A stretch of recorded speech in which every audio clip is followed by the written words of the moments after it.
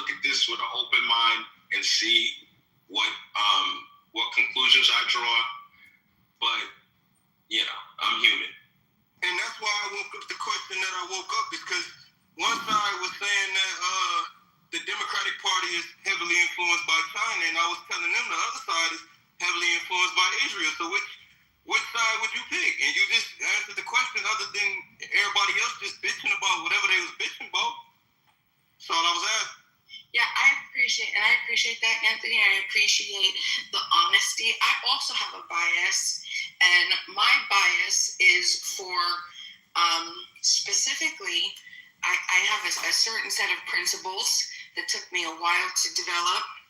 After I gave up taking sides with things, I started stripping institutions and started really assessing how should we live, what are the moral principles and ethical principles that every human abide by, irrespective of where they are on the planet, what type of form was, irrespective of all that. What are the principles that we should? And so my bias is that innocent people.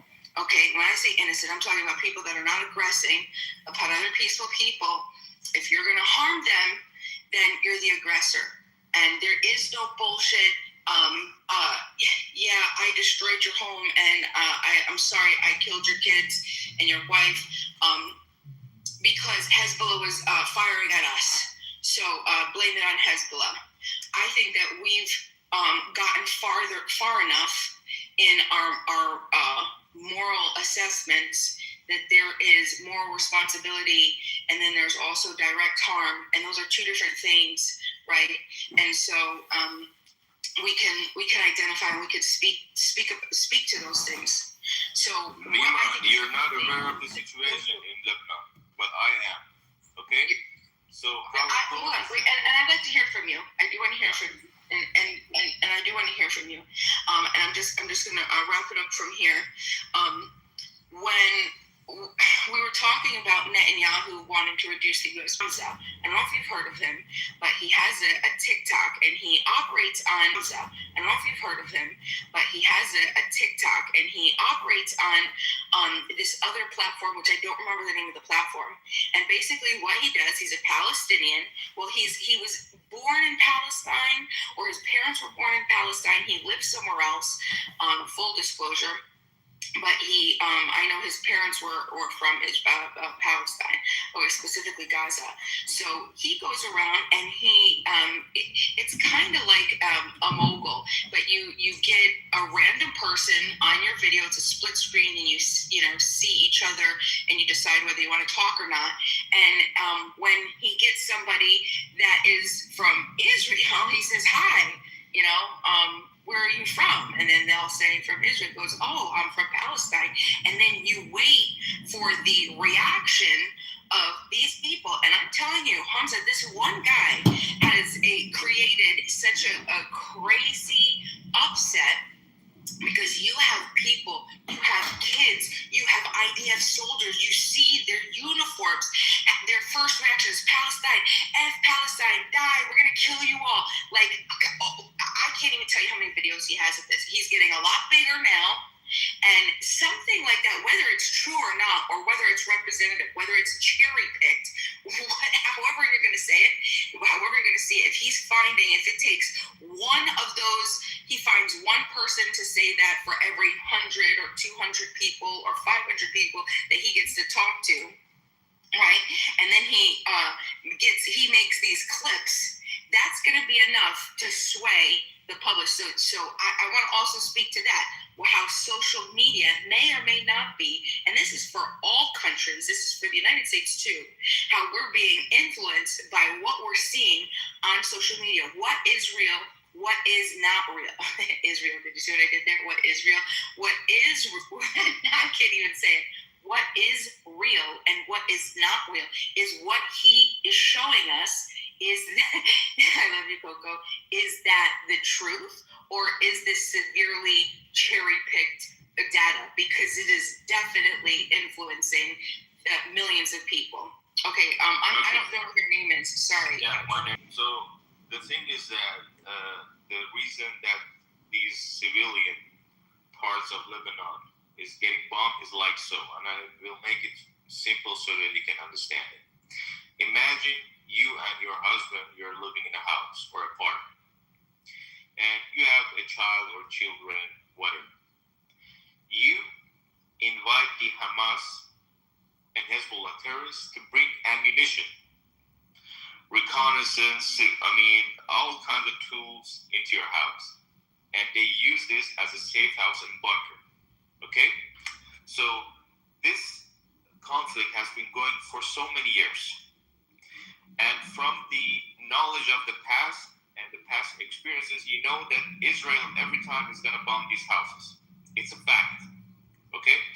So you as a mother and knows the fact you that know knows he's exactly. going to terrorist. He is a terrorist. Okay, Peter. Okay. We listen to all opinions, and then you're welcome to dispute what he's saying. Go ahead, bro. Right, thank you. So, based on the facts and the experience of the past, Israel is 100% gonna bomb your house. You and whatever that is living there is gonna die. Knowingly, you bring this danger inside of your house. You cooperate and you help these terrorist groups. So don't come out trying to say, hey, the Israelis bombed our house, apartment, I don't know, one child died, two children. Of course, we're sorry for all these innocent children that are being misused by their parents because of these terrorists. But you as a parent have the responsibility to take care of your children, to keep them safe. Okay, if as a parent I know, okay, the Israelis are going to bomb, and the thing is that the Israelis are always going to tell them that we're going to bomb this area of Lebanon or Palestine or Gaza, for example, 48 hours beforehand, okay? 48 hours before the bombing, they let you know. And still, you keep your family in these houses so that you die, and, their ideology is that we're going to go to heaven with the family because we're doing something for Islam. It's called martyrship in Islam, okay? And they're so proud of it.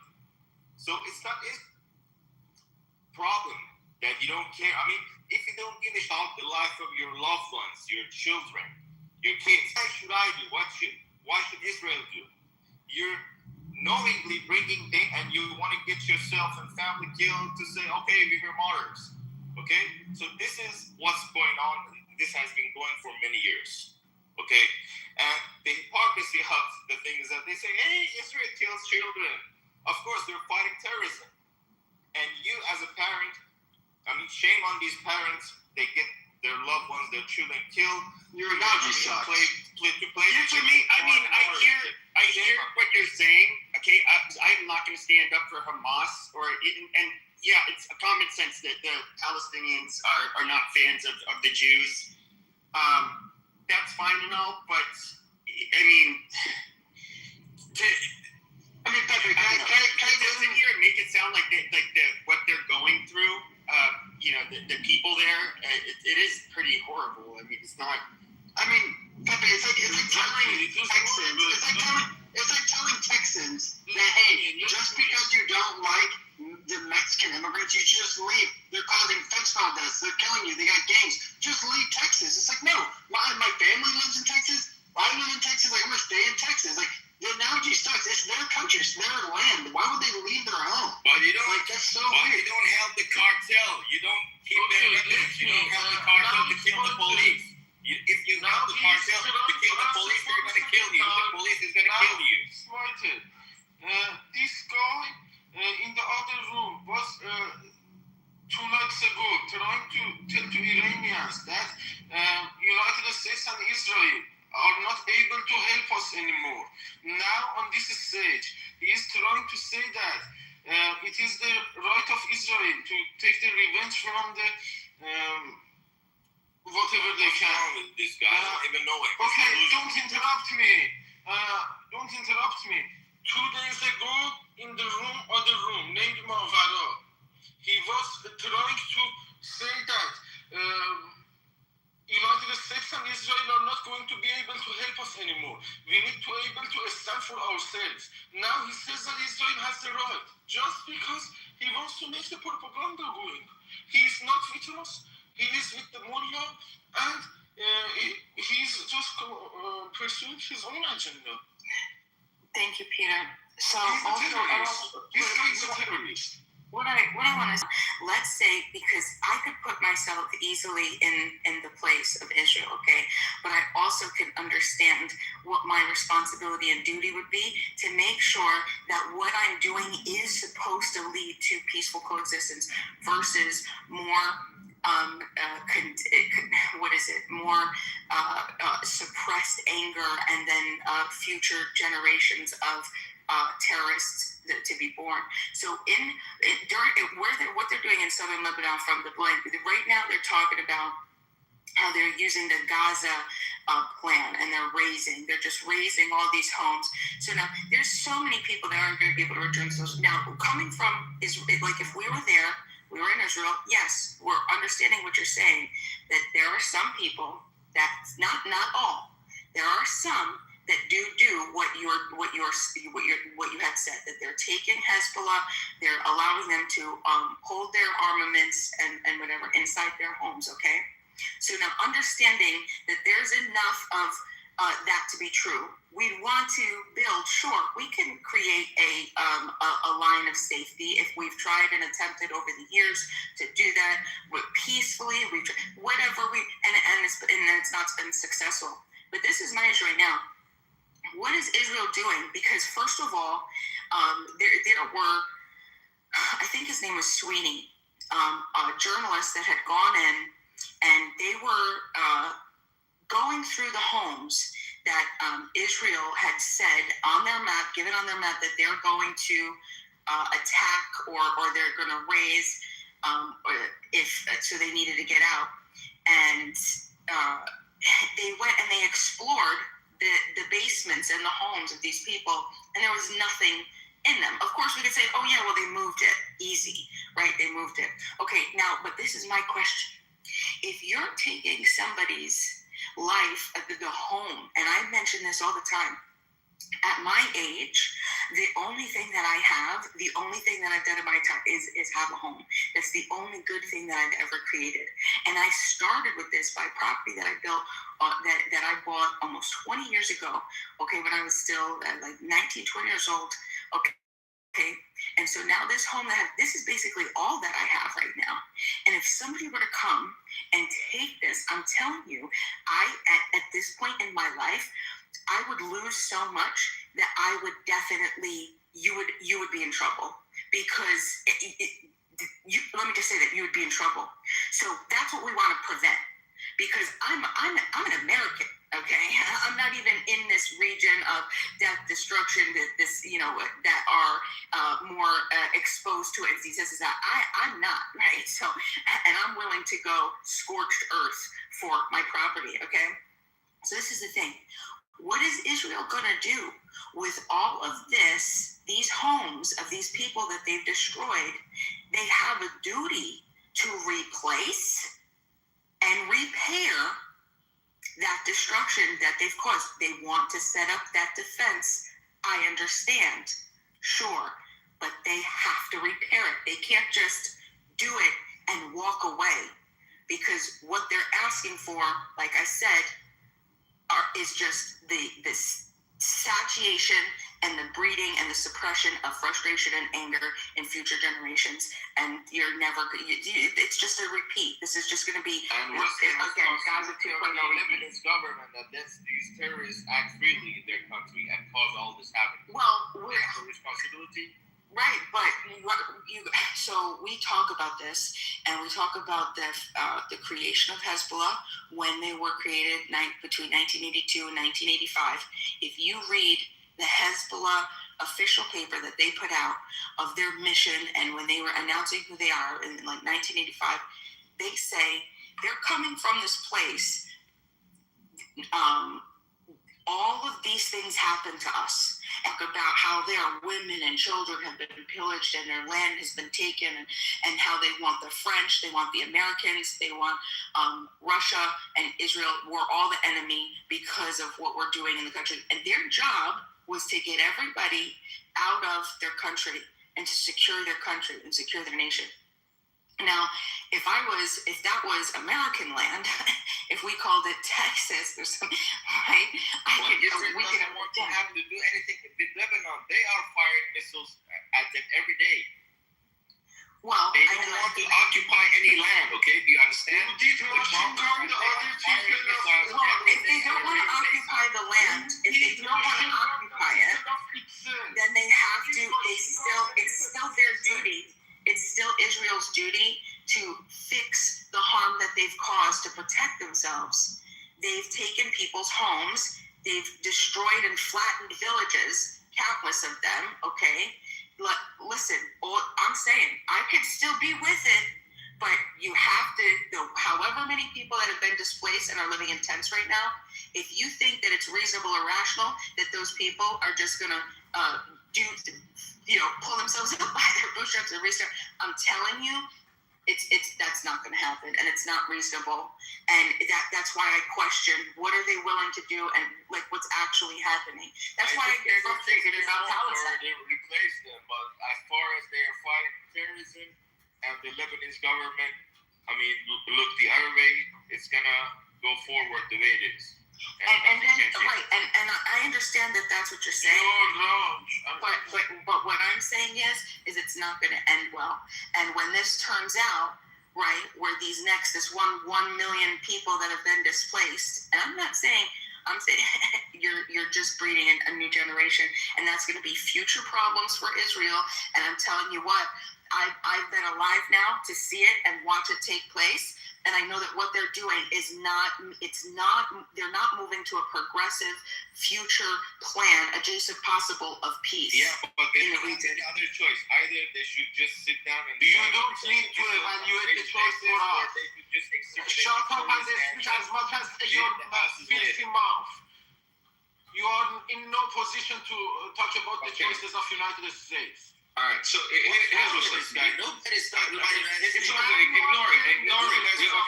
So good, please. Just ignore it. Peter's gonna Peter. That's all. Don't feed into it. It's not a big deal. Beamer.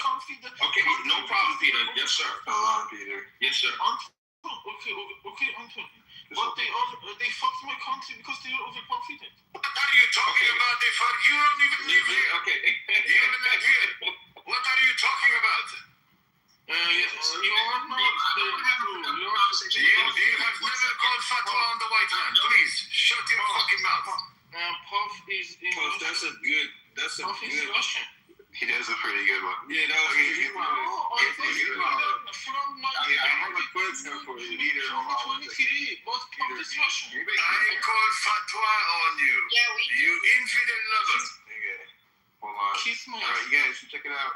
Anthony was talking. Go ahead, Anthony, and Beamer. We're going to get back and forth. So, hey, Beamer, I understand your stance, but, I'm not sure if Israel's going to take responsibility and do what it is that you're suggesting that they do. And I'm not even sure if they should take responsibility. I think it makes for an interesting conversation. If let's just, for the sake of this discussion, let's say everything that the gentleman said was true. That you have people that support the terrorists, allowing them to use their homes to hide weapons, and they have no problem putting their family at risk because ultimately they have no problem being a martyr. And as a means of protecting themselves, Israel attacks at home, and this is just the reality of it. Why is that incumbent on Israel to repair and fix and be responsible for that? How does that make sense? Right. So because it is not the responsibility of the innocent party, the people who have not engaged in that, to sacrifice their private homes and property for Israel. They have no moral duty to do so. So if they have to, if they've been, mandated by this alternative, which they either get out or they die, and they do leave, then it is then incumbent upon the party who has destroyed their home to fix it. Otherwise, you're talking about an imbalance that's just going to create animosity and a future generation of new Hezbollah. Did this Bima, I have a question for Bima. Excuse me for 1 second. Bima, I just have a question for you. Bima, excuse me. Excuse me. I'd like to ask Bima a quick question. It seems like you're applying the same principle that's present in the context of eminent domain. So where there's an eminent domain for a highway or for a need for a city, and they take property away from someone, they usually give the previous owner some kind of recompense. Is that the same principle, the guiding principle that you're applying in this case? I think that the principle is just private property, and that is eminent domain is something that the United States decided to do, right? But yes, ultimately that's built upon that. So yeah, that's an excellent point to bring up. So if that's the case, explain one more time. So you're saying, are you talking about what happened in 1948? Or are you talking about currently Israel is taking property away from people and giving it to, I don't know what you're referring to in today's context, if that's what you're doing? Yeah, no, so we're just talking about in southern Lebanon, in the country of Lebanon, there's an area called the Blue Line, right? And that is where the UN had, well, you could research what the Blue Line is. So from the Blue Line to Litani River, that's still southern Lebanon. But Israel wants to create this buffer zone here because Hezbollah exists heavily in there. And Israel gets a lot of attacks from Hezbollah. Hezbollah sees no opportunity to find any type of peace with Israel. So there's a lot of terrorism. So Israel has recently, when they attacked Iran, right? They're now, of course, Hezbollah is going to attack them, and so then Israel is going to start to try to regain that territory. They actually did this in 1982. Israel took this area in 1982, and they held it for almost 20 years. In 2000, they lost control over it. Right, and they had to cede, and that's where the Blue Line came in. So they had to pull back, and they all had to get out, right? And so from 2000 to now, they still want to create that buffer zone. But so what happened is they have all of these people, all of these villages that they've now gone in and they've chased out. They said you have to leave. They're going into people's homes. And these villages have cropped up since 2000, since they lost control. I think no. Some of the villages they existed for a long time before that, but it's just because they're not all like Arabs. Like there's some Catholics. I mean, it's a mix. It's a mix of a whole bunch of different people. So here's the question. So right now, this part of the land is currently under Lebanon's control. Well, that's a lot of the whole debate is whether Hezbollah held the dominant power in that region, and that is what we're understanding it was. And now Hezbollah has been that this is what Israel's doing is chasing them out, getting Hezbollah out to get this buffer zone created. But among doing that, they've chased out 1.something million people estimated. Right? We could say that might even be an over, because I'm not really sure if 1.2 million is accurate. Maybe if it's 500,000. So we'll say that 500,000 to 1.2 million people then told to leave their homes. And so now they're gone. Israel's saying you can't return now. And now what they're doing is they're just demolishing all the homes, just destroying them. And so here's the rub. It seems like of the 1 so you're saying part of this land is owned by Hezbollah, or Hezbollah had it under control.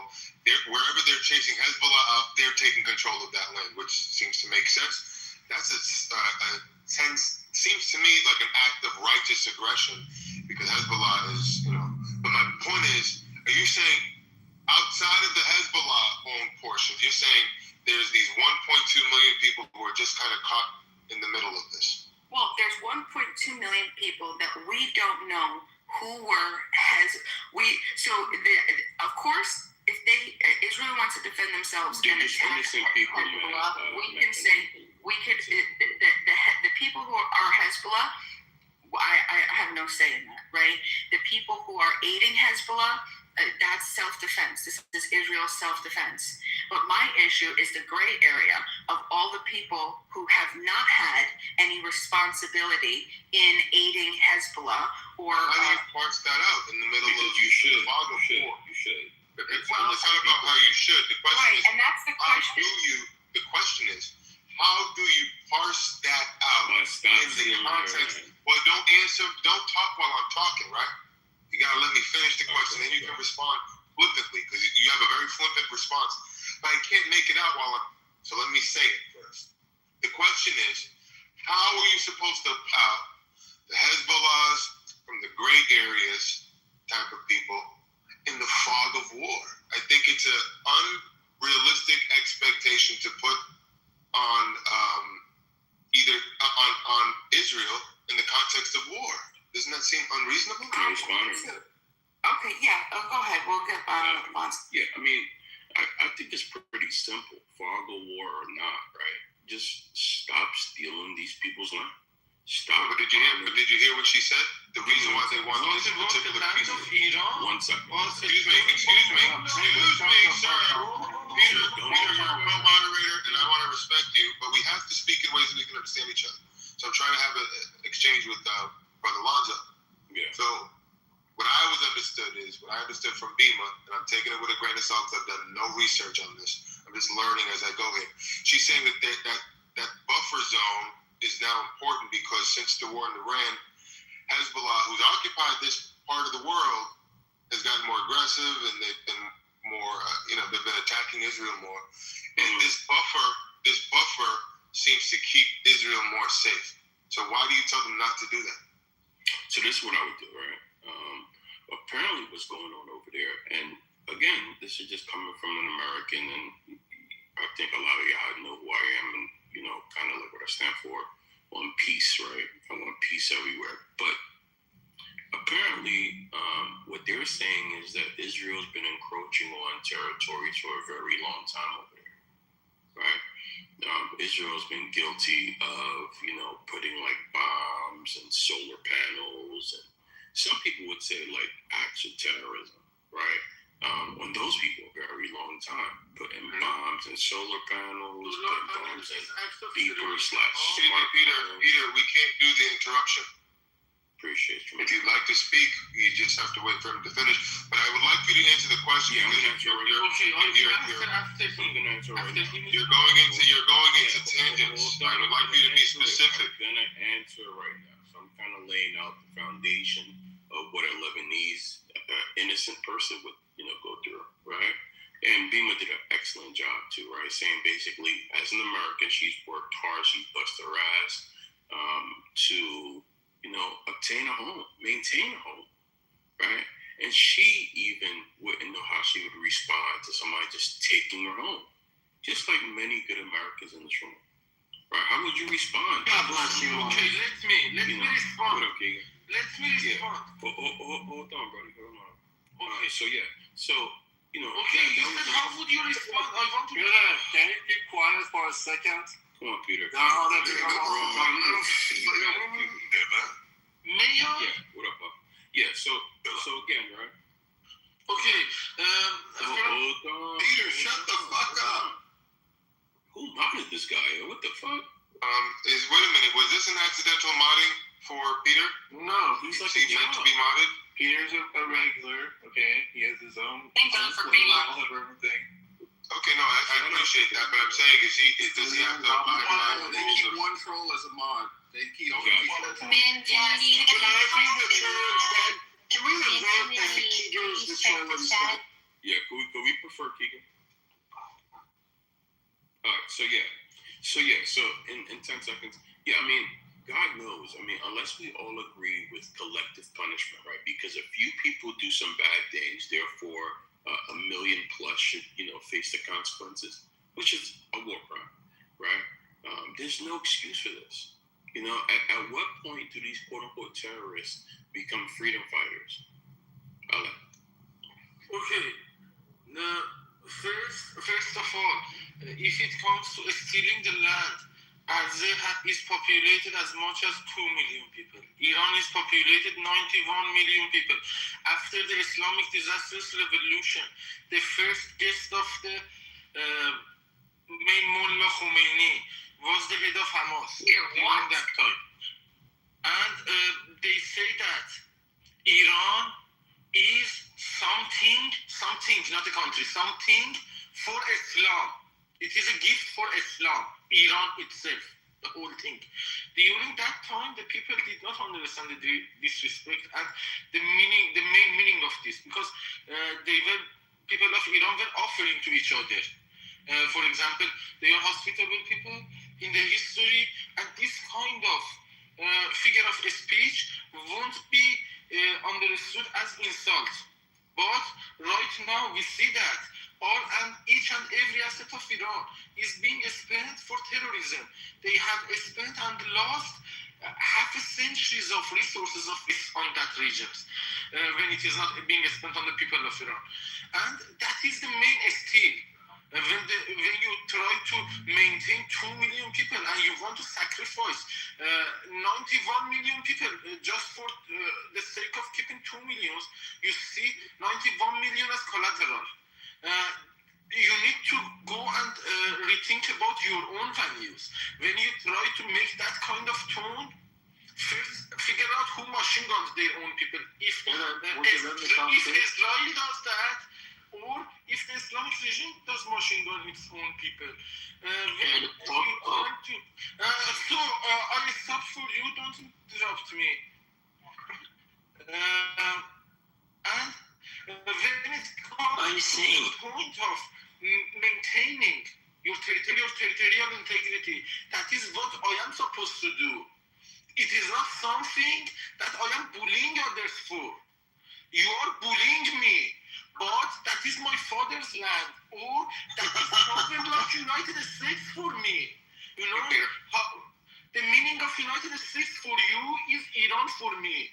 You are playing politics, bullying others, but I am bullying you. That's it.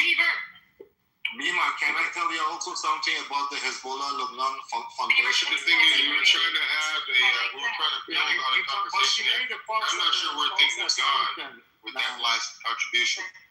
Because the Hezbollah didn't form as freedom fighters. I'm a little lost by the last submission. I do appreciate what you have to say, Mr. 2 points after me. The problem is not the sequence of a speech. Your problem Peter, is just hear me because it's related. It's related. Ali Riza, can you? Yeah, go ahead, go. It's related. Bima introduced Hezbollah's foundation as freedom fighters, which is not true. In 1982, IRGC, with support of Ayatollah Khomeini, sent 3 head generals to Lebanon. And among Shia militias, they founded Hezbollah. In 1985, they went officially against Israel, that we go against Israel.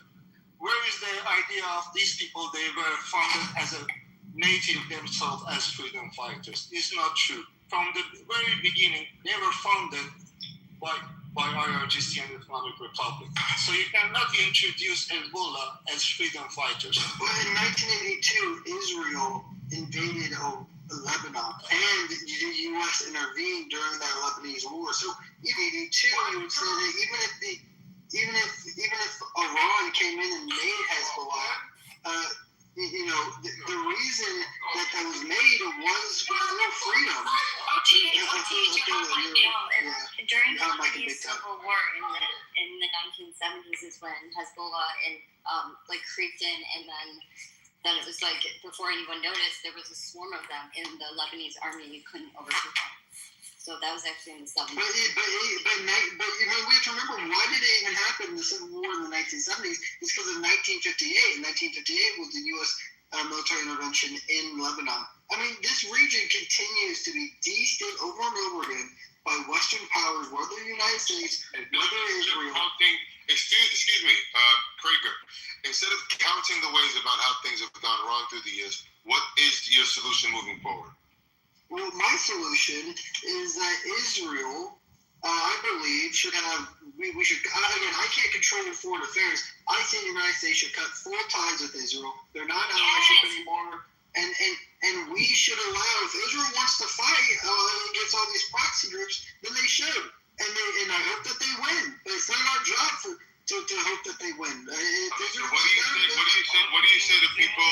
What do you say to people in the Trump administration who state that? Excuse me, I was in the middle of a sentence. All right.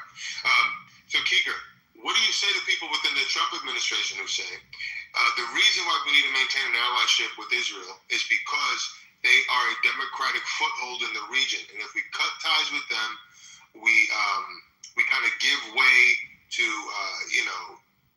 this Islamic regime style way of running governments, and Israel will fall victim without our support. How do you answer that? Yeah, I say that we have a better allyship with the UAE, who produces more oil for us, and we have better trade with the UAE. They're much more aligned with Western thought in the last decade than we're giving credit to. So I say that we have better allies in the Middle East that can be a strong foot if we really do want it and need it. I also say I don't even know if we really need a strong foot the way that we do in this region. Look at other world powers and look at their strong. But I guess the question is, you and I are both ignorant.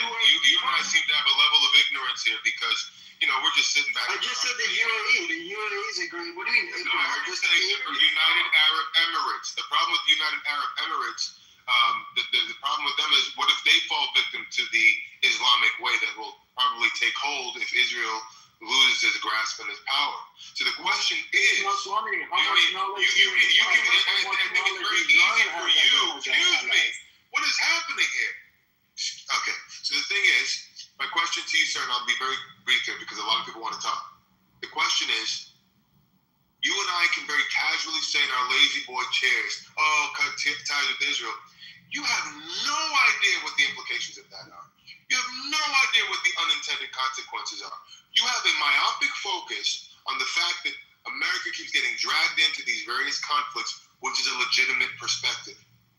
But the overreaction would be, cut ties with Israel, let them fend for themselves. There needs to be a more measured, level-handed approach that you nor I know the answer to, because we aren't privy to what's being discussed behind closed doors. Okay, so what is that, if you don't mind me asking, what is that option on the table to make it less of a shock? You gave me my back channel that I was being abused on that typical smoke. Yeah, that was ridiculous how they was doing your kid. That was doing you, and the king up on you. He could have handled it. But Peter, hold on a second. I asked him a question. So what is the alternative other than just like Keegan said, just getting up and leaving a vacuum? Because that's the point that you're replying to, right? That we're going to leave a vacuum. Because he's saying cut ties, let them fend for themselves, let them fight the proxy wars. I think that's a very basic.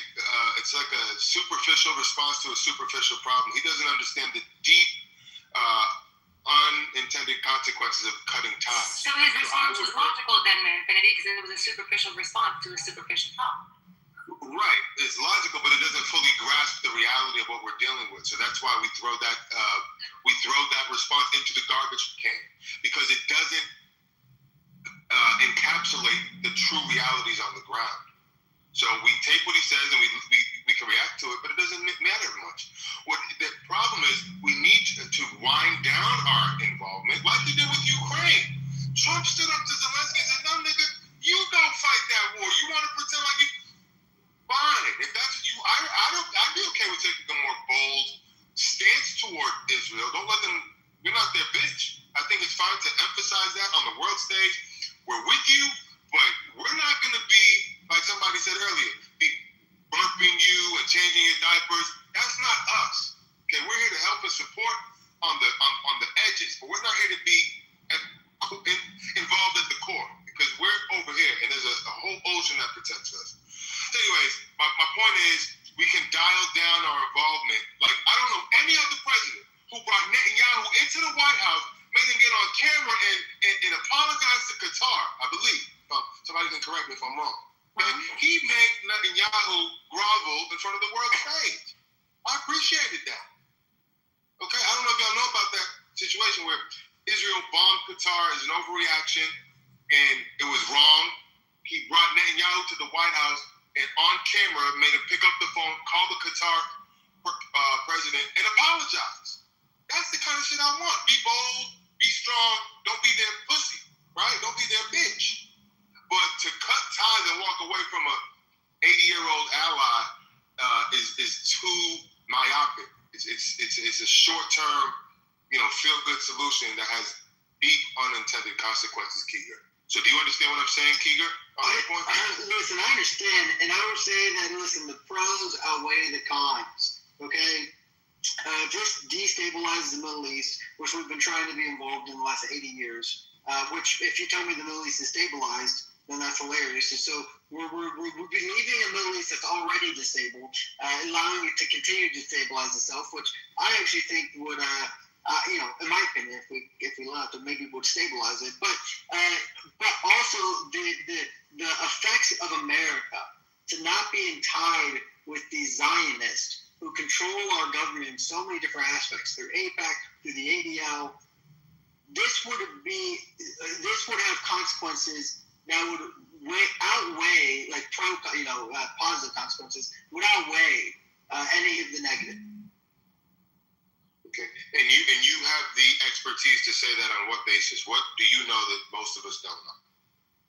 What do you mean? What do I know that most of us don't know? It just seems like you have a very layman's terms or like a casual understanding of what's happening over there, and you're kind of standing 10 toes down on a solution that you really don't know if what's going to happen. You're saying, I think the pros will outweigh the cons. Maybe you don't have a full. Well, here's the thing. You tell me, because what I'm doing is in the last 80 years. You tell me in the last 80. Continue to not be a stability, to not be an ally to the West. And I think it's the involvement of the Middle East. I can only go based off with the history. And the history shows that we've not been successful in the Middle East. And so I say, let's try going out of the Middle East and see if that. I'm saying, why don't we try a new solution? You're saying, well, we don't know if that would work. Well, we don't wonder what's going on right now is not working. So what do you mean? We either have to change it up or we'll continue the same process, and Americans can just continue to be the financial foothold for Israel. And I say, no, let's try something.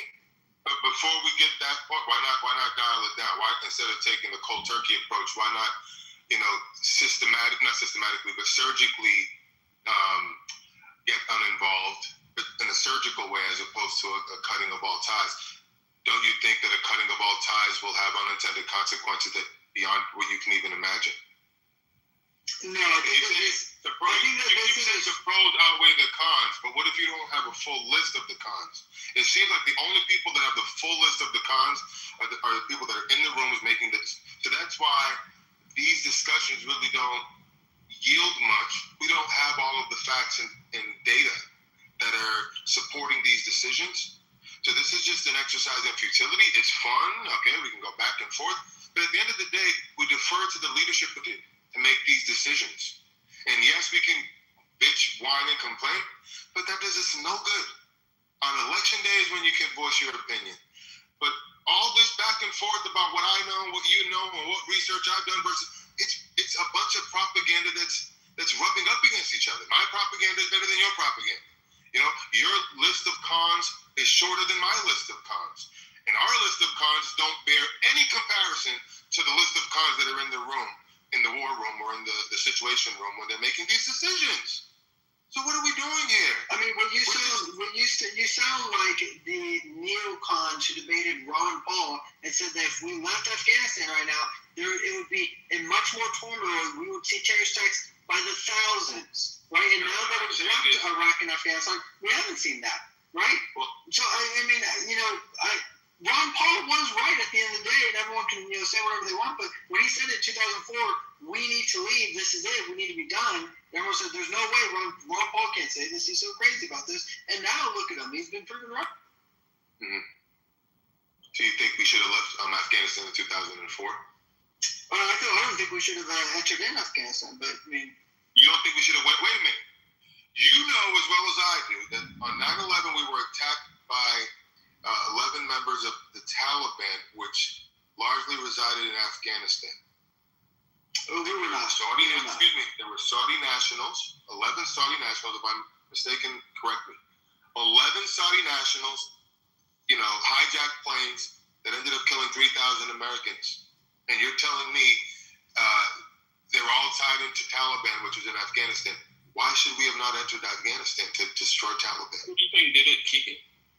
Listen, the Taliban, which was run by CIA operatives who were being very, very powerful, had an actual opposition against Israel. Israel, for the first time, actually felt some type of threat towards actual operations that could be conducted against them. Okay, because again, the CIA. I'm getting lost. My question was. Well, I know. I understand. If you allow me to let me finish my point. I'm not following you. Guess what? You know what? Can the judge allow a little bit? No. What I'm saying Can is. the judge allow a little bit, just a little bit? Because it all ties into, man, because this is the point, is that they so 9/11, the reason why it has to happen is for the involvement of the United States, because the United States did not want to be involved in the way that we were.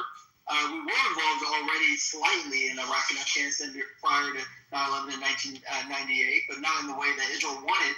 Again, Israel had this. I'm trying to show you the reason why Israel conducted 9/11. This is my opinion. Israel intelligence Make a long Mossad. story short. And when I say make a long story short, you should have just said that. You think Israel was behind that? But there's a reason for that. Right, but you only tell me the reason when I ask you for the reason. Because if you give me the reason first, I'm going to get lost.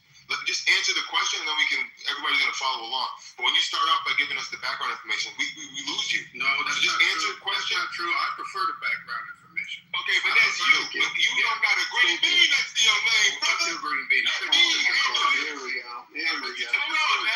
I'm trying to follow That's why we did this. The COVID vaccine. It's dumb nigga. Excuse me.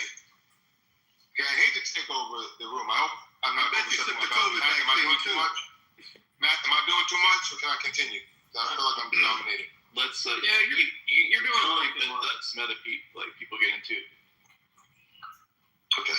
Well, I just never got my itch scratched, but I'll leave it there. I just want to let you know, you think Israel was behind 9/11. You think Israel was behind October 7th, don't you?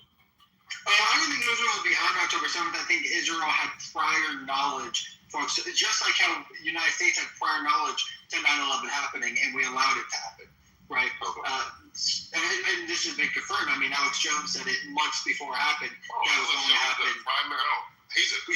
You can say what, but he was reading. But here's the thing, and that's why when we have these discussions, people will use these.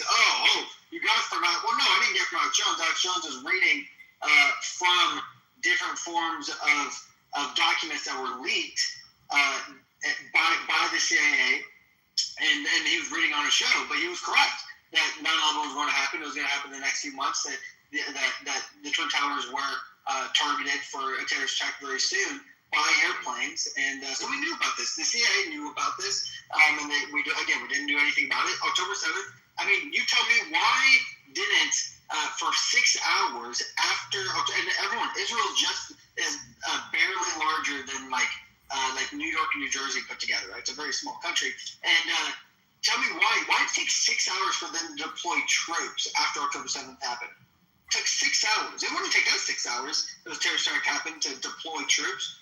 So tell me, how did that? You tell me what happened. The answer is I don't know, and neither do you. And I would prefer that you not. Exactly, but instead of saying we don't know, we can go, wow, why did? Instead of, but you're like acting dumb for the sake of like going, I'm not going to answer those questions. I'm saying let's ask those questions, and if you can't come up with your own conclusion, then I would say that you're dumb, because for some reason you can't come to your own conclusion about certain situations. Right? I mean, at the end of the day, it's just conclusions. It's fine to come up with conclusions, but the conclusions, you can't stand 10 toes down on it because you're not in the rooms. So it's an opinion, it's a speculative conclusion based on what you know. But frame it that way. Don't frame it as fact. You framing it as fact that Israel was behind 9/11 based on the information that you know. And that's a pretty bombastic statement to make that a lot of people would say, what? Not to say that it can't be true. It might be true. Anything is possible. Okay, but let's keep the conversation going. No, you're good, man. You're good. R9, did you want to speak any new voices? Go ahead, just jump in if you want. I don't know what you've heard so far, but yeah. No, I gotta read it. I gotta read the room. I don't know, what y'all need to talk about.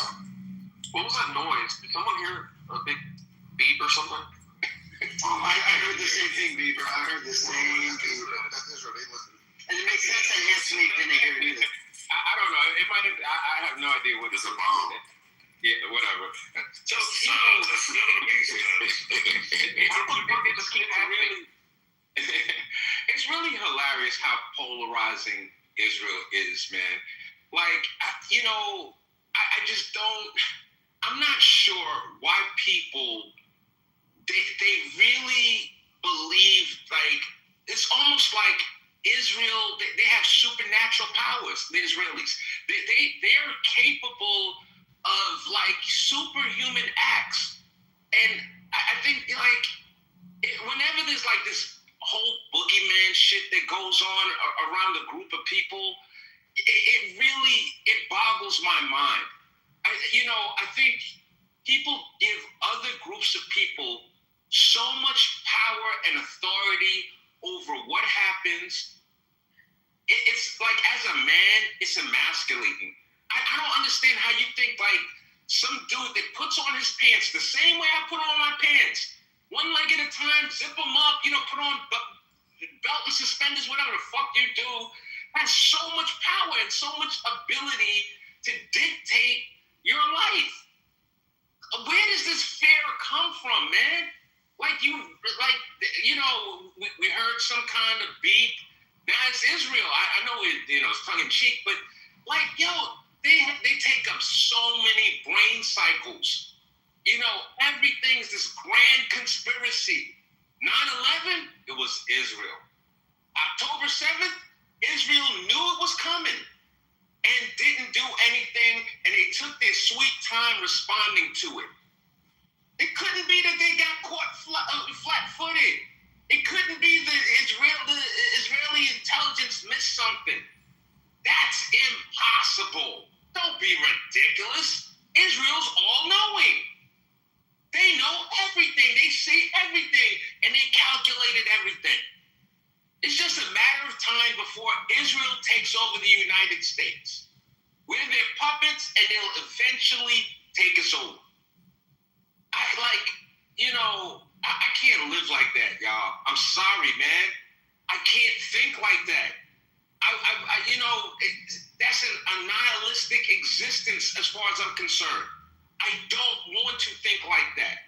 I couldn't carry on thinking like that. If I don't feel that my actions, I can't impose my will on my life, why live? That shit is fucking crazy to me. Thank you for listening. I mean, Anthony, your sentiments ring true without context, though. Your sentiments ring true without context. I mean, Israel goes on front of our Congress, says that they have the most intelligent surveillance system in the world. They say that they're the most intelligent. They say that their intelligence agency, the Mossad, is the most sophisticated. The Israeli people, Jewish people on this app will tell you this, that they are the most moral, the most intelligent army in the world. They have precision striking.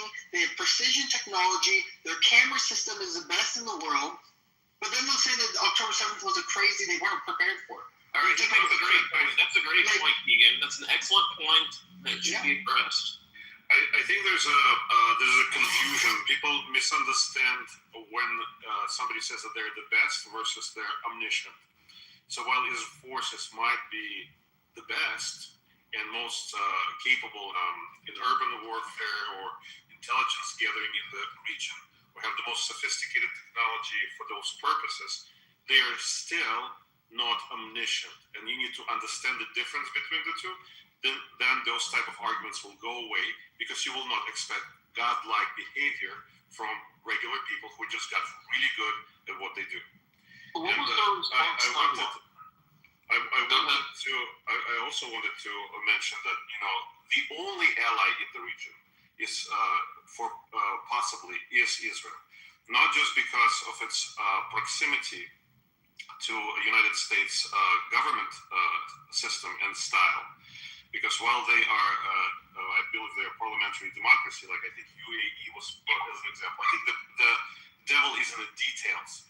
Yes, we might not give them enough credit for what they have done, but they still are a monarchy or a federation of monarchies. They are, their elected officials are ordered to take the post. They're not elected. There's a lot of, manipulation manipulation and corruption that can be imposed in that system. So if we're talking about proximity in terms of style of governance and stability specifically, I think Israel is, the only choice in the region, because all the other countries have vastly different, if not opposing, type of governmental system. And in order for the United States to benefit from that stability, I think Israel is the only answer in that region.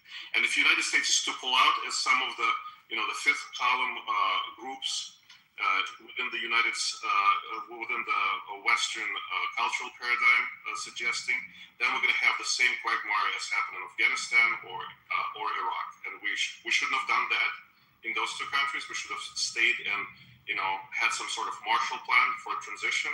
We didn't. That was an unfortunate mistake. And leaving Israel to its own devices and allowing its neighbors to tear it apart is going to be a huge mistake. It will be extremely disadvantageous to the United States. To go into Iraq. And it is extremely unlikely. Say what, Infinity?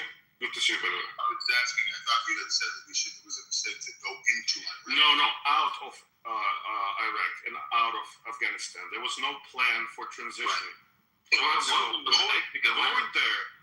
Going there was not a mistake. I think it was very beneficial to take out those regimes. However, the people who were in charge, they had no plan for afterwards, and that was an issue. So the neoliberal concept that you're going to give people the tools, economic tools, and then their government and politics will change, has been proven to be wrong in Eastern Europe as well as in the Middle East. So here's the question. I've heard people say, this is not the job of a soldier is to kill people. The job of a soldier, whether whatever branch of military, the job is not to uphold the handover to a new regime. So do you think that our soldiers are acting outside of its natural role? Because soldiers are supposed to, again, kill people and break things in the context of war. So when you keep them there as sitting ducks, roadside bombs, all these other things are happening to them, why are we putting, for PC purposes, we're putting soldiers outside of their natural role? Do you think that's part of the problem, that maybe once we kill people and break things according to the plan originally, then we leave, and then the United Nations or some other effective body should come in there and do the handover or whatever else? But I know those are Well, you're talking about the IDF. So I don't know. I'm sorry? You're talking about the IDF? No, I'm not talking about the IDF. I'm talking about when you go into a country to remove a threat, why should our soldiers stay around to wait for this, fantasy handover? Why doesn't the United Nations or some other effective body? It's not folding down the fort. Because we're interested in it. It's and from what I understand, the United States military, they're not only the stormtroopers type of role. They also have a humanitarian role, which they do in many parts of the country, and stabilizing role. So there are different branches of military. And oversee a warm handover. That's fair. That's fair, Infinity. However, the United Nations as an organization is a joke. When you have majority of the countries that aspire to be totalitarian or authoritarian regimes, and then you have democracies and republics in minority, the type of rules and the type of actions of that organization is going to reflect that type of majority, which it does. So what you're saying is because the United Nations and other bodies have abdicated their role effectively, we're stepping up and doing that. What happened after the world? What happened after? Last question. I'll shut up. What happened after Japan? Hiroshima, Nagasaki. We killed, hundreds of thousands of people with those bombs. Did we stick around and try to say? I don't know how that. Can anybody explain how that happened? Well, no, we did do it with the Germans, and what happened with Japan? What happened with Japan? What do we do with Japan after we bombed them into smithereens? Does anybody know? I don't know. Weren't they included in the Marshall Plan, or a form of it? I do know that they ended up modeling their economy somewhat after ours, and we helped them rebuild. Obviously, we did the same thing to Germany. But I would say that us providing them the tools and like I understand what Andre said regarding us taking out of power and giving them money and trying to incentivize them to change it, how it's failed in a lot of Eastern Europe and the Middle East. But I would say if we're going off of World War II, I would think that Germany and Japan and of course we were on the side of South Korea. I mean, we did have success in those countries. That's fair, Pepe, but that's the major difference, I would say, between like the way the United States handled Iraq, Afghanistan, and Germany, Japan, and South Korea is that we actually had a plan for afterwards. We stayed around, we had our bases, we supervised with advisory the type of new government. We ushered in the new systems. We helped them adopt those new systems and were guiding them to it. With Iraq and Afghanistan, there was a vacuum that was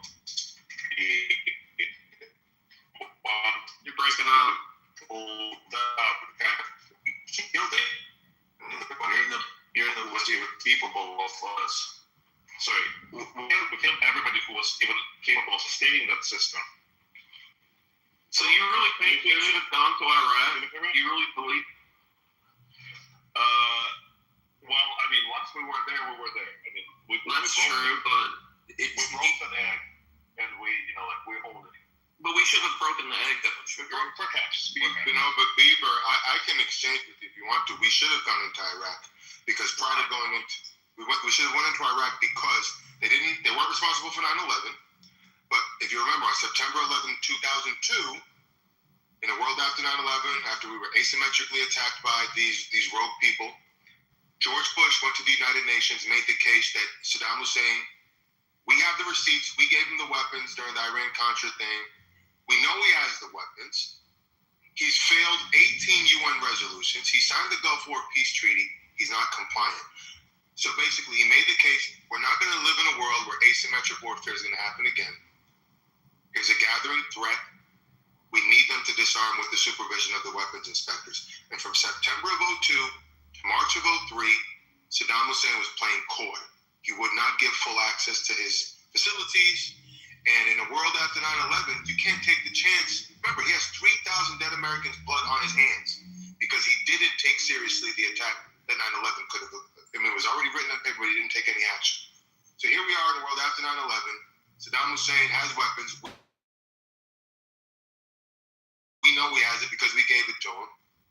The whole world, MI6, Mubarak, all of the world is in agreement that he has the weapons. We just can't find them. Let's say you beat her. Why shouldn't he have gone in?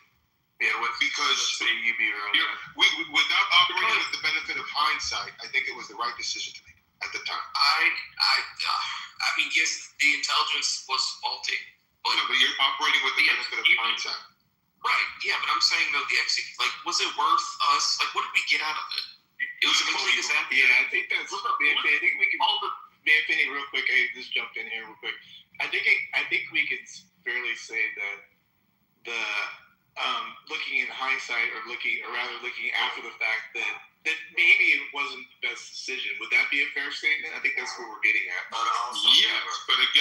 Yes, but we couldn't have known at the time that he didn't have the weapons because it was conventional wisdom. So if you believe that the weapons existed, you have to act. That's why I don't fault him for going in. I fault him, as Andre said, for not having a better strategic way out. But he went in for the right reasons, according to what. I mean, if you think he went in for oil, that's on you. But the primary objective was to remove a gathering threat in the world after 9/11. Saddam Hussein did not attack us on 9/11, but in the world after 9/11, he cannot have those weapons. We gave it to him, and he's not giving us access to review where the weapons are. So we have to go in.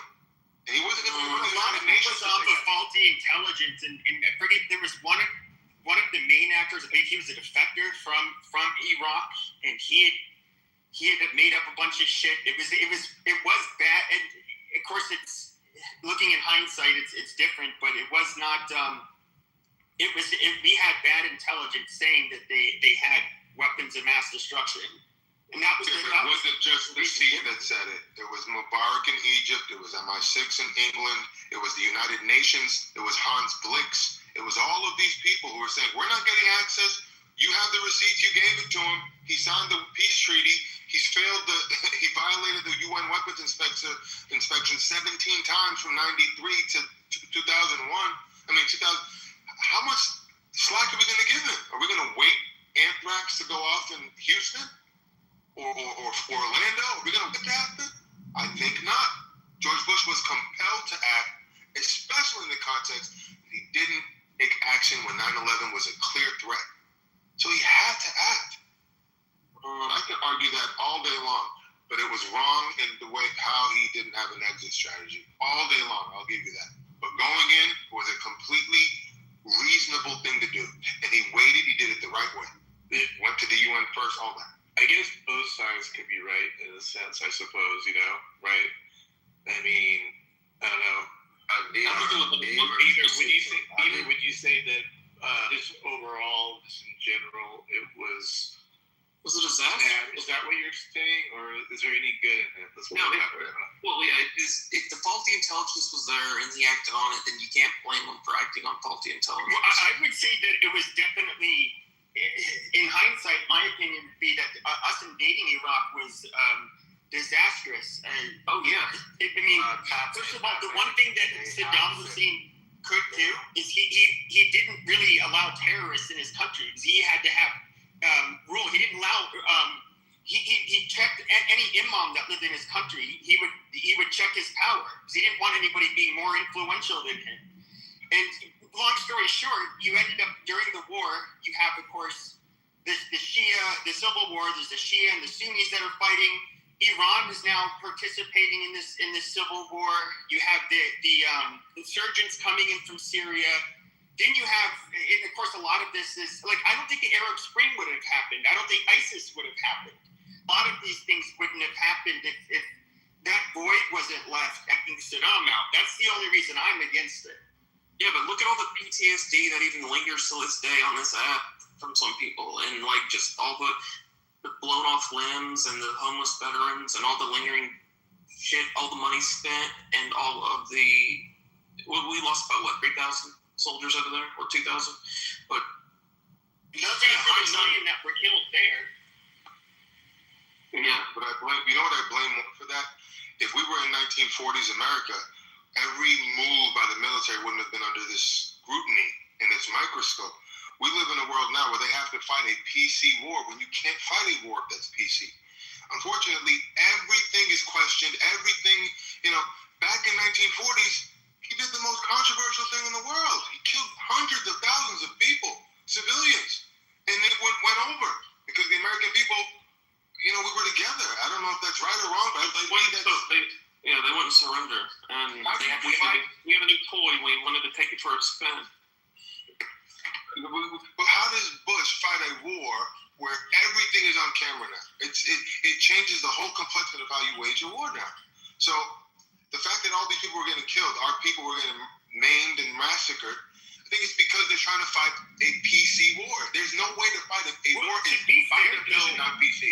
I think if there's the last war we fought. We're going into Afghanistan. That was popular in the U.S. Because we all witnessed what happened to the Twin Towers, but of course World War II. But after that, if you look at Vietnam, and then a lot of the other wars, more recently the global war on terror. These were not very popular. And once we found out that there was no weapons of mass destruction found, the people that you primarily hear from today that are pissed off about us going to Iraq are the soldiers. Those are the people who are going to be like, well, my buddy lost his life for what? This is bullshit. Why did we do that? Honestly, I think they buy the propaganda. And honestly, I'll even put Trump in there. Trump bought the propaganda. Everything that I just told you guys, it's like they haven't heard it about why they went in. They went in for the right reasons. It was a noble reason to go in. It was the right reason. They just heard, there were no weapons of war. There were weapons of mass destruction. We did it for the wrong reasons. They only hear that, and they don't hear everything that I just laid out on this stage. And I think if they heard that, I'm not saying that, but that's what's getting buried, which is why it's adding to their guilt and shame when they shouldn't have any.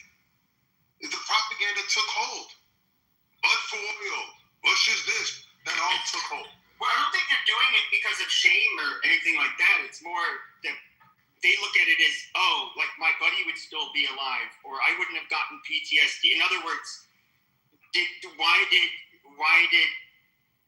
they and fellow veterans? At the end of the day, was it worth it? It's not. I mean, that's a value judgment, of course, they have to make. I can't make it for them, but that is something I hear very commonly. Laura Ingraham just said a few days ago. Do you hear anything coming out of Iraq? It's a democracy kind of. I think you just outlined some things that are going wrong there, what Iran is doing. But she made a statement, I didn't dig in, but she basically said Iran, what's a secret that no one's really talking about, is that Iraq has succeeded after turmoil, after a lot of years. It's a success, and that it's not what it used to be. It's a democracy. People are voting. So it's emerging as a democracy.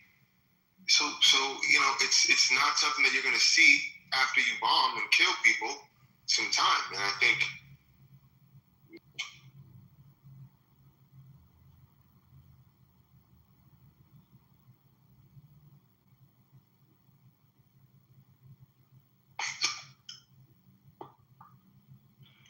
is Iraq a success or no? Is it a failure in terms of how it's disaster? Yeah, it was a colossal failure. No, I'm talking about now, as Iraq stands today. A voting democracy, blah, blah, blah. Was that worth it? The fact that it's no longer a hornet's nest or terrorism. Yeah, I know you said it wasn't before because it's name, but in terms of, it's no longer that side of the spectrum. It's more on the right side of the spectrum, so to speak. Are you talking about it's no longer a hornet's nest now that ISIS has been snuffed out? Yeah, I'm saying after the fact. I know we went through some tough years. I know a lot of things happened between 2003 and now, but where have we landed with Iraq? And should that give? Everyone from Iraq during that time migrated to the United States. We know that. I'm sorry, what was your question? What did you say? No, I said that we know that the people that were, that lived in Iraq during that time, where the United States did them a super journey, majority of them migrated over to the United States and live here. So I don't know if it's majority Catholic still there and Christian or what, but I don't hear anything out of them. Does anyone know? Is it majority Muslim now, Christian? What is We're in Iraq? Yeah, it's overwhelmingly Muslim. There's only small. Is it really? Yeah, they only have this very, very small handful of Christians in the north. Most of them have had to leave, even when Saddam was in power. Christians never had it easy there. Right. So then after that, then they all migrated here. Muslims. But it was a major disaster. It wasn't worth it at all. It was awful. Iraq may be better, but it's not still it's not some flourishing democracy here. It's 23 years later. I mean, what's the aftermath? Do you guys think that the reason why we're fighting this war with Iran is to help out Israel? Because I feel like that's all I've been hearing on Clubhouse, and I think that y'all got it wrong. I mean, what do you think, Peter? I'm in the USA.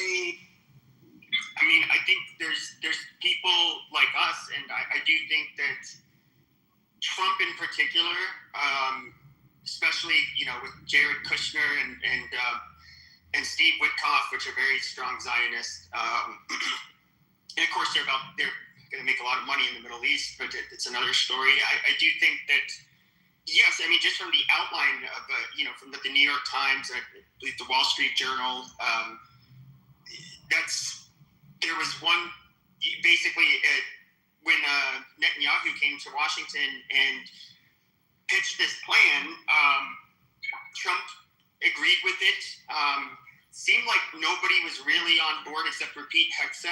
The others, but they were all hesitant to tell the president, like, no, don't do it. His Joint Chiefs of Staff said Israel tends to oversell or overpromise what they can do militarily and overstate basically what they feel they can accomplish. And I mean, I would say this was.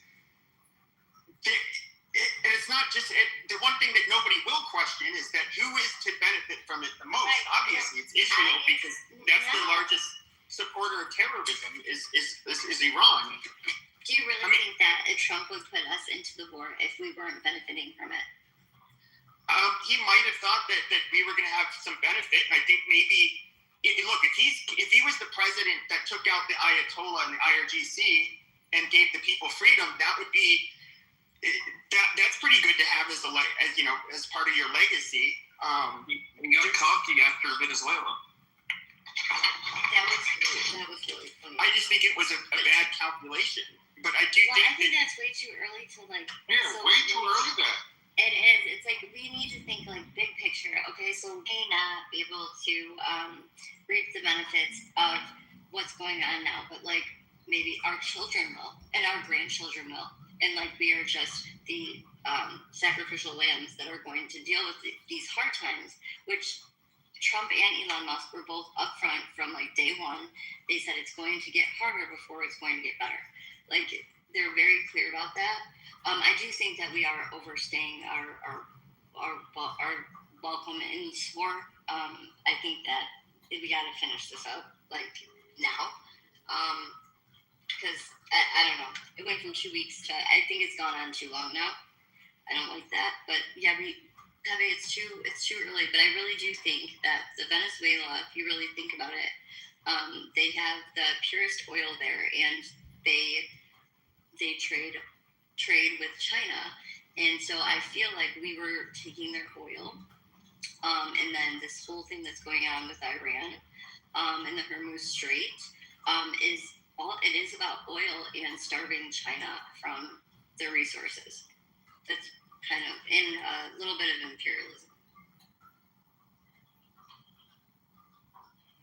Thoughts? I tend to take that perspective. I take the long view, and I have the more optimistic approach. But you have a lot of people who want to see change now. They want to see progress now, and they don't have the patience to wait. But one thing I would like to say, going quickly back to Iraq, they did, so the government that we were able to help set up, the Democratic government, according to this research, they helped survive the fight against ISIS, and they persist today. And a recent improvement report from the United Nations says, today Iraq is unrecognizable and remarkable compared to the early years of the conflict, with increased security and a clear determination to win the battle of development. So, this may not be, the full progress may not be birthed in our lifetime. But when the full progress is finally birthed, right. I think,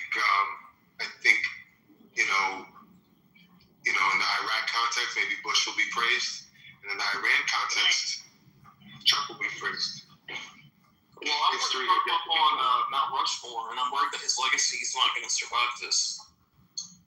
Yeah, I agree. I want Trump up on Rushmore, where he belongs, but now he possibly shot himself in the foot with this. If it doesn't work out, that's why I'm kind of just, Wait a minute. Your desire to want him on Mount Rushmore is more important than world stability? I think what's more important than that, between those two options, is that we get world stability and we remove a nuclear threat. If he has to sacrifice his Mount Rushmorean, salute, so be it. That's much less of a priority. Especially when you think of the context that there is no more space on Mount Rushmore. That Mount Rushmore mountain is fully, there's no space for it anymore. Has anyone spoken about how the Democrats are basically the people speaking with Iran, trying to tell Iran, don't accept these terms? Has anyone mentioned that? That's really what Iran is banking on, is the Democrats. Who are they talking to?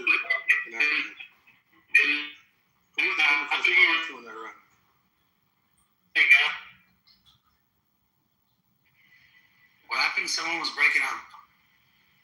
Who are the Democrats talking to in Iran?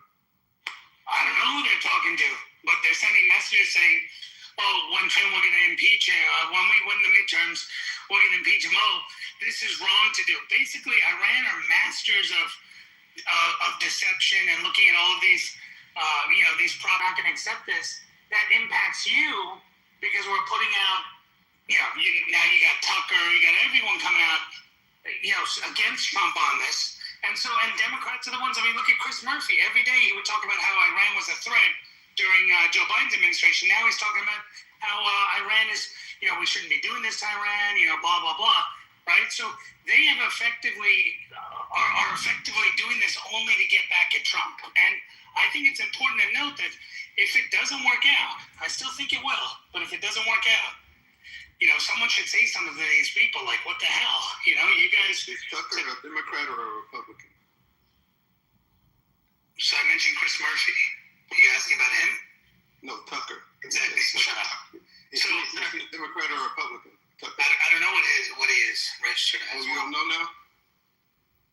You scared? It's going on the right. Are you scared? Are you scared? You're scared to do that? Just because they're Republicans, what's that supposed to be? He can't do it. No, but he can't. So is Chris Murphy Is Chris Murphy an elected member? Hold on, watch this. Is Chris Murphy an elected? So tell me the elected Republican. Watch this. Everyone watch this. Name me the elected. Tucker's elected? Tucker's elected. Wow, what an idiot this guy. Tucker. No, I said Democrats who are elected, and I said they're effectively changing. No, I said they're effectively pushing propaganda that people like Tucker and others are pushing forward, and you seized on that because you're scared to admit, yes, Chris Tucker is part of. Murphy. Chris Murphy is part of the overall Senate, and he's also on the intelligence committees, and he's also someone who has influence. And he's going out there spouting all this shit, Murphy. But you haven't once said, "Oh yeah, that's a Democrat, that's an elected member." Wow. Yeah, and he's in leadership. So what's the elected Republican? What's the elected Republican? Thomas Massey. What's the elected Republican? Massey. Okay. One. Okay. Give me. I can give you more than just one. We don't need another. I can give you one minute. I can give you more than one. Give me. Does it have to be a current? Is Marjorie Taylor Greene? Current. That's what I'm saying. Currently elected. That has access to intel. Oh, hold on. That has access to. Let's clarify. That has access to intel. Okay. That knows the truth of what's happening with Iran because they get the briefings. Now, I'm not sure Massey gets those briefings. Maybe not. Not every member gets them, by the way. Okay. But I'm giving you Massey. Give me someone else. There's tons of people on the intel committee who are Republicans in the House, and tons of them who are part of this. Huh? Rand Paul. So what is Rand Paul? He's on the intel? He's on the intel committee? Oh wait, you want specific people on it? You don't want the problem. I understand your point, but the problem is every time we give you a person, you skate and you make the thing more narrow. No, I'm not. So your belief is that if members don't have access to the intel, they should somehow have access to the intel? No, the people who get access to the intel are the ones who get it. You didn't make that clear. Just the Democrats. First you said, give me a Republican. Then we gave you Massey. Then you said, wait a minute, I want a Republican who is on the intelligence committee. And then if I give you one of those, I said, go ahead with Massey, no problem. I said, I know, but so you asked for more. So your point is now you're asking for more. Why do you need more? No, I'm saying I gave you Massey. You're right. I said that already. I said now give me somebody who has access to the who's currently there, and give me someone who does that. And that's all I said. So I conceded that you were correct about Massey, and then I asked you to do it. You get all. Who it is? Well, it's not an issue, but it's just that I felt like the goalposts were being moved. But you're right. No, I see that you were correct. Conceded it. So now that you ceded that, wait a minute. So now that you've ceded that, let's jump off of that point. Don't you think Thomas Massey, if things continue to, if things go worse moving forward, I hope they don't, but if they go worse with Iran, don't you think that chorus will grow from just Massey to more? Maybe not. Maybe not. It didn't grow when Ron Paul was pushing the stuff about Iraq. Well, Ron Paul was a kook. I'm talking about Thomas Massey, who was once Thomas Massey, who came from the Trump wing of the party, along with Marjorie Taylor. He was there for a long time before Trump. No, but what I mean is that he was in the Trump camp at one point. He was in the Trump camp. I mean, he was never in the Trump campaign, Trump wing of the party. He was always anti-Trump from the beginning. Trump went after him in 2017 and 2018. What are you talking about? Yeah, Thomas Massey never really backed Trump. What is this gaslighting? Holy shit! No, but that was my honest impression, because I thought. Yeah, it's confusing. I got it. Yeah. So, but isn't it true that Josh Hawley came out against Trump recently? No, not about Iran. Not about Iran. He really give you the Republicans and what they've done. Let me give you the Republicans and what they've done. You got Rand Paul. He's the sole Republican to vote with Democrats to advance limiting President Trump's war powers in Iran. You got Thomas Massey. He does what he does. You have Representative Warren Davidson of Ohio. He voted to curb Iran war powers, citing they need to follow the Constitution. You got Representative Tom Barrett from Michigan. He introduced legislation to impose limits on the use of military force in Iran and the winding down the fighting. Hold on. You got Senator Suzanne. So what does this have to do with anything I'm talking about?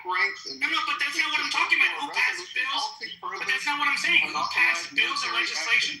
Dude, this is gaslighting. So, Othello, you're gaslighting. Okay. So nobody. So again. My question was, who's come out openly against Trump? Voting on a bill is not saying you're openly. If that's the case, there's many Democrats that voted against Joe Biden and would never call him out in public, but they vote against because they're voting against the presidency and what the powers of the presidency can do.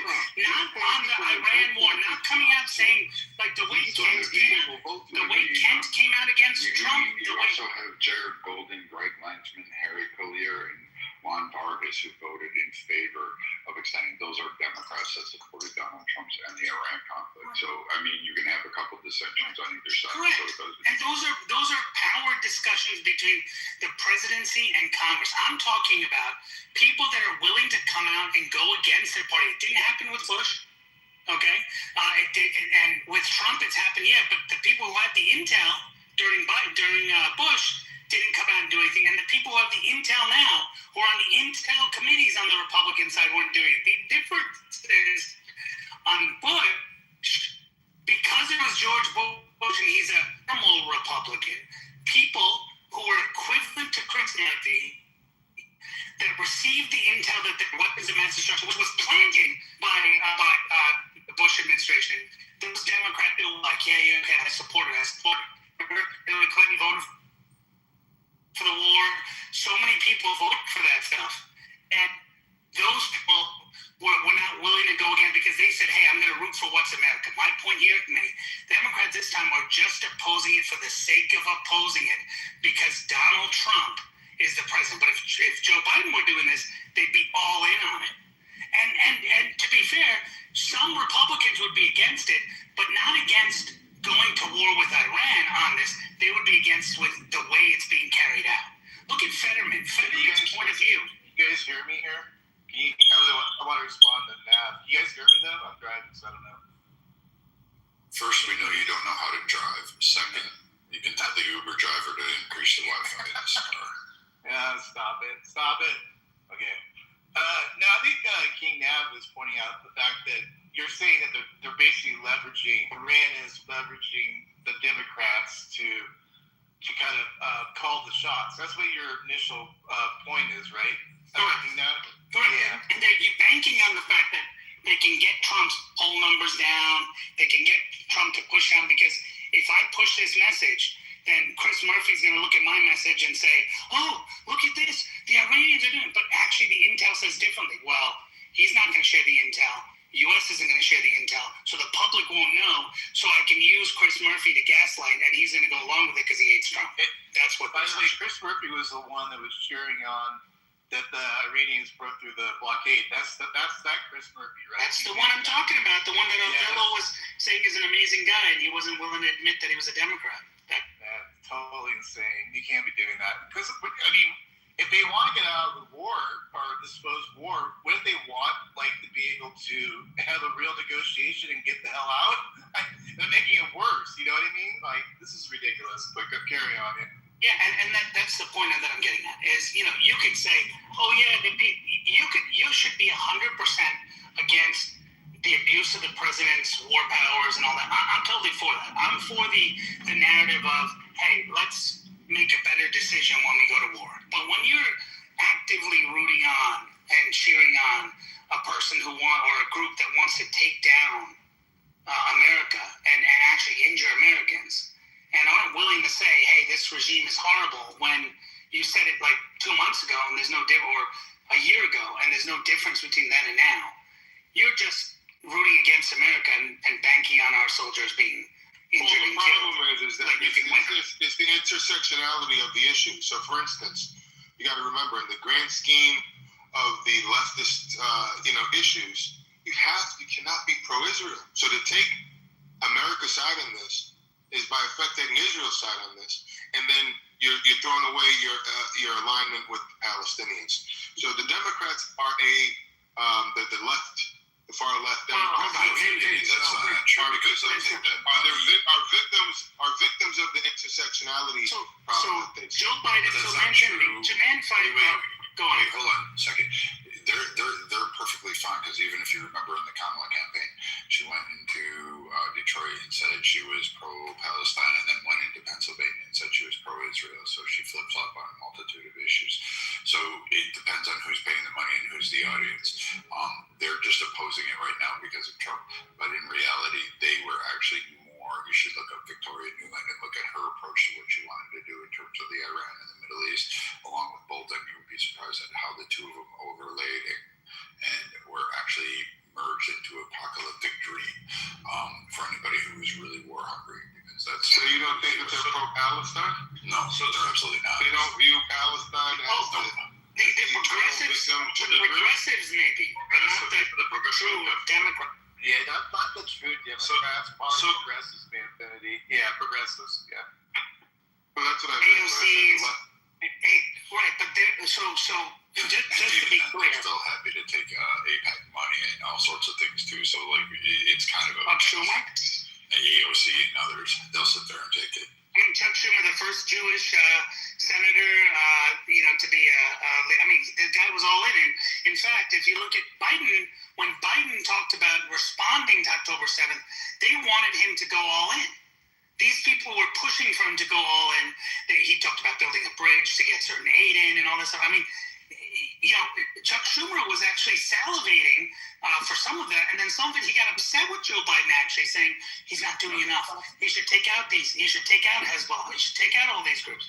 He was actually salivating. Now he's talking differently, obviously, because Trump is. But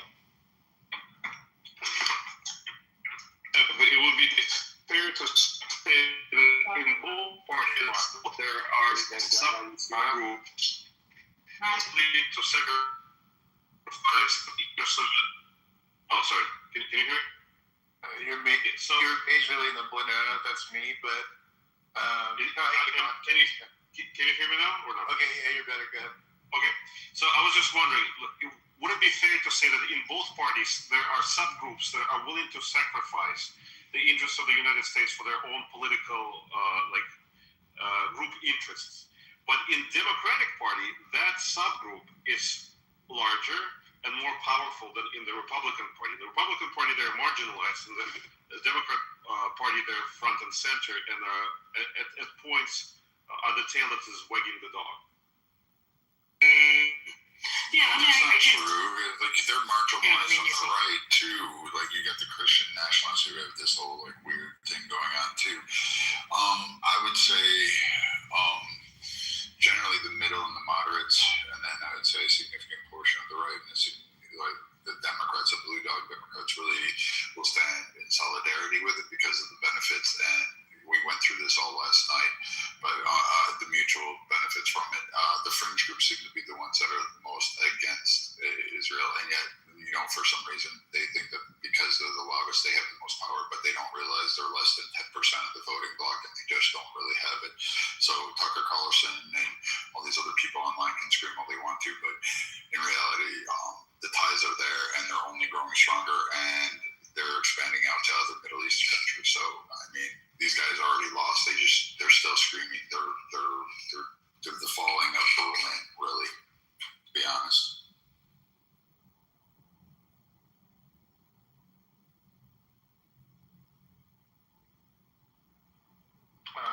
Brad, there's been a request of you in the chat to say twat waffle and me ring the bell. I don't know if you want to honor that request. It's up to you.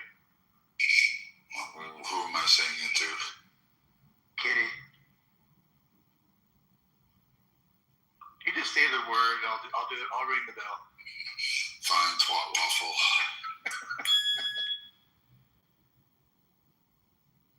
We always honor our requests around here. Ben, how you doing this morning? You're a little bit of the opposition. What's going on with you? I'm doing good. I'm just trying to catch some sleep. I just don't. I have to keep watching Trump fall asleep on TV every day. So wait, to get fall asleep? I didn't catch that. Wait. I'm a conservative and I don't watch that much. Like I literally don't need to. Like what the hell is wrong with you? That's a lot of TDS. Yeah, I don't. I mean, honestly, like I don't watch Fox News. I don't watch him. It's just on Twitter they keep posting his pictures and videos of him. I mean, it's so ironical that he would go on TV every time and call, even till today, calls him Sleepy Joe. But there's been countless times, at least up to 6, 8, 10 times that he's been on national TV, dozing off, falling like real sleeping. His eyes closed, and it just happened a couple minutes back. So I just don't know what he stays up all night doing, that he falls asleep on national TV every fucking day, or most days. I'm gonna call you the twat. It has nothing to do with TV. I don't think he's falling asleep every day. Well, no, but you know what this means, Viking? That means that Ben must have slept really well during the Biden administration. I mean, he must have been sleeping every day, watching TV, and the president falling asleep. I mean, that's incredible. At least I'm not running this country. Yeah, I'm allowed to sleep every day. I'm not running the country. No, I said while watching the president speak. So you conceded that. Thank you. That the president was asleep. So I said while watching TV during the Biden administration, he must have been falling asleep. I don't understand how what I said and what you just Wait, said Ben, now. Ben, I gotta get some clarity. You're not saying Biden was the sharpest tack in the. He might not be, but it's ironical that the dude, the supposed strong, non-sleepy guy that would call him Sleepy Biden every day, now his presidency has been seen on TV multiple times dozing off. Are you really going? Wait a minute, Ben. See, first off, Matt, I thought you said Ben was in the room. I ran back to my phone thinking we had Ben in the room. But then I got very much disappointed to know that it was Ben. And the biggest argument he can make, I was disappointed. I just put it in the chat and Matt mentioned it. I wasn't even trying to say this. But Ben, my point is, Ben, not Ben, but Ben, you're going to make the argument on an open stage that he's been caught sleeping, and you're trying to say, isn't it ironical, which is a whole new word, not ironic, but ironical, that Donald Trump is been caught sleeping or dozing off, and you want to bring that to the stage to do what with? You think we're going to seriously engage? Wait a minute. Let me ask that, and then you can go. Let me ask you the question. Do you think we're seriously engaged with you on that? Seriously. Man, Finity, just because you have a green button, I didn't hear you answer my question, though. No. This ain't personal. Answer the question. Kick me down, but just... I don't want to kick nobody down. Be careful. He'll put you in the shut the fuck up section. You know it. He's got permission. I don't think like this and other states where you don't have... I'm trying to understand you. Ever since... But wait a minute. You're bringing it to the top. I put it in the chat and Matt. Okay. So since you're approaching us from the left, I'll give you a chance to withdraw and rephrase your position. Withdraw what? I'm allowed to put whatever I want to put in the chat. Right. But I'm asking you to put an issue on the excuse me. I'm asking you the Why question. have to do that? Why? You don't have to do anything. I'm asking you. Then let's move on. No, I'm asking you. Wait a minute. Sir, I'm asking you a question. I think I'm going to ask you one question.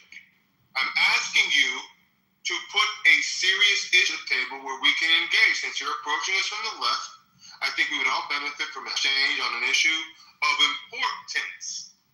Okay? So I'm asking you to... Okay, let me start. Let me start. Ironical. Let me start. Iran war is something he said he was never going to do. He's doing it today. Gas prices, can I finish? You asked me to put something serious on the table. Gas prices, he said, is something he's going to keep low. He's not doing it today. Inflation is something he said he was going to bring. He's not doing it today. He's spending all his time on true sweeting, doing all these pet projects, the reflection pool, the White House ballroom. The White House ballroom is something he said it was going to cost $400 million. He was going to have donors pay for it. He's not doing it today. They put him in the fucking bill so the Americans will pay $1 billion to do it today. So tell me what the fuck is not serious in what I'm saying. Okay, I appreciate it. Okay, this is a much more.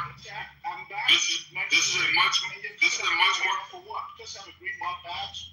Okay, this is a much more substantive. Ben, you're about to get called twat waffle. My big mat up there is gonna ding the bell. I would stop while you're still ahead. What would I say about So Ben, listen, hey Ben, for a second. Ben, I appreciate the more substantive input. Now, you've layered a number of issues. You pancaked your problems or your issues, and it's hard for me to engage. So I'm asking you to pick one issue of the multiple you've laid out so that we can discuss. Let's pick the Iran war. Let's just pick this to the Iran war. So you start out by saying equal. Okay, so what's your position on the Iran war? How has he failed the American people on the war in Iran? He campaigned on no more new wars, no more forever wars. I'm never going to put America into a war again. But he came out of that night with his baseball cap. Oh, we just bombed Iran and it's going to take. It's going to take 2 to 3 days. We're at the 10th week of this war today. Gas is at its highest price. No, you're going on to another issue. Make a long story short. Dude. Matt, why did you even mention my name? You should have just let me what I said. Because engaging with a green badge and infinity and an audience for infinity is totally different. Because I don't see that like this. Excuse me, sir. What's the difference? I'm still showing you respect. Let's concentrate on the issue, though. So, Ben, would you say there might be a time when the things that you propose might have to adjust or even change drastically depending on the situation that you find yourself in? Like what? Okay, so for example, I'll give you myself right here for 2 seconds. The rap group Outkast in the song Start with Miss Jackson, they say it very clearly. You can plan a pretty picnic, but you can't predict the weather. What if a man got a fat butt, though? So the thing is, brother, wait a minute. To Ben's point, Donald Trump planned a pretty picnic. He said, listen, no more forever wars. My intention is never to put us into a war. It's going to keep us investing, and not receiving. All of this. And guess what happened? He was presented with information and data so critical that he had to adjust. I know people who know Donald Trump, and prior to the war in Iran, prior to the initial, he was upset. He really didn't want, he was very upset that the diplomatic efforts had failed. He did not want to take this step.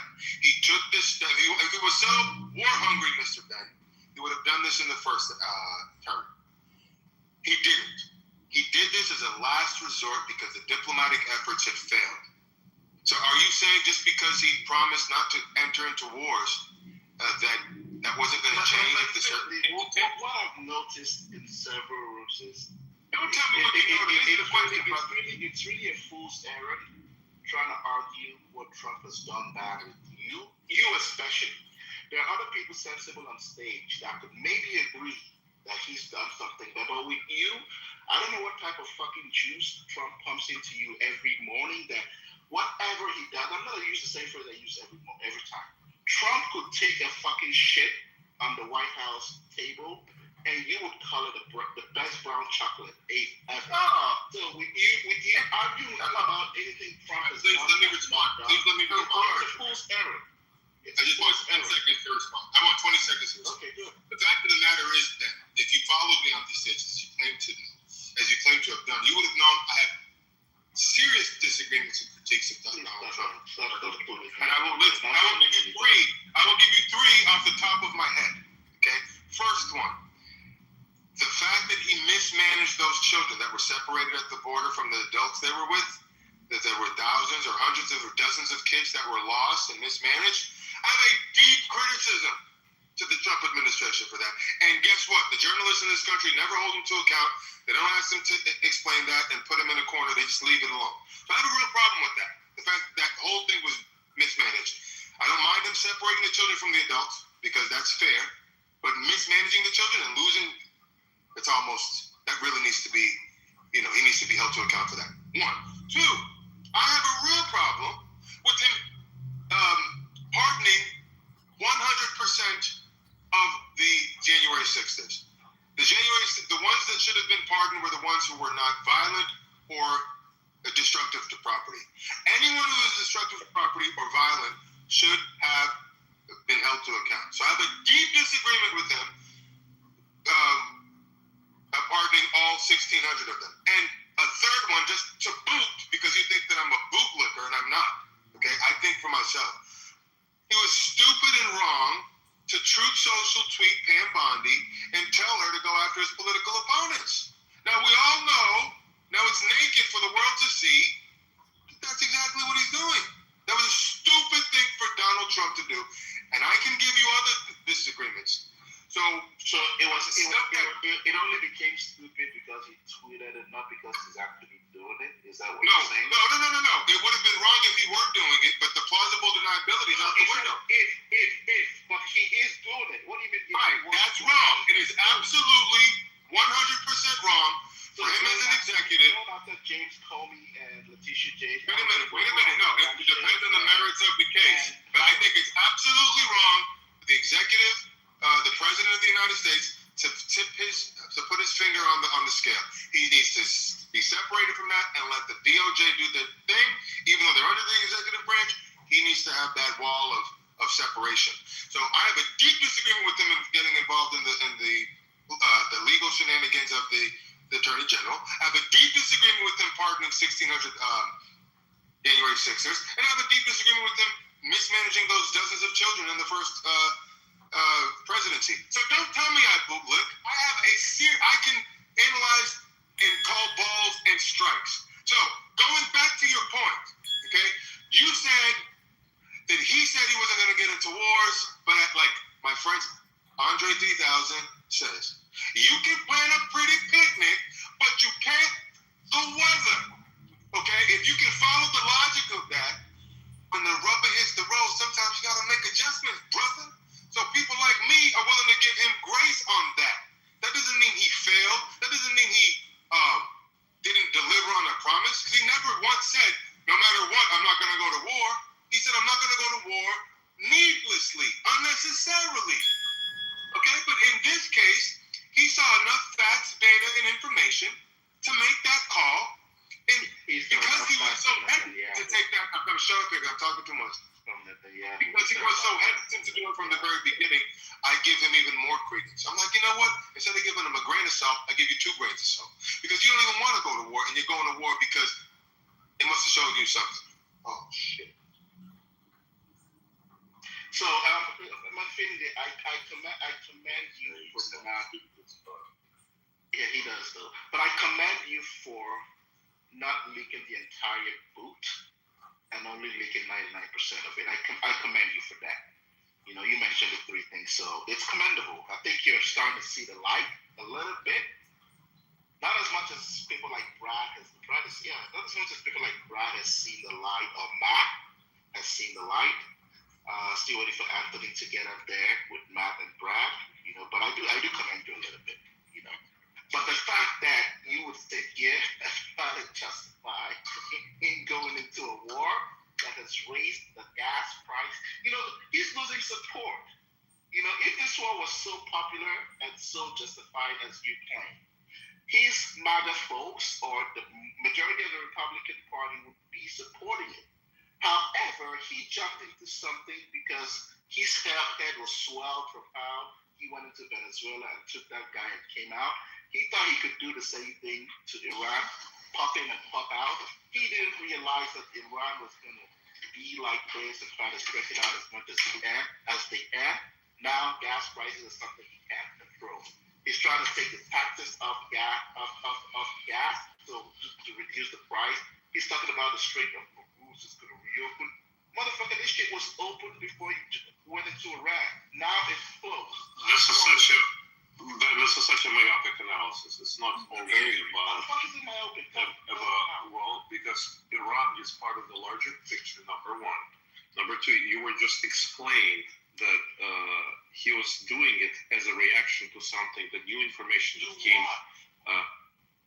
Do you know that Iran has plotted to assassinate the president-elect of the United States? Are you aware of that? Haven't they done it for all presidents and they didn't stupidly go into a No, they haven't done it last year. They didn't actually fund it and map it out and put the thing in motion. That information, what's interesting about that information? What's interesting about, you try to justify your stupid play.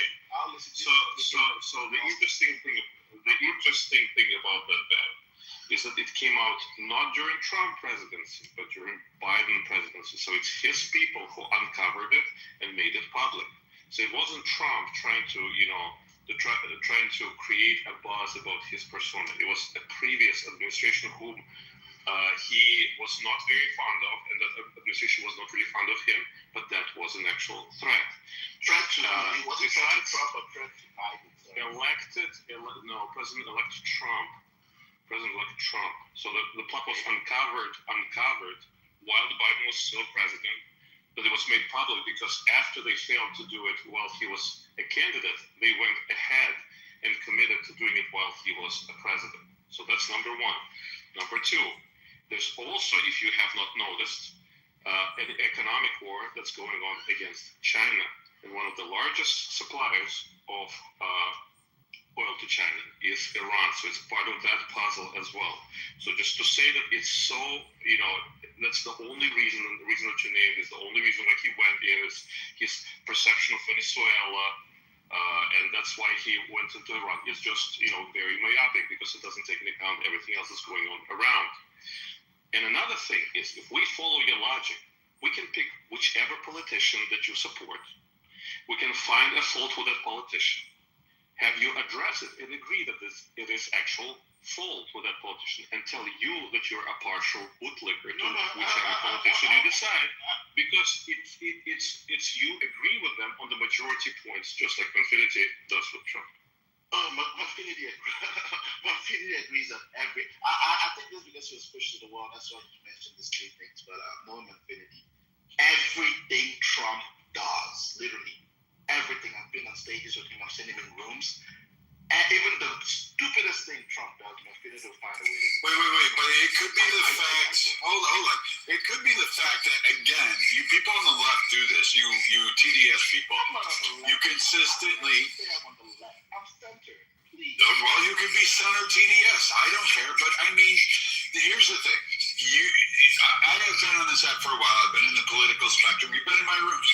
I have heard same exact argument time and time again. January 6th, you can't even quote it right.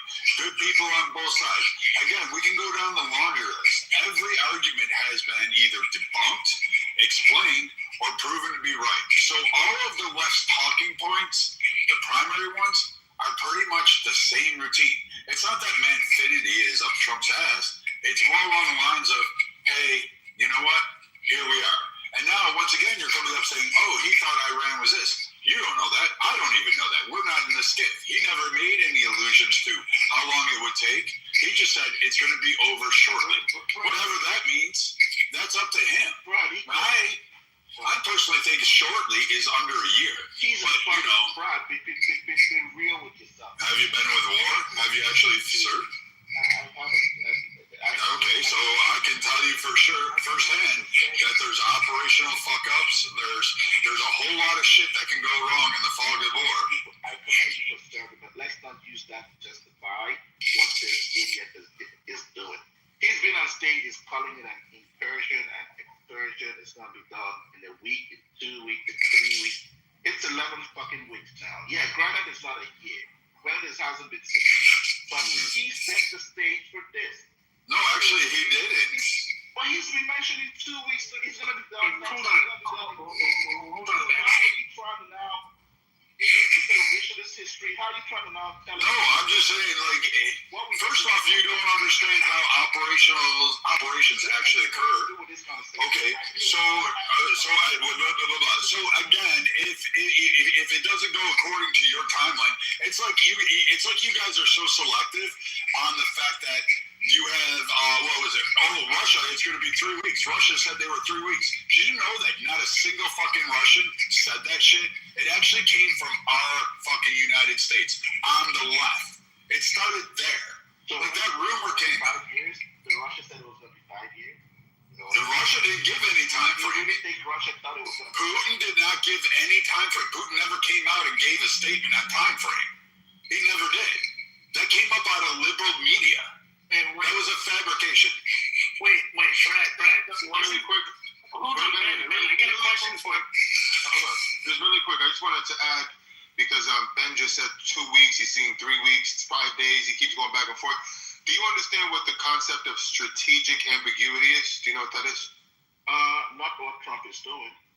I do understand. Do you know what strategic ambiguity is? Trump literally just comes out every day, every month. And the first Okay, how do you know what he's doing is not what's called strategic ambiguity?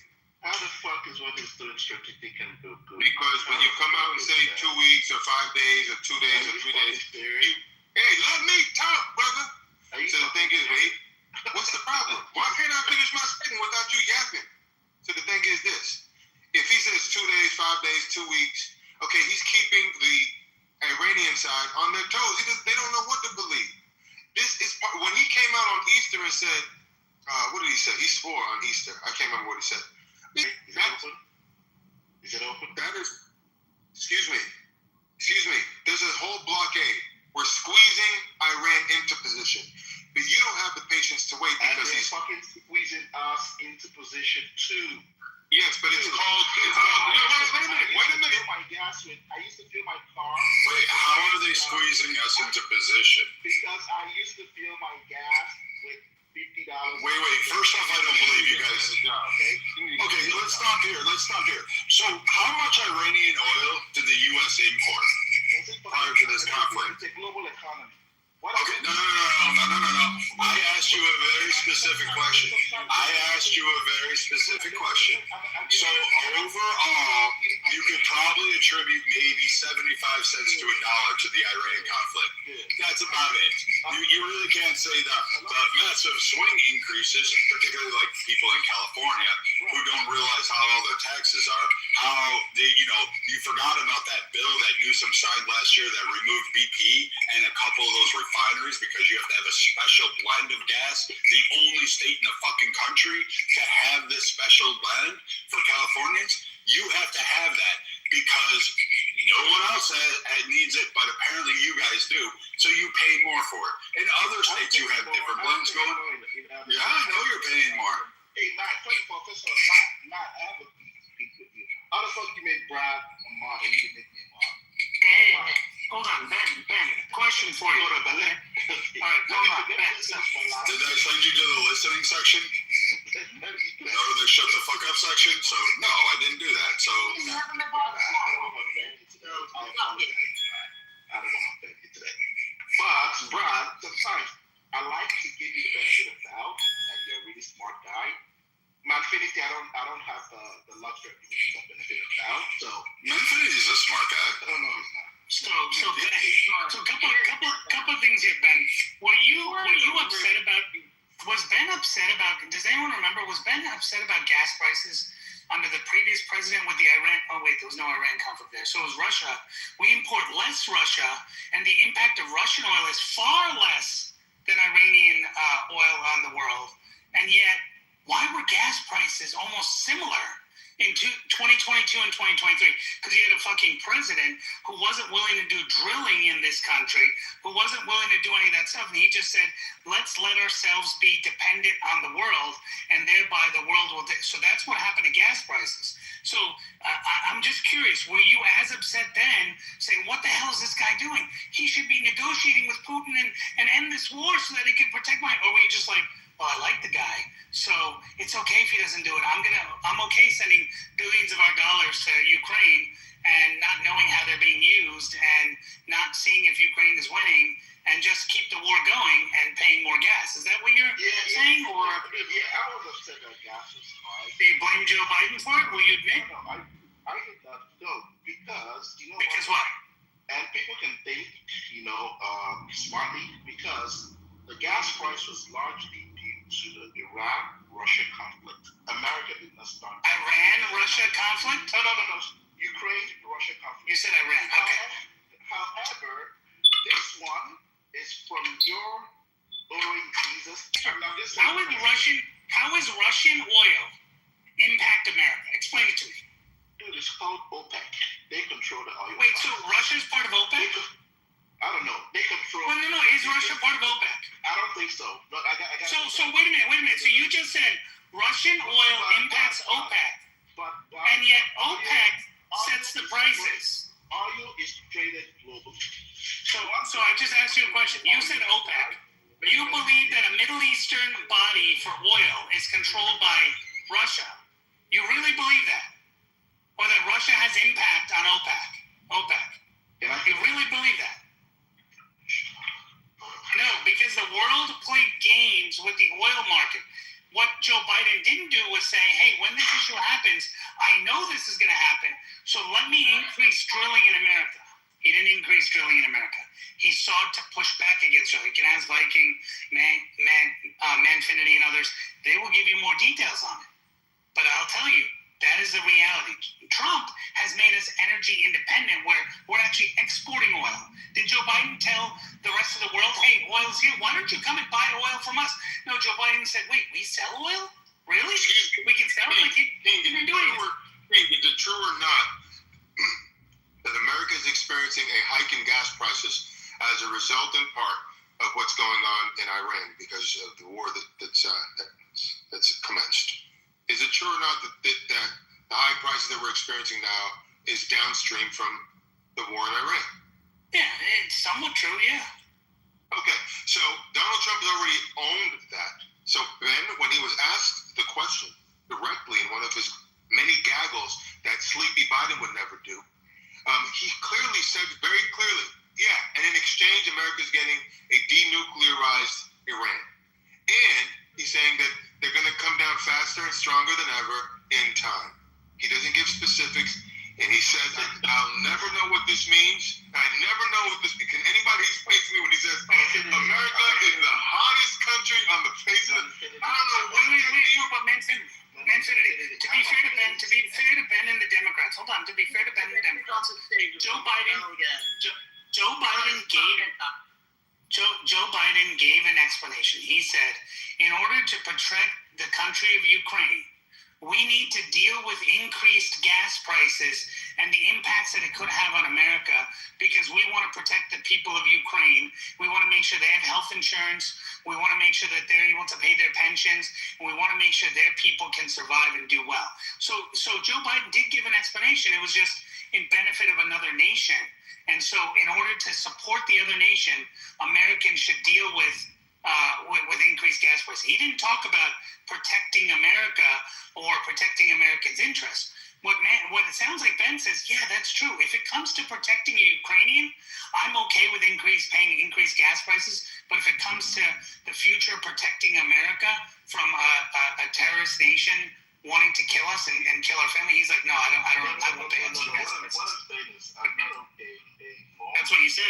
I'm not okay paying more because of for closing the Hormuz Strait. the Strait of Hormuz that was open prior to him foolishly going in there and dropping a bomb. That's what I'm saying. I think it's as simple as that. I'm not okay.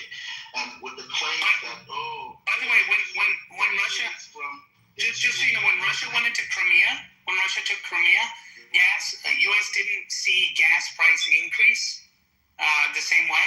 Do you know why? Because we were drilling, and Osama was president at that time. We were drilling, and he increased drilling. So I guess, but you no, Biden didn't. Biden towards the end started increasing drilling permits towards the end, not at the time when it happened, and not beforehand as well. And watch what Ben is going to put. Watch this. Hold on, guys. Hold on, Ben. Don't talk. I want to see if I can predict what you're going to say.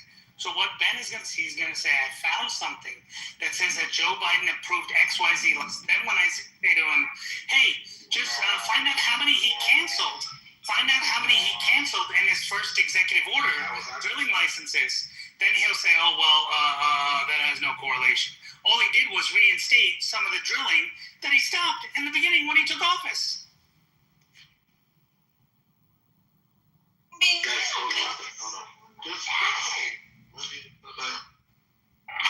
So wait a minute.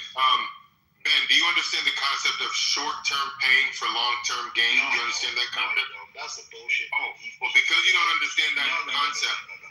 Excuse me. I asked you a yes or no question, and I didn't ask you for any more than that. Yes or no, do you understand that? I'm a grown man. I know, but you have to abide by the rules on the stage. You have to abide by the rules on the stage. Whose rules? The rules are, I'm a moderator, I'm asking you to answer a yes or no question, and then I'll give you the floor after. I want to hear what you have to say, but it's going to go in order so that we can make sense of it. I don't believe in that. This is bullshit that he feeds. I didn't ask you if you believed in it. I said, do you understand the concept? No, I don't. I understand it, but not from Trump, because that's the bullshit he feeds you guys every day. Okay, why don't you okay, tell me, when you say you understand it, tell me what you understand about that concept. Short-term pain for long-term gain. What does that mean? Short-term pain is, I would attribute short-term pain. Someone going to medical school wants to become a doctor, anesthesiologist, a surgeon someday. You go through the pain now to become what you want to be in the future. So why won't you apply that same, why is it wrong to apply? Let me add into the, listen, for the benefit of people that are, listen, no. For the benefit of people listening, you have to let me finish the question. Don't anticipate the end of it and then start talking while I'm talking. Let me get the question out, and when you hear me breathe, can I get a then you can go. More badge? But why would you start responding? Why do you start responding while I'm asking the question? You have to let the conversation flow, but one at a time, please. So the question is, why won't you apply that same principle to the war in Iran and the short-term suffering at the gas pump? Why is that wrong in your mind? Before I do that, dude, I hope one day I can get this green mob back, because it feels like it gives people superpowers. I do want to experience it someday. After that, I digress. Okay, get back to brass tacks. Yeah. Dude, what's your green bean obsession? Kitty, I don't think I was talking to you. Did I mention Kitty? Hey, you're not going to disrespect a woman in this room. That's a white queen right there. My Infinity, it's your room. Peace out. I got better things to do right. I got to join the meeting right now. Yeah, you have nothing to say. You just failed. You failed at life. You failed at life. Your tail is between your legs. Leave. Leave now, you peasant. Leave now, you peasant, or I'll remove you if you don't leave. You have the count of 5 to get your lowly, dirty ass out of this room. I'll give you 5 seconds to get out. 5, 4, 3, 2. That's right. You better leave. Man, it's fun. It's kind of fun. The green badge does give you a little bit more bravado, Kitty. It's like you feel untouchable. You feel like you can. When you're in a room where you don't have the green badge, it's like you have to listen to the moderator, or they're going to mute you or kick you down. So there is a different, I don't know what the word is, but more confidence when you speak, because you know the people you're engaging, the person you're engaging with can't do that to you. Anyways.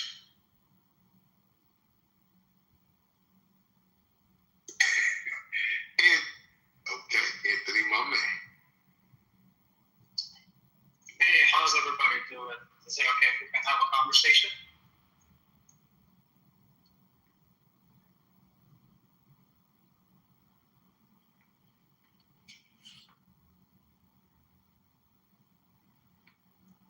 Who just said that?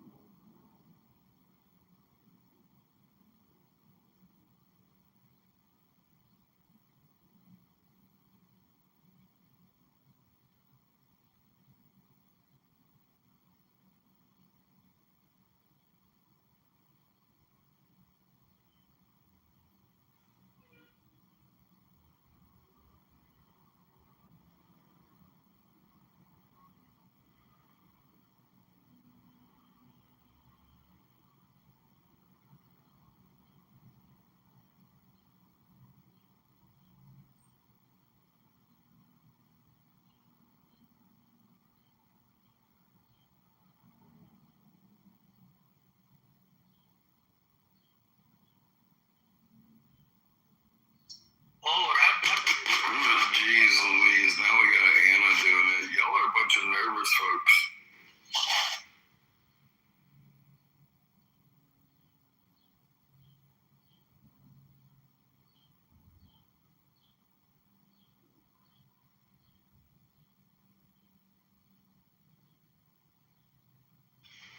Bro, you slap your phone, you're impatient. Really impatient.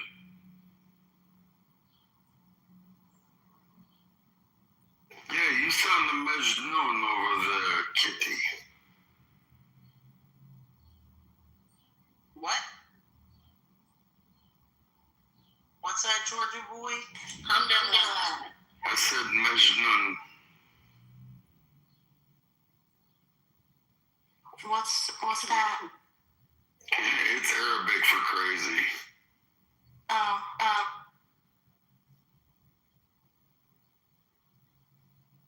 How are you today, dry guy?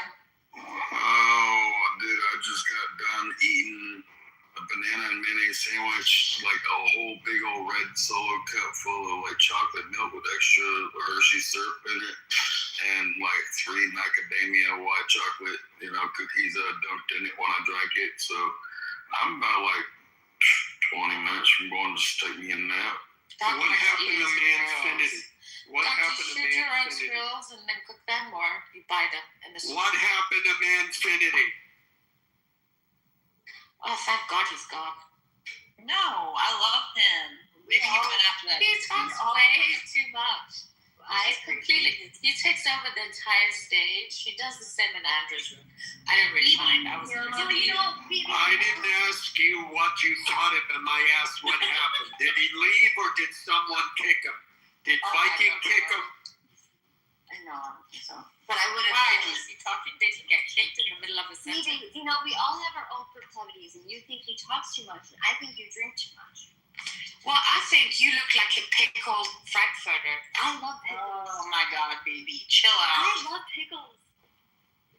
You look like your head is doesn't want to. I drink pickle juice. Are you making fun of the caricature? That's funny. Don't fucking tell me what to do and what to say. I didn't. Yeah, well then, don't. I was just saying that. I can say whatever I want. If I find Manfinity, And so can we too, So we can say whatever we want It's none of too. your goddamn business. It's none of your business either. I can talk to them. Yeah, you can talk. You all talk all the time. I rarely even say anything. Oh my gosh. You know what, baby? You have a point there. What? I said you have a point there, baby. Well, during the day, she's not as talkative because she's not as drunk. I'm not always drunk, and if I am drunk, that's my business. It's got nothing to do with you. At least, even with my drinking, I don't look like you. Yeah. You look like a pickled Frankfurter, okay? Make fun of my caricature. I think that's cute. Yeah, but when you're drunk, BB, then your ability to follow and engage in a conversation becomes impaired. Yes, but that's So why I it usually, doesn't- when I'm drunk, it doesn't I stay reflect in well my on audience, you. Alan. And I very much enjoy listening to you. I know. And I I just enjoy really you when enjoy you're not listening to drunk. Monfinity because he has a tendency to go into a room, go on a stage, like just completely hijack the stage, and then talk and talk and talk, and then when he's finished, he'll just fuck off. I understand you don't Some like it. people I was don't just understand it. asking, I did don't he know. get bumped? Or what happened? Did he get bumped? Did he get removed? I don't know. Did Viking remove him, or did he leave on his own accord? I don't know, it was abrupt. So I don't know. But then, it was very abrupt, whatever. No idea. Well, he's still online. Maybe someone waved at him. Are you snacking? Who? Me? You, yeah. I'm cleaning. Oh, I am cleaning.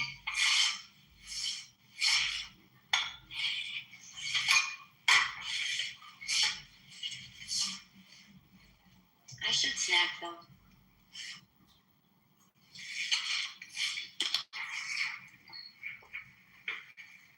I need to gain like 5 pounds.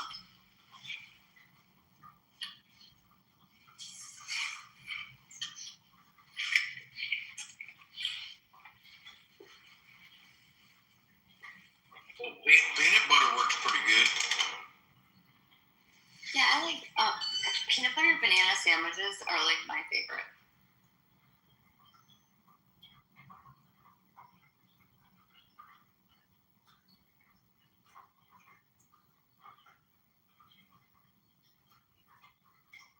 I'm totally right now. Got me another. I got the jar of mayonnaise. I'm really just dumping the.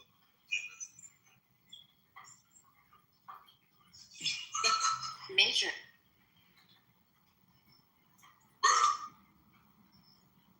Just a fact. You just call me bro. I'm not your bro. I'm a woman. Well, I grew up like surfing, and like the girls would call you dude. And then you had to Bro, that was probably a girl that you got, bro. Dude, sweet. What movie is that from? Where's my car? Oh yeah. That's pretty good. I got the milk jug and dropped the cat. Everyone's just like pieced out really quick. I'm totally heading towards bed. I'm so fat kitted out right now. You ever get that way when you eat like McDonald's and like all you want to do is just lay down? No, it's not like Thanksgiving. After Thanksgiving dinner, always was it. Oh, my spine said thanks for laying down. Yeah, but your gut did not. Your gut saying Dude, my gut's happy right now. I had my vitamins today.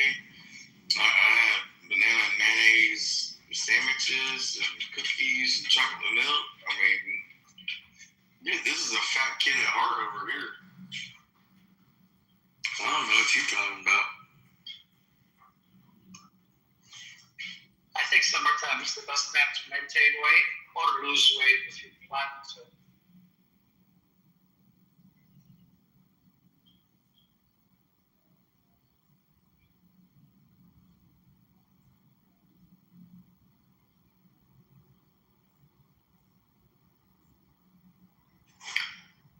I like peanut butter on my celery more than I do my bananas. I like cream cheese better on celery, but I do like peanut butter on it too. But cream cheese is on celery ranch. That too, but cream cheese, So good. That are like the cream cheeses. So good. Oh yeah.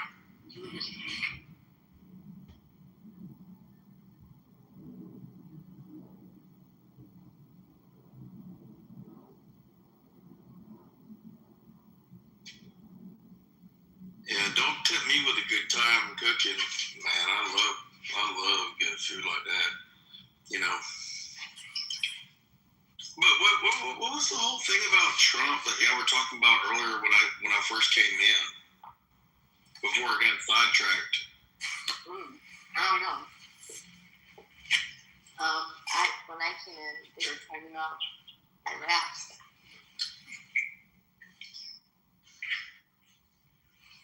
Well, you know, and for me, it's like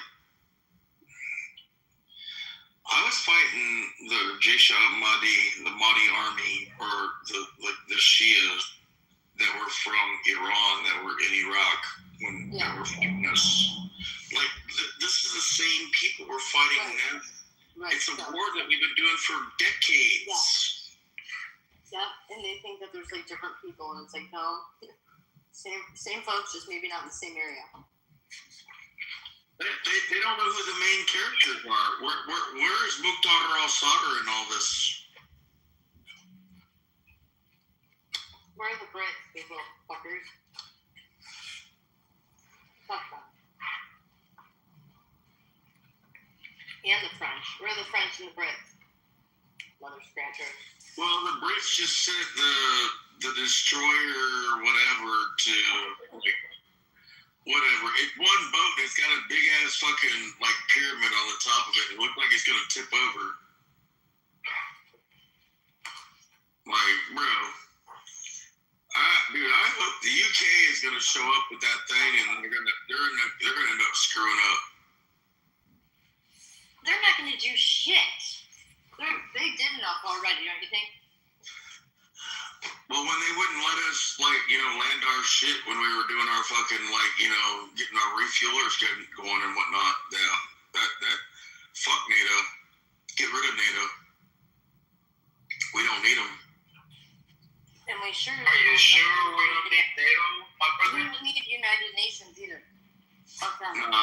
Hey, did you see where Poland was talking to Trump and he's like, hey, if you're gonna take 5,000 soldiers out of Germany, you could build a base over here and we'll let you, like, you know, come over here. Cool. Yeah, Poland's all in, like, you know, showing their cards. Yeah. I mean, technically, America cannot survive without NATO in the Middle East or in Europe. Because most of your trades within Europe has to be done within NATO, and now Europe can survive without America. No, but economy-wise, Europe. Why would World War I and World War II then? It's not about the past, but currently speaking, if you say I'm gonna get just hear me out. Economy-wise, trading-wise, within the Middle East or even within Europe, you cannot get most of your deals by yourself if it wasn't for your relationship with NATO. That is the thing. That's why a lot of Russian products, because Russia is not part of NATO, and you're not going to find a lot of products within Russia because Russia cannot do their own trade within Europe. They have to stay within their own corner and find people to a point who are against NATO. So if America says, we're out of NATO, sorry, a lot of American products will never touch Europe with anything because you cannot work by yourself. It doesn't matter how big of a country or a superpower you are. The main currency of the world is the dollar. And now you cannot even trade within the dollar because not a lot of European countries want to work with you as soon as you exit out of NATO.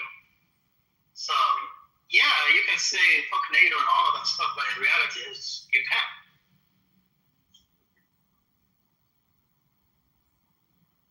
Fuck NATO.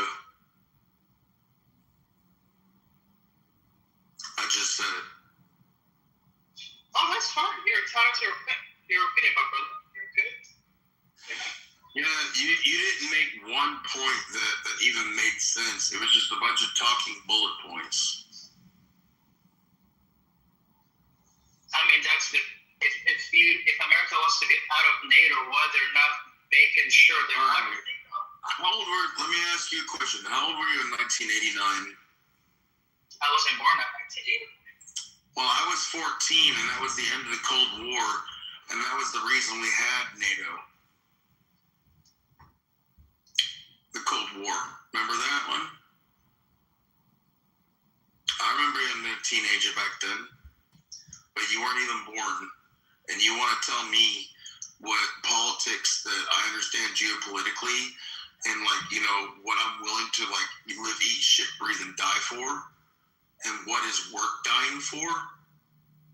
I'd ask you to re-examine your life if you don't understand people like me.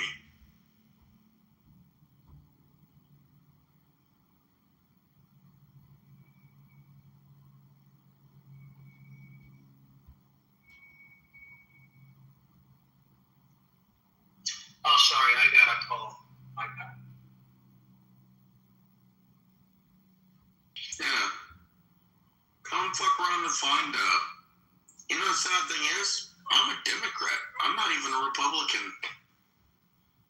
I've been a Democrat since 93. But a 93 Democrat is not a 26 Democrat, apparently.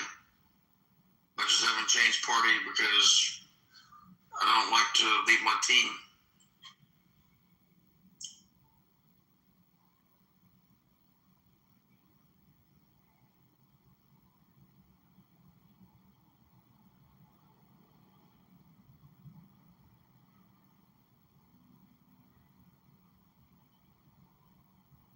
We are very happy that we, at the end, we have experienced some kind of peace in the situation. What kind of peace? Just people not talking? It's some kind of quiet, yes, exactly. Nobody is trying to rush into order.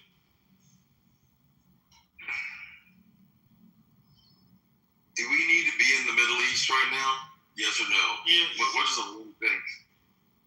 Yes, because you're on this planet, and since there is gravity, and that is the same thing all around the world, the interests are shared, don't you think? For example, when somebody tries to put the planet out of the orbit, it is possible to do it even from the Middle East, and you will be also out of the orbit, don't you think? Don't you agree? To be honest, we don't have any business going back to the Middle East. I do not know why we got dragged into this. As I explained to you, if Mullah have access to the nuclear bomb, if they use it and the planet goes out of the orbit, then it is your business too, don't you think? No, it's not, because as of recent, Iran didn't do nothing They to us. found another planet like Mars to go and live in. Right. But the fact of the matter is we got dragged into something that's never our business to begin with. Iran never attacked us. If anything, we've been attacking Iran. We've been funding their proxies. That's a lie. You know, that's a lie. So we didn't fund ISIS. America didn't fund ISIS. Yeah, in order to be able to go against al-Assad in Damascus, but they turned around and invaded Mosul back in 2013. And Donald Trump came back in 2025 and put the head of Al-Qaeda to be the president of Syria. So it basically puts more funding into Syria so they can attack Hezbollah. Ladies and gentlemen, we had his head. We had millions of dollars on his head. Now we made him a president of the whole country, so we can fund their militias so they can attack Iran. He even came to the White House. Yes. So basically, we are funding a terrorist right now. No shit. You know, so Donald Trump was trying to basically attack countries. Your geopolitics works in your head. Say what? I said, I'd love to hear what your geopolitics work like in your head. I am just against bombing countries out of no reason. What is the reason that We had to bomb 7 countries for no reason. So what about the machine gunning of 500,000 people? Is that not enough reason for you? Who's what? Who's 500,000 people? Sorry? When you were talking about 6th of January, I told you, I tried to remember you, the 7th and 8th of the January in Iran. The people of Iran got machine gunned. 1.5 million bullets were fired by Mullah, and this was the official number of bullets that were lost from the stocks of the Mullah. And 500,000 people lost their lives. They are not online anymore. So that is not enough reason. For example, that's an Iranian business. It's not that's an Iranian business. It's not American. If it is Iranian business, why didn't you interfere in the time of Jimmy Carter? First protest to him, he was a Democrat. He didn't have to put us in this misery. So now, in that time, we could have also judged like that is the business of Iranians to live with their kings. Why in that time we tried to change that previous regime of the Shah? Now it is the Iranians' business. You are playing politics. You don't believe in that. You are playing politics. Whenever you want, you would play your cards. Whenever you don't want, you want to say that this is Iranian business. I think that is inhuman. You need to reverse. But the fact of the matter is America got into Iranian business once they wanted the Shah in position. Once they put the Shah in. And somehow the Shah got dethroned. Since 1979, America has been much more sanctions on Iran, its oil and whatever, until as of recent 2025 when Donald Trump, before he bombed Iran the first time, he put much more economical sanctions on Iran and the Iranian people that he made their livelihood even worse than it was. Their currency is much more worthless. The currency has another roots. I can explain that to you. For example, during the war, when the explosions were intense, the value of the currency was stable because those people who were trying to discover the equivalency price were trying to hide in the bunkers. But when the war ended, the destabilizing of the currency continued like the trend before the war. So the mess of the currency is just because of publishing and introducing new cash flow to the market. And that is not based on the war between United States and Iran, because this is a trend that has been started for the last that has been like this for the last 47 years. This is not something new based on the new sanctions of President Trump. For example, Cohen, during the organization of President Obama, has implemented the hardest sanctions of the history of United States against another country. That was a democratic organization. That was not for the President Trump. So this is a hostile behavior from the Democrats against my country, I believe, as an Iranian point of view. Because the regime change of the Shah was during the Democratic presidential administration. The hardest sanctions were implemented by Democratic president and his administration. And now that our people got machine gunned. They were silenced. If you see the footage of CNN during 7th and 8th of January, they were completely speechless.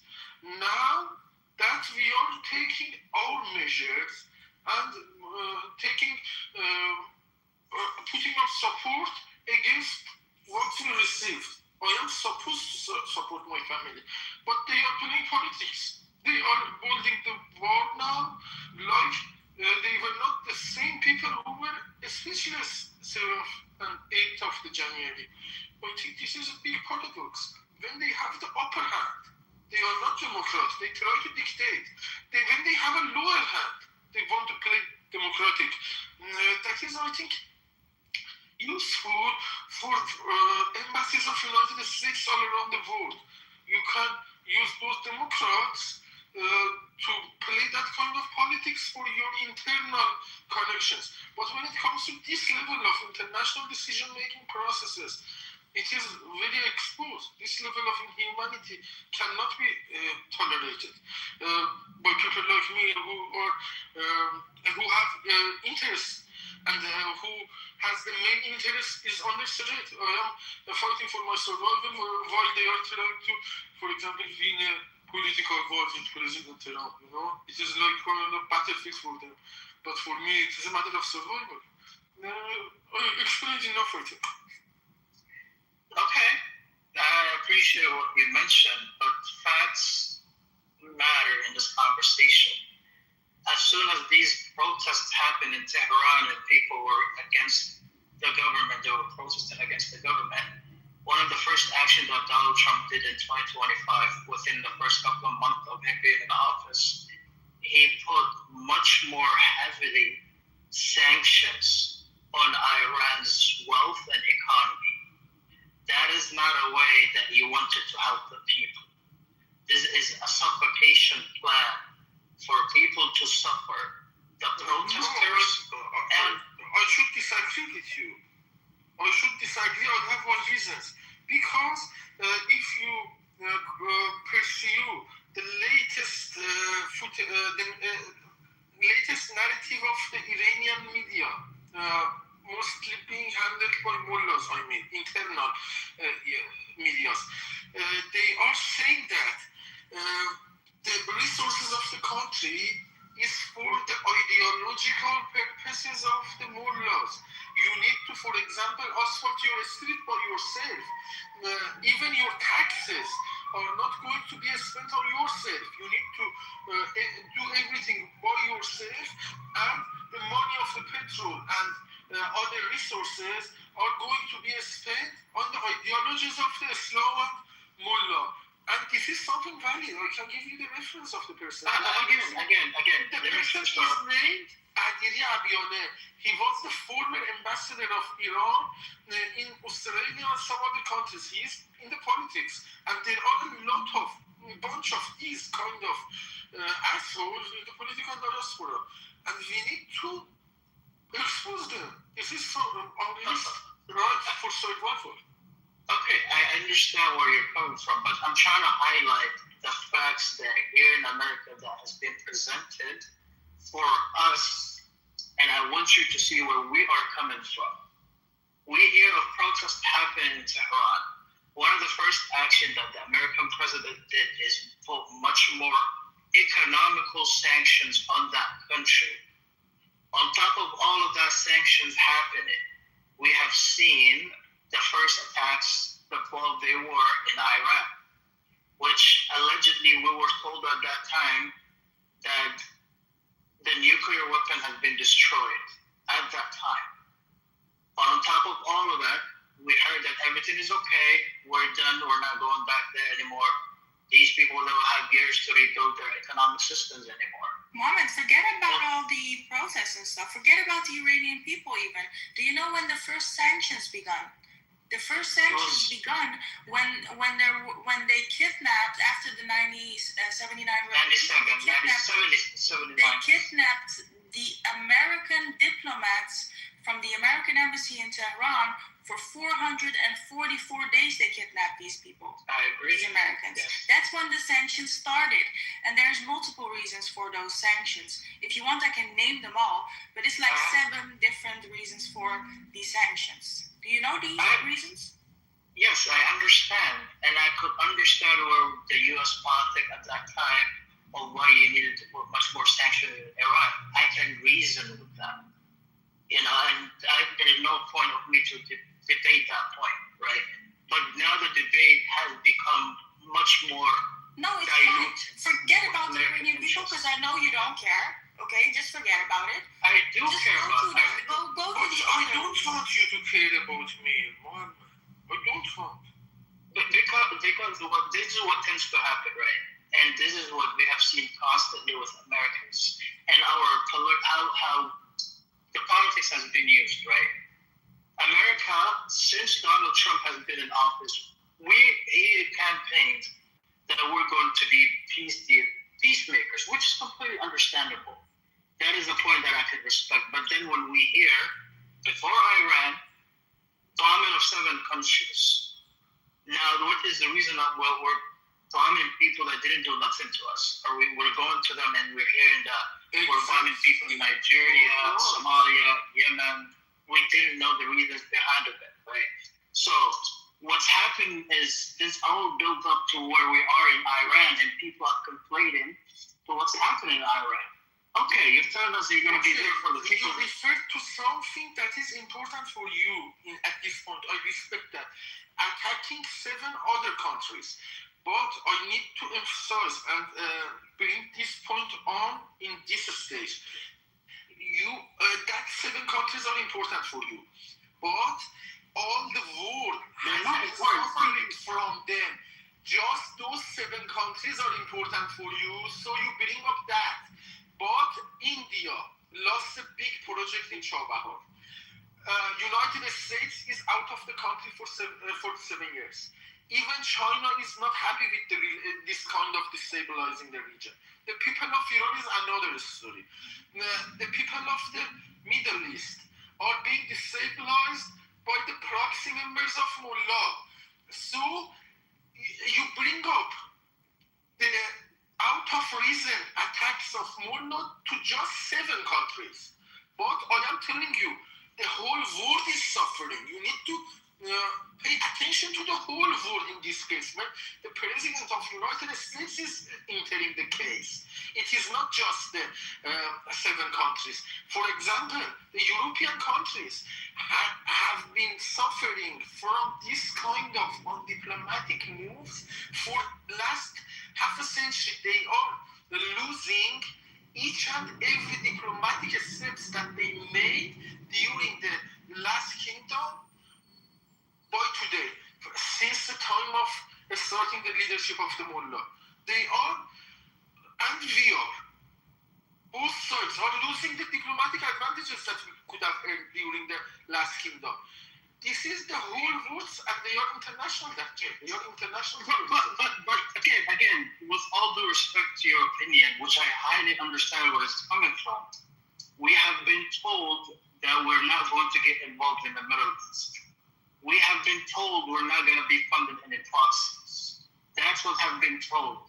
As an American, we have been told that our best interest is to fix our home economy and fix our health issues, whatever economy issues that we have now. Now, we have gotten ourselves involved with a war that this administration, from the beginning of it, they didn't understand the magnitude of the Hormuz Strait.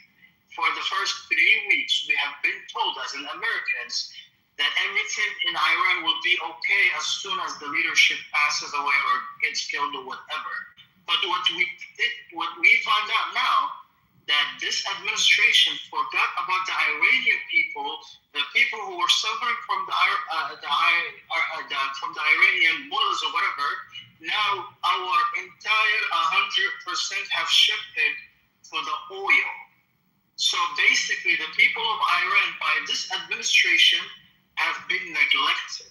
So basically, the American government. Sorry. So basically,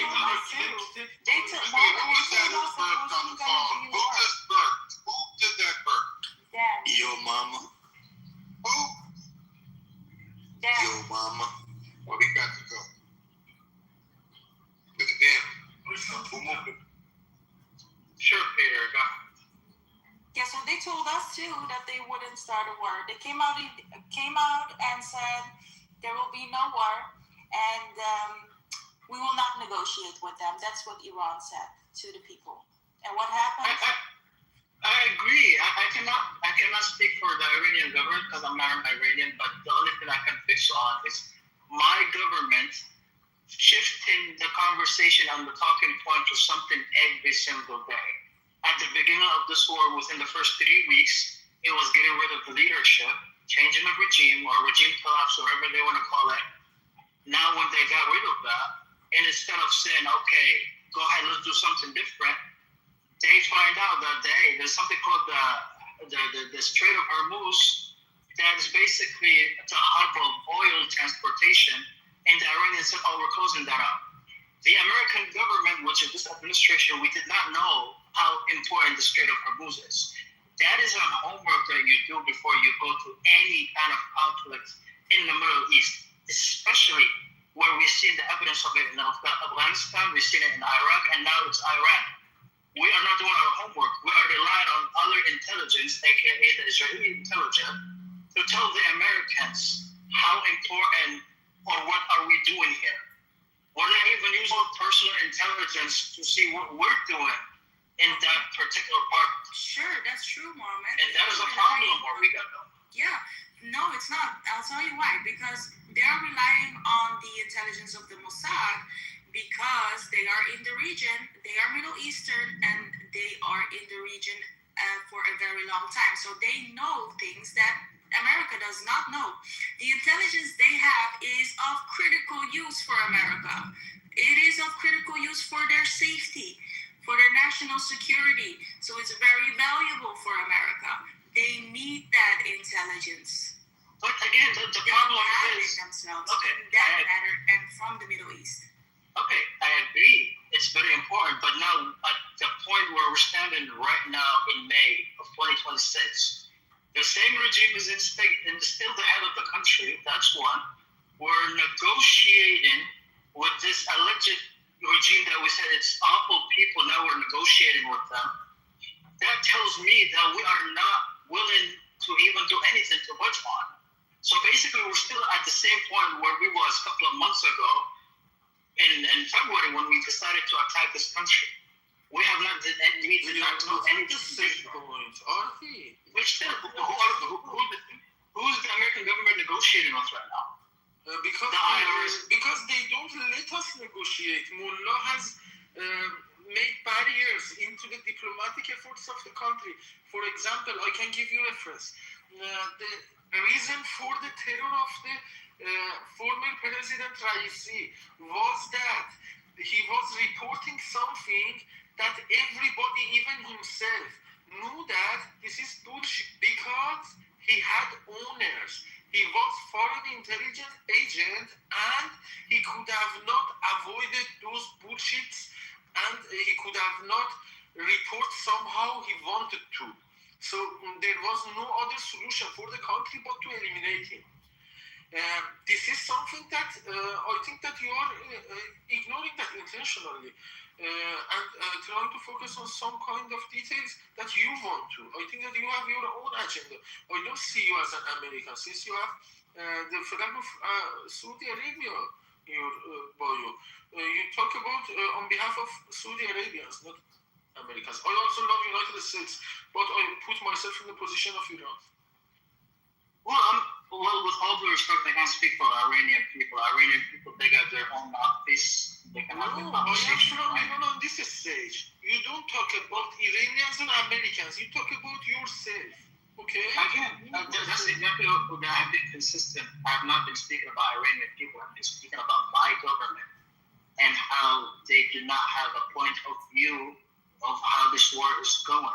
You are which speaking, is not. You're speaking. You're claiming to be speaking for the American government. I am an American. You have the Saudi flag in your bio, so you're speaking from a Saudi viewpoint, right? I do not care about Saudi Arabia. That's just because of. Are you putting Saudi Arabia first or America first? I mean American first. Okay, so why do you emphasize on the 7 countries just that are being under attack when your country is under full extent of war to open the strait for the whole world? But your focus is on that 7 countries. Is that America first or Saudi Arabia first? I am an American first. When your country gets bombed by the IRGC, you just want to let them bomb your country and you don't mind that innocent civilians die in your country? Again, respectfully, I am not speaking for Saudi Arabia. I am not a Saudi citizen. I'm an American citizen. And I am speaking for them. As an American, I'm talking about my government and how inconsistent my government been with their talking point. We which one is it as an American government? Are we there to save the Iranian people, or are we there for their oil? That's not the main reason, and the second one is also not the main reason. Everyone knows what the main reason is, except for you. It's the nuclear, it's the ballistic missile, it's the this, it's the that. Everyone knows this, and somehow you don't know? Again, we have been doing it for years and years to come. Pretty much that. Sure. So basically, this government said, and basically our American government lied to us of last summer. How did when they we lie? bombed Even Hillary Clinton said it. Even Obama said it. Hillary Clinton even said, if Iran pursues their nuclear ambitions, we will bomb them. And what is the point of having the 12-day war? How did you not know? And Trump even said himself that he was going to bomb them if they pursue their nuclear ambitions. Okay, he's not the Donald Trump established the 12-day war, where he stood on a pulpit and said, Iran will not have any more nuclear weapons because we got rid of it. Now we are in 2026. We are engaging in a conflict with Iran again because of an intelligence that says to them that, hey, there is a nuclear weapon there now that we need to get rid of. It's either one or two.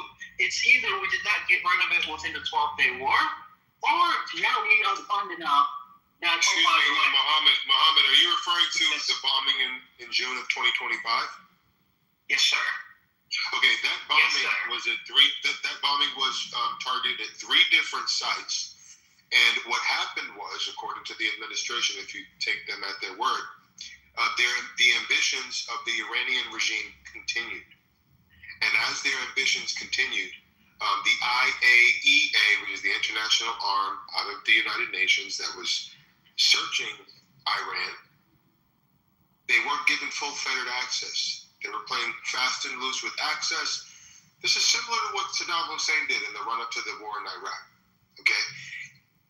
So when you don't give access and your ambitions continue, and then the first thing you say to Witkoff when you sit down for diplomatic talks is, you will never achieve with us diplomatically what you will achieve with us militarily. That's exactly what they said to them. So they start. But I'm talking too much. I know I'm talking. We just land by saying this. Sure. The issue, what I wanted to point out to you is that, yes, they said at the time they bombed them to obliteration, but the ambitions continued, and they were enriching the uranium beyond commercial purposes. So we had to act according to the administration. How do you respond? Okay. Donald Trump himself, in the same administration, they said it will take years for them to continue with their admission. Now we're going back 6-7 months later, so go ahead and we do the same exact thing, but now we are just in a different talking point. You know. Again, did you hear me when I said? I don't mean to cut you off. But I want to have a free-flowing discussion. I said there were 3 sites that were bombed in June of 2025, if I'm not mistaken. Yes. And there were other sites throughout the country that were not bombed, where the ambitions continued, and they didn't take them 10 years to develop those. It would take them 10 years at the 3 sites that they bombed, but not 10 years at the sites that they didn't bomb with their continued ambitions. Also, they can acquire from another. I'm sorry, I can't hear Mohammed. Did you understand that? No, just something towards you. Yes. And listen, so Muhammad understand they can also acquire from another country with money that they had. Instead of producing their own, they could acquire from North Korea, from Russia, just to get it going, and then they can put on a warhead or make a dirty bomb out of it. You can purchase one too. So stop there. Mohammed, based on what I just said and what Rafi just said, how do you respond? I can understand that point and I can concede to this point, right? But the fact of the matter is, when you're going out and you don't explain that to the general public, that's when a lot of the people that get to question the situation. But the reality is, No. Wait a minute. I want Mohammed to have the opportunity to communicate without being interrupted. I'm here to have a conversation. Yeah, so. I don't want you to be interrupted, but let me just jump in and just say, I'm a layman, okay? I understand that. I didn't have to dig too deep to understand that. Me too. Okay? They did communicate that. But what you have to understand, Muhammad, is that there is a barrage of media outfits in this country and around who are going to interfere with that message all day, talking heads on television and radio. You have all of your mainstream news. They won't do it because they don't want this administration to get a win. There's a deep bias. And the gentleman from the New York Times, I can't remember his name, he went on the news and said, listen, I don't want Iran to win, but I also don't want Trump and Netanyahu to get a win out of this, man. They're evil. This is one of the people on the New York Times. Okay, this is where to a point, I see where that happened as well. But this is where the problem is, right? This is where, as a Democrat, former Democrat, this is where I had an issue with the previous administration was. They were talking from both sides of the mouth. And I stopped listening to politicians reading the news and all of that stuff because I did not want to hear what other people's opinions are. I started listening to what leadership say, and I just take my notes, right? The leadership of this administration, as for a period on, they said we're not going to do this, and they ended up doing this. They said Donald Trump, within the first 3 weeks of him going to Iran, he said he's there for the Iranian people. Great. And I'm going to do the X, Y, and Z for the Iranian people. Great. Okay? I am in line with you.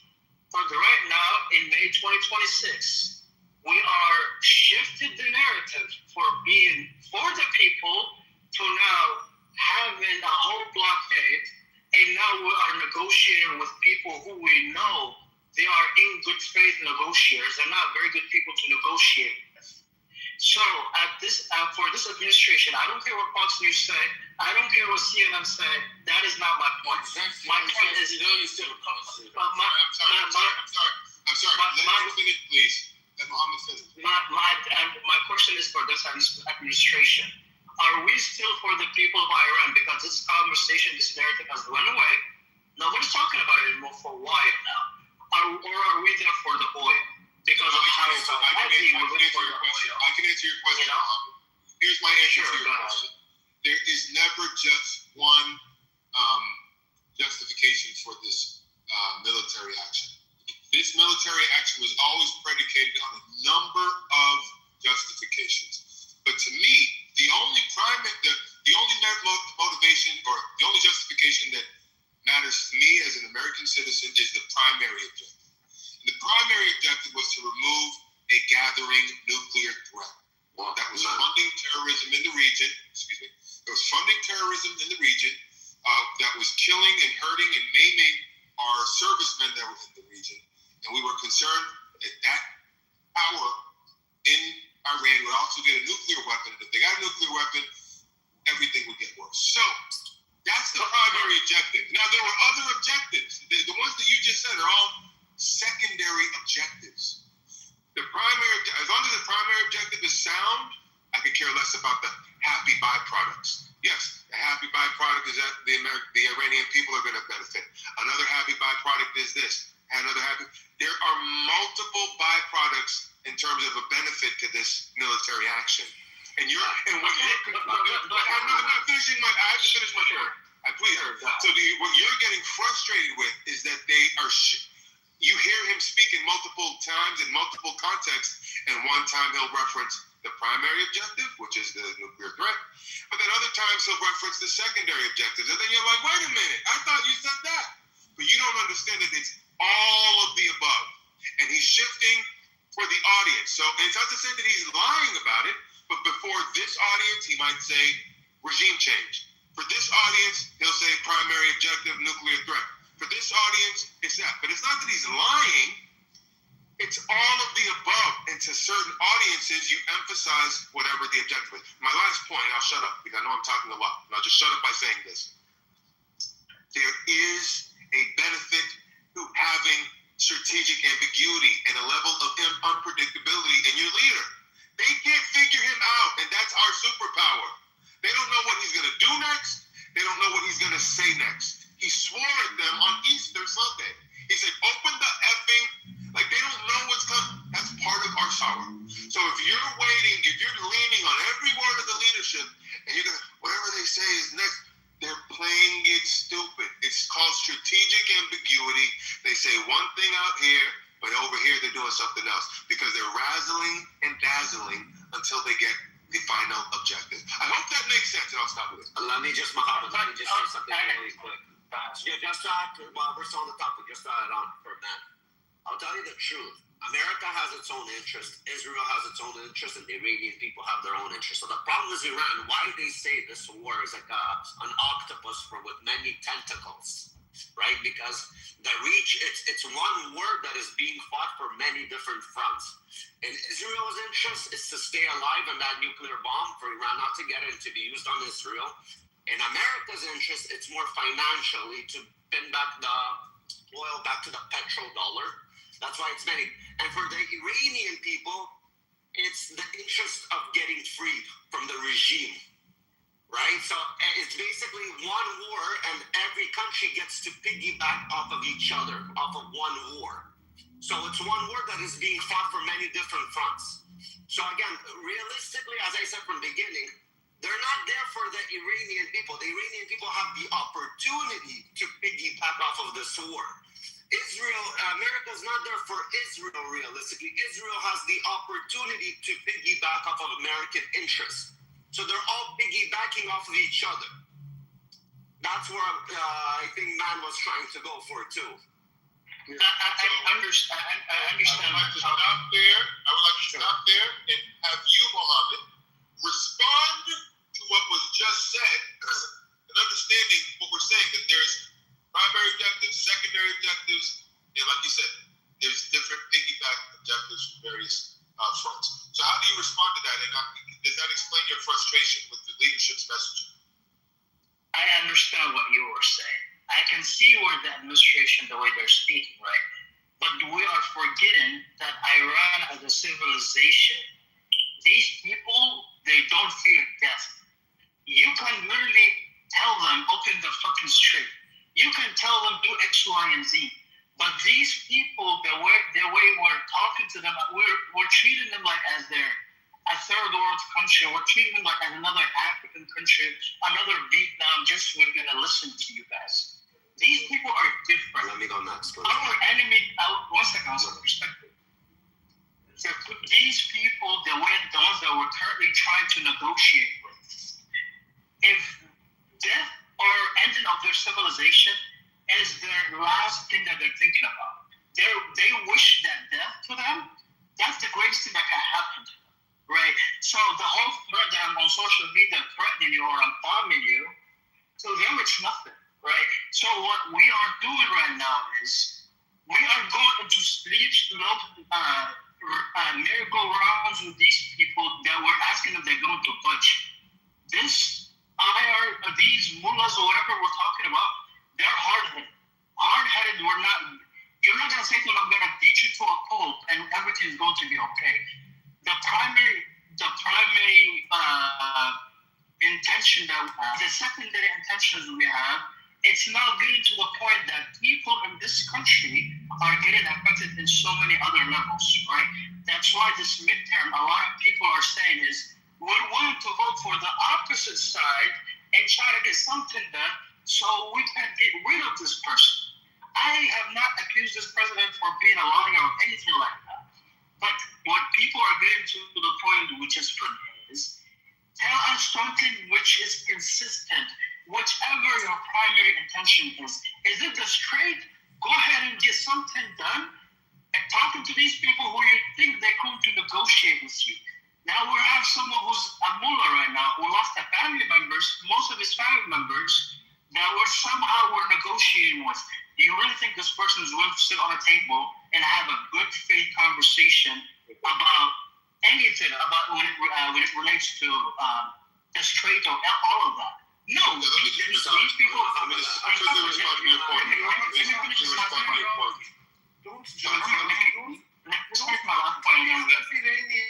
Well said, Mohammed. Well said, Mohammed.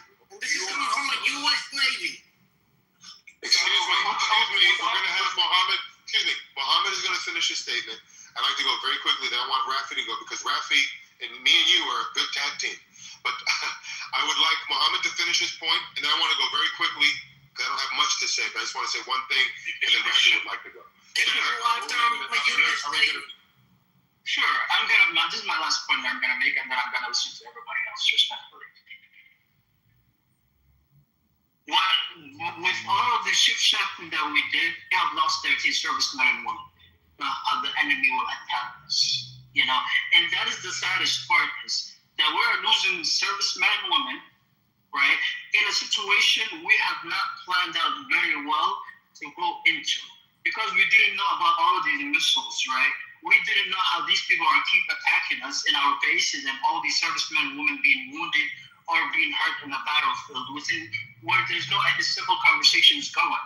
So my conversation to everybody who says this is for us, at this point, 4 months into the situation, almost 4 months into the situation, have we benefited in this conflict that didn't hurt us already? Your microphone is not very clear. You're breaking in and out. What was your question? Oh, sorry. Go ahead. No, go ahead. You want to know how you benefited between now and the war started, and that's all idiotically, because you can't say how any war benefits in the middle of a fucking war. Right. It's early. But I will say this. Right, really quickly. So to your original point, listen, you know that, I know that, and you think they don't know that? Okay? If you listen to what's his name? Marco Rubio, the great Marco Rubio. If you listen to him last week when he was going back and forth with the White House press, he fully acknowledged it. He acknowledges that we are dealing with people who are not, people you can just trust, take at their word. So that's why they're working to put into place agreements that not only have firm agreements around, whatever the priorities are, but then they're enforceable. They put them in. They put the agreements in a way that's enforceable. Can they trust us? I don't know what you're doing, brother. I'm in the middle of a sentence. You can't just come up off the microphone like that. You hear me? All right. So the thing is, Muhammad, the thing is that they're devising these agreements in ways that whatever the priorities that they can come up, agreements that they can agree to, is enforceable.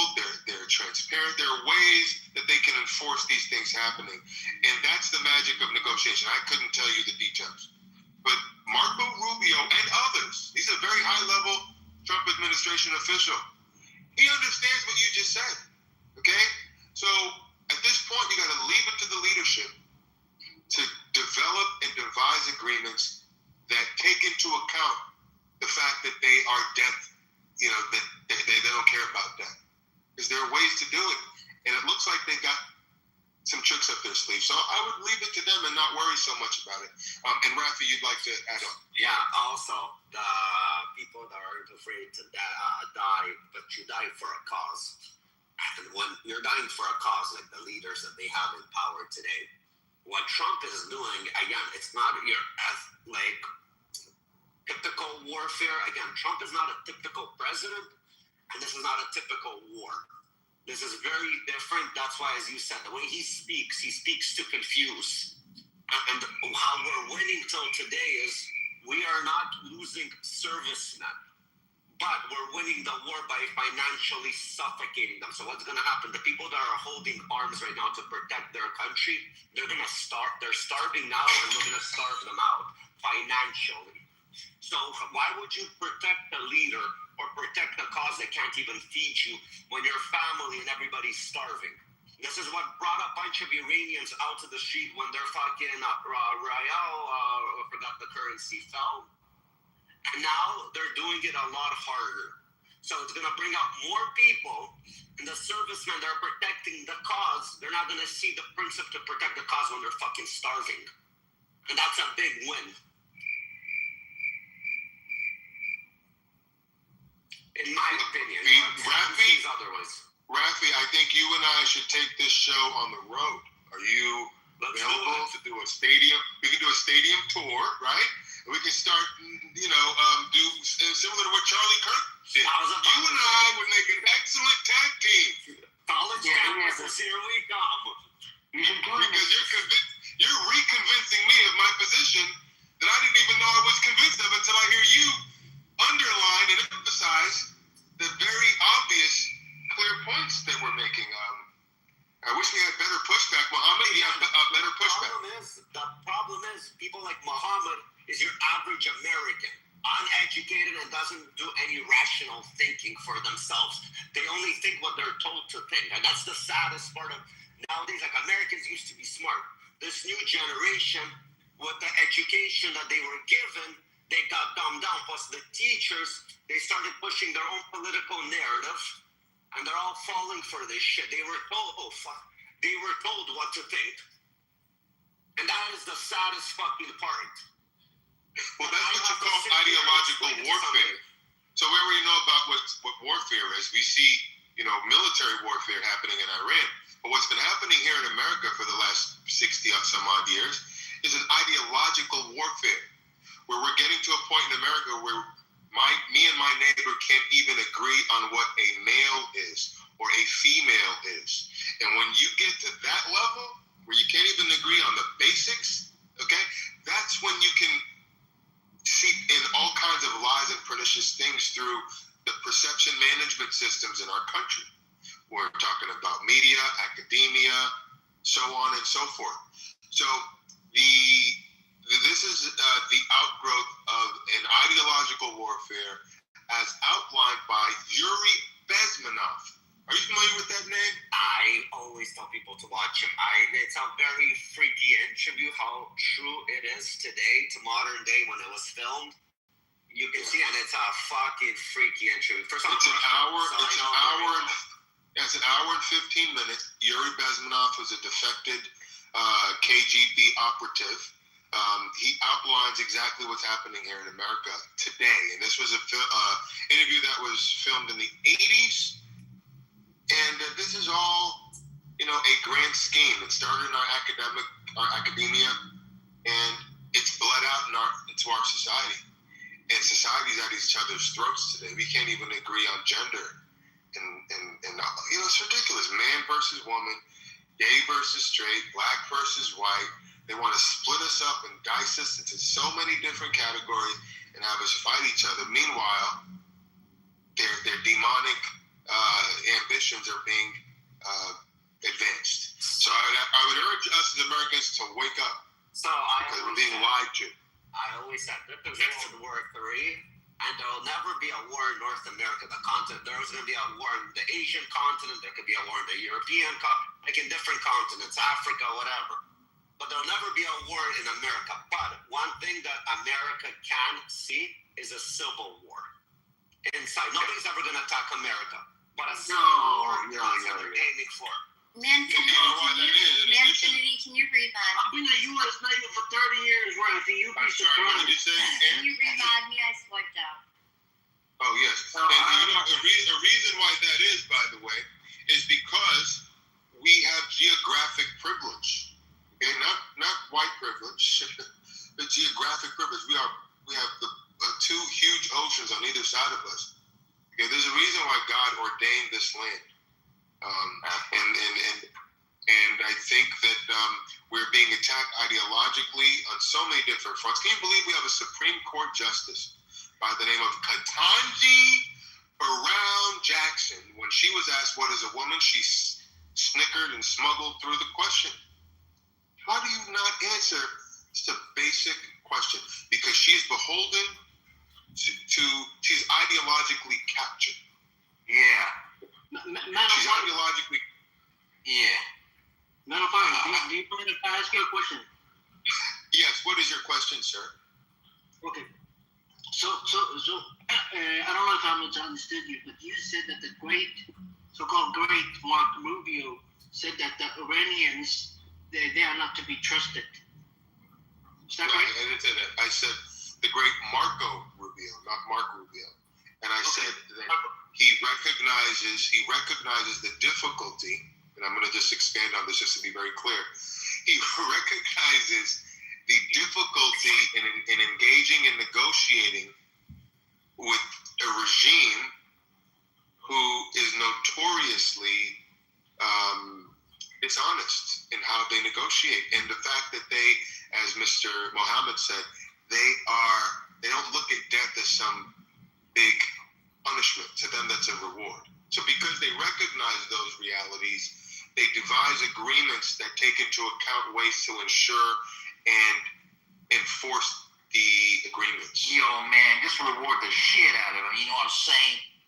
All right, Sam, I need you to calm it down for a second. I'd like Last to respond. Okay.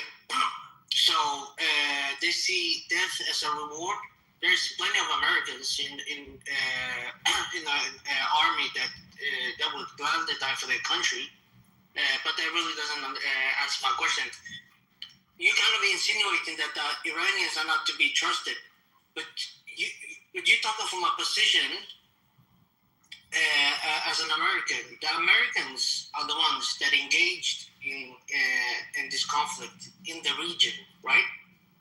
The Americans are the one that killed over 1 million Iraqis, lied about weapon of mass destruction. The Americans are the one that claim it has uranium and atomic bombs and so on. The Americans are the ones. Can we take one issue at a time? Can you take one issue at a time? Because I'd like to pick you apart one issue at a time. But when you can't take your issues, it's becoming difficult to engage. So let me pick you apart first on the Iraq issue. What did you say in terms of Iraq? Can you repeat that? The Americans claim that Iraq had weapon of mass destruction. And for that, they engaged and killed over 1 million. Okay, you said America claimed in concert with what other countries and what other bodies? Can you be honest and share that? I'm talking about America. No. I want you to be but I want to see. But when you frame it that way, wait a minute. Let me finish. When you frame it that way, you're giving off the impression that America kind of came up with it out of the thin blue sky. I want you to be honest and also outline at least a few other countries and world bodies that also came to the conclusion that Iraq had weapons of mass destruction prior to the invasion in March of 2003. Will you be honest with the people who are listening to you right now and admit that there were other countries and other world... Excuse me, I wasn't finished. Will you be honest and admit that there were other countries and other investigative bodies that also came to that conclusion? Will you admit that?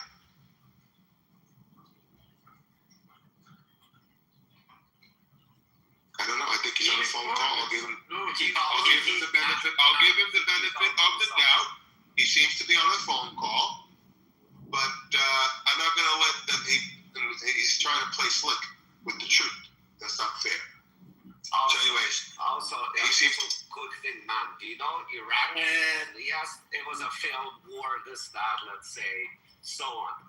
But at the end of the day, if you look at the long run, Iraq just recently had fair elections. And the Man of Fire. They did vote in a moderate number. So let's see what happens. That's so incorrect, Rafi, right? Because to lie for over 1 million still exist in Iraq due to that war. Excuse me, Mr. Cage. Did you hear my question to you before you took the call that you had? Yeah, you said that there were other countries that came to that conclusion, right? Not only countries, but also world bodies like the United Nations. They all could conclude that weapons existed because Saddam Hussein was playing fast and loose with access to various facilities in his country. Okay, America gave him the weapons that we accuse him of having in the Iran-Contra controversy. Okay, we knew we had the weapons because we gave it to him. We had the receipts. And in 1993, when he lost the Gulf War, he signed a peace treaty agreement with the Bush administration, Bush #1, and he said that he would disarm with the supervision of the weapons inspectors. And over the course of the next 10 years or so, there were 17 United Nations violations, weapons violations, to the point where President Bill Clinton, in December of 1998, bombed Iraq were found that they shouldn't have had. Anthrax, sarin gas, so on and so forth. So for you to pretend as if we made up, no, we didn't make it up. If he disarmed without the supervision of the weapons inspectors, that's his fault. We had no reason to take him at his word. He brought that war on himself. I'm sorry, I can't hear multiple people at the same time. So my response was to Last Kings. Did you have a response to what I just said? Yes, I do. Go ahead. So are you saying that Iraq, in fact, had weapon of mass destructions? No, I'm saying with the benefit of hindsight, we didn't find them, so therefore we can conclude. But we have the benefit of hindsight. But I'm not going to judge. I'm just asking. Go ahead, Mom. I'm not going to judge the act of the administration who didn't have the benefit of hindsight. What they had was the reality of the situation in front of them, which is we gave him weapons, we have the receipts, he bombed us in 1998, we can't prove that he disarmed, even though he was supposed to disarm them with the weapons inspector's supervision. Why should we take Saddam Hussein at his word? He's killing his own people, he's a maniacal dictator. So why should we take it at his word?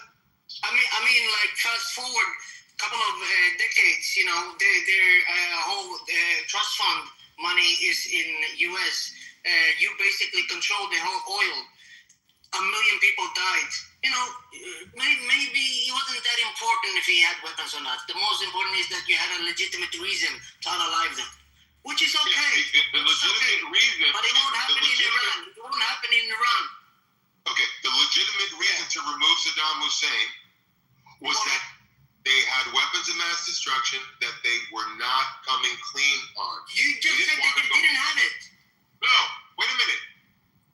He was supposed to, did he or did he not sign, excuse me, Last Kings, you can laugh all you want, but you have to agree that he signed an agreement, the Gulf War Treaty of 1990, I believe it was 1 or 3, I think it's 91. Signed the peace treaty agreement, and he said that he would disarm with the supervision of the weapons inspectors. And you know why that was important? Because if he disarmed on his own, we had no way of proving it. And therefore, he'd always still be a threat. He didn't do it according to what he signed. Therefore, he brought all of those problems onto himself and to the million people that were killed. Because in a world after 9/11, we could not let a threat grow in the way that that threat grew. 9/11 was a known possible threat. We knew that planes were going to be hijacked. It was written on paper. We knew, the CIA knew that there was a threat pending where they were going to hijack planes and run them into the World Trade Towers. But guess what? We didn't take any action. So in a world after 9/11, George W. Bush has blood on his hands, 3,000 dead Americans because he didn't direct the CIA to take serious action against that threat. Now we see a gathering threat in Iraq. We gave him the weapons. He has a propensity to use them against his own people. Who's to say he won't fill up a Poland Spring bottle of anthrax and give it to the next person who wants to come through our open borders and blow up Houston or Chicago or Orlando, Florida? We weren't going to take that chance. So President Bush went to the United Nations in September of 2002 and begged them to compel Iraq to come clean. And from September of 2002 to March of 2003, it was games. So we threw the Moab down on them, the mother of all bombs. And the war in Iraq began. Not because we were making up the idea that he had weapons. It was because in the context of what occurred prior, okay, we had every right to think that they had them. Every right. But okay, this is where the problem for me relies, right? No, you just don't get it. That administration at that time, we knew Saddam Hussein was a very bad person, allegedly a bad person at that time. I'm sorry, Mohammed, I have a hard time hearing what you're saying. Can you repeat what you're saying clearly? Okay, can you hear me better now? Yes. Okay. We knew Saddam Hussein was bad from early days, knowing how horrible of a human being allegedly he was, right?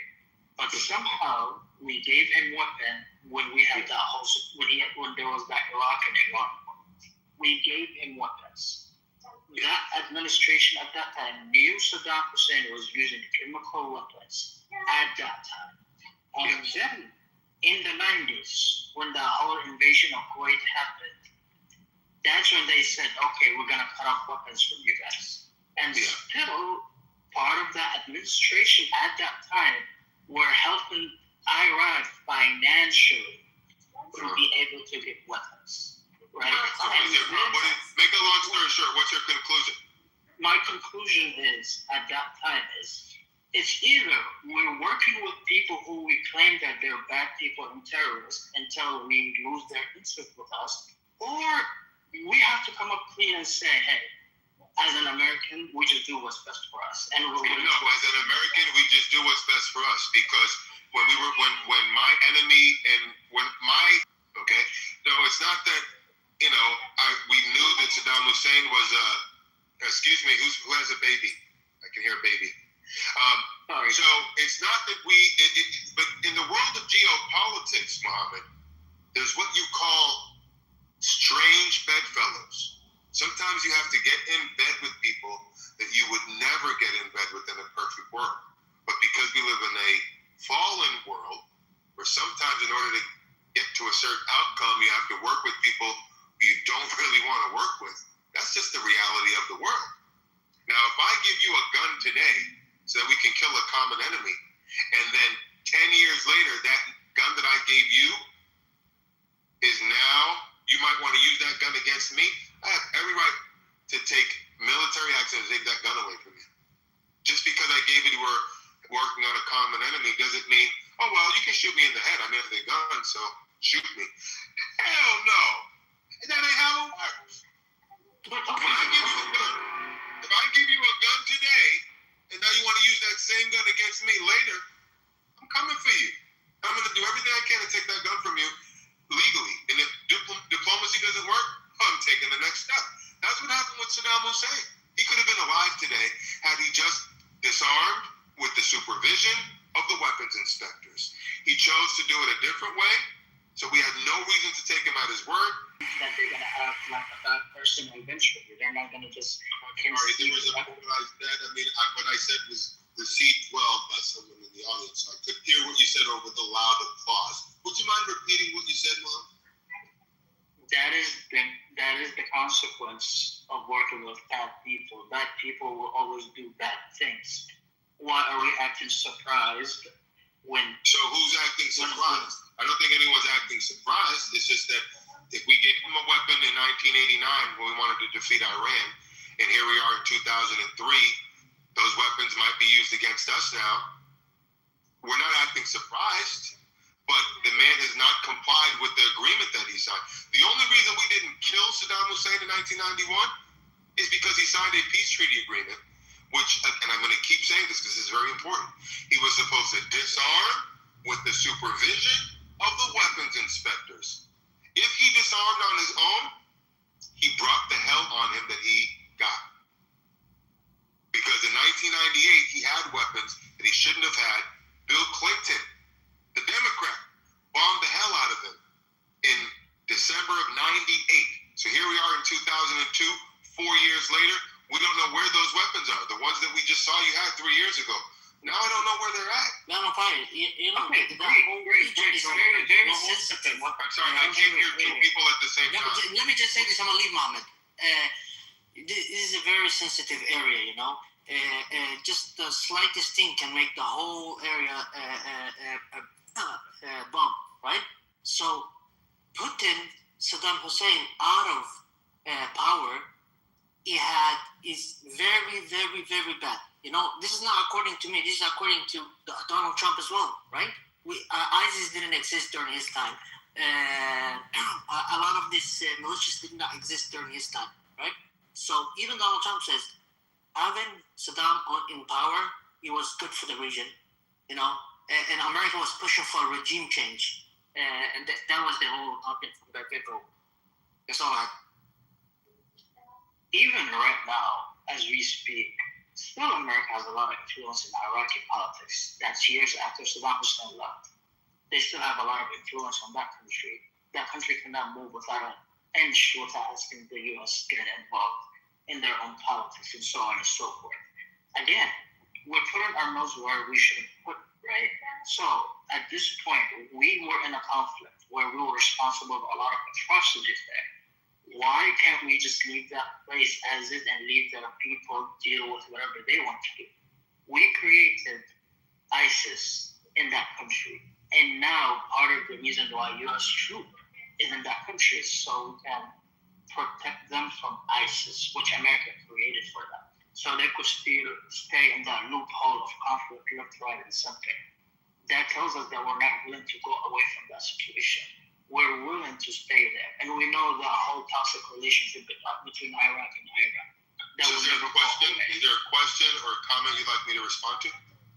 No. I'm just saying, it's just the fact that U.S. politics that's still involved in Iraq right now, it still will harm us. And now you also know the Kurdish, that the weapons that we send them so they can go ahead and get involved in Iran, basically that weapon went back to Iraq, and that weapon has been went to the bad people in Iraq. We do not know how we're going to go out of that. I'm not 100% isolated. But don't you understand that Iraq is better off today than it was? For instance, according to Rafi, there was a recent election that is a voter. America was involved in the election 100%. Okay. So is there a according to I did some research earlier, and it says here. Oh man, I lost it. It's more moderate that they finally elected for the first time. So there was a shift. It took time, but there was a shift. So there was a ripple effect to the war. And Infinite, don't you realize how many hundreds of thousands of Christians were killed that time, and now it's Muslim, like majority of Iraq? Like, I don't know if that's a win, is it? Why isn't nobody then talking about Boko Haram, what they're doing to the Christian population? Because when Muslims are killing, it's fine. They're killing Christians in millions, right? Yeah. According to what I'm reading here, I just want to state something. For the poverty rates have decreased, with some reports citing a reduction from 20% in 2018 to 17.5% by 24-25. The improvements in the Human Development Index. That's according to UN News. So there's a bunch of ways that Iraq has, it says here, by 2026, Iraq has shown significant, quote-unquote, remarkable improvement in security and stability, with confidence in institutions like the national military rising to roughly 82% as of 2025. While early years were marked by chaos, Iraq by 2026 has experienced relatively stable governance under Prime Minister Mohammed Shial Sudani, and is holding regular, increasingly orderly elections. And ultimately, while the Iraq of 2026 has achieved a level of stability not seen in the previous 2 decades, many analysts, like Mohammed, mostly argue the catastrophic cost of reaching this point prevents it from being deemed successful or simple victory, with some arguing the real winner was a regional rival of Iran. So again, this is always going to be controversial. But this is where my issue is. Hold on, Muhammad. Continue with your issue. Hold on with your issue. Wait up. I want to see if you're arguing in good faith too, right? Let's find out this. I think that man has said so far that I kind of pitched in here and there. You agree with everything we're saying, and everything is the positive from the war, positive from whatever America military actions that happened. Again, it didn't happen overnight. It took some time, plus all these other topics. Do you agree that these are beneficial to the world that we have mentioned? Or you're still going to be trying to speak negative because you're still trying to find something negative where we're showing you the positive where you're seeing negative? Okay, I'd like to. This is not a whole black and white situation. No, I just want to know if you're arguing this thing because listen, man is wasting his time explaining this to you. The question is, Mohammed, are you willing to stipulate that there were some benefits that have sprung from the military action in Iraq, or no matter what? there wasn't a lot of benefits, and that shows. I didn't ask you. I didn't see. You see how you just snuck in the word a lot? I didn't say a lot. I said, will you stipulate to indicate that there's some level of honest brokering on your part in this discussion? Will you be willing to stipulate that some positive, some benefit, not a lot, because a lot is very subjective. Will you be willing to stipulate to the benefits that I've been able to articulate through what I just read? Are you willing to stipulate them as being true, or do you dispute them at all? Yes. Outweigh the negatives, especially in the long run, because now the country can rebuild. The country has a future. Because do you stipulate that, Muhammad, or do you dispute that? I agree with that. Some benefits that happen, right? But again, you agree with some benefits, but what you're saying is that the cost is so outweighs the benefits that the benefits aren't even really worth mentioning. Is that kind of what you're saying? Yes, because the Iraqi people in these recent protests, one of their issue is to get the American politics out of their business so they can do it on their own.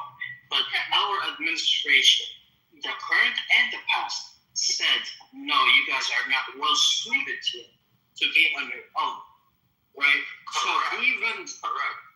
again, what is the point of us saying you guys should be on, like, if we think like they're a surviving country, they could do on their own? Why are we still sticking there?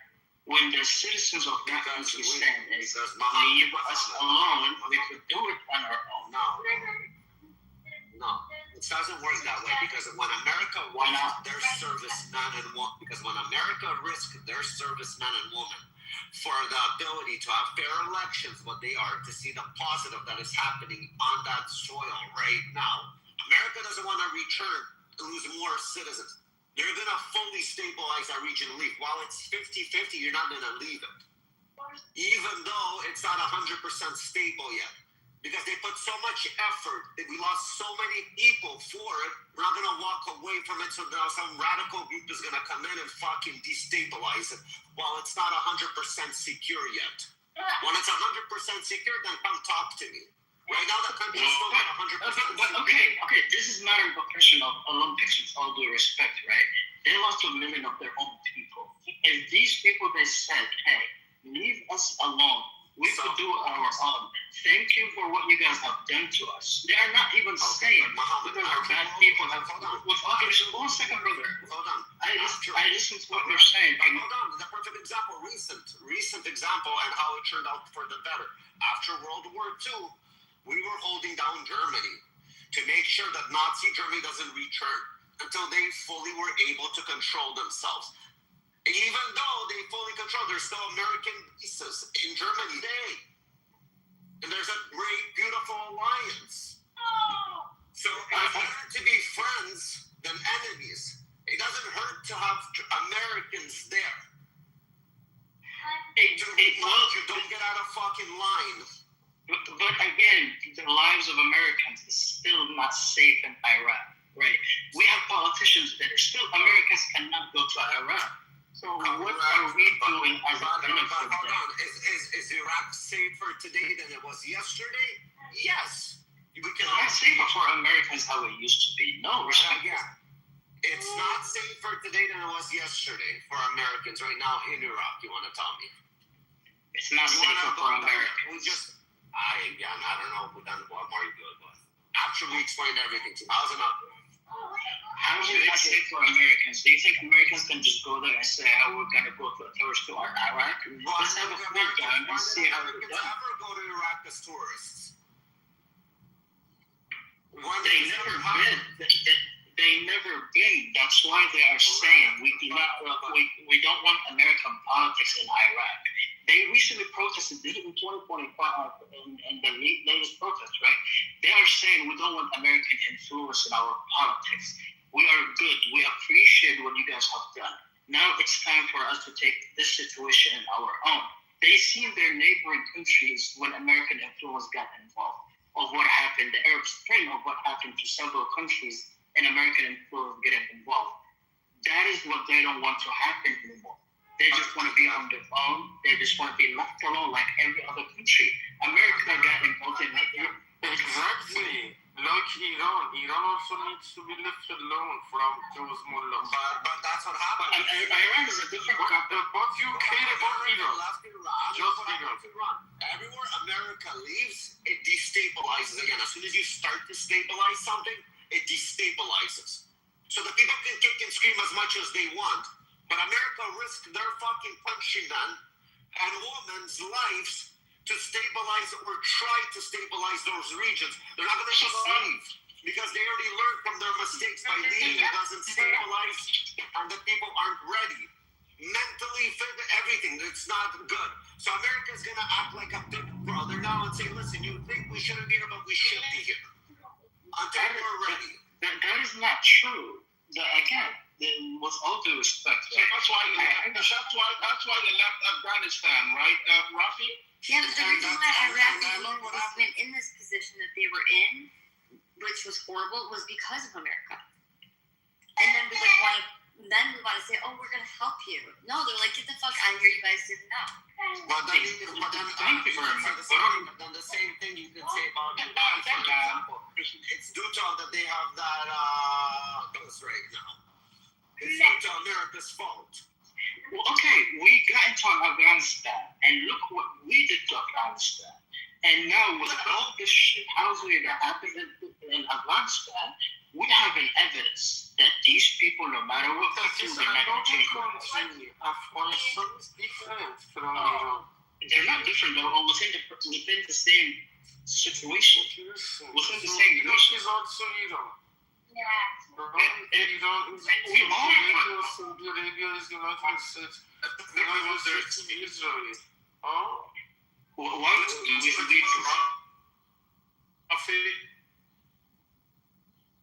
This is exactly what Rafi mentioned.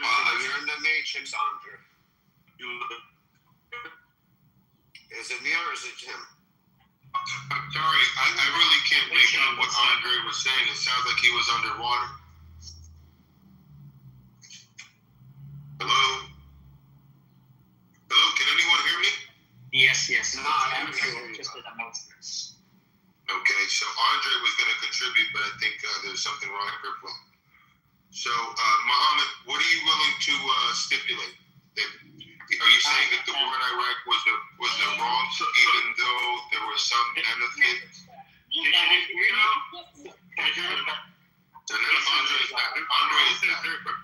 So just really quick.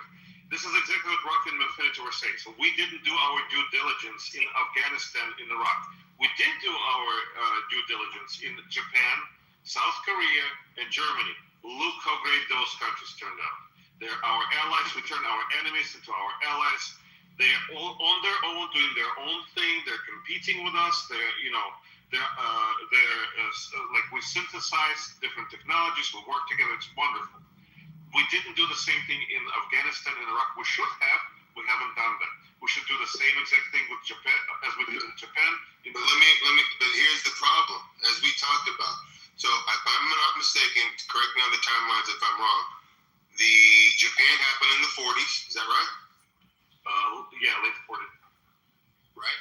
The Germany happened in the 40s, right? Same time. That's right. Korea happened in the 50s, right? Korea War. Late 50s. All right. So the problem is this: in a world since the 60s, because remember, I take everything back to Operation Paperclip, and maybe Rafi knows about that since he saw the Yuri Bezmenov. Okay, we allowed Nazi German scientists into our country at the behest of John F. Kennedy in the 1960, I believe. 1,200 of them, I believe. And these people are well trained at pitting one group against another group. Okay, black versus white, gay versus straight, man versus woman, on and on and on. Well, these people from Operation Paperclip, these Nazi German scientists who were defected from Germany, when they were invited into our country, the first place they were introduced to were academic institutions. So I'm talking about the University of Chicago, talking about your favorite. May I interject just really quickly? I think it's the paperclip, the Operation Paperclip, that's the one that Nixon was famous for. He was like, I think, Navy captain at the time. He was the one who transported them. It's not the German Nazi scientist. It is the Frankfurt School that was running away from the German Nazis that got transported into the United States, became part of the national security apparatus because they were phenomenal analysts. They were. But they were also, they were poisoned with Marxist ideology. The Frankfurt School people were Marxists. So, okay, I want to be clear on what you were saying. So when I said that Operation Paperclip invited Nazi German scientists who were trained at hitting one group against another, you're saying that instead of them... Hold on, Andre. They brought in Nazi scientists that were studying aerospace, like into NASA. That's Huntsville, Alabama. That's Huntsville, Alabama. That was their... Yeah, it wasn't only professors. It was actual people that were part of the Nazi regime that they took in. Missile, yeah. It was their missile program. See, I'm learning right now. I didn't know that. All I knew was that they brought these people over, and some of them ended up in our universities, and before too long, do you know what term was first used in the 1960s in this country? The term racism and ism. Prior to 1960, the term that was used to describe issues between the races was prejudice, discrimination. Racism is the word that came from academic circles, and I believe this is just my surmise what I'm summing up based on my read of what happened. They introduced these terminologies to describe and to diagnose some of the social ills that we're having in the context of the Civil Rights movement. So they had a lot to point to and all of that. My point is this: is that your point. Oh man, I lost my point. It's cool, man. I'm gonna reach out to you in the back channel. I'll explain to you the progression of things. It was actually the opposite. So the Nazis borrowed the Southern racism from the United States and partially built it into their system. The reason why the universities have been subverted and there's this whole taking over institutions, that comes from the Frankfurt School, and specifically there's parallel Marxist Grimsci who described the theory in detail. The Russians got a hold of his diaries. He was imprisoned by the Italian fascists, but he was writing while he was in prison. They wanted to silence him altogether, but the Soviets smuggled his diaries into the Soviet Union and used it also as a backbone as their psychological warfare that they implemented from 50s, 60s, 70s, 80s, and 90s. Okay, here's my larger point. Now I remember what I was going to say. After 1960, okay, or after all of that happened, that's when wars, military actions in America weren't something that everybody just kind of got behind. Okay, there was a resistance that just wasn't, smattering remarks and cocktail parties. There were real movements against military action taken by America that didn't exist in the 50s and the 60s. So my point, now that I remember my point, was the due diligence, as you frame it, that was done in the context of Japan and Germany and Korea almost became impossible in a world where filming cameras are watching everything that's being done. It's being transmitted back to the American people, and now the leadership is being influenced to wage a politically correct war, which is actually impossible. War in and of itself is politically incorrect, but they try to do things in ways that cater to this group or that group when it's ugly, and there's no two ways about it. So I would submit to you that the reason why we'll never be able to do the quote-unquote due diligence in the way that we were doing it in Japan, Germany, and Korea is because now we have an activist journalistic body. We have an activist, student body. We have and this is exactly what the Frankfurt School was trying to do. Pit one group against another, anti-war versus war. And now, how do you do the due diligence? Because you have all of this resistance, and it's an organized resistance. So I don't think you can do what you did in those contexts in today's context because of that. How do you respond? Maybe I was talking to myself. No, we heard you. Okay. Was it Andre? Andre, how do you respond to that if you heard me? Andre going once? Didn't exist in the 40s and the 50s. Well, again, we're having, for example, like the Iraq. I'm sorry, I missed what you said at the beginning because someone talked over you. I said, like today's war today in Iran, for example, if we call it a war or an operation, I want to phrase it, there is some sort of plan. I've been hearing there's a plan, but don't forget, this plan was put in by your non-conventional president, and we're having a non-conventional war. So the outcome of this, we don't know how this is going to play out. The wars that we're having between Russia and Ukraine were started from previous administrations that run like all the other wars. The war in Iraq was started by a previous administration, and whatever they're doing, the stronghold on it is just a continuation from the previous administration. If we're talking today about Iran's war, it's not a war realistically as you would have it in Iraq. It's not boots on the ground. It's more let's hit you financially. If we can starve you, you're going to lay down your guns. Same thing in Cuba. They're waiting for their country to starve to take over it.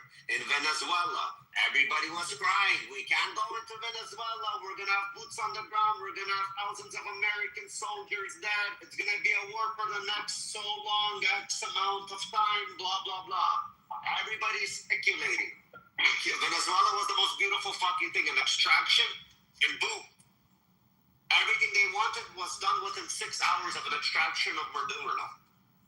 Cuba, they're just starving the people. It's different type of warfare right now because you have a different type of president in power. Amen. Okay. This is what How do you think? And do you see the difference between George W. Bush when he was called blood for oil, all those things? He never forcefully stood against it. Like he took it. He was the dunce. He was the dummy president.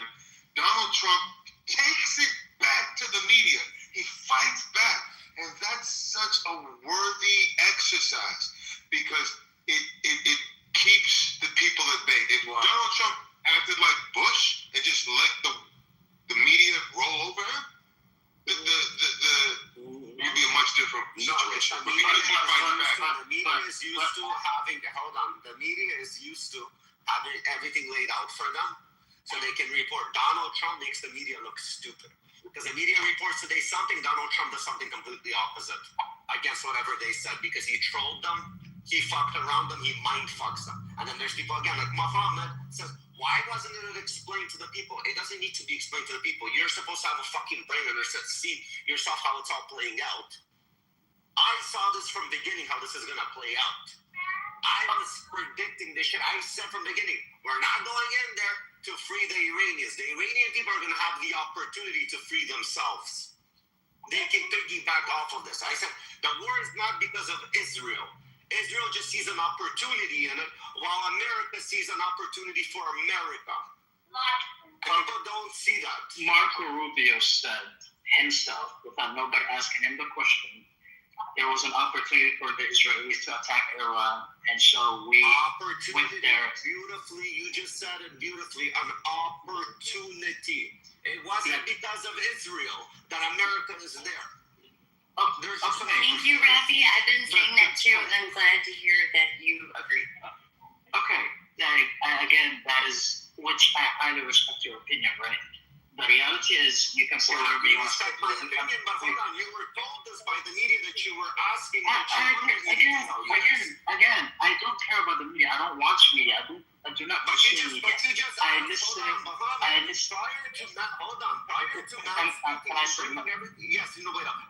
to Muhammad, that's why I asked you, are you arguing in a good faith? Because prior to man sitting here on the stage explaining to you all this, defending the actions, okay, he said, you asked him, why wasn't it told to the people? Who told to the people? The only people that say it is the media and the fucking administration. So you're basically waiting for all your answers to be told to you instead of having rational thinking. And we said, we see this happening. This is how it is. And we asked you, are you arguing good faith after we presented all these points? Wait out. Okay, I agree to your points that you guys are making, but you guys are forgetting the main aspect of things, right? Of this war happening. What's happening right now, what tends to happen is people are they're not like before. They're feeling whatever is happening outside based on their pockets. Jobs are been laying people off because they couldn't purchase gasoline to get into the commute to work. People are taking alternative decisions not to go to work because the gas prices have been taken in their pockets, basically. Basically, the groceries have been much more. So if you're the price, okay, but if you want to go to the respectfully. Can I just interject? I just want to do a temperature check. Excuse me, temperature check. Mohammed, I appreciate you taking the heat from all of us in here. Okay, I appreciate you going back and forth. You're not as dishonest as others that I've engaged with on this stuff at all. So my question to you, we've been exposed. Well, this is what the temperature check is about. I'd like to know, Mohammed, from the time that we started discussing with you today till now, okay, every time we've shared with you something, you've asked a question, we've answered you, you've asked a question, we've answered you. Has there been any broken ground? Have we broke any ground with you in terms of, because every time we said something to you, like, yeah, I already knew that, but this. Then we said that, and then you said, well, yeah, I already knew that, but this. You shifted each time. I really would like to know if what we're saying is sinking in any level, or is your position hardened, or is your position softened since discussing this? He won't change. His position won't change. I'm sorry, the only person that can answer that question is Mohammed. Mohammed, have you softened or hardened since discussing these topics? There is a position in me that was softened, right? But for me, when we look into a war that currently we're engaging with, has been into a position where it's almost hitting everything else outside, right? You as an average citizen, you cannot say, I don't care about this war and not realize that it's affecting your pockets, right? Okay, you cannot say. Let's argue this one right now. Can I finish my point? No, but you said gas. Did you not say gas, Mohammed? Can I finish my point, please? Like, I don't understand why I'm not getting into it. Because you're making a lot of points. You made a thing about school. People not going to work. Hold on, Mohammed. You made a point about fuel and people not going to work. Did you not just make that point before I interrupted you? Okay, but again, every single time. Okay, again, every time. My point. Okay, hold on. There's a question if we should go point by point or allow Mohammed to lay out all of his points and then go through. Mohammed, I think it works better for you to lay point, then we can address that, and then we can. But we have to quickly address it. And for him, we shouldn't go down a deep, dark rabbit hole. We should quickly address his issue. So your first issue was something about gas prices? And people not able to go to work. Yeah, well, I want to ask gas prices. So hold on, please, 1 second, Sam. Was that one of your points, Mohammed? Just now you made that. Because of this, people are paying high gas prices and they cannot go to work. Did you say that? Yes, I said that before. Okay, so that is a point. Yes. And can I rebuttal that for a second? Sure. Make it quick. Okay, if I'm not mistaken, even with this war, when Donald J. Trump became the president, the gas prices went down. Yes, the gas prices went up, but they're still cheaper than when there was no war under the Biden administration. And people somehow made it to work. Why are people now finding an excuse under this administration when gas prices are still lower under Biden's administration, but higher than when Trump came into office after lowering the prices? What makes that as an excuse? Or is that an excuse you were told again by the media that you say you don't listen to? So when you pick and choose words, Mohammed, great. We can look at the prices before, we can look at the prices today. Okay, great. Thank you. Please do not interrupt what I speak. Okay? Economy was also as bad when Biden was in office, right? Groceries was expensive.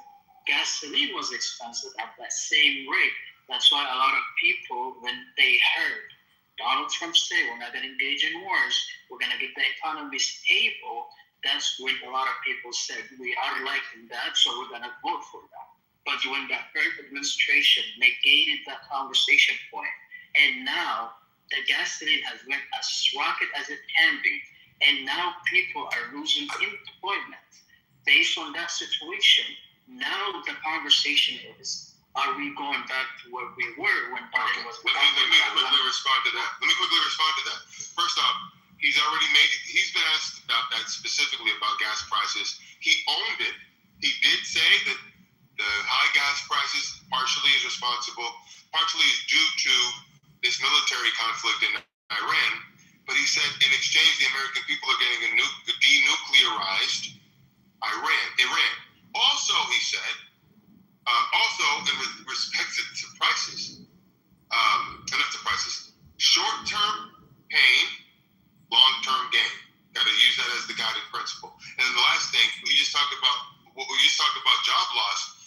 For the month of May 2026, we've exceeded all expectations for job creation in the month of April.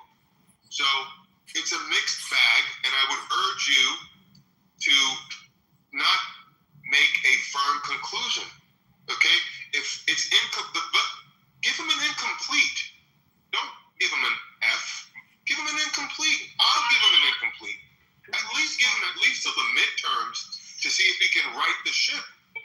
But it's unfair. I think it's unfair. Excuse me. I think it's unfair to take a snapshot of how things are today in the midst of things happening. Okay? Sometimes you take 10 steps back, you take 5 steps forward, and blah, blah. Give them at least until the midterms to kind of make a, somewhat firm assessment. I think right now, incomplete is the best we can give him. Mohammed, will you agree with me we should give him an incomplete? I accept that we should give him an incomplete. But the reality is, I'm sorry, we have a moderator who would like to contribute. Her name is Ann Hero. I just want to say one thing, and then you guys can keep going back and forth. I'm enjoying it. So Man City, I agree with you both actually, because but I think that's come to a point, Infinity, that I think most people that voted for Trump were okay with us going and helping Israel and all of it, 100%. But now it's gone on too long. And when I say too long, I know that in comparison to other wars, like whatever, I'm not comparing it to another war. Like based on what Trump had initially said, and it just seems like he set himself up for failure when he first said, okay, we're going to be there for 2 weeks. He shouldn't have even put a number out there, not knowing what, you know what I mean? So like him saying that, and so it's like every time it's like day whatever, we're supposed to be out of there. He's like, okay, we're going to be in there for another more time. And it's like, so it's just kind of like it feels like egg on her face a little bit. So he set himself up for failure. But as far as the midterms, this can also, because of this could affect, this needs to be done soon, because this will affect our midterm elections. And we have these Democrats having control of the House, and all that's like what I'm worried about. Well, I take your point. Is going to solve that problem, man. There's massive redistricting going on. The Supreme Court decision and the Virginia Supreme Court decision both show that I think there's going to be a massive gain in the House of Representatives. At least that's what they're trying for. Right. And you have to understand, I take your point, but you have to understand it's an all of the above approach, as you, El Normo, alluded to. Yes, this is the biggest gamble of Trump's life. Okay, all of the business deals. This gamble going into Iran was always going to be controversial. Was always going to be a gamble. Okay. This is not a gamble. I disagree. His political legacy relies on how this turns out, especially in the run-up to the midterms, because things could happen. But like he said, the redistricting is a different. It's an asterisk. Who knows how it's all going to turn out? I actually disagree. When you say 2 weeks now, and then 3 days, and then 4 weeks, I understand that's hard to hear as someone who wants to hear something that you can hold on to as just a bystander. The problem is that I think a lot of people don't understand that there's value to strategic ambiguity. There's value to saying one thing and then something else. The the fact that he swears on Easter, he's volatile, he's unpredictable. I think that's going to work. That's going to accrue. That's going to accrue to our benefit. Right. So to the simple-minded Americans out there who just kind of take things on its face and then go into business, they're never going to be satisfied. But to the people a little bit more sophisticated and understand that it's very complicated in the world of geopolitics, you know, there's a lot of things you got to do and say that it's tough. You got to. We live in a problem world. Can we just acknowledge that? I will end by saying I give Donald Trump and his administration grace as they maneuver through a very difficult situation. Right, but let's just acknowledge that there's a point of view where invading Iran is actually not risky at all. The reason is that it is literally a policy of the establishment that had always been criticizing him. John McCain in 2007 on the campaign trail in South Carolina was the one singing in their videos of this bomb, bomb, bomb Iran. Like this idea of you're only a real Republican if you bomb Iran. Trump just proved that he's a real Republican by going after Iran. This has been a long-standing dream of Republicans, and I actually think this is something he did that's risk averse, because he actually wants to earn all the Lindsey Graham type of credit. Okay, I think it's one of the best things an American president ever did, frankly. I just hope he continues, and I imagine he will continue, because he likes to win. And I think he's going to make his performance, and even the performance of the economy, somewhat irrelevant by all of this redistricting. They're frantically making sure that the House losses are minimal, if at all. Okay, so I see where all the points is being made, right? But the reality is that what's happening right now, which is affecting a lot of Americans, basically the threat is we cannot just say, let's wait until midterms, right? From now until the midterms, what's happening in America? We got the World Cup coming, right? And this is a big sporting event. God forbid a sleeper cell comes up during the World Cup. And what is going to happen within this country? That's a large Excuse me, Muhammad. Excuse me. Wait a minute. Muhammad, something that I don't know. I mean, your name is Muhammad. What do you know that we don't know? I do not know nothing, but we have seen. You're on an open app. Tell us the truth. Relax. You know. But the thing is, I am worried. You're going to attack Muhammad. Stop beating around the bush. Where are you going to attack? What are the names of your friends? Lord have mercy. Muhammad. I'm just saying is... You said that was way too much certitude. There is no certitude or anything, but the thing is, I am worried for this country. And we worry that in a situation like this, we have a lot of economy issues that are happening. We do not know what to do. Muhammad, you don't want this on your conscience. Excuse me, El Normo. Anybody listen? Do you guys remember when Donald Trump, when he was going up against Hillary Clinton, and he said at the podium, Russia, if you're listening? Well, I'm going to say the Trump administration, if you're listening. Muhammad is in this room. His name is Muhammad Ma. And I would like for you to question him what else he knows. I think he knows more information than he's telling us. Lord, when you attack the World Cup, Muhammad, it's time to come clean. You're going to feel better. Tell the truth. Muhammad, come clean. Come clean. Are you related to that guy? Are you related to the guy who went into the White House Correspondents' Dinner? Who's that? I don't know. Oh boy, he's playing. I'm not related. Now you're playing dumb. You don't know Cole? I'm not related. Oh, the White House correspondent there. I forgot his name, to be honest. But no, I'm not related to him. But the reality is, let's just be perfect. So what you're saying is you're concerned that something might happen in the run-up to the midterms? I am not concerned. My concern is the way that this political world is going, especially in this country, right? The economy is moving. It's either we have to come to a decision where this administration say, hey,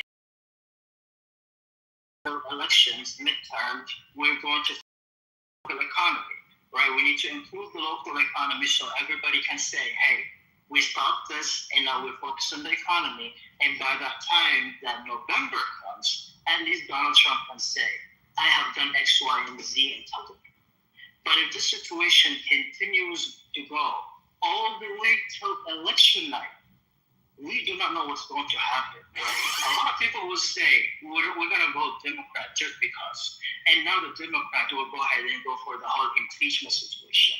You're going to get the Democrat in the House again. Do you really want the Democrats to go back to impeachments? Now you control the whole facet of the government, right? You got everything under your hands. You don't want election night to happen and you see a landslide Democrats literally getting into the House. Do we really want that? No, we don't. So why are we now saying we should wait until midterm everyone's be okay?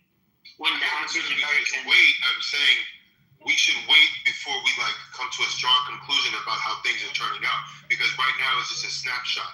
Okay? The jobs are doing well, but the gas prices are going up. We just exceeded all expectations for the month of April. But the gas prices are going high. But the way they counter that is short-term pain, long-term gain.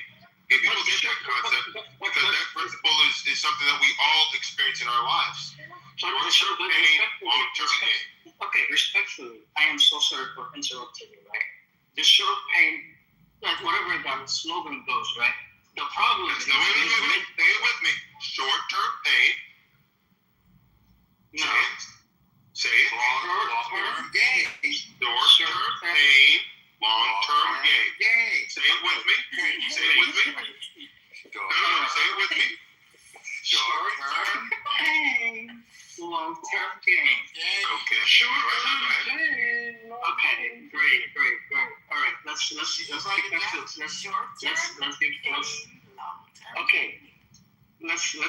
back to the topic, right?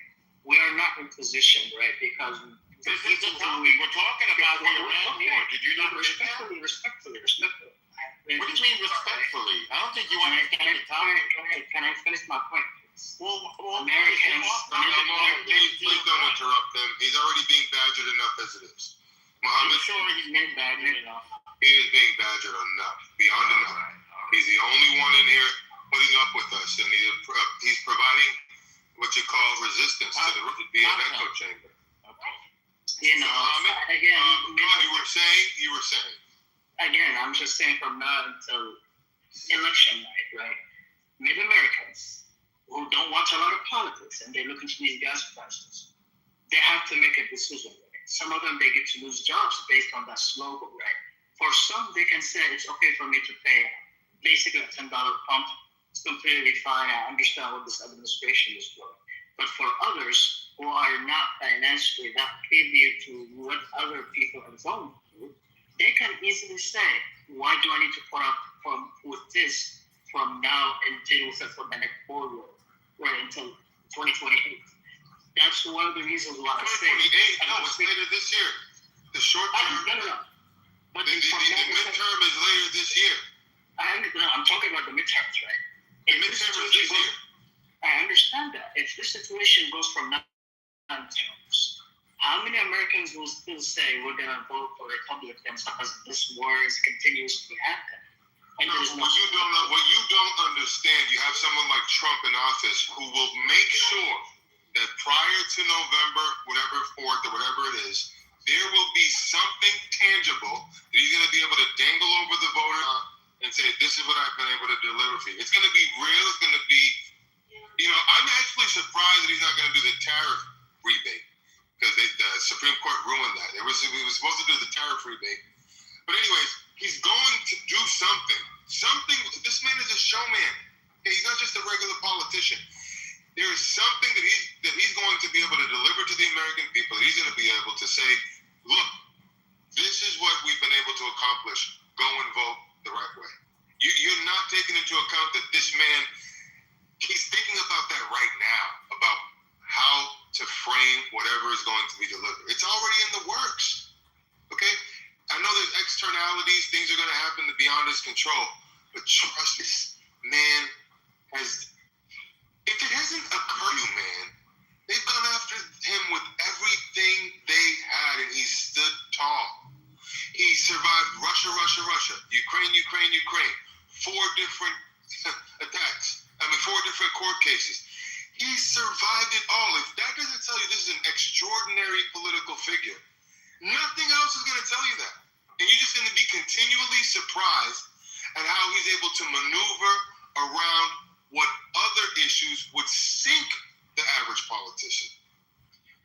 This man is a unique skill set that allows him to rise above whatever the adversity is. And he's been able to dictate that, show you that, from 2015 when he had to face 17 Republican opponents, defeated them as an outsider, then he defeats Hillary Clinton as an outsider, and he defeats... Come on, what else do I have to tell you at this point? On January 7th, 2021, this man was persona non grata. No one wanted to be close to him. He's now president. What else do I have to do to you that this man, he finds a way to win every time. Not sometimes, every. Great. That's one of the reasons we said, hey, I'm here to see how he's going through it from now until midterms if he didn't improve the economy. No one will be able to tell you what that is. The only person that knows that is him, a very close circle around him. That's it. So no one can tell you how or what. All I can tell you is buckle up, Buttercup. It's going to get good. The man knows how to deliver for the American people. That's it, and that's all. I need you to accept that. And it's the sooner you wake up to that fact, the better. All you have to do is look at what he's been through since 2015. This man could have been living large, with a glass of lemonade in the shade in some island nation. Instead, he's fighting for the American people in the White House, fighting against the media, fighting against the Democrats, almost losing his life on 3 occasions. When are you going to wake up to the fact that America is in good hands, steady hands? Whatever he does in his life, I appreciate him for others, I just want him to start thinking about the actual American people, the people who actually voted for him, the people still willing to see any improvement that happen with their economy, basically. So from now until midterm, I am willing to concede to some of the good things that he did, and I'm also very questionable for the things that he did. Yes, you have every right to question it. It's like, but you're never gonna. But it's time to just wake up to the fact that, I'm not saying throw in whatever he does. You should be skeptical. I don't believe everything he says. I know that a lot of it is political gamesmanship. You don't take him seriously. Don't take him literally, take him seriously. Everything he says is directionally true. It may not be actually true, but it is directionally true. Everything he says, even if it's exaggerative, it's directionally true. But sometimes you're speaking to 300 million Americans and sometimes 8 billion people worldwide, you have to speak in terms that dumbs things down, exaggerate so that you can just win people over and make a point. Some would call that, propagandizing. He would call it, you have to communicate. Okay, you can't talk like a scientist every time you get in front of a microphone. No one's going to pay attention to you. You have to be able to break things down. But a really quick way. I just like to message in your DMs, just so you know. Okay. Is it something private? Well, you'll listen to it. You'll decide. Okay. Man, I want to ask you a question. So wait a minute. Do you agree that Don Trump, his middle initial is J, I think it's Don Jesus Trump. No, I'm just playing. Don Trump. He's almost like the Teflon man. Teflon Don. Come on, Muhammad. The man has overcame so much to continue to doubt him. And it's fine to the healthy level of skepticism. I'm not saying to accept everything he says as gospel, because I don't even do that. And I voted for him 3 times, and I'd be willing to vote for him another 3 times. Okay? I understand that. I don't take everything he says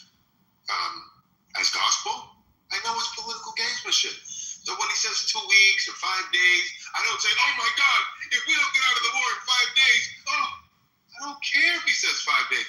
He's probably doing that to achieve the next immediate goal that we don't know anything about. He's probably trying to trick the other side to get this. It's called 4D chess. I give him grace. Okay. Again, I'm still at that point where we both agreed that you would give him as incomplete. That's what I answered, right? So let me ask you. We both agreed what? I didn't hear what you said. We both agreed. We both agreed that so far, his job, his performance is incomplete. Do we agree on that? Yes. Good. We agree on that one. See, I'm willing to concede. I'm willing to learn. I'm willing to get to a point. Let me ask you a hypothetical question. Probably my first and my last question.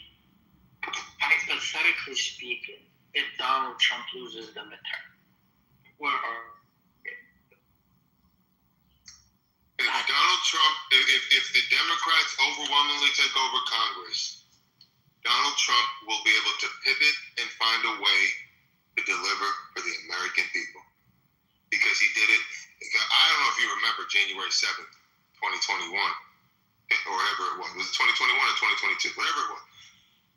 January 6th, 2021, that's what it was. January 7th, the man, come on, he came from the bottom to the top. Okay? I don't doubt his ability to deliver for the American people. He can communicate better than anybody. There's nobody on the Democrat side that's that can effectively communicate to the degree that he can.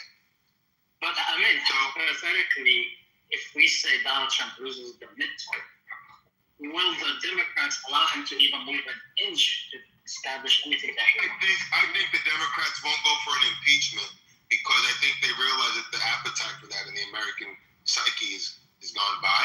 But if they do that, I think that will accrue to Trump's benefit. Because again, whenever they go for him, whether it's Russia, Ukraine, whenever they target him, they miss. And when I say target him, I'm talking about figuratively and literally. Okay?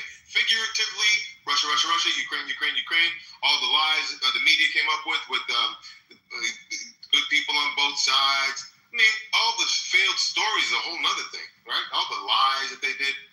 He's able to sideswipe all of it. So he escapes the targeting figuratively and he escapes the targeting literally. What they did to him in Butler, Pennsylvania, it nicked the air. He put a piece of paper on it for 2 days and he came out glow. You understand what I'm saying? Okay? I understand, but this goes back to 2021 or 2020 is completely different than 2026. The political violence of a situation that we're in right now, we do not expect from the Democrat whatever the hell they can come up with to do or say at this point. No, all they're going to do is try to impeach him. They're going to try to impeach him on the basis of the war in Iran. They're going to say the War Powers Act, blah, blah, blah, blah, blah, blah, blah. They're going to make up some lie. Ayanna Pressley with her bald head ass. And you got Jasmine Crockett. All the other people they're going to say blah, blah, blah, blah, blah. They're going to make up their stuff. Okay, they're going to make up their talking points. And Donald Trump will be able to overcome it. Because their opposition to him isn't based in righteousness. It's based in hatred. They don't care about building a righteous, justified case against him. Because their starting point is hatred. Their starting point is opposition. They can't win. They're not going to win. The laws of nature don't allow hatred to overcome truth. And Donald Trump is a truth teller. Donald Trump is a fighter. Donald Trump doesn't have to be where he is. So they're never going to win. They can try to obstruct and distract with all of their shenanigans. Donald Trump has already proven time and time again that he will be able to hop, skip, and jump over every one of their feeble attempts to ruin him. Do you understand? And I don't know at what point you're going to finally understand that. The Russia was brutal. Okay, they brutally attacked him over and over again. Actually, it started before that when Obama authorized the spying of Trump Tower.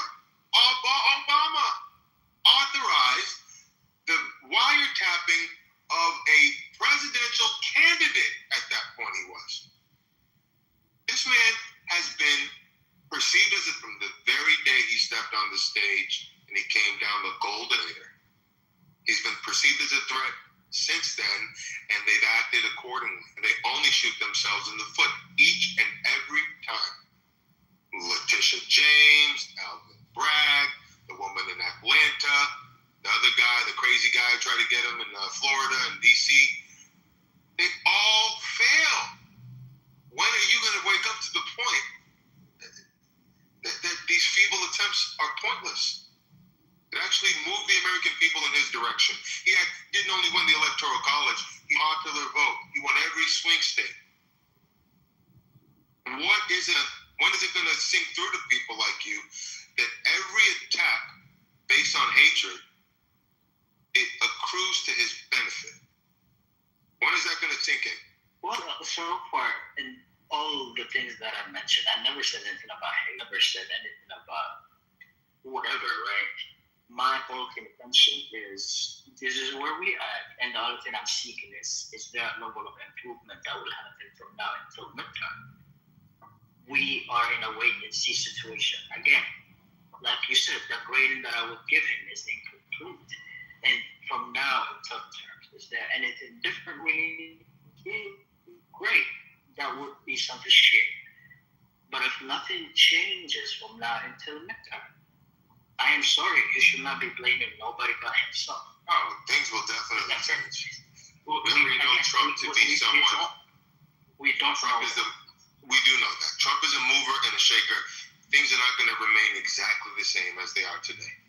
It could get worse, but I think it'll get better. Based on Trump's track record, I have a sinking suspicion that things are going to move in a way that benefits America. And Trump, with Marco Rubio, with Stephen Miller, dare I say Stephen Miller, I think is an effective communicator, along with the others in this cabinet, I think they're going to be able to make a strong case that this was the right thing to do, and America's better for it.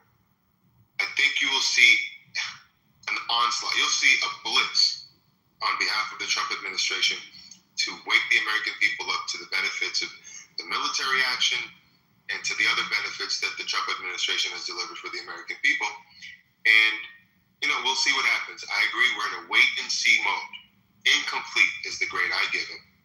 And I think you softened, because when you started, I don't think you were at an incomplete. I think you wanted to give him an F, or a D, or a C. Now it's an incomplete. I think our job has worked, because... No. Okay, don't put words in my mouth. I have not yet given a grade. The fair way to say it was incomplete, because I was never going to get one grade, right? But then when you put words out there and we had this conversation or this dialogue, the fairest thing that I can say is incomplete. Because based on the situation where we are right now, we are in a wait-and-see situation.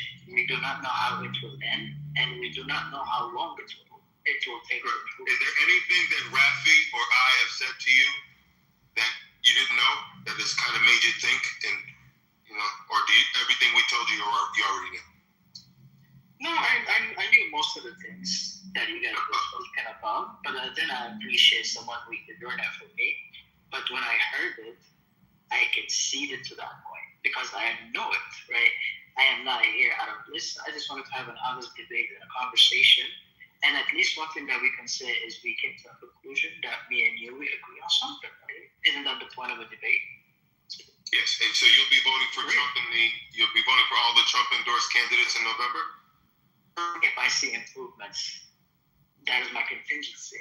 Did you vote for Trump in 2016? 2016. 2016? No, I did not. You voted for Hillary Clinton? I did not vote for Hillary. Are you not an American citizen? Yeah, I voted. I voted for her too. No, and it's okay. You'd be wrong. So wait a minute, Mohammed. In 2020, who did you vote for? Independent. I don't know who that is. Who's the person? IRGC. IRGC. I think it was RGC at that time. If I'm not mistaken. RGC? Can you give me the name? I don't remember that. Well, let me pull it up. You gotta pull it out? Oh boy. I don't even know who you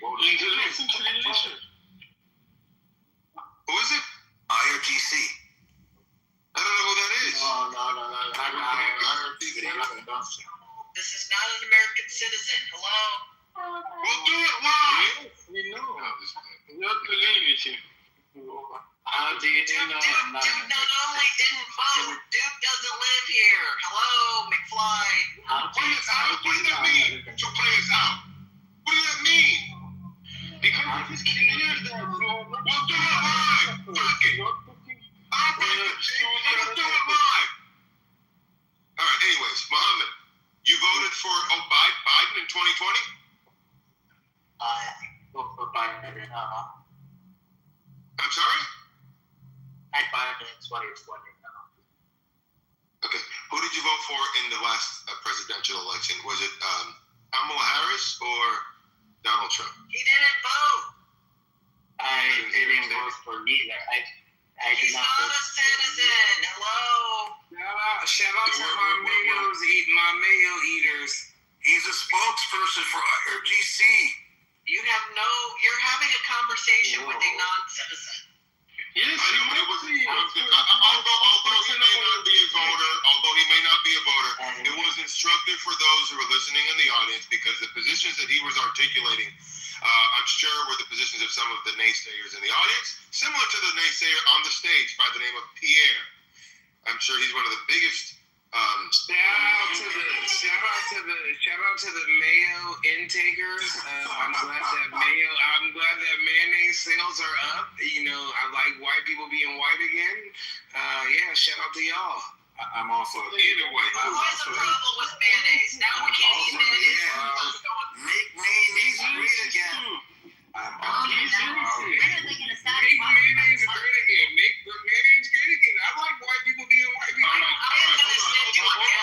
We've been rude to our guests. I'd like to invite Free Range. He came on the stage a while back. Free Range, you got something to say before we move on to the newcomers to the stage and get some voices?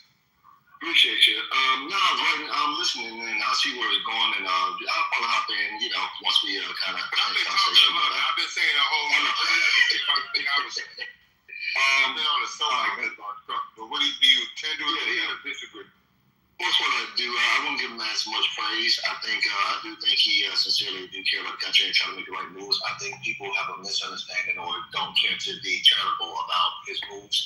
Like this is not a game where someone can just make something happen. Right? I understand he made promises that he can't keep, which clearly, as a general rule, we shouldn't do that. But of course, it's politics. This is a way of marketing, so you have to tell people things that they want to hear to kind of get the results you want. The problem is that when he fails, for the fact he's not apologetic, he won't back off and say, hey, I know I made some things, said some things I couldn't deliver on, but we're still making progress, X, Y, Z. He could do that, and that would pretty much accommodate everybody, but I don't see him doing that. No. You know why he can't apologize, brother? He cannot apologize. Yeah. Because as he cannot apologize. He took that out of, he learned that from a guy named Roy Cohn, a gay, famous attorney in the New York area. Ray Cohn, when he was a very formative young man, never apologized because he would take that apology. That's right. He would take that apology and stuff it down your throat. I'm trying to remember. You don't think that he should have apologized to the Pope? I mean, he doubled down on that. You should never apologize. Ever. Yeah. Here's the problem with apologizing publicly. I know. Like what you're saying. It's like better ads gonna make him look weak. Yeah. Naysayers will take his apology and use it as a weapon against him. Of course. You don't show good leadership and apologize. Excuse me, Marshall. The only time Donald Trump has ever publicly apologized that I'm aware of was Olivia. Excuse me. No. The only time he apologized. Excuse me, sir.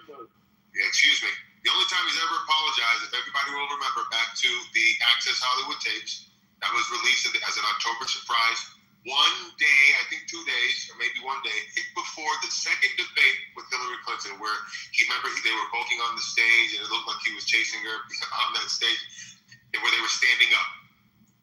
That is the only time at the very beginning of that debate, Anderson Cooper asked him about those Access Hollywood comments, and he apologized to the American people. He apologized to his family for using that language, but then he called it locker room talk. Okay? Oh, when he said grab the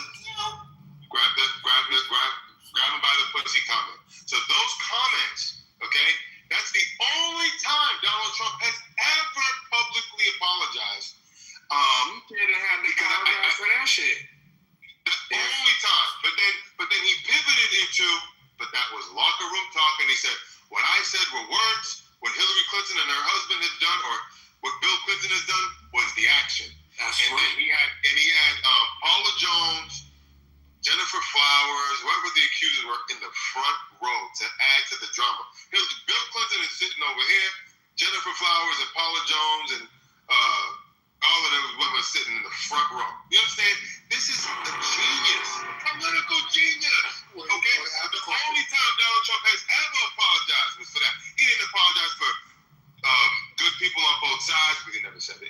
He didn't apologize for none of the bullshit. And he moved out because I have a question. Because people like you, the haters in the room, will take it and stuff it down his throat and never let him forget. But did he apologize? That's a normal thing. That's a normal thing to apologize. I'm sorry, we can't hear multiple people at the same time. Yeah, you'll see what I mean. The microphone belongs to free range. I only took it for a moment. Free range is your microphone. I agree with what you said. The only issue is that he doesn't have to apologize to the general public, particularly his base, because that's what we voted in then, right? And it wouldn't backfire to him from us because we don't do that. So, and again, two things. If he apologizes, it wouldn't backfire from us at least.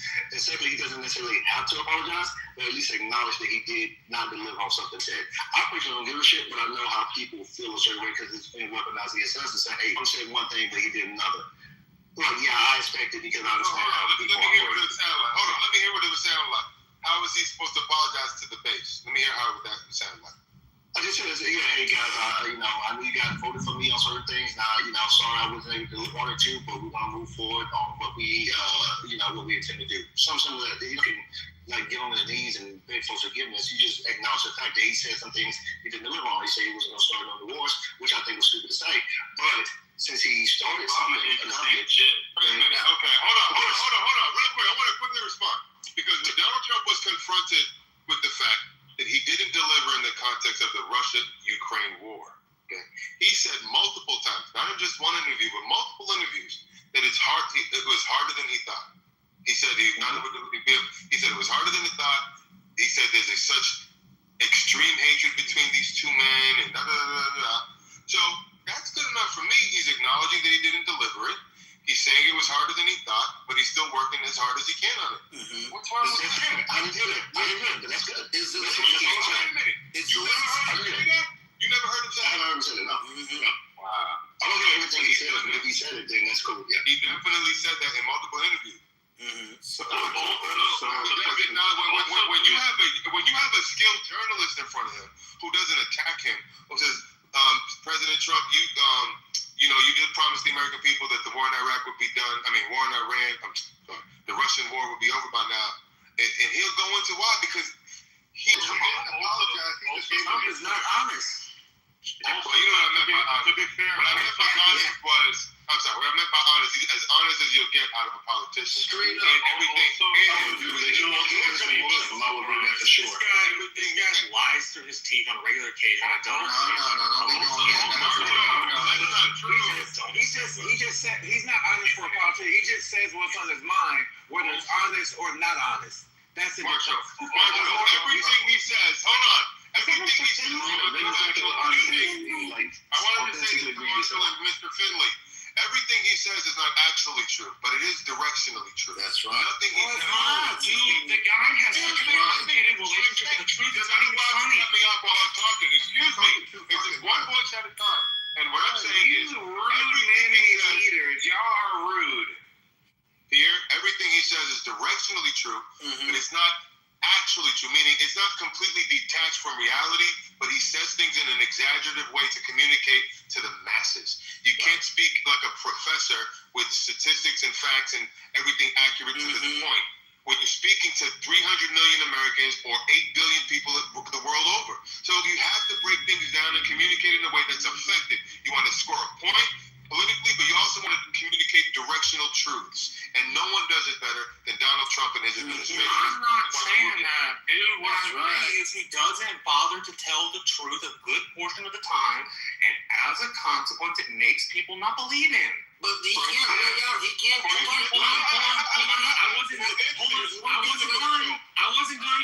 People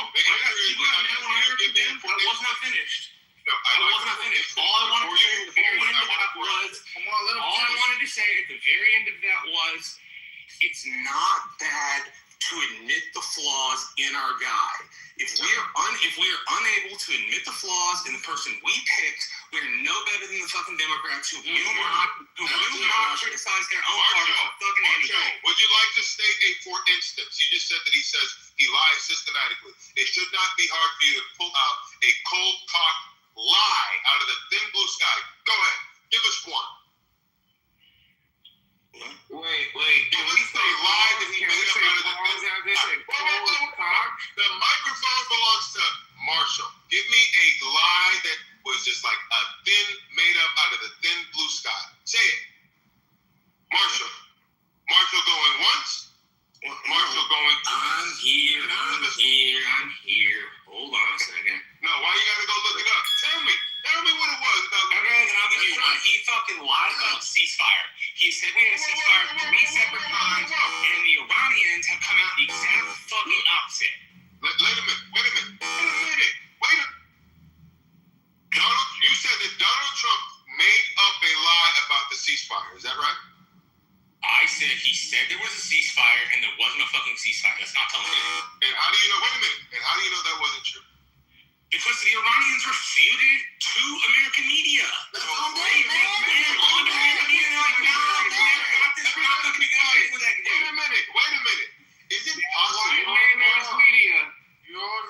I ask Marshall a question? Marshall, is it possible?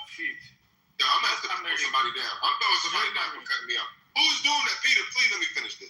I don't want to cut you down because you're loved in this room by Matt. But I have a question to Marshall. Marshall, is it possible that Donald Trump and the administration were communicating a truth and the Iranian government was lying? Is that possible or no in your mind? That's entirely possible, but Donald Trump prior to that has a history. Donald Trump has a history of not telling the truth. Marshall, history of it. Marshall, he put you must be telling me wait a minute. Without you Googling schmoogling, you cannot tell me a systematic lie that comes out of this man's mouth because I don't often fucking hold grudges against people, but I know they do shit, bro. Come on. Wait a minute. You just said that I got one. In a speech after speech, he laid groundwork for challenging the election, making baseless claims of the election while attacking Biden as incompetent. I'm gonna have to mute you if you don't stop. You wanted me to give you a source. I'm giving you a source. I want you to stifle yourself. I got one, man. If everybody used to watch All in the Family, Archie Bunker used to tell Edith, stifle yourself, will you? Now listen. If he's such a systematic liar, it shouldn't take you Googling, schmoogling to find this big lie that he always tells. I got it. You have to do that. No, it's absolutely like if you say something that is not true, you're either having a difficulty with the truth or you're actually telling a lie. One of you. That was a lie if you say something that you know is not true. Or likely to be true. He's likely wrong. Your mayonnaise is activated overtime. I love mayonnaise. I think we're gonna have to move on from Marshall because he's not being honest. Marshall, no, I am being honest. You're not being honest. You're also tracks 3 or 4 Pinocchios playing from the Senate at least 20 times, earning bottomless Pinocchios, things like the election was rigged. That's a lie. That's not a lie. No, yes, it's a fucking lie. It is not true. Marshall, that's not a lie. You think the election was not rigged. Marshall, he has information that you'll never know. I think he's Hey,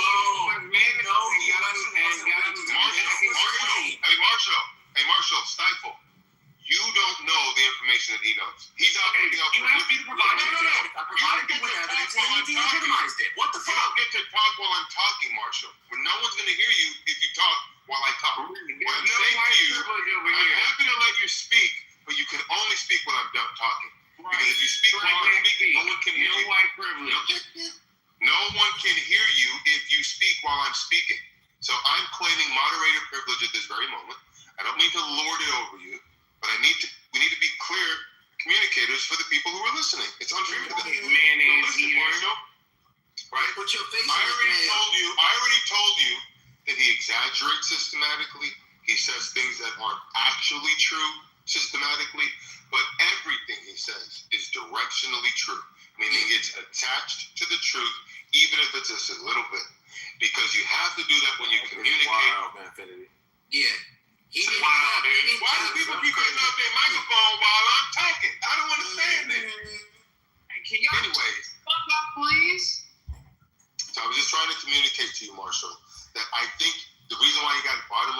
Pinocchios, and the reason why you think he's a systematic liar is because you're taking his directional truths, the fact that they're not 100% perfectly accurate when he communicates.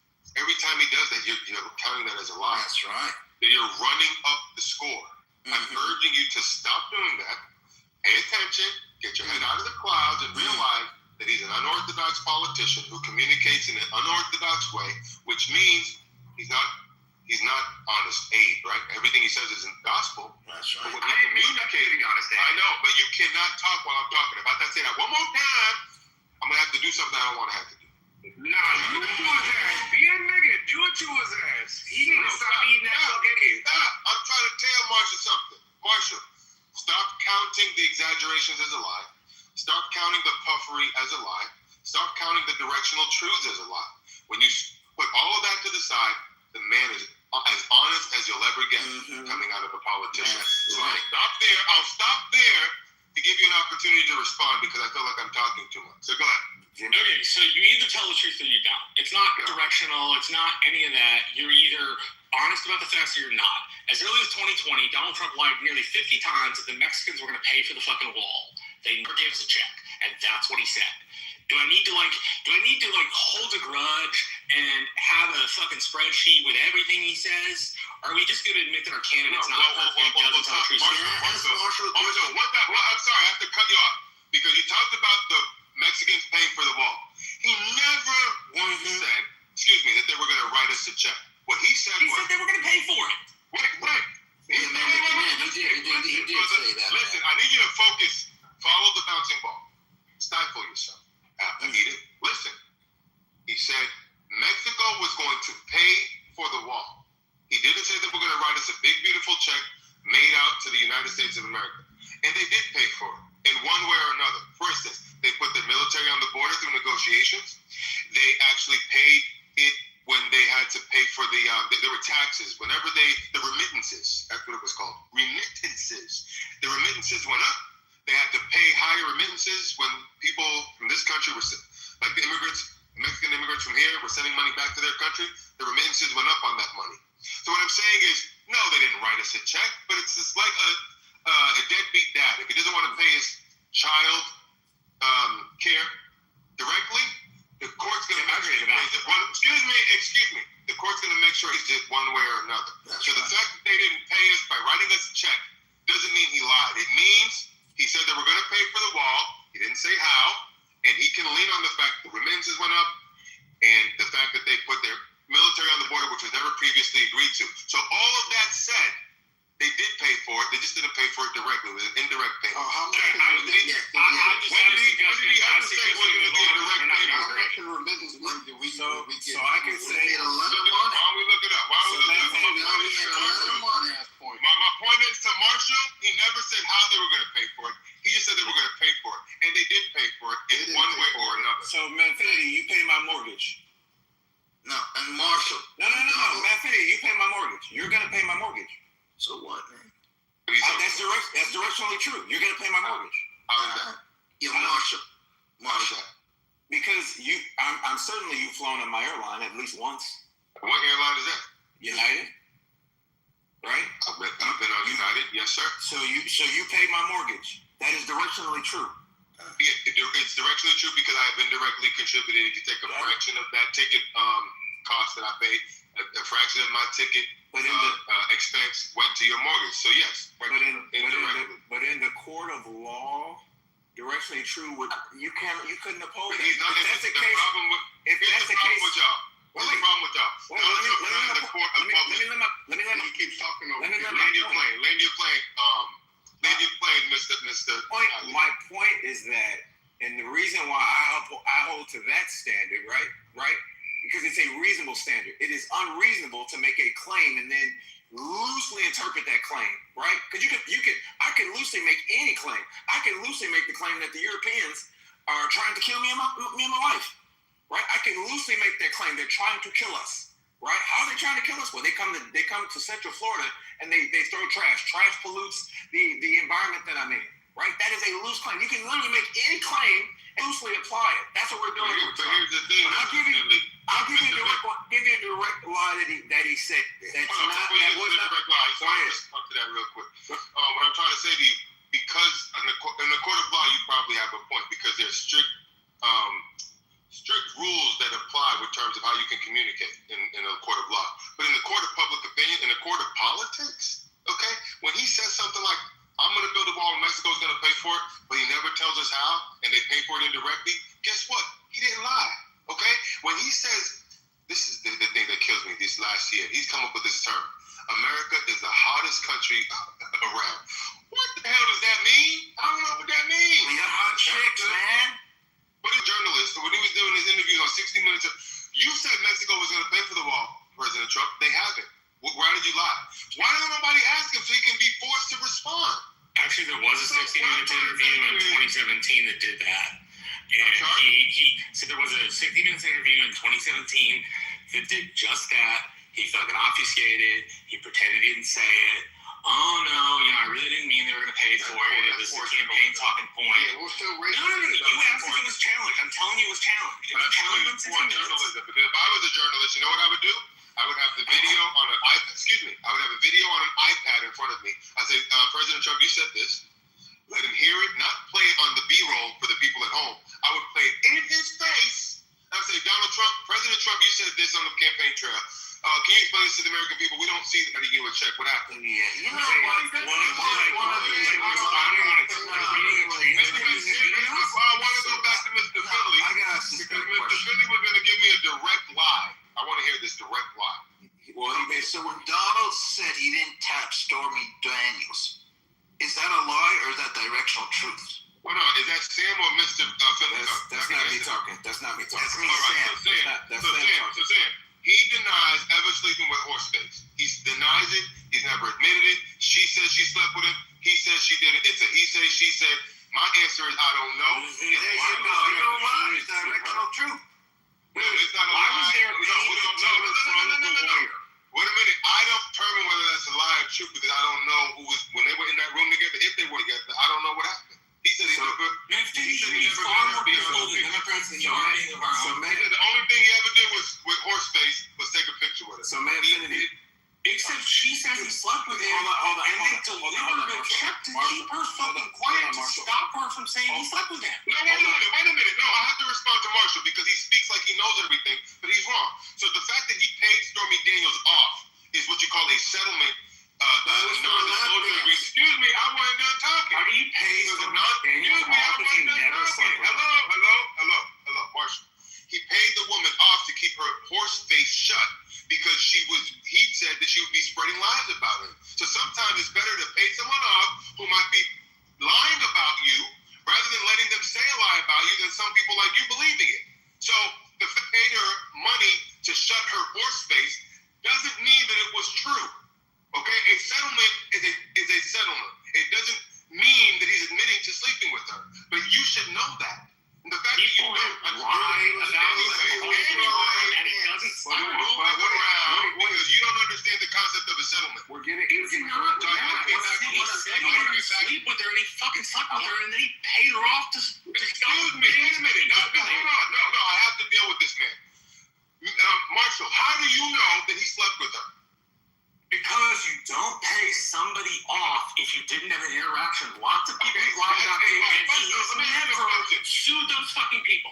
Marshall, you're not a billionaire who's rich and famous, who people can make a cold lie. Why can't you just be honest? It's not that fucking difficult. I'm making a point. Wait. I want to make a point to you, Marshall, really quick. I'm gonna calm down. I just want to speak very clearly. Just because he paid her is not proof that they slept together. That's right. It's proof that he wanted, it's the only thing that proves is that he wanted to keep her mouth shut. It doesn't speak to if you read the non-disclosure agreement, there's no admittance. There's no admission to sleeping with her. So you want to believe that he slept with her. Don't say me if that were true. They sued for defamation. They didn't sue for defamation. Listen, Why would a billionaire? It's a quick question. Why would a billionaire need to pay for boom tag? Stop for a second. Why would you want to sue her because you you know when you sue her, Marshall, everything comes out in court. It becomes a tabloid case. So it's better to pay her off than shut her up because she's about to tell a lie, rather than taking it to court when everything gets discovered. You have CNN, all these people waiting there, salivating on these. You have all of these news people who hate Trump are salivating for all of those gory details so they can throw it out to the American people. So he paid her off to shut her up. It's not proof that he slept with her. And if you don't get that by now, I can't help you. So stop right there. I don't want to hear another word about it. I don't want to hear another word about it. I want to get back to Mr. Finley. Excuse me. I want to get back to Mr. Finley to explain to me this direct lie that came out of Trump's mouth. I didn't sleep with her. I slept with her. I'm about to push you down. I'm about to push you down, but I already told you. I don't want to push you down. That's not my role. I'm just letting you know, brother. A settlement is not proof that he slept with her. If you don't get that, you're not being honest. You're being sycophantic about it. You don't have to pay for phone He tags. said it wasn't directionally true. It wasn't an exaggeration because I see what you're doing, Anthony. I see you're trying to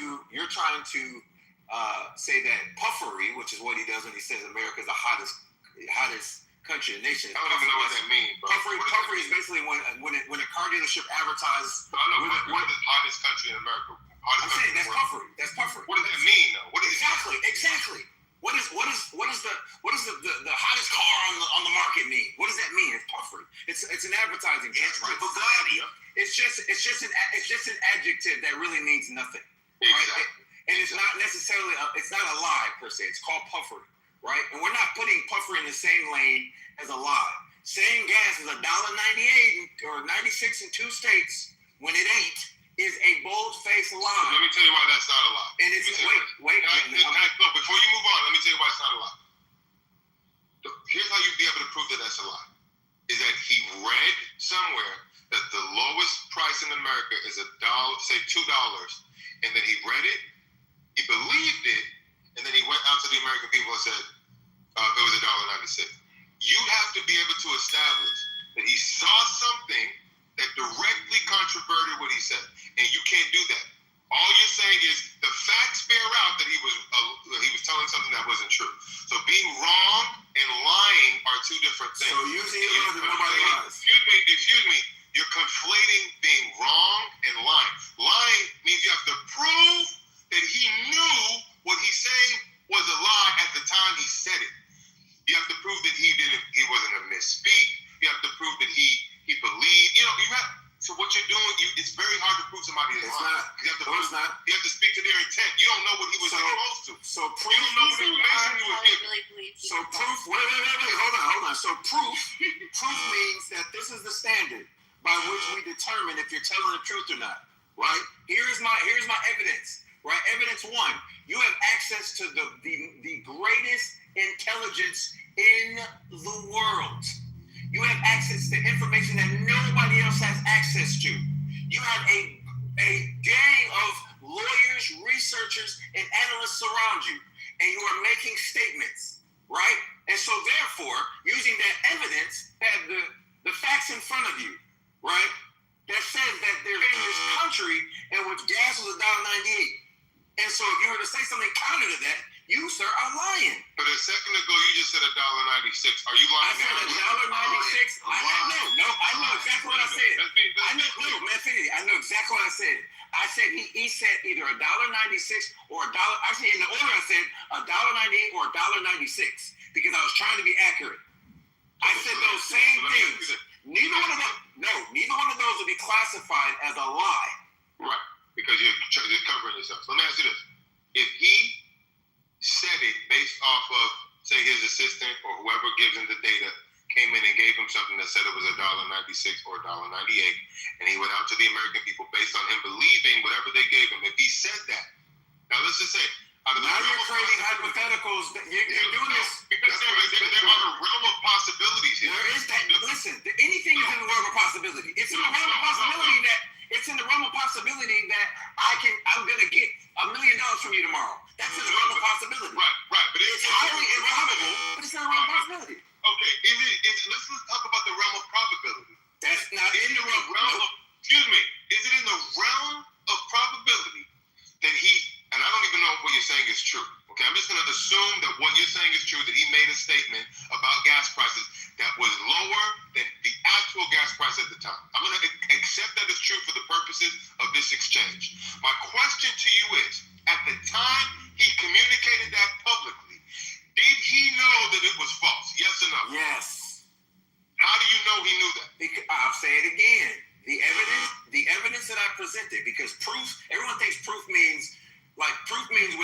certain standard, right? The proof. So the question is, are you talking? The standard. I need you to answer this question. And the How standard. do you know he knew that it was false? Because I'm using my evidence is he has access to the greatest. He has a gang of researchers, analysts, and information around him, right? But what if his researchers and analysts gave him wrong? All of them are not wrong. No, all of them are not wrong. What if he did? What if he did it? You can want man, you're doing the. I'm not running. I'm giving you the facts. No, I'm giving you the facts. You're saying that because he has access to the greatest analysts and researchers in the world, that there's nothing out of his mouth that they could never give him something wrong. I didn't say never. You pivoted and said we're going to argue instead of possibility because anything is possible. We're going to argue probability. Right? So it is highly improbable that amongst all of that intel, they got it wrong. It is highly improbable. Because in this country where they're reporting gas prices that low, nowhere in this country, it is highly improbable. And that's what I'm arguing. Because you're arguing possibility. Anything is possible. It's possible. Right. It's possible that Obama himself flew over to freaking West Virginia and killed Bin Laden. It's also possible that he never got shot. But here's the thing: you can never know for sure that when he spoke $1.96 or $1.98, that he knew it was a lie. I can't know with certainty because you can't know that unless you investigate. And at this point, you believe. Listen. You believe that because he has the best researchers around and he has access to so much data, you believe. Did Michael Jordan win 6 NBA championships in Infinity? Yes. No. There's a possibility that the guy we're watching wasn't Michael Jordan. We ain't talking about possibility. I'm just using your logic. There's a possibility that the man we watched was not Michael Jordan. That he subbed in an imposter every game. But we're talking about the exactly. So that's what I'm saying. I'm getting off this possibility. No, you're doing probability. You're going back to possibility. No. I am killing the possibility argument because that's what you're doing now. You're going back away from the possibility. Right. And it is highly improbable that this man with the amount of intel around him got that wrong. Listen, it's okay. That's your opinion. It's not an opinion, it's a fact. Your opinion is that it's highly improbable. It is not an opinion. It's highly improbable. That's like saying it's highly improbable that when I take off in an airplane, that I'm gonna land safely. No, it's very possible. It's very probable. The plane is in good working condition. You have 2 trained individuals, right? It meets the safety standards, so it's very probable. But when you say highly probable, are you saying that it's guaranteed that it's going to be perfect? Probable and guaranteed are 2 different things. So if it's not guaranteed, isn't there a chance that they gave him wrong?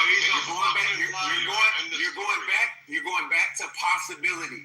No, I said guaranteed. No, you're going back. No, when you throw out the word guarantee means 100%.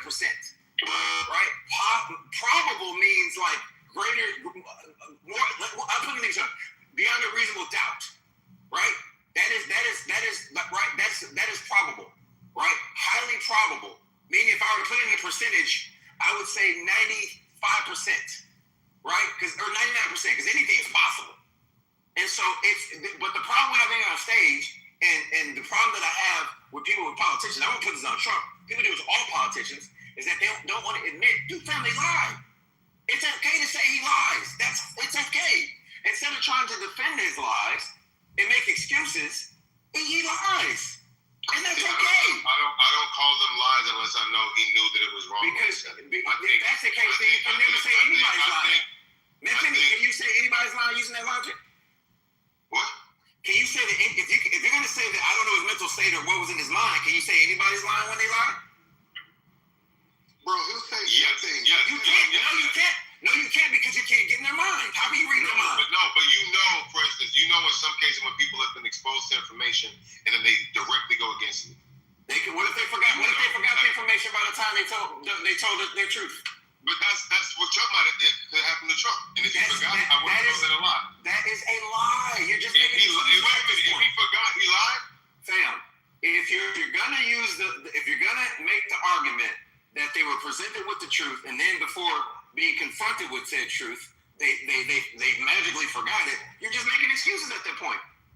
You're making excuses. And that's what you're doing for the president. You're making excuses. You're absolutely making excuses. No, No, I'm telling you that he speaks in directionally true ways. Nothing he says is completely detached from the truth. Wait a minute. When he said $1.98, what was the actual low?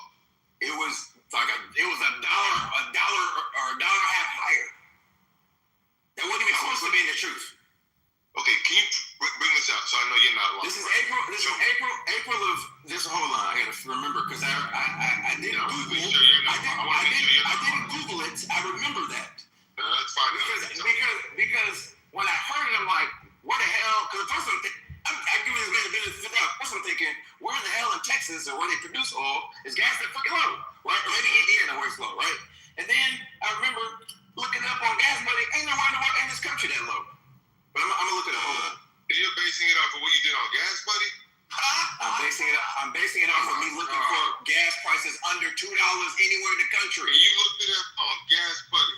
Yes. I looked it up on Gas Buddy. Listen to this. I'm reading this for the first time. This might prove your point. Might prove my point. Based on analysis from April and May of 2025 by fact checkers and industry 26. April AAA 2026. and Gas Buddy. April 2026. 2025 that the gasoline's prices had dropped $1 to $1.98 or even $1.88 in several states were false. The claims Trump stated on Truth Social and in speeches that gasoline just broke $1.98 a gallon, lowest in years in a couple of states. The facts. Data from AAA and Gas Buddy, which tracks over 150,000 gas stations, showed that at the time of his claims in April and May of 2025, the national average was over $3.10 per gallon. Lowest state averages. During this period, the lowest average gas price in any state was around $2.66 to $2.70, e.g.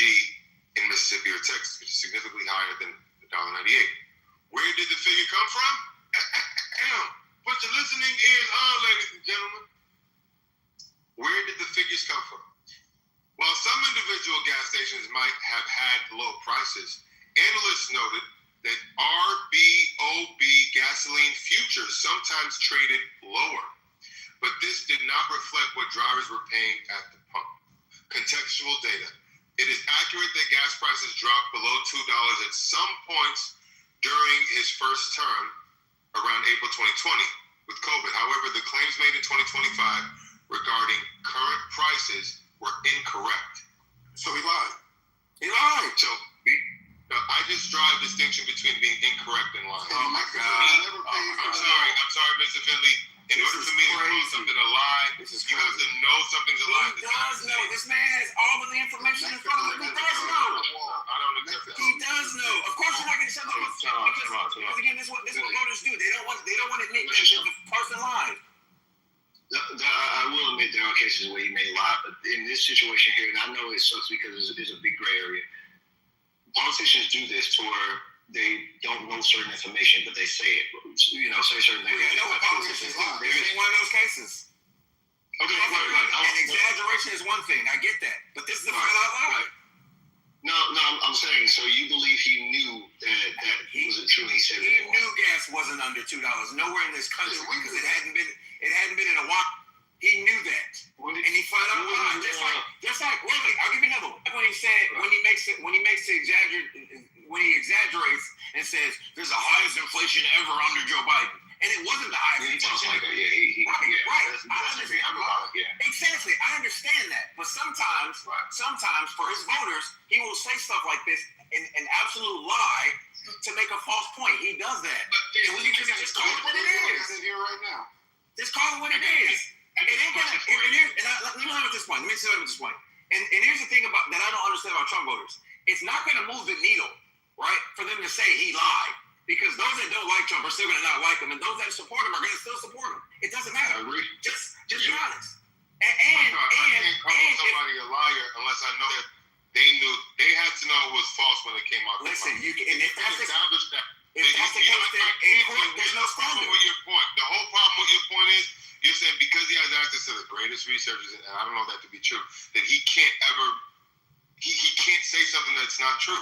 And I'm telling you, even with the greatest researchers, those people could be wrong too. I'm sorry. Infinity. So now, and this doesn't even require a lot of research. It's not like we're saying, what's the cure for cancer? Testicular cancer, right? We're talking about gas prices. anyone with a computer can Google that and get that answer. I certainly know. Wait, let me make my point. I certainly am aware, right, that the president of the United States, the greatest country in the nation, in the world, right, with the smartest people, has access to gas prices. We're arguing that he doesn't have access to gas prices, man. No, but think about how minuscule that information is. No, but you're telling me you want to go to Gas Buddy as some primary source. How do you know that's the because it gives you what? If you put in a zip code, it gives you accurate information about gas prices. And there are 50,000 gas stations. You don't think that they have access to and if there were somewhere under $2 in the nation, I'm sure I could have Googled it and found it, and I did not. Listen, let me say something to you. You think Gas Buddy has access to more? Now you guys are challenging me. Now you guys are challenging my research, right? And saying you use Gas Buddy, you're wrong. Versus the president, and even the article that you read said that he was wrong. Nowhere in the country was it below $2. What y'all doing is you're deflecting. You're deflecting the fact that he has the. Why don't you deal with this line? It says the analysis noted through the RBO. I don't know what RBOB is. The gasoline futures sometimes traded lower. So what if he was going off of the gas? Gas is not trading. Futures aren't trading at $1.98 a gallon. What is RBOB? What is RBOB? I don't know. I don't know what the acronym is. Hold on, Nathan. I don't know what RBO stands for, but I'm telling you that gas futures do not trade at $1.98 a barrel. If they did, gas would be like 10 cents a gallon. But that's what they're saying they came from. Did you just hear me what I said? No. What you said was the futures sometimes trade lower, right? No, it says where did the figure come from? And it says right here, that erroneous figure that you said came from, it says right here, it came from this thing called, it says, while some market analysts noted that RBOB gasoline futures wholesale prices did drop significantly. Right, but that's not saying that they were $1.98. It doesn't say that anywhere. No, where did he get the $1.98? What time frame y'all talking about? This is April of 2025. He pulled it out of his behind, right, to make it seem as if he was doing this great thing with gas prices. He just pulled it out of his behind. It was a blatant lie. Just a minute, it was a lie. He said, I see that we had a couple of states where gasoline was at $1.98 again. And that was true nowhere in this country. He said that he's seen it. So where did he see it? He lied. That's what I'm trying to tell you, man. Infinity. He lied. You think he made it up? Ain't no thing. Yes, that's what he did. I pulled it up. Can you stop crying for a second? I just pulled the data up, Mr. Family. I'm going to read it to you. And I just typed in at the absolute low, the national average dropped to $1.77 in April 2020. This is we're talking about April of 2025, Nathan. Why you put this? You're not even tracking. We're talking about April 2025. Get out of here. Get out of here. We're talking about April 2025. It was still low, bro. It was still low. Exactly. Because you don't even know what we're talking about. You just come here and be the contrarian. The highest has been underneath Biden and I'm not arguing about Joe Biden right now. You don't even know what we're talking about. I just came into the room and you're right. Exactly. Then shut up. So you saying Nathan, I mean that. I don't mean to be disrespectful. I'm just you saying he wasn't referring back to the previous term? He was talking about a timestamp right in that. He was talking about April of 2025. I think I just give him the benefit of he would come up with a lie like that. You know why I don't believe that about him? Because if he never say something that can come back on him that he knows is false, because it was just so make it. He doesn't said that because he listen, even if it was correct and false, and I'm going to grant it to you in this moment because I don't know. I have to go do more research. But even if it was false, and it is false, right, according to what you're saying, I don't think he knew it was false when he said it because he wouldn't put egg on his face like that. He doesn't care. He said it because he believed it to be true when he said it. And then if it's later false, he believed it to be true when he said it. Man, that's the truth. Listen, this is the thing about Trump, and like you, I have studied Trump as well. And he does believe in fight. I am the Trump whisperer. For no other than fight, right? Even when he's wrong, he's gonna fight, right? And just like the federal lawsuit against him, he's fighting, right? Even though he lost, he continued to fight, and he never admitted wrongdoing, right?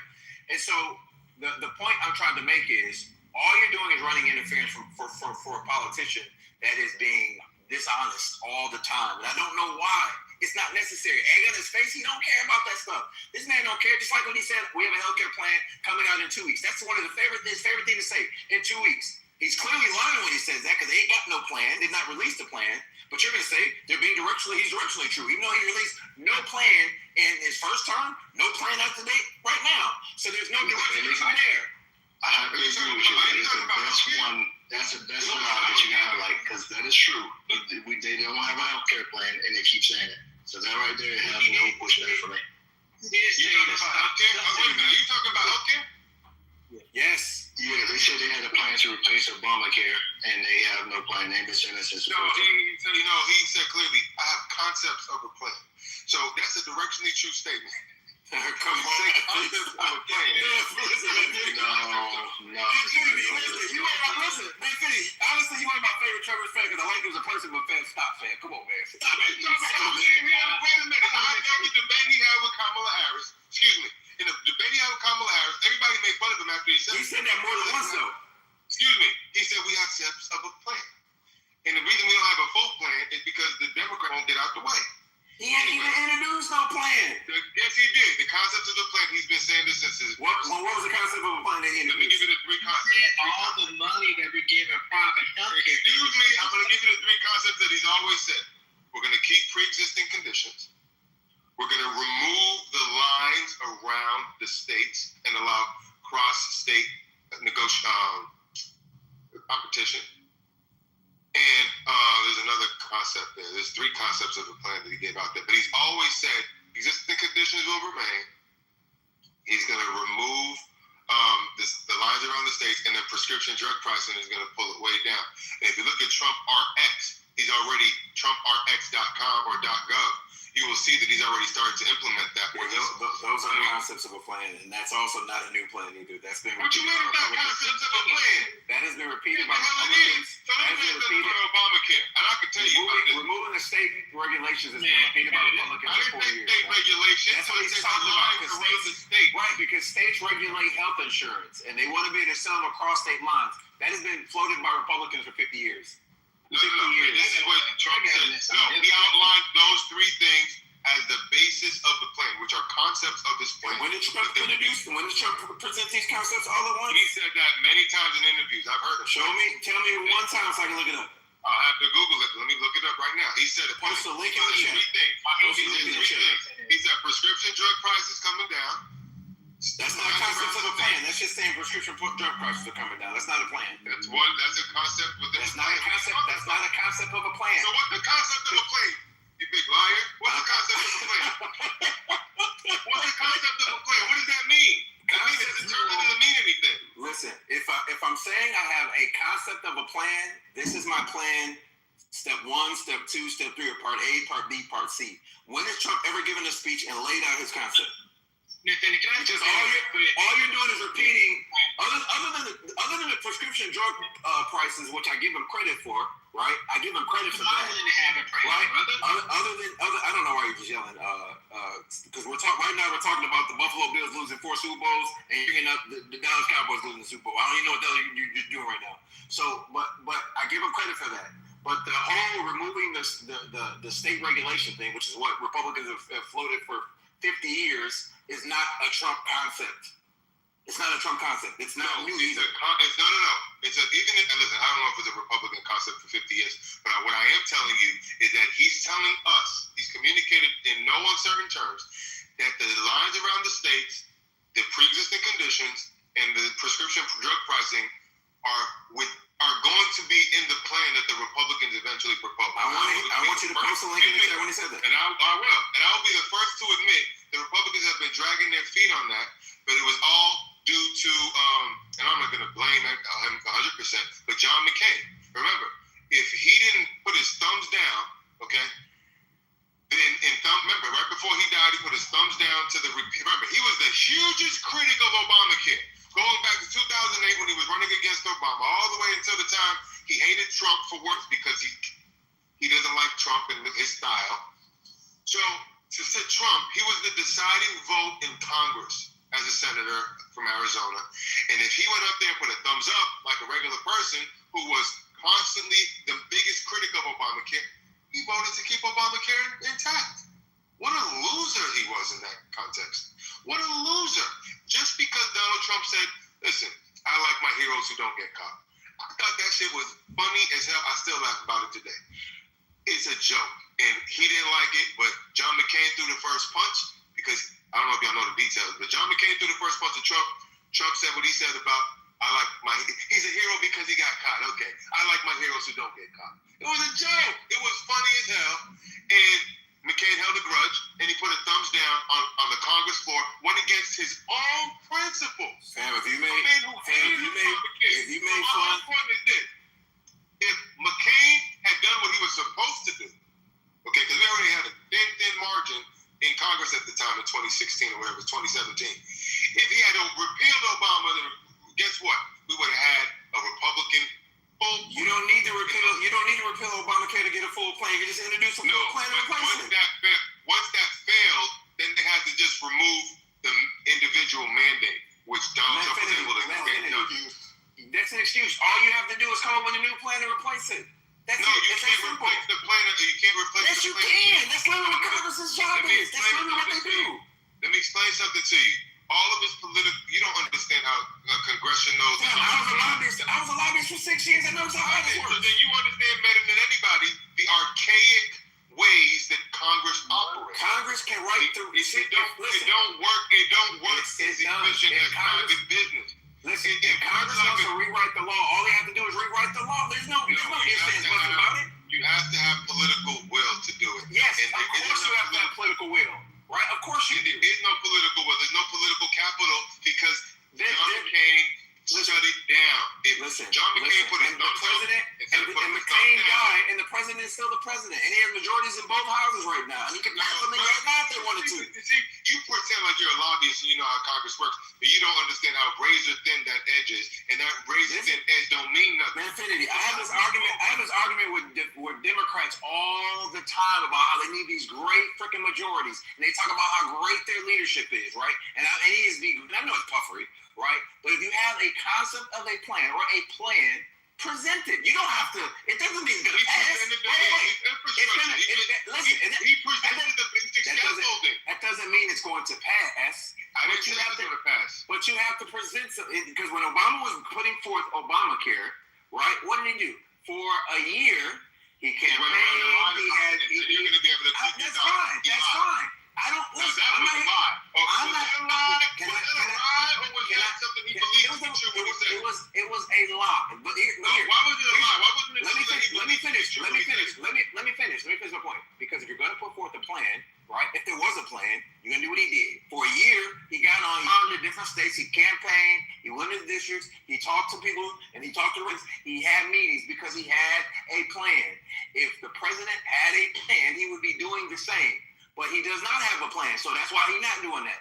That's not. You want me to prove to you that he talked about those three? Show me where he's been campaigning on this plan. Go ahead. He did. He did. I didn't make that. Everything I just saw, he didn't make up. You think I'm lying? I'm not here to call you a liar. I'm not here to call you a liar. I'm speaking in directional truth. I'm not gonna have that meta argument. That's a pointless argument. Donald Trump. I'm gonna stay on topic.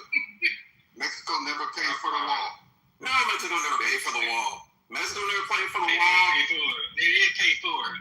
Mexico never paid for the wall. Kamala Harris was never the border. Mexico did pay for the wall. Kamala Harris was never the border czar.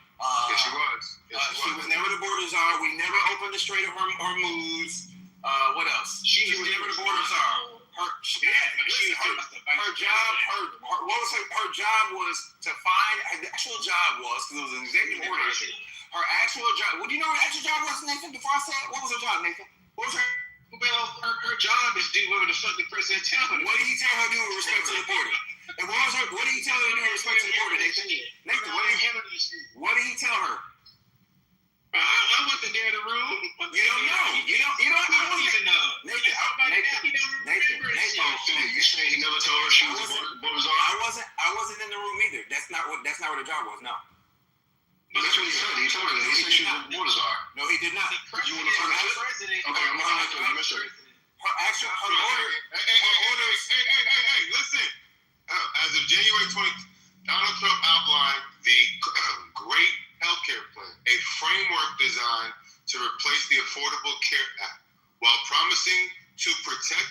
existing conditions and encourage competition across state lines. The plan focused on 4 key areas: lowering drug prices, lowering insurance premiums, maximizing price transparency, and holding insurance companies accountable. Most favored nations, and then he went into the most favored nations, drug pricing, we already talked about that, direct payments to individuals. The plan proposes redirecting government subsidies away from insurance companies and to individuals to put towards health savings accounts for purchasing their own insurance, aiming for a market-driven approach. Maximum price transparency, ending PBM kickbacks, and PBM is pharmacy benefit managers, and removing the middleman, which the plan argues inflates the cost of health insurance. The expansion of alternative plans, so promotion of cheaper, less comprehensive, or short-term insurance plans to increase choice and lower premiums for consumers. Contextual detail: the 2026 framework acts as a broad outline for Congress rather than detailed legislation to significantly reduce federal spending on healthcare by cutting existing ACA subsidies. Last statement. The plan specifically aims to stop subsidies for what it calls, quote unquote, big insurance, and instead shift that funding toward the individuals. So are you gonna understand what I'm saying, or when am I gonna get that apology? I can listen, Infinity. I am not too prideful of it if I'm wrong. You presented the healthcare plan, I was wrong. Wins and losses on the stages don't matter to me. No, but I need to hear it. I need to hear it. I'm wrong. Me too. Hold on. Say one more time. I'm wrong. One more time. I was wrong. You know what I'm trying to say? Listen, Manfini, listen. That's the thing, Manfini. When I engage in these conversations, I'm not looking for wins and losses. I like good conversation. I'm not too prideful to admit that I'm wrong. So you know what I'm saying? I'm a great individual on my own merits. I don't need online kudos. Google, now that you understand, so now that you understand, he did promote the Great American Healthcare Plan, right? That's been done. It's out there. It's not. I need you to admit that he was wrong about the gas price and he lied. So the thing is, I already said if he was wrong, he was wrong. I stipulated that for the. I want the same treatment. I want you to say I can't give it to you. The reason why I can't give it to you is because I got to go do my own research and see. Come on, Manfinity. Come on. I can't take your word for it. I can't come to lie just yet. You literally read it. No, but what I really was, it said it was incorrect. It didn't say that he knew he was wrong when he said it. You think me reading that is the same as me reading him knowing it was wrong when he said it. If he knew it was wrong and he would said it, I give it to you. At this point, we can't establish that. So until we can establish that, it was something that he said that was false. And saying a false statement isn't the same as lying, brother. It's just not the same. I agree. Yeah, the difference between along the line. Yeah, if something's not true, it doesn't mean you're lying. You just be wrong. But the reason why the key thing that Mr. Finley keeps going back to, well, he had access to the best researchers and the data scientists, so there's no way that it's improbable that he would get misinformation. It is improbable. It's highly improbable. Oh, Lord. That's like him saying there's 47 states. I didn't know it was 40. I didn't know it was 50. So that means. Do you understand what he's saying? He's saying it's improbable that Donald Trump got the right. Yeah, he's saying I disagree. I don't think so. I think both of y'all kind of integrate. He can be wrong and not lie, but he should know what the fuck he's talking about before he says, especially if it's something critical. I can say that. I can say that all day long. But I don't think he's lying, meaning he's intentionally trying to mislead the public, because clearly he's on the fucking microscope. Microscope. Everything he says has fucking been analyzed. So I don't think he's gonna be stupid enough to do that. So man, free range is just a person. Free range, I want to honor this because you just said it the way I wanted to say it. You think he cares? Free. Yes, he's crazy thing about it. He cares what the public thinks, fam. Yes, he does. I'm gonna tell you why. If you see his evolution of how he behaved from the beginning to now, he's a little more careful what he say. He used to not give a shit, but he pick his words a little better now. Yeah, he's you look back at his, he's a lot more cautious. I was in the Matrix. For hear what you said, but I'm saying, you think he cares?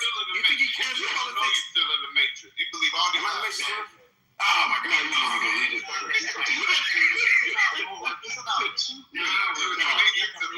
more cautious now, so yeah, he does care. He does not care. No, I'm telling you. Listen, think about it. You telling me that Donald Trump today is the same Donald Trump Trump about 4 or 5 years ago. That's a different question, right? I'm saying he doesn't care. His voters aren't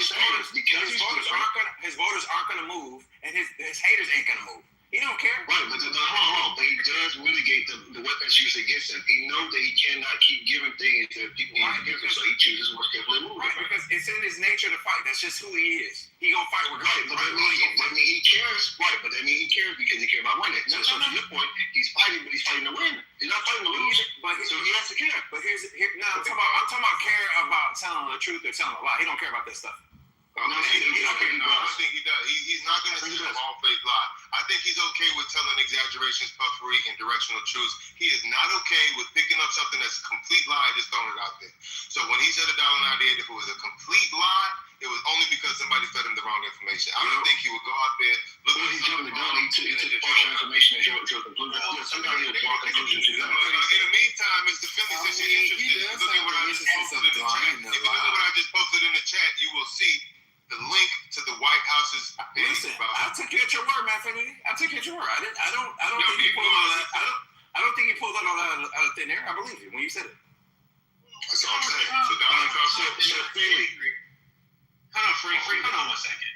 In our history, right? In our lifetime, Infinity, mine, and Mr. Finley, Donald Trump is about the first president who dropped the biggest truth bomb in pretty much in our history about the UFO thing. And John F. Kennedy. And Martin Luther King. He's not the first to do that. This is like the fourth or fifth time the government said that. Stop crying. I'm not. You don't even listen, Nathan. You fight justified. I'm not even crying. I'm saying he ain't the first. I know. Gotcha. But he's the biggest one. He is the first. So what? Massive load. Brother, you speaking at the same time, goddamn, bro. I'm saying, so what? Who cares? Nobody cares about that. Let me scream for a second. Go ahead. So here's the thing, right? These liars, Biden and Kamala saw these UFO files. Barack Obama lied about that shit. You know who our president is? I'll tell you. Our president. You have my Finley. Yeah, Nathan, it's like the fourth time the government released you. You know, I was in the room, I came out the room, the whole house is listening to me talk to y'all. I'm like, y'all all listening to me talk. You got a whole room full of people listening to me talk from another room. That's wild. Yeah, let me land this minute. Here's the thing, right? He broke all the ML King files, RFK files, the UFO. This is the most truthful, honest president. Everything all these other presidents since 1970, from 1972 up to now, every president saw these documents, including Barack Obama, Bush, and their grandmama, and they lied to us. And that's why they don't like him. Nathan. Because he's not he's not fitting the mold, the shut the fuck up type of person. Statutory requirements preventing other presidents from releasing the MLK. Gotcha, brother. Let me just ask you this. Can you give him credit for releasing the UFO? I don't care about the UFO files. What consequences that have on my life? Okay, give three things that he did. So there's unidentified aerial phenomena. What does that do for me? Tell me. What? What does that do for me? But that's just one of the things. How does that benefit my day-to-day life? Go ahead. That's just one of the things. Well, it might keep people from killing each other. Listen, if there's aliens out there, ain't nothing we gonna be able to do about it. What we gonna do about it? Maybe we stop creating bombs and unify and come together and start building things to explore space instead of building weapons to kill each other. So he might save a lot of fucking lives. Come on, man. All right, so I sent you a link in the chat as well as in your back channel about the border zone. He sat there with her at the beginning of Biden, and they said at the beginning of his administration said she'd be over the border. Are you saying that? Do you recall that? The executive order that he released said she was in charge of finding out the root causes from certain countries. That was her order. She was never the border zone. But I'll take a look at what you sent me. And you've had conversations with me. If you present information to me, otherwise I admit when I'm wrong. But I'm looking for Philly is correct. What was said was she would be over like the foreign investigation of just seeing what was the root cause and why those people from those areas was fleeing all the way up to all the way up to the border. She was never over the border. That was the job of the Secretary of Homeland Security at the time. It had nothing to do with the Vice President. She herself, former Vice President Kamala, was never over the border. It was a Secretary of Homeland Defense. She was over going to those places and seeing what the root cause was. And Free, I'm not on social media, Free, so I can't click through. Mayorkas answers Kamala Harris. I know Miss Finley. Mayorkas president. If she say, man, what the fuck are you doing? You fucking up. He gotta listen to that shit. Yeah, nigga, you have an older argument, fam. I know that the president of the United States, you know what I'm saying? He can fire Mayorkas. It was all orchestrated. Please don't come. And we're gonna allow these people to sit here in this new. But I don't know what argument you having, brother. But at the same time, she was over the border. She was being criticized. And the only reason is she was successful. She was not over the border. She was successful. Wait a minute, Mr. Philly, are you going to believe? Listen, no one is saying. Let me say this. Was it pointed at the borders off? She had no such term. I'll post the executive order. Describing what her role was. Let me say this to Nathan, because I think that when I say this is the problem when you have these arguments, I didn't say they were doing a good job at the border. I never said that. I'm simply stating the fact that she was never in charge of the border. She had the borders are. No one said, because Nathan said she did a good job. You would say she the borders are. No, I wouldn't, because that wasn't her job. What's her job? What's the president's job? Isn't that part of the federal government, Homeland Security? The vice president? No, they have a secretary for that. They have a secretary for that. He's an employee of her and the president. Nathan, you know what the vice president's job is? How's it described in the Constitution? What's the job, Nathan? Go ahead. They got two jobs. What are they, Nathan? Go ahead and say it. What are they, Nathan? The vice president has two jobs described in the Constitution. What? Okay, you don't know. Nathan, do as she told. Be there for in case the president died. And do as she told. You got one of them. In case the president died. The other one is to break the tie. Break the tie. That's it. We know it's in the Constitution, but modern times they do assist with the president. They have to manage. They do. In modern times, they essentially do. Yeah. Okay, gotcha, brother. But that wasn't her job. But I'm about to post it. If she saw that Mayorkas was fucking up at his job, she seen how bad of a job that he was doing, she could easily say, you know what, on our branches of the government, the federal government is doing, he's fucking up. All right, excuse me. Can I just clarify something on Kamala Harris? So what's your impression, Mr. Finley, before I expose the truth here? What is your impression about the border czar comment? Are you saying she was never named border, or are you saying she didn't have any role having to do with anything? Her role, I didn't say she had anything to do. I said her role was, the executive order was to get to the root causes of why certain people from certain countries, a handful of Central American countries, were coming here, getting to the root causes. That's what the order was. Now, I'll post the executive order. Okay, so they called it, so well, you're right, because it wasn't called officially a border czar. That was a term that was used by her opponent, Trump, and not Trump. I think it started with Russia. Political. It's a Russian term. It's a Russian term. No, I'm sorry. It is a Russian term. Yes, it is. It's a Russian term. Let me tell you why it's not a Russian term. Because Tom Homan is a border czar right now, and they actually gave him that. What does it have to do with it? The origin of the word czar is German. No, that's not what I thought you meant. I thought you meant that the term border czar comes from Russia. I was just saying, here's what it is. You're saying that the term czar has roots in the Russian language. Here it Manfinity. She was tasked with working with the root causes of migration, coordinating with countries like Guatemala, Honduras, and El Salvador, helping address the issues of poverty, violence, and corruption that drive migration. That was her specific job. So you would agree with me that it was directionally true to call her a border czar? No, it's not directionally true to call her border czar. Looking at the root causes of migration is not the same as border czar. There are how many countries in Central America? But here's the thing: the term border czar is an amorphous term. That means you're in charge of the border, which is the Secretary of Homeland, which is Security. Exactly.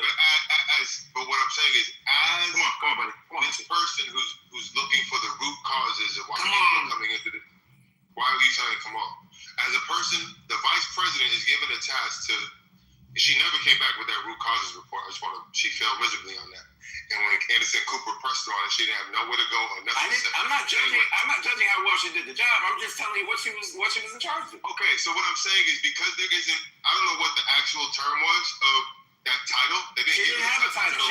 She just gave her a task. The political opposition called her a border czar so that it's something that most people can just like easily hold on to, even though they didn't officially give her that term. I think we're quibbling, we're being pedantic.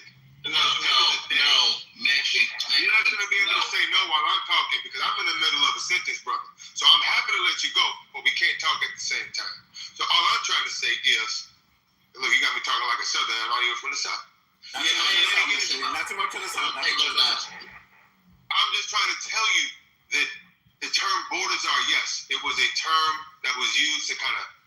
It was a political jab. It was a political jab. It was a political jab, but it was also a way to, what's the term? Denominate. They're just trying to condense her role in a term. And then people were pushing it and said, look, she was supposed to do this work. She never came back with that root causes report, and they never did anything on the border when she first came into office. When they first came into, I know I'm pivoting a little bit, but it's important to understand that when she came into office, the administration, they came out with a suggestion for Congress to take action on the border, and they never said another word about it. For a year or two. My opinion, we know they failed at the border, right? But it wasn't her responsibility. It was Holman's responsibility. It was his job. Holman was the reason. Who was the Homeland Security Secretary? Under them? It was that crazy guy with the bald head. I'm sorry. Hispanic dude. Yeah, my fault. You're right. So it was his job. The reason they took jabs and put it on the feet of Kamala Harris is because she was the quote unquote heir apparent, right, to run for president. That's why. No, but not only that. Even that's the main reason why. If she never expressed interest in running or was not the heir apparent, because vice president is always allegedly the heir apparent, they would have put it all on Biden. I think she was given that role before she ran for president. I'm saying, just like anything because anything that Trump is doing, they're going to try to lay at the feet of the vice president now, right? Even though it's not his responsibility, that's just the nature of politics. You can't really put it at his feet because he's not in charge. But what I'm saying is the actual assignment that was given to her by Joe Biden was in March of 2021. That was 2 months into his presidency. Right. And so I'm saying she wasn't in charge of the border. But she was called a border czar in a jabble in a right. But that doesn't make it she true. announced she was running for president. They didn't. No. I'm saying, but it wasn't her job. It was a political jab. It wasn't her official title. She was never officially given the job, and she wasn't in charge of the border. Then none of that was true. She was never in charge of the border. She was never in charge of the border per se.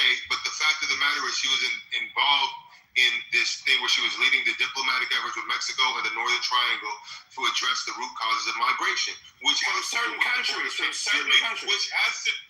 has to do with the border tangentially. So although it's not directionally, it's a directional truth to call her a border czar. Because no, it's not. That's like me calling you to cross that border. That's like me saying you're in charge of homicide, but I want you to investigate these 3 homicides. You're in charge of all of homicide, but I want you to investigate the root causes of the homicide on the north side of the city. You're not in charge of homicides. You're only in charge of homicides in this specific part of the city. No, I understand. That's an entirely different responsibility. No, but if you are researching the root causes of migration, part of that from certain countries, only from Guatemala, Honduras, and El Salvador. I understand that. But even if it's just those Northern Triangle countries, the migration into this country still involves the border. Are you going to say that the border has nothing to do with her research? It does. It's related. What you're doing is reaching. This is what we call a reach. You're reaching. Again, if I tell you remind me of Mark Lamont Hill. You're like, you know who Mark Lamont Hill is? Yeah, I do know him. He's a black journalist. I've actually met him. You sound like him. You picked up his the cadence and the way that you speak because you're hyperventilating to make your next point instead of just agreeing with me. I'm not hyperventilating to make my next point. You are making a terrible point right now, Infinity. I'm trying to tell you that I'm not reaching. She's researching migration into this country from those three countries. That means let me put it this way. If I tell you, that's exactly what Mark Lamont Hill does. Mark Lamont Hill repeats himself every time. Can I speak with y'all niggas been gilly-gabbling for the last 15 minutes? I'm trying to use an analogy that makes sense. If I tell you, real quick, you see how let me put it this way, let me put it this way. That's exactly what Mark Lamont Hill would do.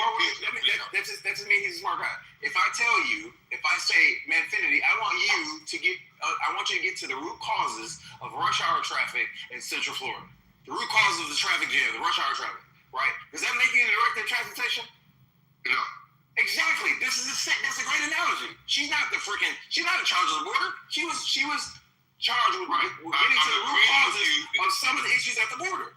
Right. I'm agreeing with you that it doesn't make her the border czar or the chief person in charge of the border. I agree with you. What I'm saying is her work is related to the migration across the border. Yeah. So I don't disagree with that. When they use the political jab of border czar, they're trying to emphasize her. They're trying to zoom in on the fact that the border is a complete debacle, and she's related, and she's associated with that directly and indirectly. She's associated with Dickel. So they were just trying to pin her to the border debacle because the border was the entire 4 years under Biden. So they wanted to indirectly close with that. And I understand it was imprecise. The term border czar wasn't completely made up out of the thin blue sky, because her work was related to the border related way. I think we can agree on that. And more importantly, she had to get involved in separating herself from it, and they asked her several times, well, would she do different? And she said nothing. So that means she owned everything that came with that. That was a failure. That was a failure in politics. But the claim that we're arguing is if she was a border czar, and she was not the border czar. In reality, she wasn't the border czar, but she was directionally true. You can't call her border czar. I hate that she is true, fam. That sounds like responsibility over the political capacity. It sounds like such a political term. Let me ask you a question. That's like I didn't smoke. I didn't inhale. I smoked, but didn't inhale. If you were a teacher in front of Mr. Finley, if you were a teacher in front of 30 third graders, and you ask the class, can y'all tell me what Kamala Harris did under the Biden administration related to the border? And a kid raised their hand and said the borders are. You say, oh, it's not completely true. I would say, no. If I was a teacher, I'd say no. But you're not correct. My mom was a teacher. You're on the right track. Yo, man, my mom was a teacher. She wouldn't have played that. She'd be like, no, you're wrong. Let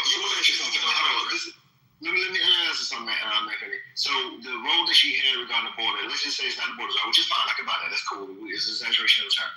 Did she do a good job in that capacity, whatever it is? Mitigating the. Okay, cool. I said it earlier. She just did the border one time. You're free. I said that earlier because a lot of people weren't. I'm just arguing the facts, right? A lot of people interpret if I'm arguing the facts, that means that she did a good job. No. Two things can be true at the same time. One, she wasn't a good job. And two, they did a horrible job. Those things can be true at the same time. Yeah, but you're pedantic and semantic, and people don't have room to be dealing with pedanticism and semanticism all at the same time. At the end of the day, the woman failed us in a number of ways and here comes the most pedantic and semantic person on the app, Mr. Concrete Plus, who just entered the stage. But anyways, the thing is, we don't deal with pedantic well, because at the end of the day, we as common sense people, we don't care whether the term is 100% true or not. We just care that she failed on the border. I I'm not being pedantic. I'm pretty precise in my presentation. Yeah, that's called being pedantic. But it's like you said, it didn't make a darn bit of difference. At the end of the day, she still failed. So you make. I didn't say she. When did I say she was successful?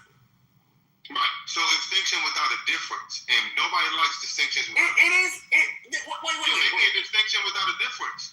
It does make a difference. If I tell you that Sean Bradley is a point guard. Sean Bradley is about 8 feet tall. He ain't no point guard. Exactly. He's not a point guard. But he's a center. Not a difference. It does make a difference. He's not a point guard. But he still sucks. It's a distinction without a difference. But he's not a point guard though. Understood, but we're not. Why do you want to argue that? Because the argument wasn't about if he was good or not at basketball. The argument was, is he a point guard? That's what we're arguing.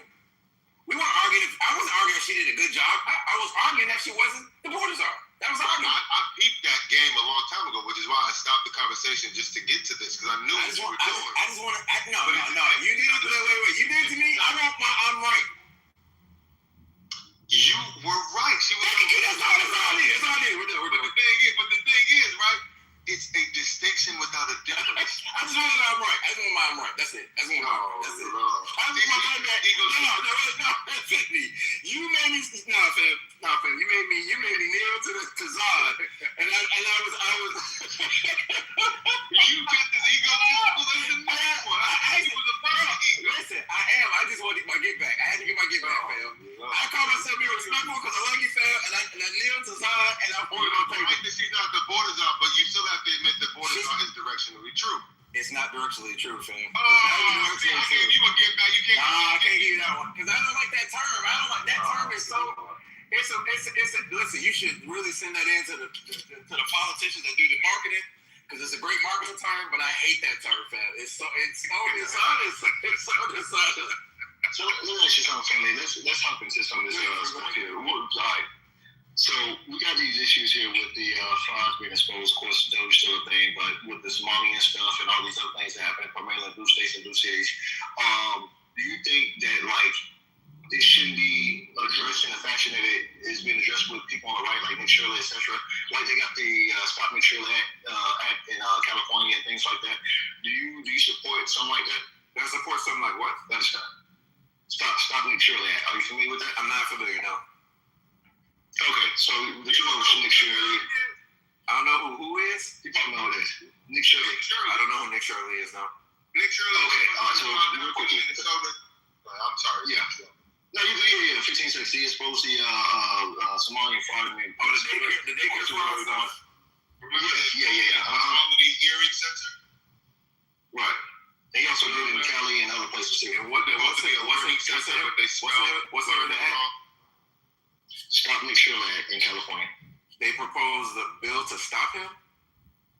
Yeah, saying that his exposure could bring harm to those communities, so they want to stop not just him, but you talking the journalist? You talking the journalist guy?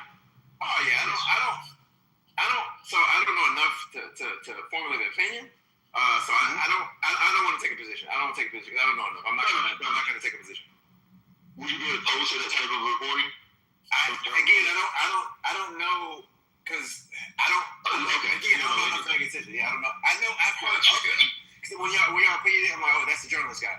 I know a little bit. I don't know enough to formulate an opinion. Actually, it wouldn't be. All right, so I ask you some general questions, not about him particularly, but just general questions. So, I guess you opposed to fraud from the tax board. Of course I am. I mean, probably in general, but especially on tax. I'm opposed to fraud. Period. Yeah, exactly right. Okay, so since it's exposed the way it has been exposed recently, do you think that it is harmful to the communities that's been complicit in the fraud, like the Somalian community, to expose it that way? I don't know how it was exposed, but you're right. Okay, yeah. So let's just say basic journalism. Let's say CNN, MSNBC was exposing that these communities are doing fraud at a high rate towards allegedly about $9 billion, and some of the money were actually used to support terrorist groups that, Boko Haram, I think that's what it's called, support those communities.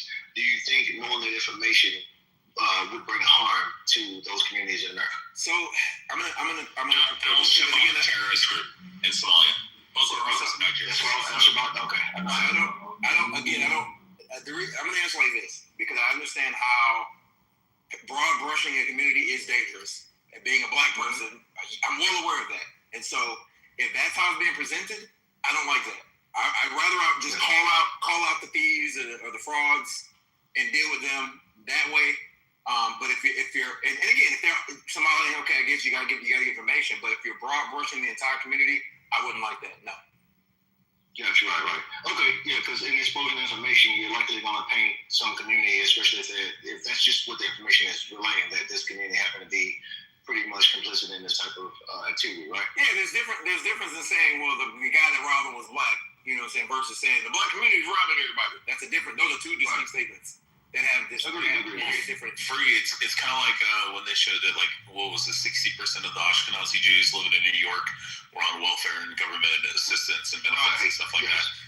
So how would you feel about that one, Finley?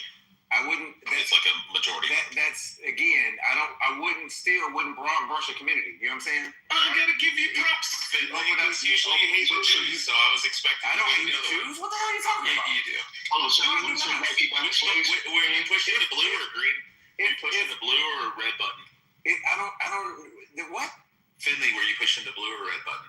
I don't remember the options, but I don't. You can kill your entire family and everybody you love, and you can get rid of all the Jews. Or why would I want to kill my family? Why would I want to kill my family?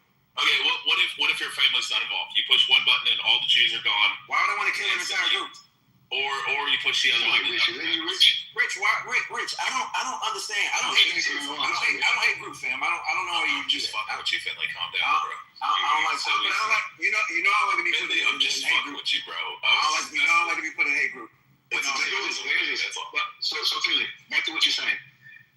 So you wouldn't say white people had slaves because minority of white people had slaves, right? So based on your logic, if you're on a broad brush group, you wouldn't say that, right? I wouldn't say that white people had slaves because obviously white people didn't have slaves. However, slavery was a part of white supremacy in this whole racial thing in America specifically. Yeah, slavery of course predates America, but on average in the rest within that context. Yeah, in the entirety of the country, it was less than 1% of white people owned slaves. So it's like it was like 5%, and there was leasing going on, but around 1865. Hold on, man.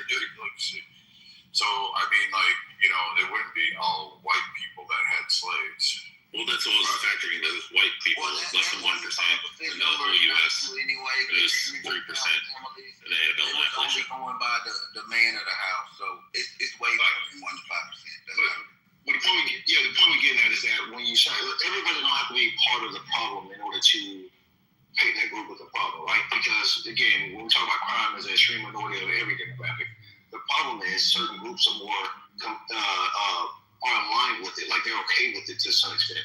Not all, but let's say drug dealing or prostitution or whatever. Some groups are more acceptable in their culture for certain crimes and think it should be okay. So I'm saying that to say that if this group, and this is hypothetical, if this group were okay with the idea of fraud and it's very prevalent amongst them, even though everybody's not involved, would it be okay to say, hey, at that point, this is what these people are known for because they find this to be an okay thing in this country? Well, of course. Think what you just said. You just said the entire group is co-signing, right? Which is why I put, even though the small minority of whites owned slaves within the context of white supremacy, it was a different narrative. They tend to be okay with it, right?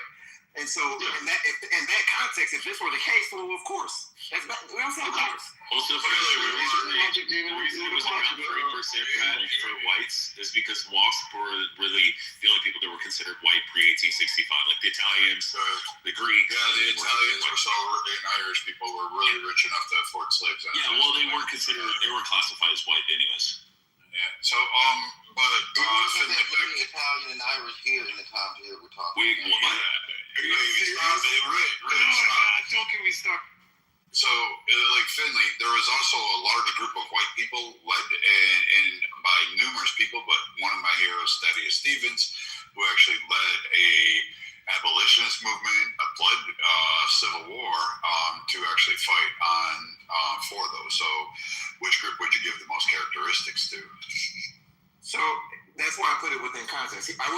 Thaddeus Stevens within that concept of white supremacy because he didn't believe in that. He didn't have, he's one of the handful that did not believe in that. And when I say white supremacy, I would even put Lincoln in there because even though Lincoln may not have agreed with the slaves, pivoted on slavery, he still didn't believe that blacks were equal and should be voted. And that was the attitude, the majority of the attitude at the time. And just a hat tip. Ever since you mentioned his name, I've been doing more reading on that guy. And he wasn't a very small minority of people, of forward thinkers, along with the great John Brown. Now you know I base my fucking viewpoints on conservatism off of him.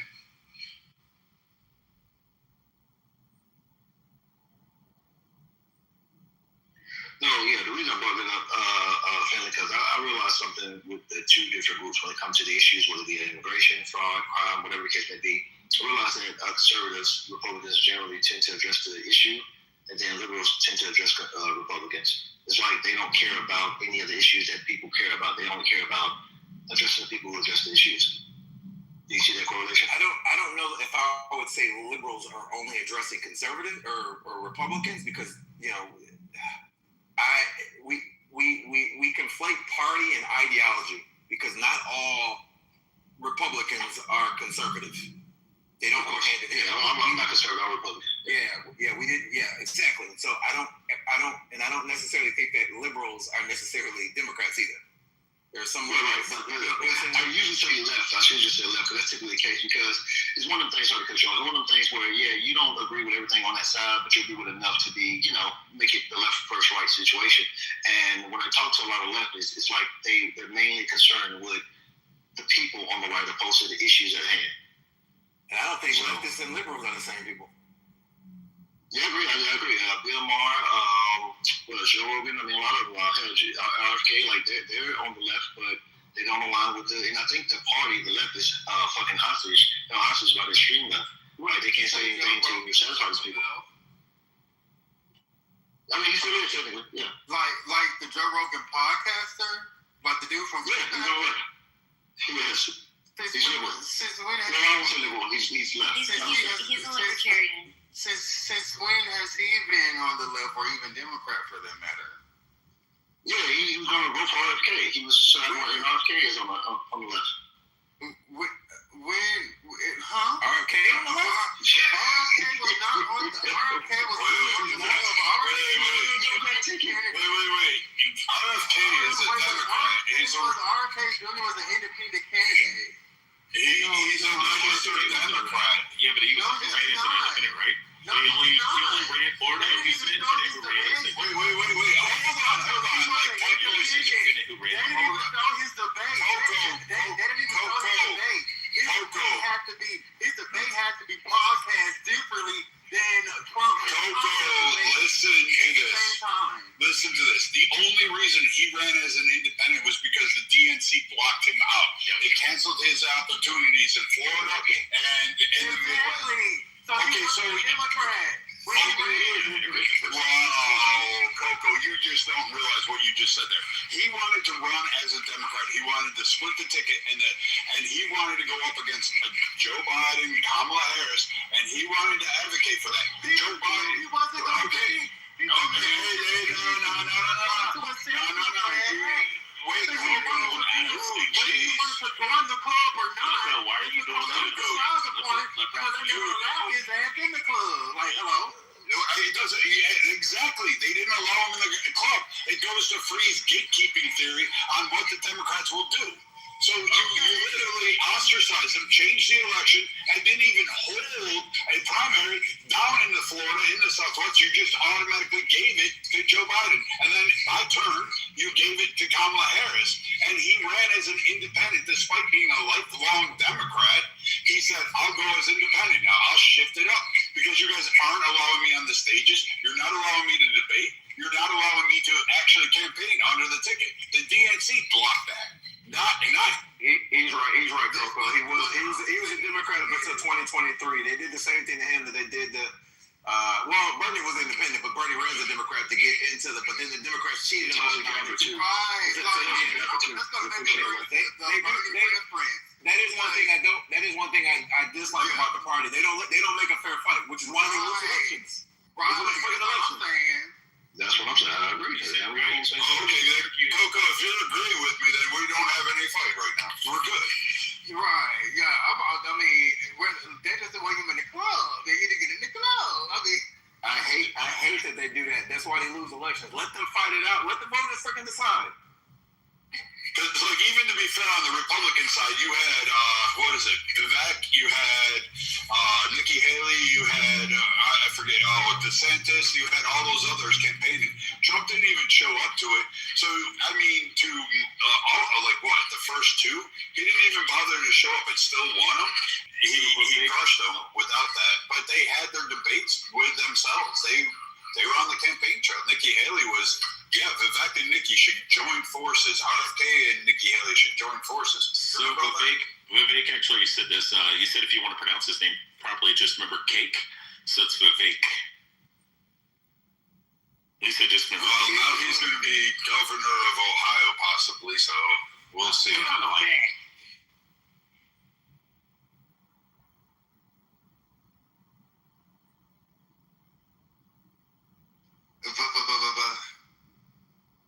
All I remember of him on the debate stage was that he sounded like he was on speed and Adderall at the same fucking time while doing cocaine lines in the back.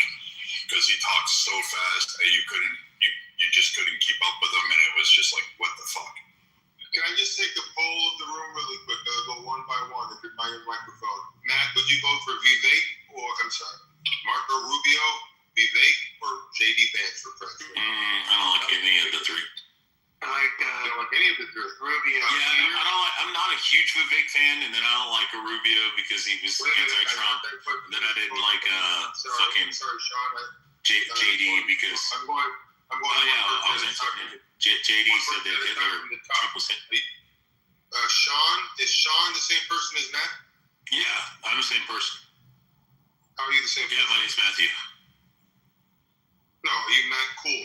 He should never disrespect me like that. He knows better. I'm sorry, Matt. JD Vance, Vivek Ramaswamy, or I'm gonna throw in a fourth person. I'm sorry. Who's the guy running for president? Who's the guy running for office? And Byron Donalds, Vivek Ramaswamy, JD Vance, or Marco Rubio? Who you going? Yeah, order or just if those four were on the ballot to be president of the United States, whose guys would vote? I like JD Vance, but I kind of want Rubio. He's more experienced, you know. Like I think he's got the chops to do it. So there you go. Okay, so we've got one vote for Rubio.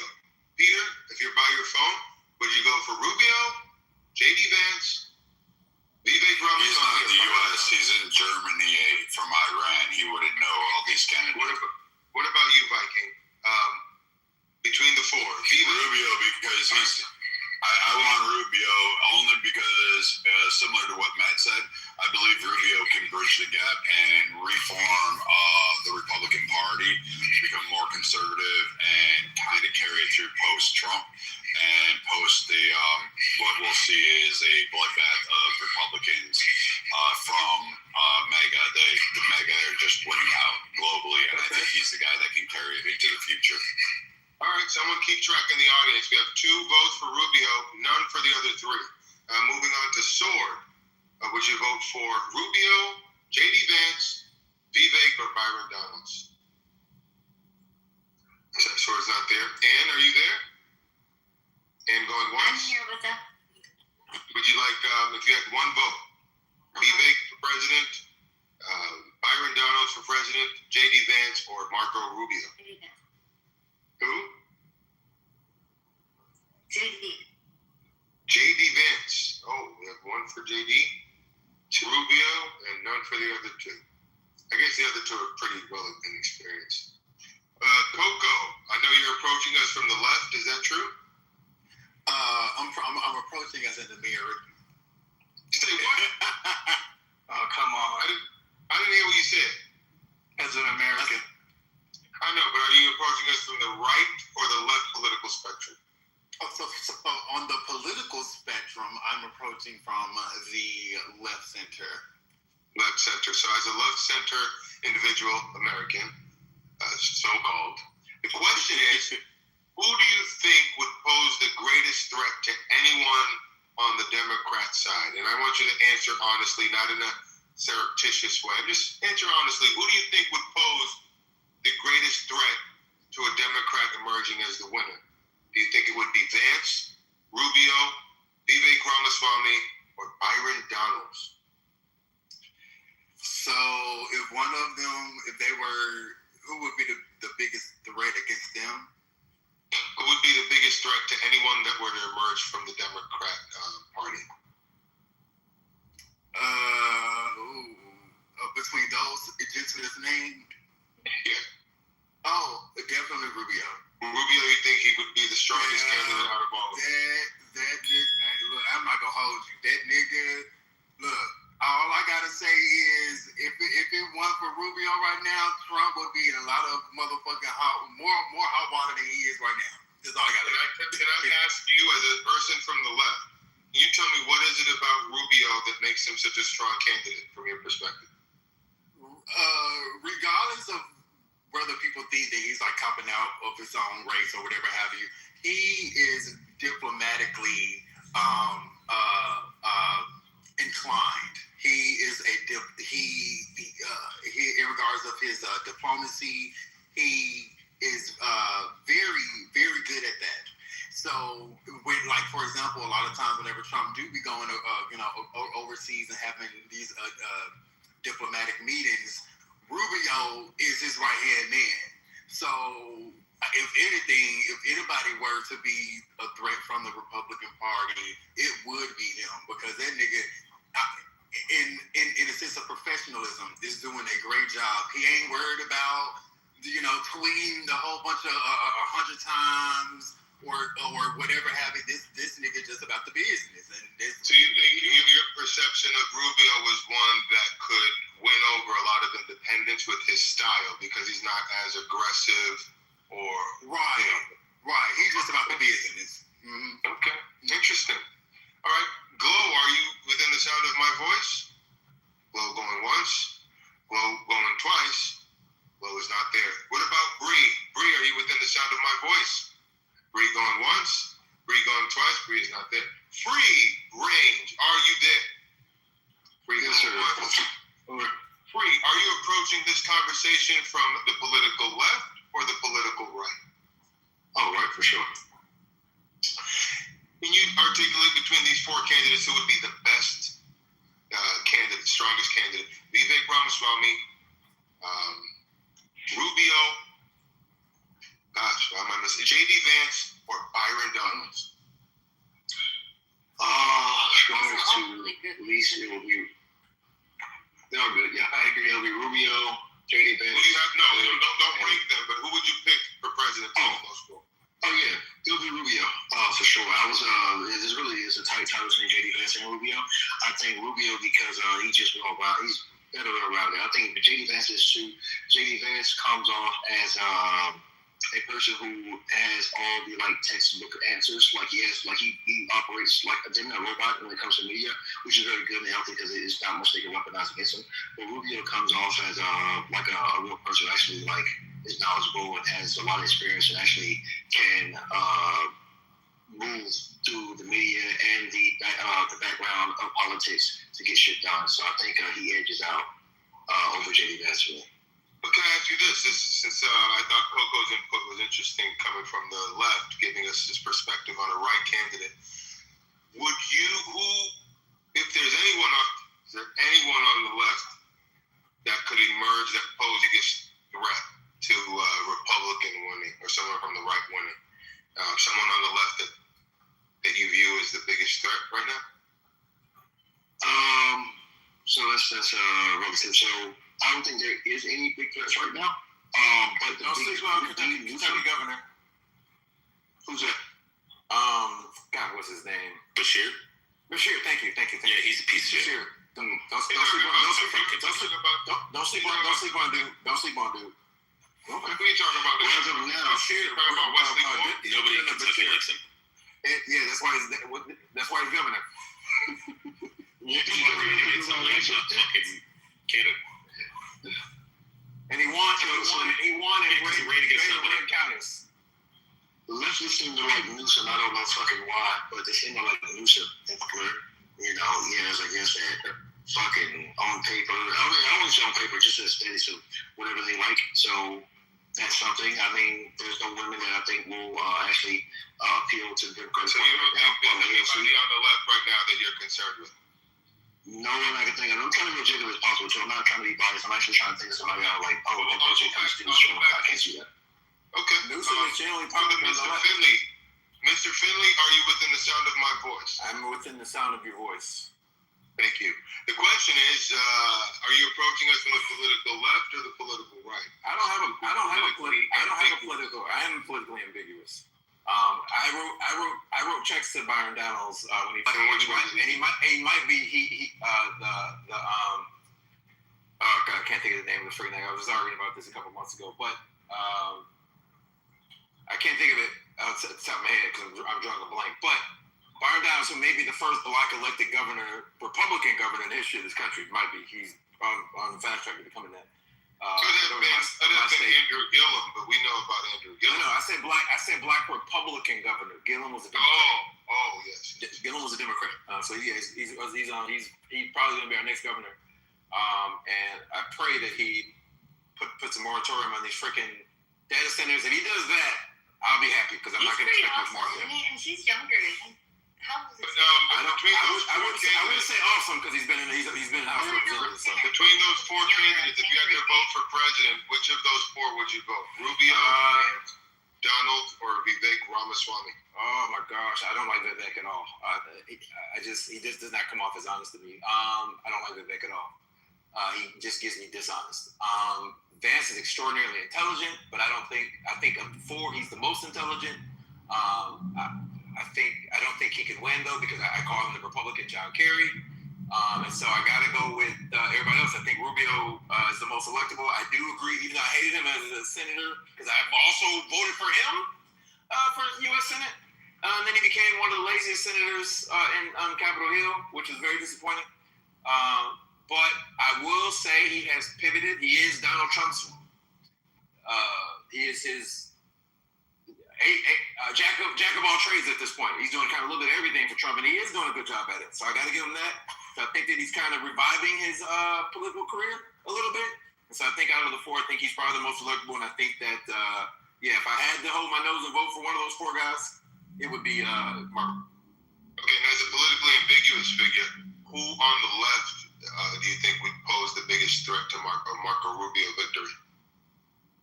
I think people are sleeping on California Governor Newsom. I think they're sleeping on him. Politics is you look at certain candidates like they can never win, but I think that we're not being honest. Newsom is extraordinarily popular on the left, and if he rides on the wave of this if MAGA does not right the ship economically in the next 2 years, I think the Dems are gonna win because I think the political pendulum is gonna swing. And if Newsom is the Democrats' choice, I think Newsom wins. But I think Bashir is my sleeper though. What's Bashir's first name? Andy. Kentucky.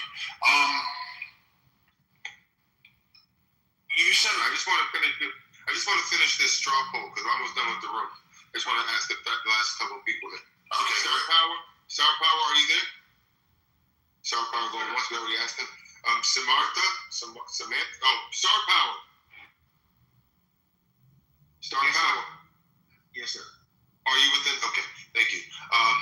Between these four candidates, who would you vote for president? Let's make this quick because Viking has an interest. Vance. You vote for Vance? Yes. But who do you consider Vance a better option than, say, Rubio? I think he has a stronger character when it comes to answering and giving questions. So I think he would outperform Vance in any kind of political. I mean, he would outperform Rubio in any kind of political debate. Okay. Interesting. Samarth, are you there? Samarth going once. Samarth going twice. Samarth is not available. Sean, are you there? Oh, yeah. I actually would like to kind of agree with Finley on a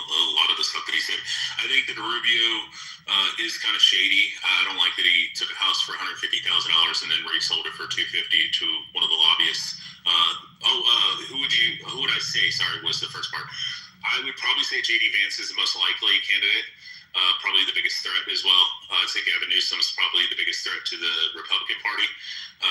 Even though I don't like him, I think that he's kind of slimy. He is an attractive dude, so they'll probably get a lot of votes, just like Obama did. But when it comes to Vivek, I think he's a little too nerdy. He doesn't come off very natural. He also does seem like he just says whatever politically advantageous.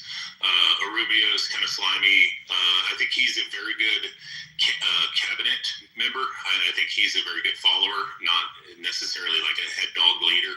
I do think, though, that J.D. Vance is a pit bull, and he would have the best likelihood of prevailing just because he has more of a attack type. More so than Marco Rubio. So yeah, 110%. Are you ignoring Marco Rubio's temperament and the way that he's able to? Well, I think it's already been shown, you know, when he went up against Trump, that Trump just mopped the fucking floor with him. I mean, he did Trump good is a stuff. different phenomenon. No, I agree. Different phenomenon. But who's gonna be the dude? When Rubio goes who's gonna be Trump? Let's be honest. And if you watch him on Meet the Press, or if you watch him on Face the Nation, or if you watch him on This Is Week with Slappadopoulos, you can see that he takes no prisoners. So I would say he's a good assistant or store manager. I just don't see him as a CEO type. I see more J.D. Vance. By the way, like the top. The dark horse surprised me didn't add him in is Ron DeSantis. Actually, he probably has a really good chance too. Ron DeSantis. And the other fourth guy that I'll tell you why. So Manfinity, I don't know who the other guy is that you were mentioning. I'm not. You don't know Byron Donald or VP? Byron Donald, like that from Florida. Yeah, he's gonna be I've been looking in Florida for like 10 Ron years. DeSantis can't win it because Ron DeSantis wears high heel boots. It's been 9 years since I lived in Florida. There you go. Man, that's the reason why I want to throw. But DeSantis star rose. He was on beach on this Byron Donald. Sorry, thank you. But I just wanted to go back to Finley when he said Rubio was lazy in the Senate. And I love this. I don't know how well versed you are in what Rubio's actions were because I actually watched him because he was going for presidency. He's had ambitions for it for a long time. But I mean, like for instance, like his Florida focus funding and projects on restoration of the Everglades and all of that stuff for Florida, like actually securing the Panhandle and doing all that stuff and actually getting those funds directly to that was like really ingenious of him. I think it was great. I think I cheer and applaud that one. A lot of people should be on there. He constantly asks to introduce an end to daylight savings. I'm kind of for that one. But I mean, he also did the VA accountability reforms. He was known for this one, and he pushed this all around. And for those of you that don't know, it was a way of like basically you couldn't fire people at the VA. So a lot of veterans got shitty doctors and nurses. You got subpar care. You heard about it because they were every veteran was blowing their head off every fucking day. You had like massive fucking chronic conditions going untreated. They couldn't get pain medicine. They couldn't get treatment medicine. They couldn't get antibiotics. And then they had to pay out of pocket. And Rubio actually restructured the reform so that these doctors couldn't hold the job. They didn't need a malpractice lawsuit to be fired. They actually had an accountability process, and people were fired from the VA for their sub-care of their patients, which I think is great, which led to the opening of, guess what, veterans being able to get treatment anywhere in the U.S. His Gang of Eight immigration bill was good. The Hezbollah sanctions legislation, I agree with that. The Chinese security one was also another good one, if I remember that one off the top of the head. He put that one because of all the IP and actually got it into legislation to restructure how Chinese students were not allowed to be entering certain programs within the United States to be able to steal IP and bring it back to China. And then, I mean, he was the leading cause for the Commission on Social Status of Black Men and Boys, where they actually directed funding and really created that federalism to study the issues affecting Black men and boys in terms of education, prison, incarceration, violence, and economic disparities. And he put that all the way through, and that was way back in 2020. So, I mean, to say that the man didn't do things, he actually really did. And he wasn't just, blah, blah, blah about it. He fucking really moved and shook things on the political level. And maybe a lot of people didn't get this. He appeared to not be doing much, but behind the scenes, that man was cracking away. He was literally just up making sure these things went and got passed. And then he worked with other ones, even on bipartisan levels when he received backlash.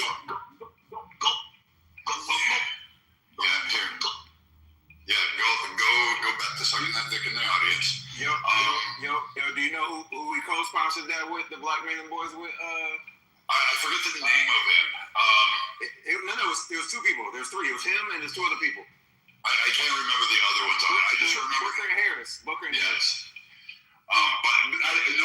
You're right. Booker was the one that was mostly on that, and I think he had endorsements from like Lewis, right? So he was working like really hard to push that one through. And I brought that up, Finley, because I've heard you on another stage cite that you this was one of your political concerns was Black men in America not having a way to have their grievances addressed or actually have focus on them that it seems to be by the wayside, such as what occurred in the past election. But Rubio actually listened and put that forth. Yeah. Booker got him in, and I'll give him credit for that. But remember, I did a lot of transportation related stuff, and this dude missed a ton of votes. And being a Florida guy, especially trying to get Florida stuff done, that's why I took it personally. Remember, federally, I disengaged. I wanted him to do stuff for us. And I do, you're right, he did do the Commission on Black Boys, and you're right, he did help with the Everglades funding, leading sponsor for the Everglades funding. But my stuff with him was personal. There's a lot of transportation related stuff that he kind of missed the vote on. I think he missed him like 30 votes on my stuff specifically. And that's why I called him lazy. But I will give you that tip. You're right about that stuff, buddy. Hey guys, real quick, I just put it in the chat, but there's a Trump 2028 bus that's parked around the corner at this RV staging place, and also just put a link in from Instagram where it was shot in the visual, but this motherfucker may actually try to do it. So I drive by it all the damn time, and I'm like, I don't know if this is a troll. You don't think he really gonna do this? He ain't gonna do it's a god-tier troll. He bet not. Yeah. Well, he can't. So it's really great because he's actually raising money on it, and it's putting the Democrats in an apocalyptic. Because think about this, and I'll give you some political insider thing. The fact that the focus is still on Trump. What Trump is doing is allowing the Republican Party to upraise through the ranks without any direct attacks on, guess what, the heirs apparent or the ones that are going to rise up and be on that stage. So they're still focused and they're so primarily lasered in on just Trump. And they're like, he's going to run, he's going to do this. So all he has to do is just give you a little bit, and that whole DNC is just absolutely like, anybody but Trump. But Trump's not on the ticket. He can't run. He's not going to. There's no constitutional amendment that's going to change it, and Secret Service will boot his ass out. They'll automatically do that. So he's got no chance to stay in the office, but the Democrats are going to campaign on it, and it's a brilliant strategy to keep Democrats focused on Trump instead of a Rubio or even a Vance or anybody else that's going to come to the table. It's actually fucking genius, and I'm surprised it hasn't been figured out by now. The Democrats are easily distracted, fam. They cannot. The reason that they fail so much is that they get into. You know how like yesterday we were having an argument about the tone policing and stuff, and weren't focusing on the freaking issue at hand. That's where the Democrats freaking fail. They cannot. They always got to tone police. To hell with the policy. They got to tone police. They tone police too much, and they miss the forest for the freaking trees. And it's sad, really. Sad. Yeah, Coco, I thought you would have figured that one out by now. I mean, something like I knew it was something, but I didn't quite, come to that conclusion. But I'm glad that you shaped it that way because it definitely does keep the interest. It provides me comical laughs because I hear everybody say, oh, he's going to run. And then I just sit there and just smile at it because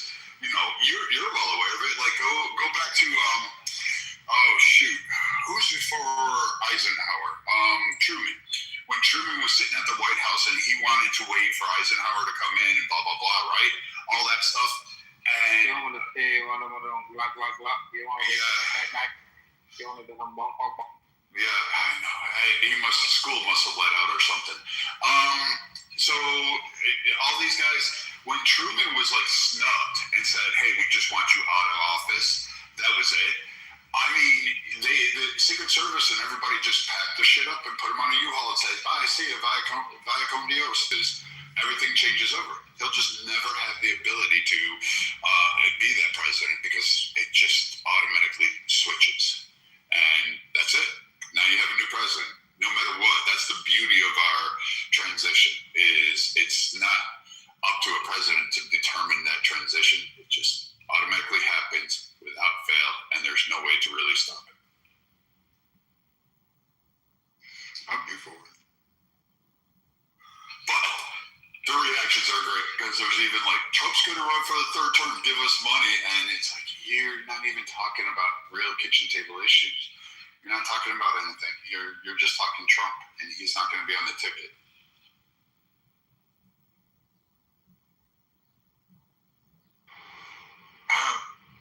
Actually, Brad, did you say who you thought on the Democrat side would be a good formidable candidate or not? I forgot if you said who it was.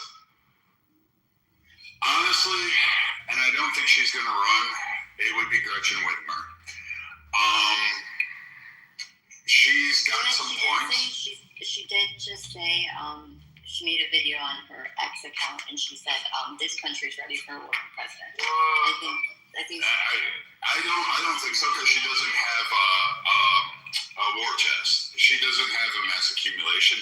She's also been kind of post her FBI kidnapping attempt under Joe Biden. She's been very standoffish and she's stayed out of the public fray and out of the limelight because remember that picture of her meeting with Trump in the White House and she covered her face.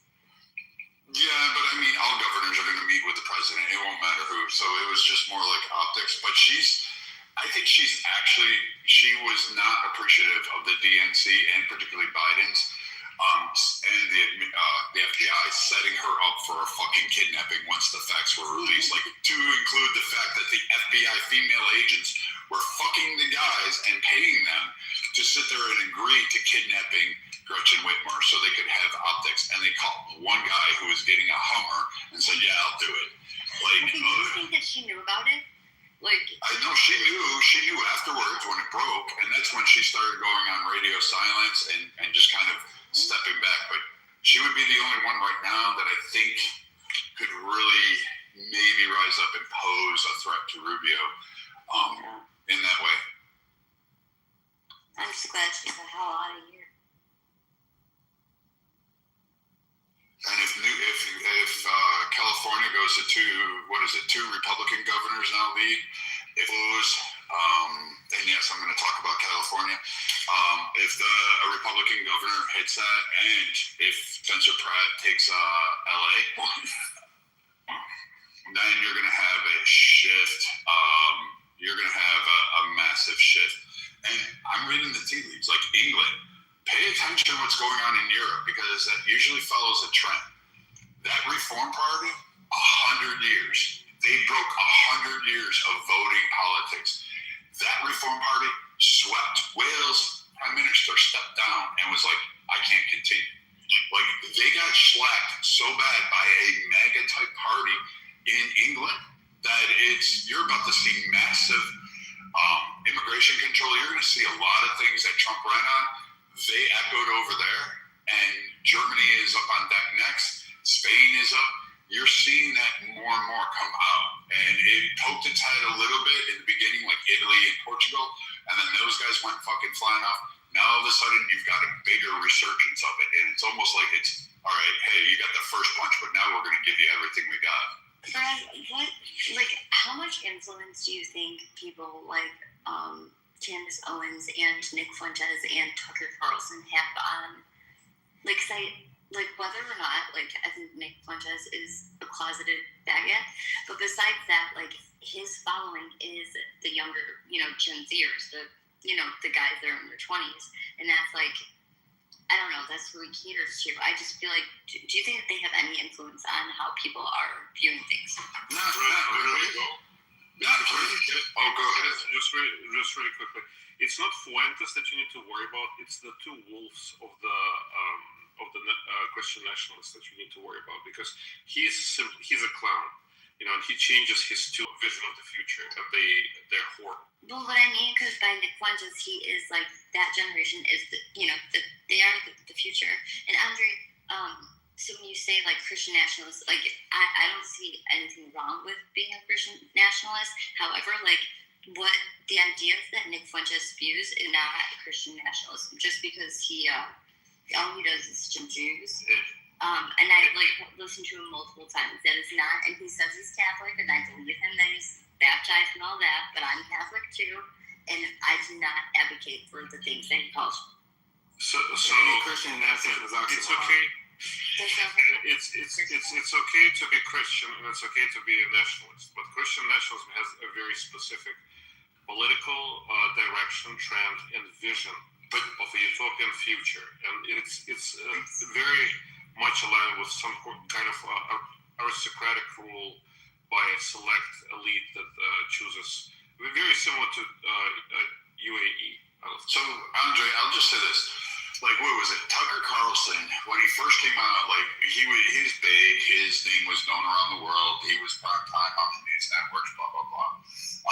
He did a good performance. When he went to Twitter, he had, his first, first few episodes were 10 million, 20 million fucking views, including the replays, etc. You could run down the list. But if you look at 2023, 2024, 2025, voila, we're in 2026. His viewership has dropped by 90%, 85 to 90%. There's not people really, in my opinion, maybe because they're online, they hang out on Twitter or they hang out here. A lot of people will listen to them. They watch YouTube, but nobody's listening to Tucker Carlson. I mean, maybe if he comes over on Hot Channel for a 30-second cap, that's about the extent. There's not the engagement that Tucker thought he was going to have or is really going to have. The same thing with Candace Owens. These were never Charlie Kirk. Charlie Kirk was actually more engaging, and he was willing to take the debates to the ground level, and he didn't really care about his viewership. He didn't care about a lot of those things. He was doing more and building up an infrastructure. To me, these two just grift off of the actions of what happens, and I don't put a lot of stock. Candace Owens, I created Blexit, I led it, I did all that stuff, and now I hate the Jews. And it's okay, girl, pick a lane and stick it. I really don't know. Yeah, she's definitely flip-floppy and grifty. This is why I never quoted her or Tucker Carlson. I just don't like them. I just think they're on the left. I put them in the same category as Rachel Maddow and Destiny. These guys. I would say he's calling for all anyone that voted for Trump to vote Democrat for the primary. What kind of idiot is he? He's seriously retarded. I would say. But I would say they're much worse. They're what's his name? Pinker? You know the guy? The one who Hassan Pinker? I think that's his name. He's advocating for socialism. Full on socialism. Where is he from? United States. I've never seen so many tankies, even in the Soviet Union, until I came to the United States. Did you say tanky? Tanky. It's a Stalin apology. They want Stalinism to be in place. Apologists, yeah, for real. They're horrible. I hate quoting HX phrase, but they are horribly misguided and don't understand how it will fail. It absolutely will fail, just like it has happened before. The best economies in the world are blended economies, so you do have some social programs and some social safety nets, but reality is we just need to increase more massive socialism programs in order to solve the problems. It's the answer to it. You do have to say, hey, you know what? I want to do some of these capitalist adventures. And when you highlight like these Norwegian countries and these Northern Europe countries that you claim are doing so well, they're not socialist countries. They have even come out multiple times and told you they are not. They are capitalist countries with social programs that they donated massively to, but they also forego defense that counted on the U.S. They forego medical research because they counted on the U.S. They gave up a lot and just basically said, I'll let the United States handle that for us, and we'll just focus on here. Unfortunately for the United States, we don't have anybody else. We can just say, here, you take care of it for us, and we'll just do this. So, like, for the future, Brad, like, you know that, it's for AI. So, like, it's universal, something about our income. So, essentially, AI is going to take a lot of universal basic income. Yeah. Universal basic income. So, like, that, I mean, that's, like, the future. So that, the future of America will be, like, literally socialist country. Thank God I'll be dead. So the biggest issue that socialism faces is the calculation problem, the economic calculation problem. They cannot solve for demands and supply in a realistic manner because they don't have access or cannot regurgitate the amount of data that comes out of people's needs and wants and how quickly it changes. So the only way they see resolving it is with AI, because AI will have a computational power in order to reallocate the resources, but it's very unlikely that it will do it in a manner that we'll accept as well, because it's very artificial in nature.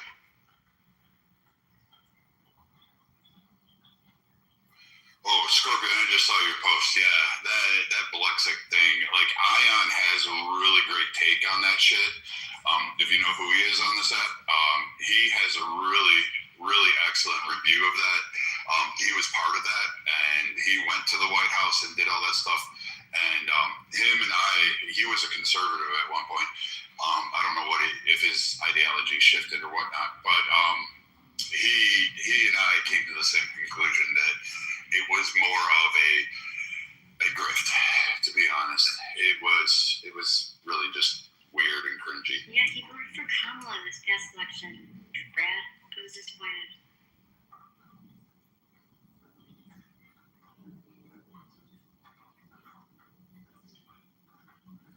I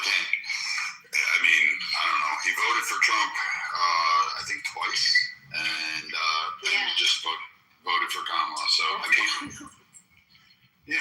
to each their own. Well, man, she brought up Charlie, and I'm thinking about him. He would have been president one day for sure, in our lifetime. Agree. Maybe.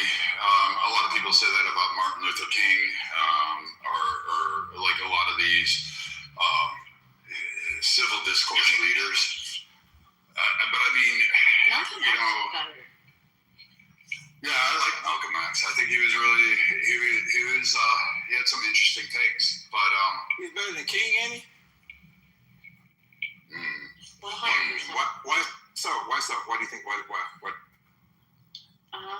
Well, because he wasn't a womanizer. King's personal life and his personal life.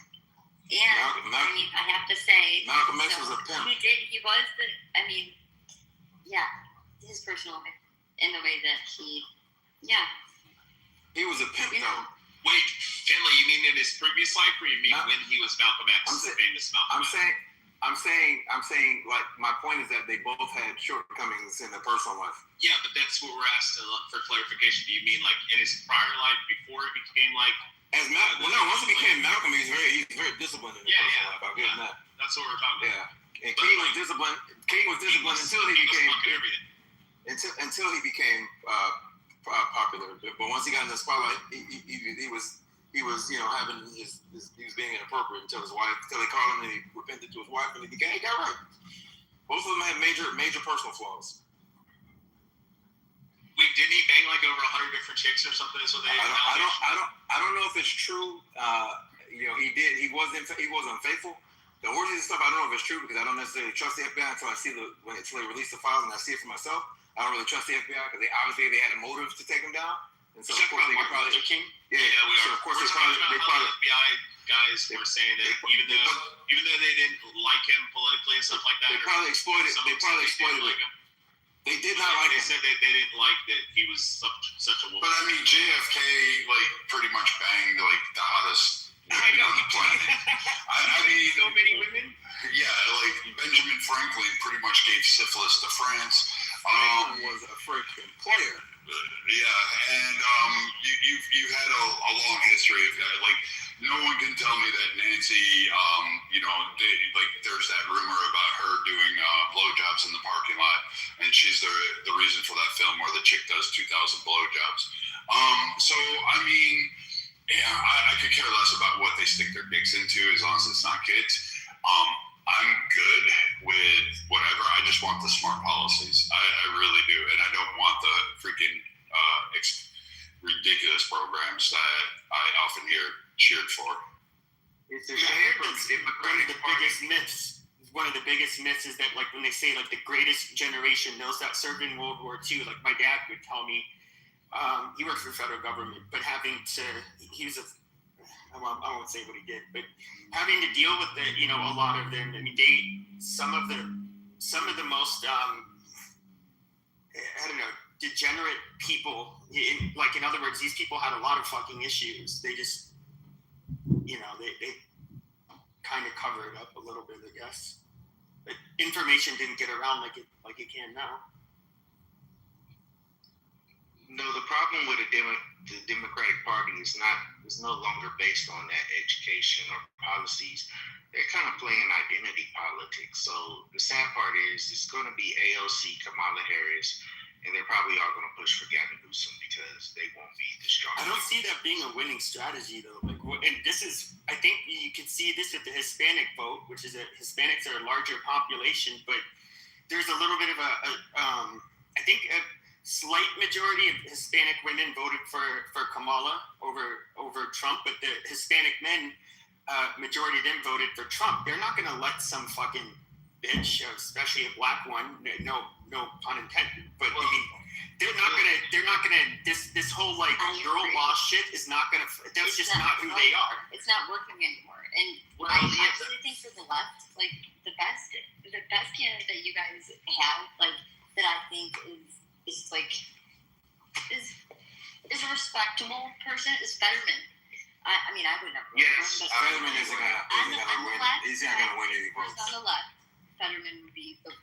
Yeah, but Fetterman has to read from a prompter. He has a computer. And then every time when you're speaking to him, it has a voice to text, and he literally has to stare at the tablet and read the words because he can't visually look at you and hear the words coming in and process them through his brain because of his stroke.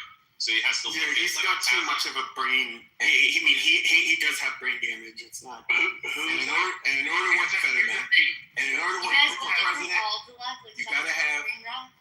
You gotta have Rogan on the podcast. He said, "I can't look at you. I have to look at the." And in order to win, you gotta have. There's the thing that everybody's underestimating. You gotta have freaking charisma. You gotta have charisma. It's a battle of charisma when you run for president. Yeah, I like that. That's almost 100%. But they are identity. There's certain identity politics that Democrats have. You're right, but I'm saying. Go ahead. How did Biden win? So they do have the identity politics. Don't naturally work, but they do have candidates who would not be able to be beaten. One, Michelle Obama would not be able to be beaten. She would win. Okay. I don't think so. Yeah. I don't know if women have, and I'm not being sexist, but I don't know if there's a woman that has the charisma to carry. Because again, this is a game. This is why people underestimated Trump, and Trump won. I mean, and I don't like him. This is me giving a glowing endorsement, but the man is funny. He has mad charisma, amazing timing. Right. And so he's you got to give him that credit. What's the guy from Louisiana, the comedian? Yeah, but now that Trump's not gonna Trump doesn't. he won't come into play. Right. Next. That's why I don't think Vance is going to be able to carry the baton. I think he's going to do something else. Because Vance is extraordinarily intelligent. That man has no charisma. I'm sorry. I would say that Michelle Obama, she comes off as just a grating, annoying bitch. I mean, her husband, if anybody remembers him, when he was running 2007, 2008, he was actually, of course, I'm sure he had his talking points all planned out, but he's a very good speaker, very positive, very charismatic. He's that charm. Michelle Obama, we already kind of have a baseline for who she is, and no, she's not likable. I don't think there's anything you can do about that. Just like Hillary Clinton was largely not likable. I disagree with you there, Pepe. Because of what you just said there. She's much more likable than Hillary. Yeah, but she's way more popular. She's more like the reason why Michelle, she's only likable on talk shit. But by and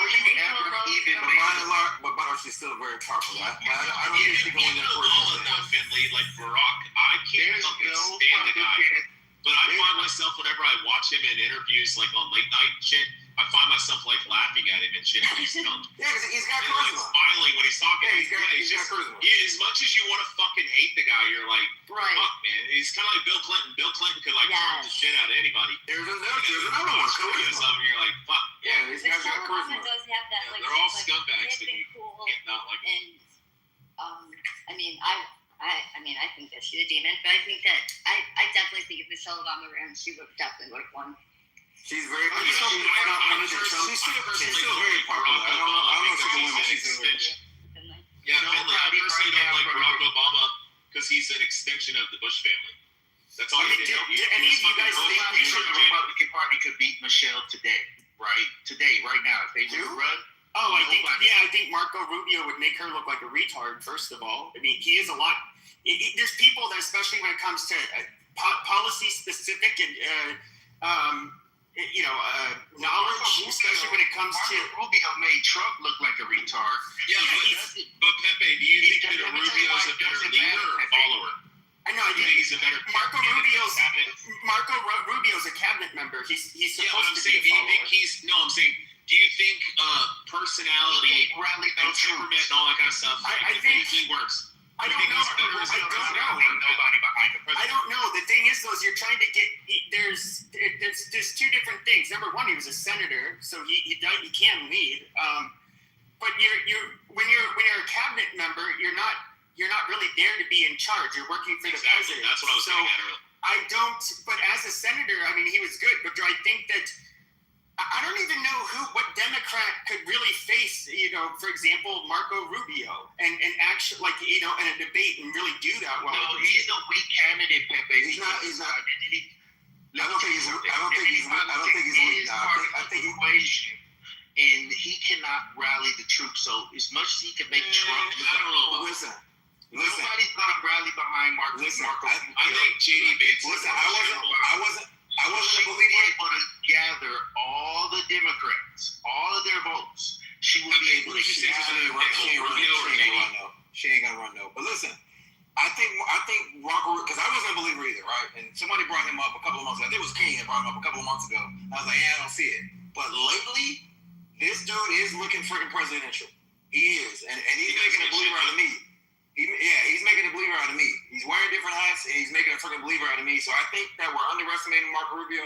I underestimated him, so I think he's pivoted. Yeah, but I do believe he's going to be formidable. Finley, do you think there's a difference between a CEO and like a regional manager? And I feel like there's definitely a difference between the two. Absolutely. But I think he's showing his ability to be CEO right now. I think he's showing. I have to say though, yes, you have somebody who, I guess, for lack of a better term, has somewhat of an alpha male personality. In other words, he likes to exert his dominance. He's not afraid to take the lead. That would be Trump, obviously.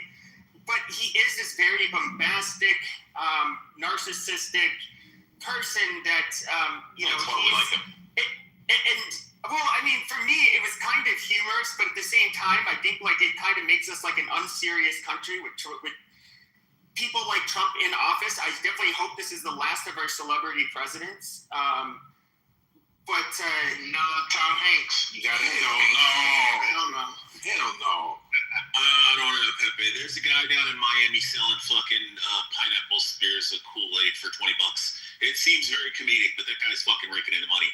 And the point is that like, even though Trump makes the country look like a laughing stock to like fucking uppity fucking Europeans and shit like that, at least he's getting shit. Well, I mean, no, he's just a lot better than the thing is, though, had the Democrats in power, like, what the fuck did Biden do the last several years? Besides flood our country with fucking, what was it, like 10 million fucking illegals? Maybe more? The place was fucking lawless, the first couple years after the pandemic. I mean, it was just a fucking shit show. I mean, he was obviously not well, and I don't know. I mean, it's just like, and of course, we can look at all of the identity politics pushed to the extreme. It's like, anything's better.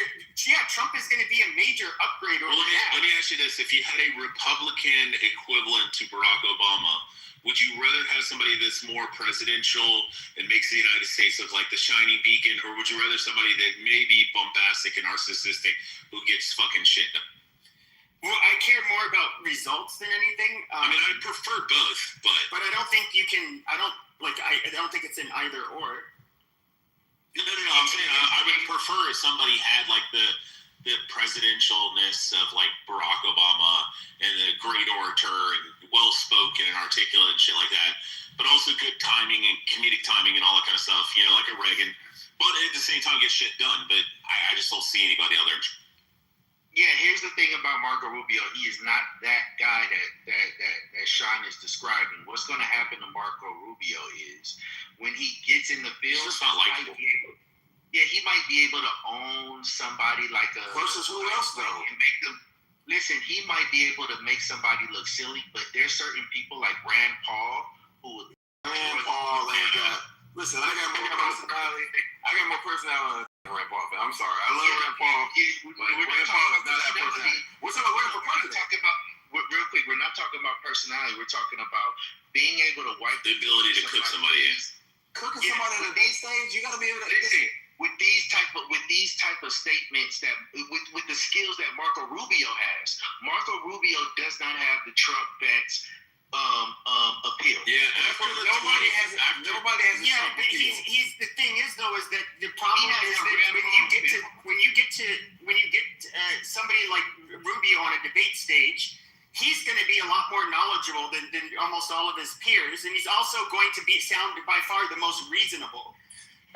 So that's what makes him very hard to contend with. But after the 2015 presidential election and stuff like that, or the 2016, after that, somebody's gonna have to get up there and fucking roast. They're gonna have to do the shit where he reaches his hand out to Jeb Bush, and Jeb Bush fucking reaches down and claps Trump's hand. That was the end of Jeb Bush. You have to do that shit. But here's the thing: nobody can do that like the president. Like Trump. He's the only. That style is gone. Just like we all remember the same. Yeah, I'm saying Hillary. Right, you're not gonna. No one can pull it off but him. Right, anybody else trying to do it, it's not gonna come off the same. You see what I'm saying? Nobody has the time. Nobody has that gumption. Only he has that. Theo Vaughn for president. I don't necessarily. I think that they don't have the unction as, but I do think there's certain people like Robert F. Kennedy who his voice. No fucking way. Yeah, the voice alone. His voice alone is gonna. He's a fucking space cadet. I mean, I kind of like all of these bizarre. He has these bizarre, bordering on conspiracy theories. Then he puts all of his focus on really stupid shit, like we're gonna heal the nation through nutrition and make America healthy. Yeah, go watch his podcast numbers. They're fucking dismal. Nobody wants to sit there and listen. Him talking like this. Senator Kennedy is fucking hilarious. Not for a president, but he's hilarious. He is funny. He's a southerner. He's a true southerner. You know what I really would like to see eventually sometime in office is, what do you guys think of Josh Hawley? I love him. Hawley is nice, but Hawley likes a backbone at times. I'm like, oh my god, gosh. Yes. He likes a backbone at times. These are things that come in my algorithm when he's roasting. So The problem is finding somebody that's not paid by fucking lobbyists. Like, to the extent of like, you don't want nobody. You don't want nobody. Oh, I know. That's what I'm saying. It fucking sucks. It sucks. You know who I think would probably be best? Did anybody think Tim Scott would be a No personality. You want to know why? He's boring. He's boring. Like, he definitely lives a conservative lifestyle, but he is, like, to me, on the debate stage, he was like a box of rocks. What about? I think Congressman Randy Fine would probably be the what America needs. I don't know who that is. Oh, you're missing out. Am I? Okay. Or maybe I do know him, I'm just not thinking. You see, he thinks we should nuke Gaza. I mean, he's pretty badass. Oh. What? That's real Catholic of you. I know, he's not a Catholic, he's a Jew. You. Oh, well, I never said I was that religious. I don't know, but you always bring up that you're Catholic. So I do think there are strong candidates in the identity politics that can just rally because like who? You know, okay, so you have certain people on the other side, like for the right, you would have certain people, I think, that are stronger in identity politics than the people on the left, like Tulsi Gabbard. No, she's gross. No, hold on, she's burned too many bridges. Marjorie Taylor Greene is dumb. She's dumb as a box of rocks, but you don't believe in QAnon? No, but I do give her credit because she did stand up to Trump when a bunch of his retard voters just like when you promise like a retarded kid you're gonna bring him an ice cream cone on Sunday, and you don't give it to him, he's gonna have a temper tantrum. And the low IQ retards that wanted the Epstein files released, which Trump did say he was going to release, didn't release them, and all the retards threw a tantrum, and she kind of stood up for her fellow retards and was like, "Hey guys, this is bullshit. What about America first, President?" Yeah, I think you think that was unreasonable, Pepe? For them to demand No, I think Trump should have, because if you said you were going to release them, you fucking release them. It's that simple. Yeah, Majorie and all them, they're like the equivalent of the AOC on the right side to me, right?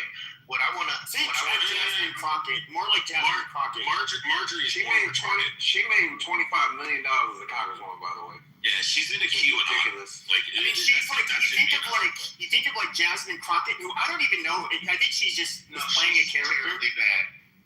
She was always trying to act like I don't know, like a hood rat in a way. But she wasn't acting. I hate that people say that. She was code switching is a thing. She's from. Well, that's what I'm saying. But there's nothing wrong with that because that's how our voters are. It's a language. But whenever black people do that, it's always called hood. And I don't appreciate that because she wasn't being hood. She was being Jasmine Crockett. She just code switching is just pretending to be hood. It's not pretending to be hood. It's not. Because it is. You get around hood people and you start talking hood. When I was a cop and I learned the language, I spoke the language. I wasn't pretending. Yeah, you were pretending to be hood. I wasn't pretending to be hood. You were raised on a farm. Your family doesn't even cuss. Like when you were pretending to be hood when you were around. When I was learning the language is me learning the language to be it. Yeah, growing up in the country and then you code. Yeah, but that's fine though. That's fine though. There were so many. When I first came on this app, as I don't know, any of you remember years ago, I was really popular with the black people on here, and there was so much lingo I was hearing and did not understand. I remember somebody said, "Don't sun me," and I was like, "What are you talking about, dude?" Exactly. What the fuck is that? And people would say, "No cap," and then I would hear the term like "stay on code." I was like, "What the fuck is stay on code mean? What is this shit?" And I would. And so then now it's just like when I talk to black people. I mean, if I was dropped off like as a police officer in Baltimore 5 years ago, I'd be like, wait, what was that? Can you repeat yourself, sir? Because I would not understand the fucking people. Because I'm telling you, the people in Detroit, they don't talk like that. They don't talk like people. Yeah, well, if you've been to Baltimore, which I have, they have a lot of lingo. What do you guys think about? What do you guys think about Mike Pompeo? No. For president? He's another Jewish faggot. He's definitely not Jew. I think that he's where he needs Is to it be. Pompeo Italian? Yeah. Yeah. So how's he a Jew? He's not a Jew. He's not. He's Catholic. Yeah, because he said Italian. Amazing. So here's the thing about You're not Italian Jew. You thought Pompeo was Jewish? There's Italian Jews who usually don't have last names like Pompeo. Yeah, Pompey. Fucking retard. Yeah, here's the sad thing about the Democratic Party. So when they do have a strong candidate that's able to lead, he probably won't be far left, right? He'll probably be closer to the to the middle than he would be far left. Yeah, if you're gonna win, you gotta move. Otherwise, you're gonna win. Because he's gonna be smart, but they're not gonna allow somebody who's not far left, like in the Bernie Sanders case. Bernie Sanders was somebody who would seem extremely far left, but he's not far left because he wasn't even a Democrat. He's not part of the party. He's an independent. You get what I'm saying? And but they gypped him out of the freaking nomination because they wanted one of their own. I'll be honest. They did that twice. He was popular. He was super popular. The floor of Trump. Him and Trump are opposing. Trump could never beat Bernie Sanders. They're opposing polarities. They both are populists. Trump and him are both Yeah, populists. that's true. Trump and Bernie Sanders. Sanders was socialist. But he was populist. He's very popular. Oh, Yeah, gosh, right. that is bad. Right. Bernie didn't have a chance. That would have been a good election. That would have been a He really would good have won election. the floor with Trump, but the Democrats would not allow it because listen, the best candidate for the Democrats is probably going to be the same thing. It was Pete Buttigieg, okay? He ain't winning. It was Pete No, Buttigieg. he's running for governor of my state. That's what I heard. He's moving here. Okay, great. So it was Pete Buttigieg and Amy Klobuchar. Okay, He went one of these. Yeah. Those were the two strongest candidates outside of Bernie Sanders. He was killing them. When everybody turned their back on Bernie Sanders, including Elizabeth Warren, and got behind the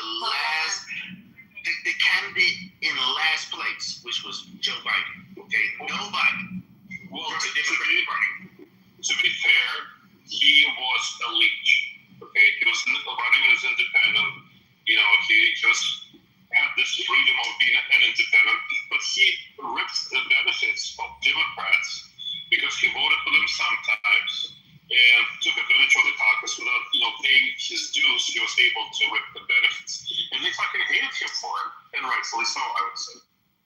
And that's what I'm trying to convey, that somebody who's not pretty much on the top tier of the Democratic Party, like, Gavin Newsom, AOC, Kamala Harris, the other people that are not on that type of level with the Democratic Party are going to beat those guys, but the Democratic Party will not allow it. They're not because...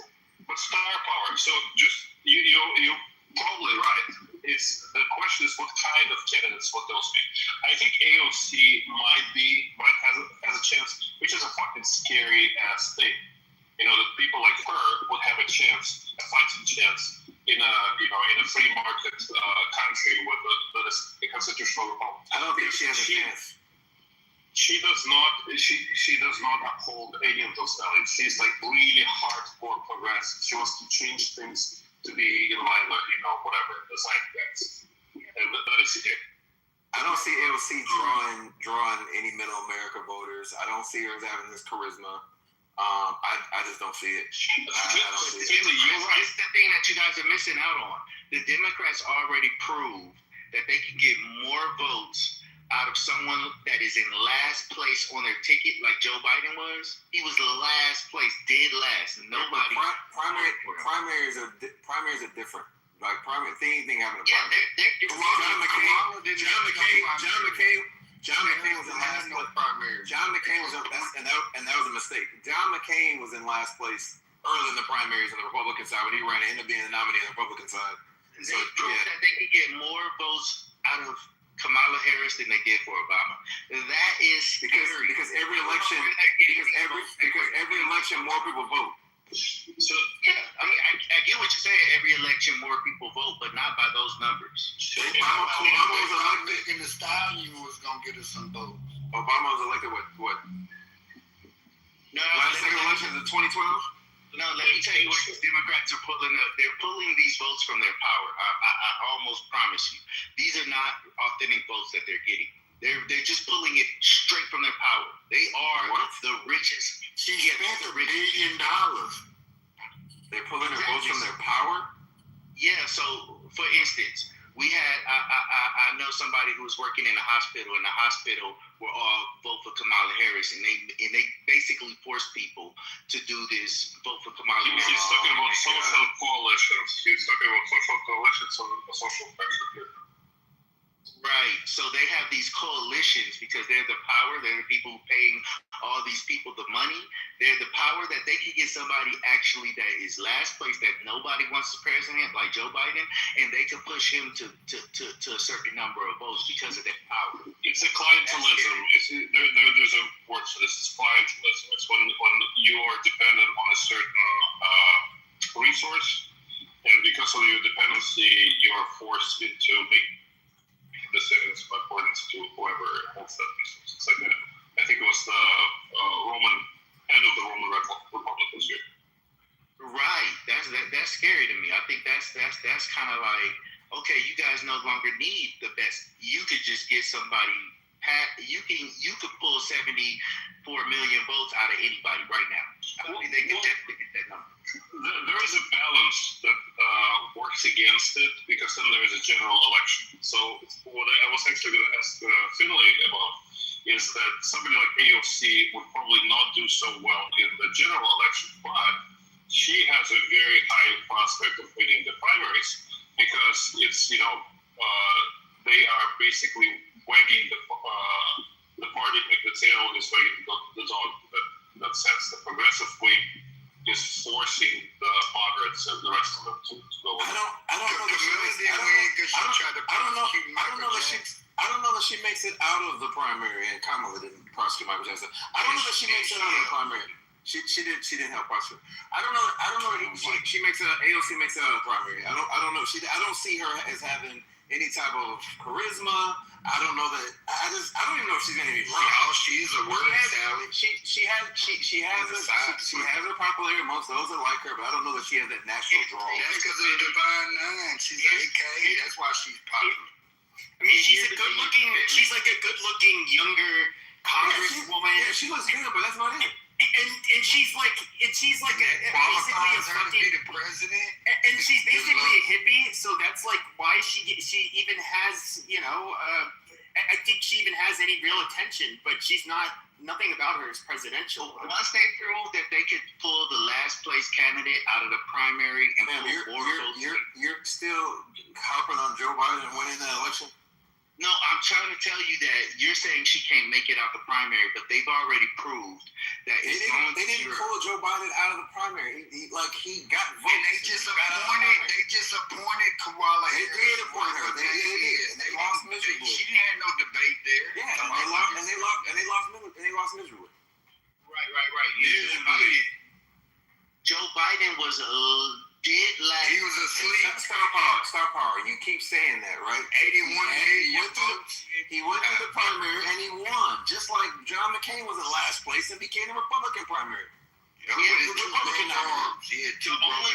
won because everybody, including Elizabeth Warren, put their votes behind him. So Waters and Jasmine Crockett. Okay. Yeah, with Pete Buttigieg, Amy Klobuchar. Buttigieg wasn't going to win. Buttigieg wasn't going to win. Yes, when they all put their support, Buttigieg wasn't going to win. When they all put their votes for Joe Biden, Buttigieg wasn't going to win. He had no chance. His point he's trying to make, which is not valid, is that had they put all their support behind Buttigieg would have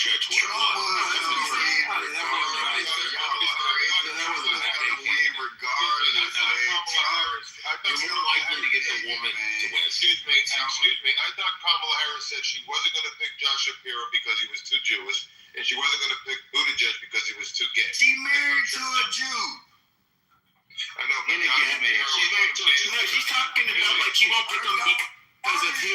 Excuse me. Kamala Harris wrote a book. And in the book that Kamala Harris wrote, she revealed that Josh Shapiro was considered but he wasn't chosen because he was too Jewish.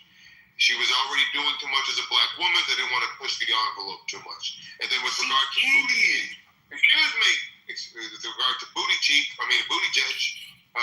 the reason why she couldn't pick him was because he was too gay. Again, pushing the envelope. Yeah, that's why he wasn't going to win. She ended up going.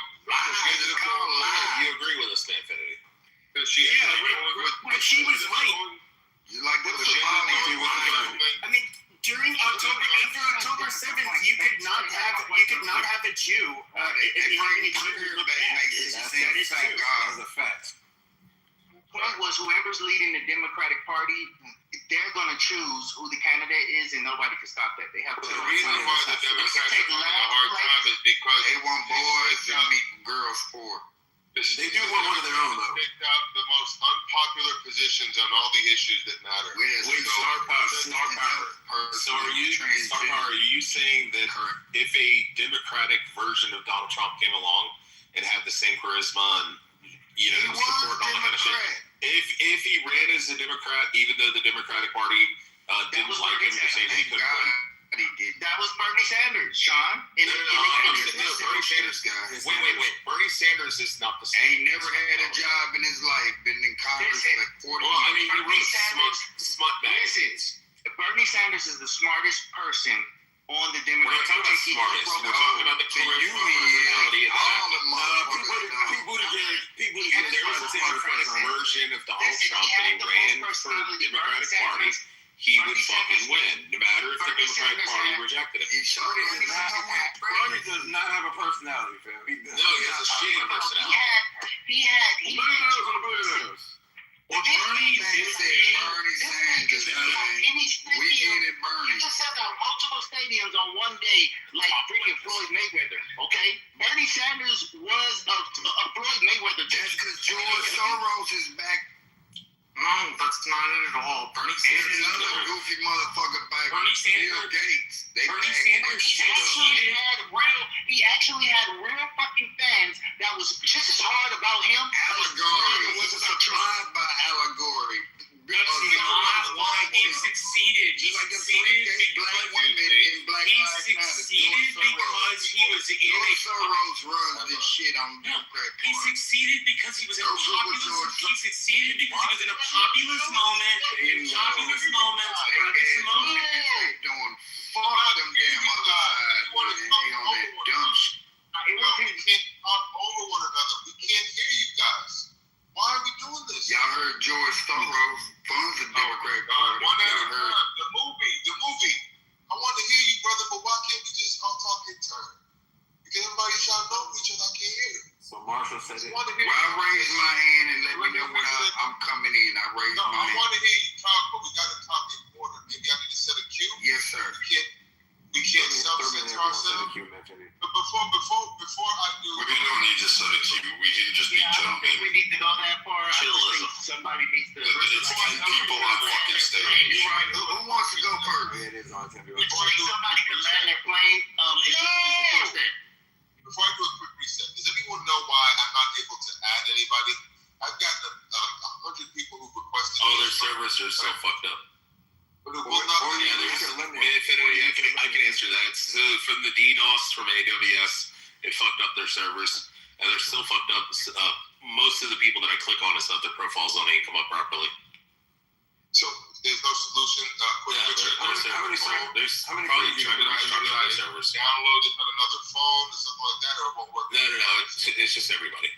So, the storm is down south. I'm stuck in 4,300 friends. I think I've got about maybe 500 people who've requested me as friends that I can accept, but I won't let me accept them. Yeah, I'm in the same. Oh, wait, is it coming up? Hold on, is it coming up with a red bar by Infinity when you click on accepting them? No, so when I go to my notifications, I have a lot of friend requests. So when I go to add a person that liked me today, it just doesn't do anything. Oh, so it doesn't come up a red bar at the top. Yeah, mine says I've reached the maximum. Man, so the fuck. Well, let's get back to who gonna talk first. No, hold on. I'm fucking with you. It was a joke, bro. I missed it. I'm sorry. So the thing is, I'm gonna show you a picture of what it looks like. You tell me. Infinity, start from the bottom and see if that makes any difference. So go to to the bottom of everybody who asks you and start there and try to add them back. See if that makes sense. Yeah, so I started from the bottom, I started from the top. Yo, man. And all it does is when I go get you some better internet. Somebody make my dad joke. If you PTR, right, look at my PTR, you'll see after I hit the blue button, it turns into a white button. But if I come back to it 2 seconds later to the screen, the same people that are white are still there as a blue. It's because they're white mentality. Star power. He started from the bottom and now he's here. That's what I'm saying. From the bottom, now I'm here. There you go. Hey, it's okay. Get some better internet. See, down in the country, we got that high-speed internet. Y'all need to get y'all some of that. Where you at? You at with a high-speed internet in the country? Ain't no high-speed internet. I have 5G. Y'all got high-speed over there in Mississippi. I have 5 gig Wi-Fi. I got a college in my back. That don't mean none of that college ain't got no high-speed internet either. Man, shit, it better. They got students that need to learn. They out there learning. Listen, they out there learning dial-up, man. Listen, no, they learning NBA. I've been to Kosciuszko and Jackson and Meridian. I've been all over there. I'm down here at Alcorn. Yeah, Alcorn State. Okay. Shout out to Aaron McNair. So, all right, let's not do this side quest shit talking about Alabama, Mississippi, blah, blah, blah. We were talking about HBCUs. No, it wasn't no. You're on the South, too. Then we're going to jump to basketball and football and fucking all kinds of shit. Mississippi got the 3 greatest NFL players. Jerry Rice, Walter Payton, and Stevie Nicks. Nah, man, nah.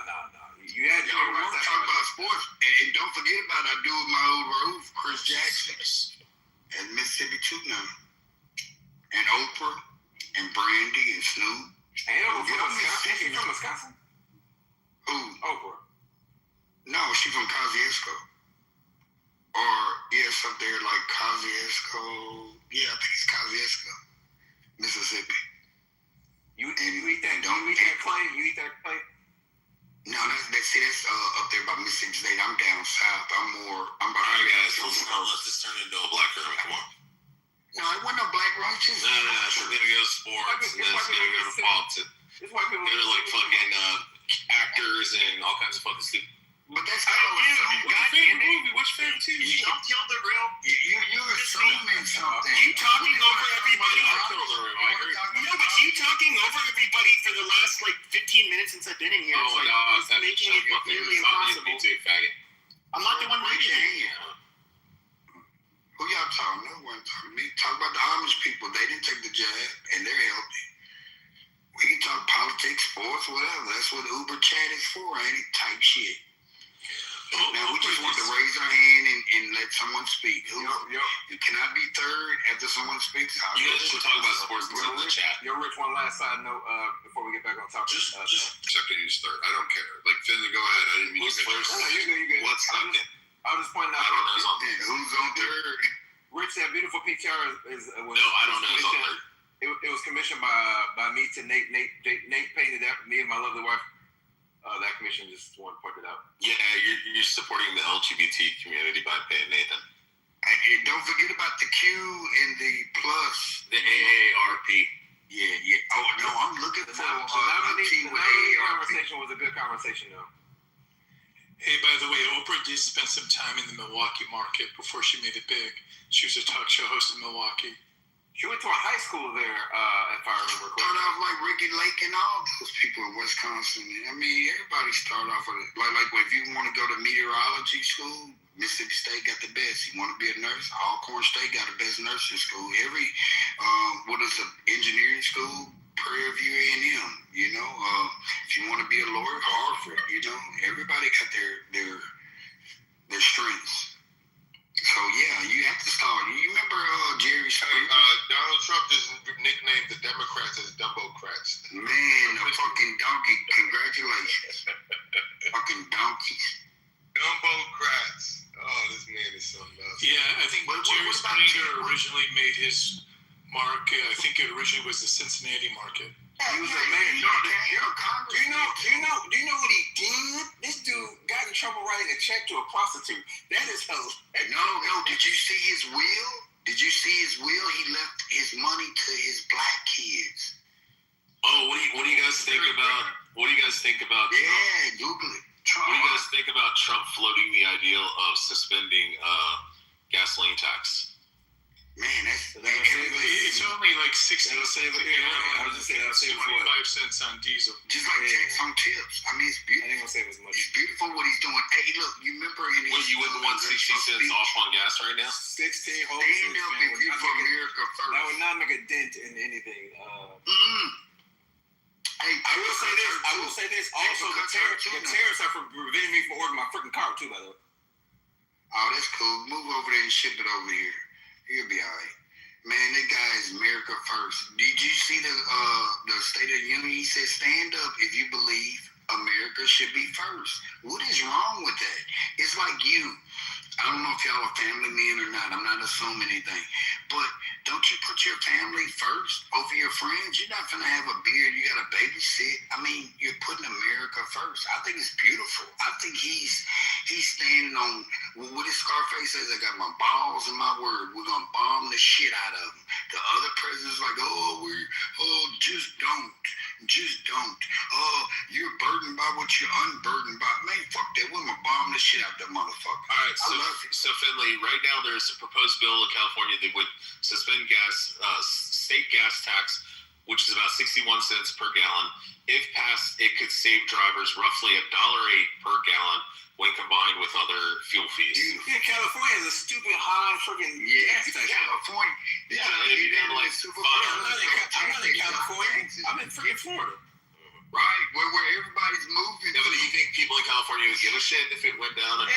Now they would care. Yeah, they were like $6 a gallon. Now listen, they give out free. Now if there was a proposal to bring gas now $1 a gallon here, yes, I would take that. That would make a difference. Okay, I'll look up. But the cost of living in California is ridiculous. I know our state gas tax is not.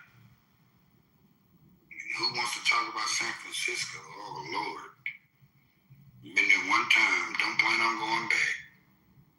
Yeah, the taxes, what they say, boy that won the Super Bowl, he said he owed the state of California $70-some thousand just because of that, all those taxes, man. Everybody's leaving New York and California, going to Florida, chilling out. It's just like, I don't know if y'all know about this, but I had a friend that do this. His grandmama died, and he buried her on her property. He don't have to pay property tax. Yo, the movie, do you just kind of go with your stream of consciousness and just kind of just go? Yes, sir, to get the movie. That's fair. But if you want me to stay on subject, you good. That's why I talk about the Amish, because when they bring up COVID vaccine, I be like, well, them Amish motherfuckers on them horses didn't go get their vaccination, and they didn't die. So we've been lied to, just like Uncle Tom. You got a tomcat, a tomboy is tough, but Uncle Tom is a weak-ass nigga. Get the fuck out of here. Uncle Tom was Django, by the way. But you know, a lot of people never read the book. I did. I had to do that. And I had to learn about Malcolm X through my own projects, because down south, they don't learn about Fred Hampton and Malcolm X. It's sad, boy. We don't turn the other cheek. You know what we did learn about down south? A wet dream. I have a wet dream, and I'm a freak. You say that too loud, you get ostracized. You know, you're not entitled to opinion anymore in America. Culture difference. Everybody's independent. Damn. Yo, Marshall. Yeah, what's up? I learned a new term today. You gotta tell me, what is it? Dang it, what did he say? I just forgot that fast. Ostracized? Directional truth. Yeah, it's just another word for lying. It's just a way to excuse it. I know it is. I'm gonna tell man Finney use that term. I've never heard that term before.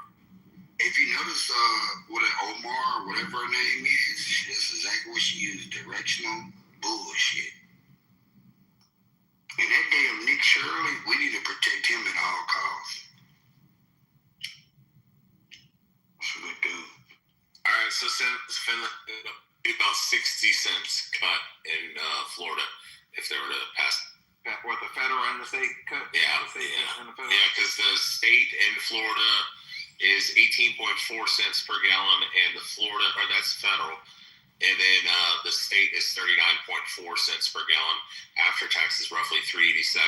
Currently, it's 444. In the city, who would block that bill though? Would it be the Democrats blocking it? No, I block it. We have $39 trillion in debt, and that's just the way not to have money to pay the fucking debt. Well, why not in bro, but you would block it because you support the Bushes and Halliburton. No, it doesn't have anything to do with that. We're doing the exact same bullshit in Texas with property taxes. We have all of your friends, Marshall. The property taxes fund our state. Yet the Texas government wants to get rid of property taxes. We need money to run the fucking state. If I bought something, I should own it while I'm getting taxed 3 times. We're proposing that here too, but they've amended it. So now they're proposing to get rid of the property tax for homesteaders and then put the property tax on the people that don't live. Because believe it or not, more people down in Florida that own homes don't live here than do. Yeah, but Texas property tax is outrageous. It's one of the highest in the country. You said what? It is one of the highest in the country, but it's because we don't have an income tax. The entire state government is funded off of sales taxes and property taxes. That's how we fund our state. Raising the sales tax. Ours is sales tax and property. I don't want to rock and raise the sales tax. You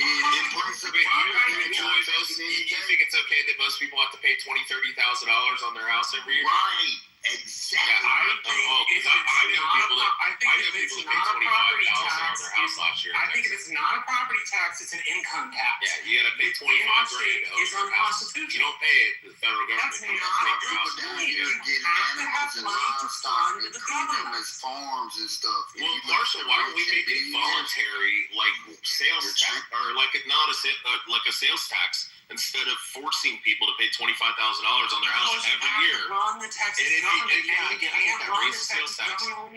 Marshall, if a person doesn't pay the $25,000 that they have on a house that is fully fucking paid off, the federal government will or the state government will show up and put them in a fucking cage and take their house away. Yes, which I don't agree with. But it's not a property tax, it's an income tax. An income tax is already unconstitutional. We don't raise income tax, we raise sales tax. Well, I already ran it through Marshall, it's equivalent of like 6 cents extra on sales tax. The entire state government on sales tax. Yes, you can. I already ran it through they've already looked at this, which is why it was like an additional 6 cents. It raised it like 14.5. Like each city in Texas is different. Like out here in Lubbock's like 8.5%. So I'm gonna have to pay 14.5% on sales tax. I'll pay 14.5% sales tax on my McDonald's or my Five Guys instead of having to pay $25,000 for a house that's fully paid off like mine. Oh my God, the state government already looked at this. They already made a decision. You want to be a socialist, that's why you want the government to pay. Yeah, but they can't, Marshall. You be even though I already ran it 3 fucking checks, you can see you're wrong on that one. If you raise it by 6 cents. If you raise the sales tax by 6%, by 6 cents on the dollar. 6 cents, yeah. 6 on the dollar. It's 8.5% right here. Mississippi is 7, so that'd be 13. I pay 14.5%. You'd be kicking out of the homeowners.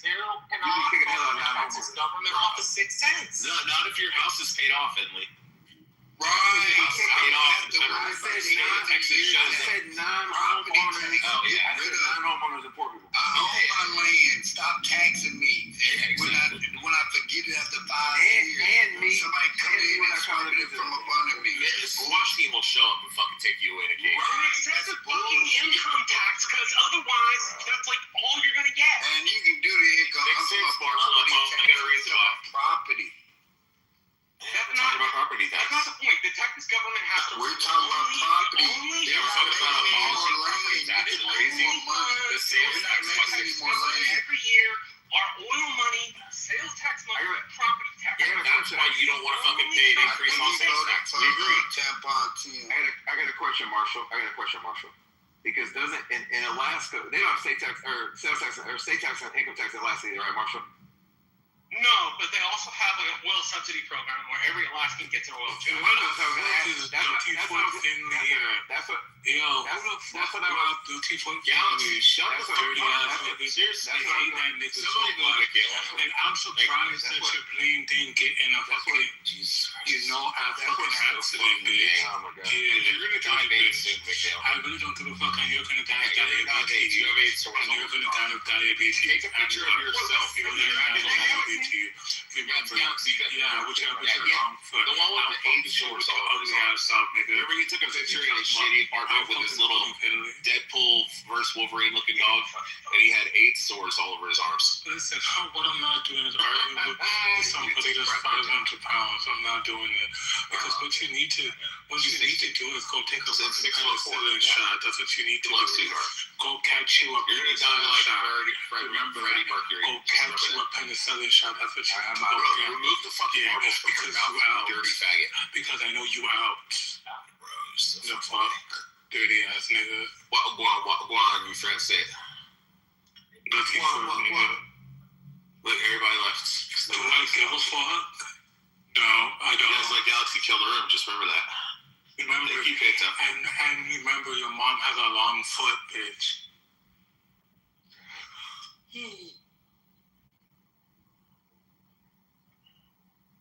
Yep, Galaxy killed the room. I ain't kill shit, nigga. You did. What's your zesty gayness? Marshall left, Finley left. Do you think I give a fuck? Peter, move the room. It's already done. I don't care. Why are you still talking? Make Galaxy run around in the hallways. Why are you still talking? Shut the fuck up, Galaxy. Bro, you have AIDS sores on your arms. It's disgusting. You're gonna be dead soon. You're already dead. You can go join Freddie Mercury in hell. What you need to do is go get you your penicillin. Fucking mumble rap, motherfucker. Remember, you can buy your entire outfit for $200. But can you find me? $200. I'd beat the fucking brakes off your skin.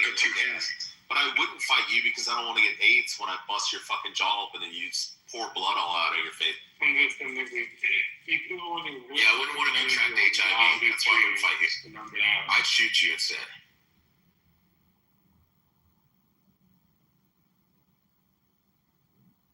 I'm eating a Twinkie, something that you look like. No, you're a fucking Twinkie. You fucking twink. Shut the fuck up, faggot. You fucking power-bottom AIDS-infested rat. Shut the fuck up. I'm literally eating your fucking AIDS-infested rat.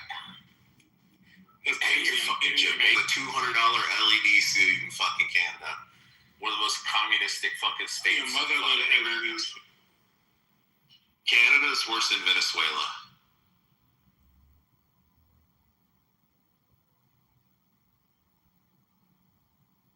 I think that makes a use of the talk.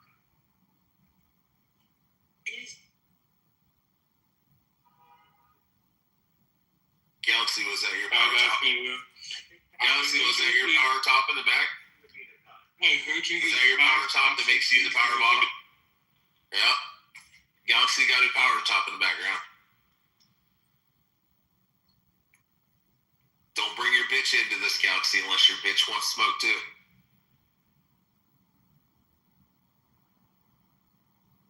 You're fucking twerk. Galaxy, what I'm gonna do, which will drive you fucking nuts, I'm just gonna leave. Then you just stuck here talking to yourself. You're like the real fucking Mikhail. You'll come into the room and he's in there just talking to himself. Nobody's in the room and he's talking about fucking Muhammad and the Quran. And there's nobody in the room. And that's what you'll do, Galaxy. When I leave, you'll start playing music, you'll start talking to yourself. I don't know who Mike is talking to down in the chat. Reed's our target, he'll talk to you. I hope you got hands. I hope Say what, nigga? I say Reed is retarded. He's a hood bugger. He'll argue with you, McKenna. Nigga, your ass retarded. Reed, just remember Galaxy is Jamaican. He's gay and he has AIDS. Your ass is a wetback. No, not wetback. You is if I say you is. No. Pepe's wetback. What the fuck you talking about? Well, what y'all niggas talking about? Oh, we're talking about Mikhail over there.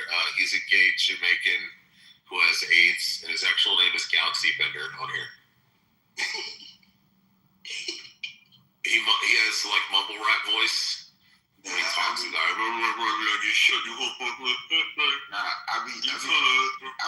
been in the couple of wrong with his ass before. I be disagreeing with a lot of shit. Oh yeah, he's dumb as fuck.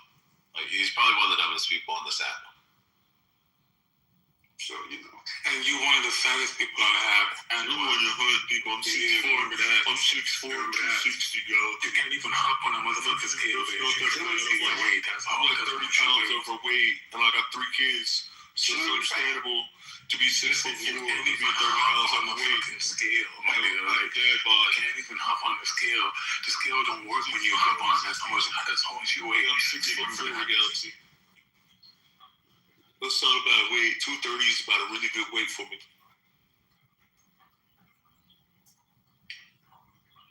So what's y'all niggas in here talking about? We were talking about politics, and Galaxy came up and ran his gay faggot mouth. Then everybody left because nobody wanted to deal with Galaxy. Oh, so he came up saying fuck. Yep, he fucked it all up. We were honestly having a conversation about gas prices and fuel taxes. I ain't fucking shit. Marshall was in conflict with the fucking Bush family and Halliburton and the oil companies. We were berating Marshall. The Galaxy came up and ruined everything. Right, Marshall? Oh, Marshall left because he's up here. He was like, nah, I'm good. He was like, no, I'm not dealing with Galaxy. Look, the old fat Galaxy, the only thing that gives us fucking hope is that you're gonna die soon from AIDS. Listen, this doesn't really matter. Last time you took a picture, you were in the lobby of your fucking apartment complex, that shitty fucking Section 8 fucking. The hood shit. Hey, you took a picture. There was a smoke detector. I don't hear that smoke detector, Reed. Yeah, that me. I heard that smoke detector. He took a picture in that fucking reflection in the glass, and he had a little Deadpool versus Wolverine fucking dog, and then you could just see the fucking AIDS sores all on his forearm. How the fuck is he a sane nigga and he from Jamaica? Mm-hmm. He dances around on stage in an LED suit that costs $200 on Tableau. That's what he does for work. Everybody shop on him. And he's a junkie too. Listen, it doesn't really matter. You want my life. Listen to smoke detector. Bro, like if you smoke detectors beeping like that, why not just take it down? Yeah, I don't know. Why not take the fucking battery? Beeping is your motherfucking heart rate, nigga. I guess if you're HUD housing Section 8 fucking apartment, you can't move it. It's like permanently fixed to the wall, Galaxy. I live in a house, poo-poo. No, you don't. You live in a shitty fucking apartment. I have your fucking address, you faggot. You're so stupid. You don't even have my address. What's the name, Galaxy? And if you keep it up, I will dox the fuck out of you. You literally don't have my address. There's a lot of people on this app, especially the Muslims, that want to kill you. That's the only reason I haven't doxed you, Galaxy. Because I genuinely don't want to see you die by murder, but I do want to see you die for AIDS. You don't have my address. You're a goof. You're a goof, my nigga. You don't have my address. Who is the better power bottom? New Ayatollah or Galaxy? Galaxy is a better power bottom.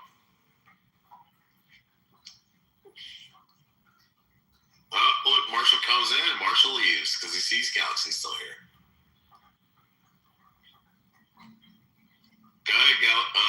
Marshall, skedaddle. You see Galaxy still here. Marshall, do you remember the scene in Blazing Saddles when he says, "Are we okay?" And he's like, "It depends. Are we black?" For Marshall, it's always, "Marshall, are we drunk or are we sober?" Rich, you do this thing, and like I don't often. No, you're sober right now. You do this thing, and I don't often mind it, but I mind it now. Yeah. Like, stop fucking picking on me drinking. Stop picking on me smoking pot. I don't pick on you having bad ideas. How are you gonna get your pot anymore across the border? You're or are you getting all the medical stuff? You're missing my point. I don't appreciate it. Maybe like on a genuine level, I don't appreciate it. Please don't do it. Okay, but how are you gonna get your weed? I don't do that to you. Are you going to be supporting the cartel now, Marshall, since they removed weed from Texas, other medicinal? Bro, Stop being an asshole. It's not Seriously, appreciated. Marshall, how are you gonna get your weed? It's not appreciated. Please stop. Marshall, I don't care if it's appreciated. Well, then, Rich, when I want that. Oh God, no. Oh no, you'll block my 1 out of 100,000 accounts, Marshall. Oh no. Oh no. What will I do? No. What will I do? Oh God. I will just remember the fact that I asked you very politely to stop something. I never asked for mod, but I could usually get mod in rooms that I'm in. No. Like this one. I very No. refuse to stop it. So I'm gonna remember that you did that. It's okay. You just go on about your own way. You do your own thing. Marshall, you're barely ever in the same rooms that I'm in. I'm just gonna ask you. So it doesn't matter. The time I asked you very politely. You're barely ever in the same room that I'm in, Marshall. Marshall, I just wish that you would stop supporting the Trump. I mean, fucking Bushes. I wish you would stop being a fucking asshole. I wish you would stop fucking sucking the fucking Bush family dick. Yeah, but I wish you would. I wish you would stop supporting them. We can't all get what we want now. I wish you would stop supporting raising fucking property taxes so nobody could ever own their fucking house in Texas. Even though we could just simply raise the fucking sales tax by 6 cents, and then we wouldn't have to fucking have property taxes. But you don't like that idea because most of your fucking friends would have to pay sales tax on all their fucking oil. Looked at it, and the state legislature says it won't fund fucking thing. Yeah. So quit sticking your head up your ass. I bet they wouldn't when they're fucking being lobbied by the fucking oil companies that you're fucking friends with, that your brother fucking works for. Yeah, gotta support your friends, right? Gotta take care of them, not the little people, not the average person. Don't give a shit about them. Mm-hmm.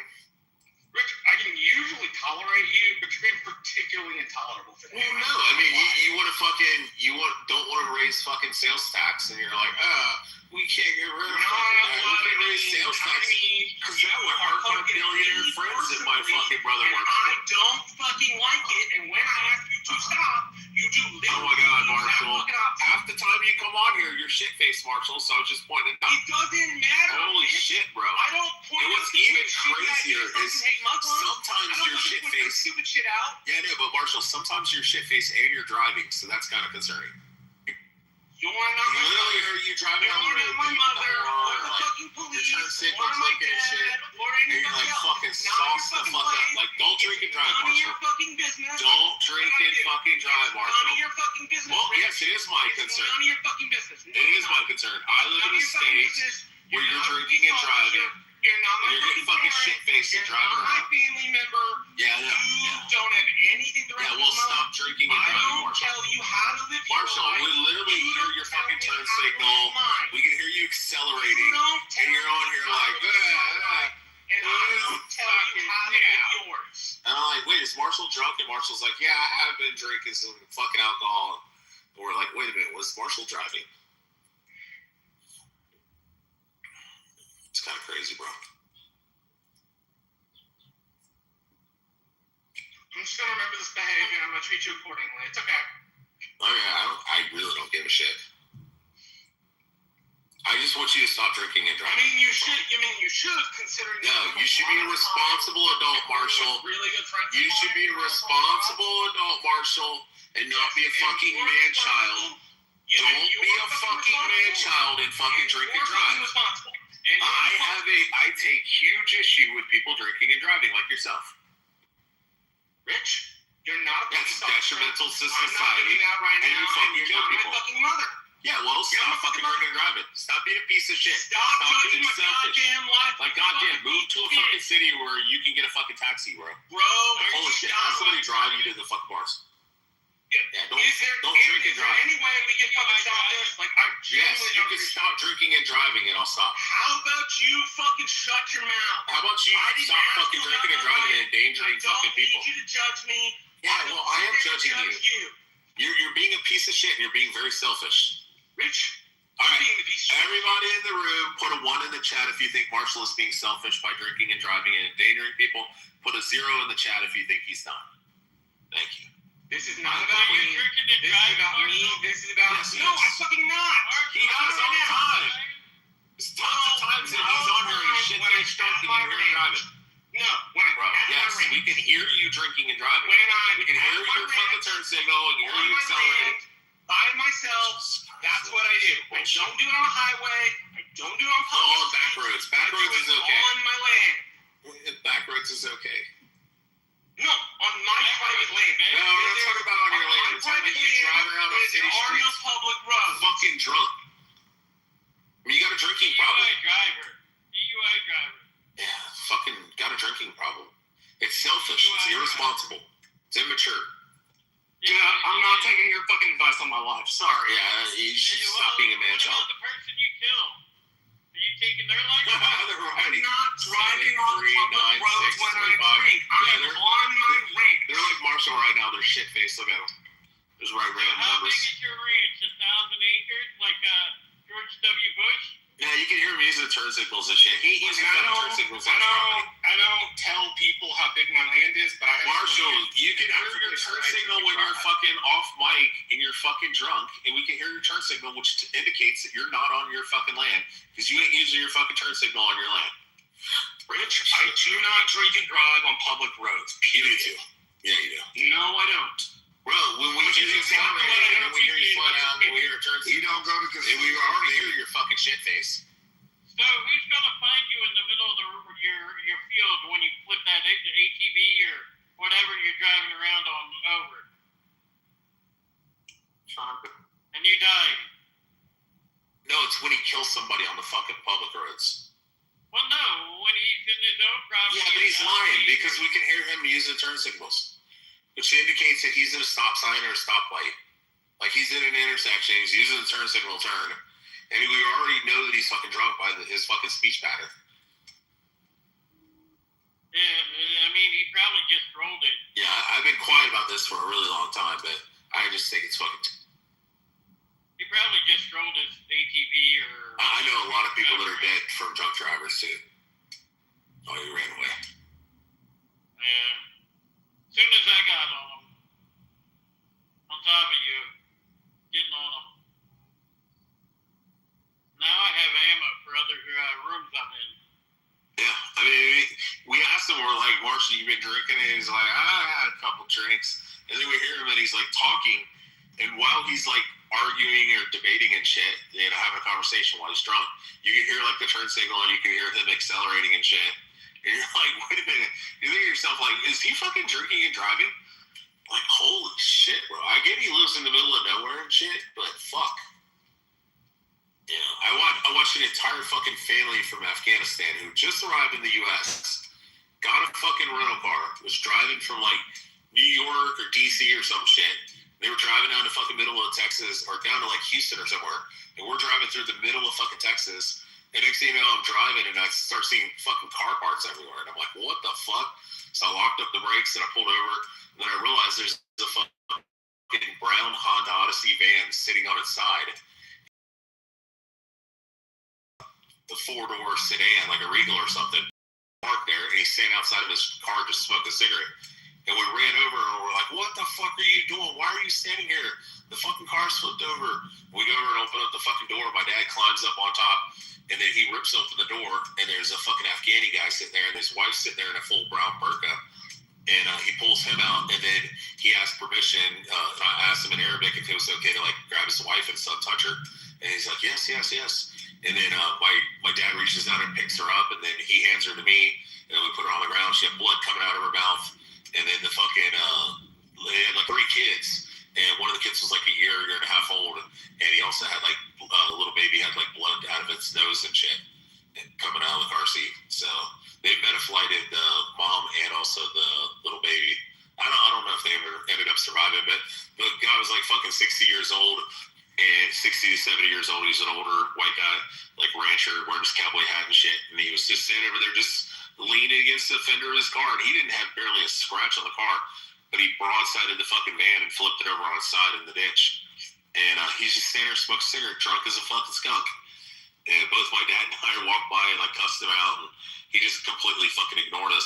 Well, the cops showed up. We're like, dude, this guy's fucking shit-faced drunk, and he almost fucking killed his family.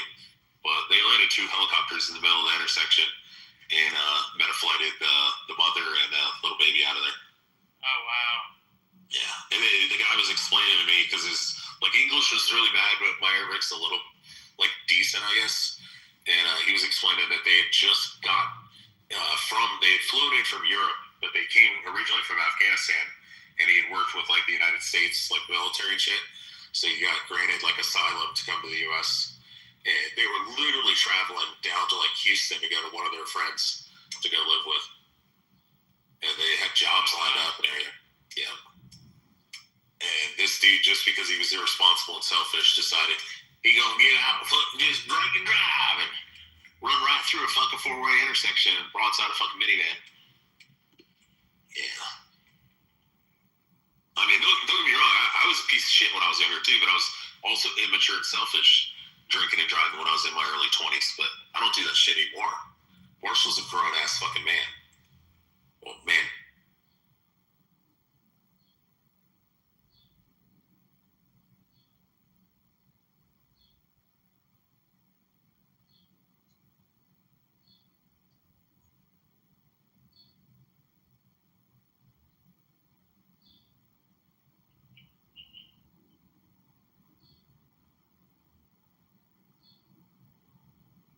Yeah, I've always had the motto when it comes to drugs and alcohol and stuff like that for people, including myself. I mean, I've only smoked pot and drank, but I've always thought to myself, like, if you got fucking issues that you need to drink all the time, and you got issues that you need to use drugs, even marijuana and shit, if you have an issue that you have to do all that shit, why not just fix the fucking issue and then you don't have to be dependent on it? Like, if you have, like, depression or anxiety or whatever the fuck it is, or you like don't like your life and shit, like why not just fix that shit and then you don't have to be dependent on that stuff? Well, sometimes it's a coping mechanism. I think that's marijuana. I don't know. I think I mean, if a person has like severe PTSD or something, or acute PTSD, and they need like marijuana to sleep or something like that, I get that. But if you're just a wake and bake fucking stoner and you just sit around and fucking smoke weed all day and shit. Like, why not? You have nothing to do and you're retired and you're... I'm not talking about those people. I'm not talking about a 60-year-old living in Florida sitting on the fucking beach smoking weed and shit. 50-year-old living in Georgia? Well, there you go. Like, if you're retired and you're just sitting in your house smoking a little weed and shit, I'm not bashing on that. I'm talking about people that habitually use alcohol or marijuana as like a crutch. You know, like, I have anxiety or this and that, or I gotta smoke weed to help this and that. It's like, why don't you just fix your shit? Well, sometimes it's not possible, and that's all I'm saying. That's why Trump. If you have like Parkinson's, I'm not bashing you, or fucking PTSD. But the average person smoking weed's not doing it for that reason. Cool. Trump approved Ibogaine. Yeah, I'm not bashing that either. Ibogaine specifically for people with PTSD. Yeah, well, they're also doing that to get them off drugs. Well, yeah, that's what I'm saying. If it's actually medically necessary, but the average fucking person going in California or these other states that are trying to get like medicinal marijuana, they go into these fucking weed fucking card doctors, and they're like, I got a migraine, I need a weed card, and then they just use it for like recreationally. Like, it's their choice. I'm not like, as long as they're not abusing it. I don't mind if they do. I'm just saying it's fucking stupid. If you got issues, fix your shit. It's not always about the issues to fix shit. It's about most of the time. ruining life. Not enjoying life. That was my point of. That's part of an issue. They're enjoying life. Oh, they are enjoying life. Yeah, they're enjoying life because their life is boring. And the marijuana is the enjoyment they get. Well, why not try to find like actual enjoyment? Because they figure that helps them. It feels good. It's endorphins or whatever it does. Yeah, but so is drinking and driving, like Marshall. Hey, I couldn't get in here earlier. Oh, it was Marshall or somebody or Pepe had. Well, Pepe was a bot. Pepe doesn't have me blocked, gossip boy. Mayfinity? Do you get along with Mayfinity, Monica? Who will win in 2020? It was Brad Mayfinity. Monica, why'd you have Hey, cool. Why don't you let Ann talk since Ann's moderator? Beaver. was in here for a while. But, Yeah, Beaver, Pepe, Manfredi. No, probably not. Okay. You should. I wish they would come back though. Whoever the fuck the person was. Oh my god, you guys didn't start, Rich? No, I'm not starting anything. Hey, Anne, how are you? And she's trying to suck up to get that bean. Look at her. What? No, she's not. Yes, she is. Yeah. Oh my gosh. Okay. If your titty was out right now, and she'd have her mouth on it. That is so disgusting. Rich. That's why her name Was it Joe? I know. Cool, you're desperate for my attention. How can I help Yeah, you you, just sir? missed the crash out between Marshall and I. That was it. You okay, Cool? Oh, I'm curious. Oh, Marshall said every time I go in the room. What about my name, Cool? See, I can't hear you.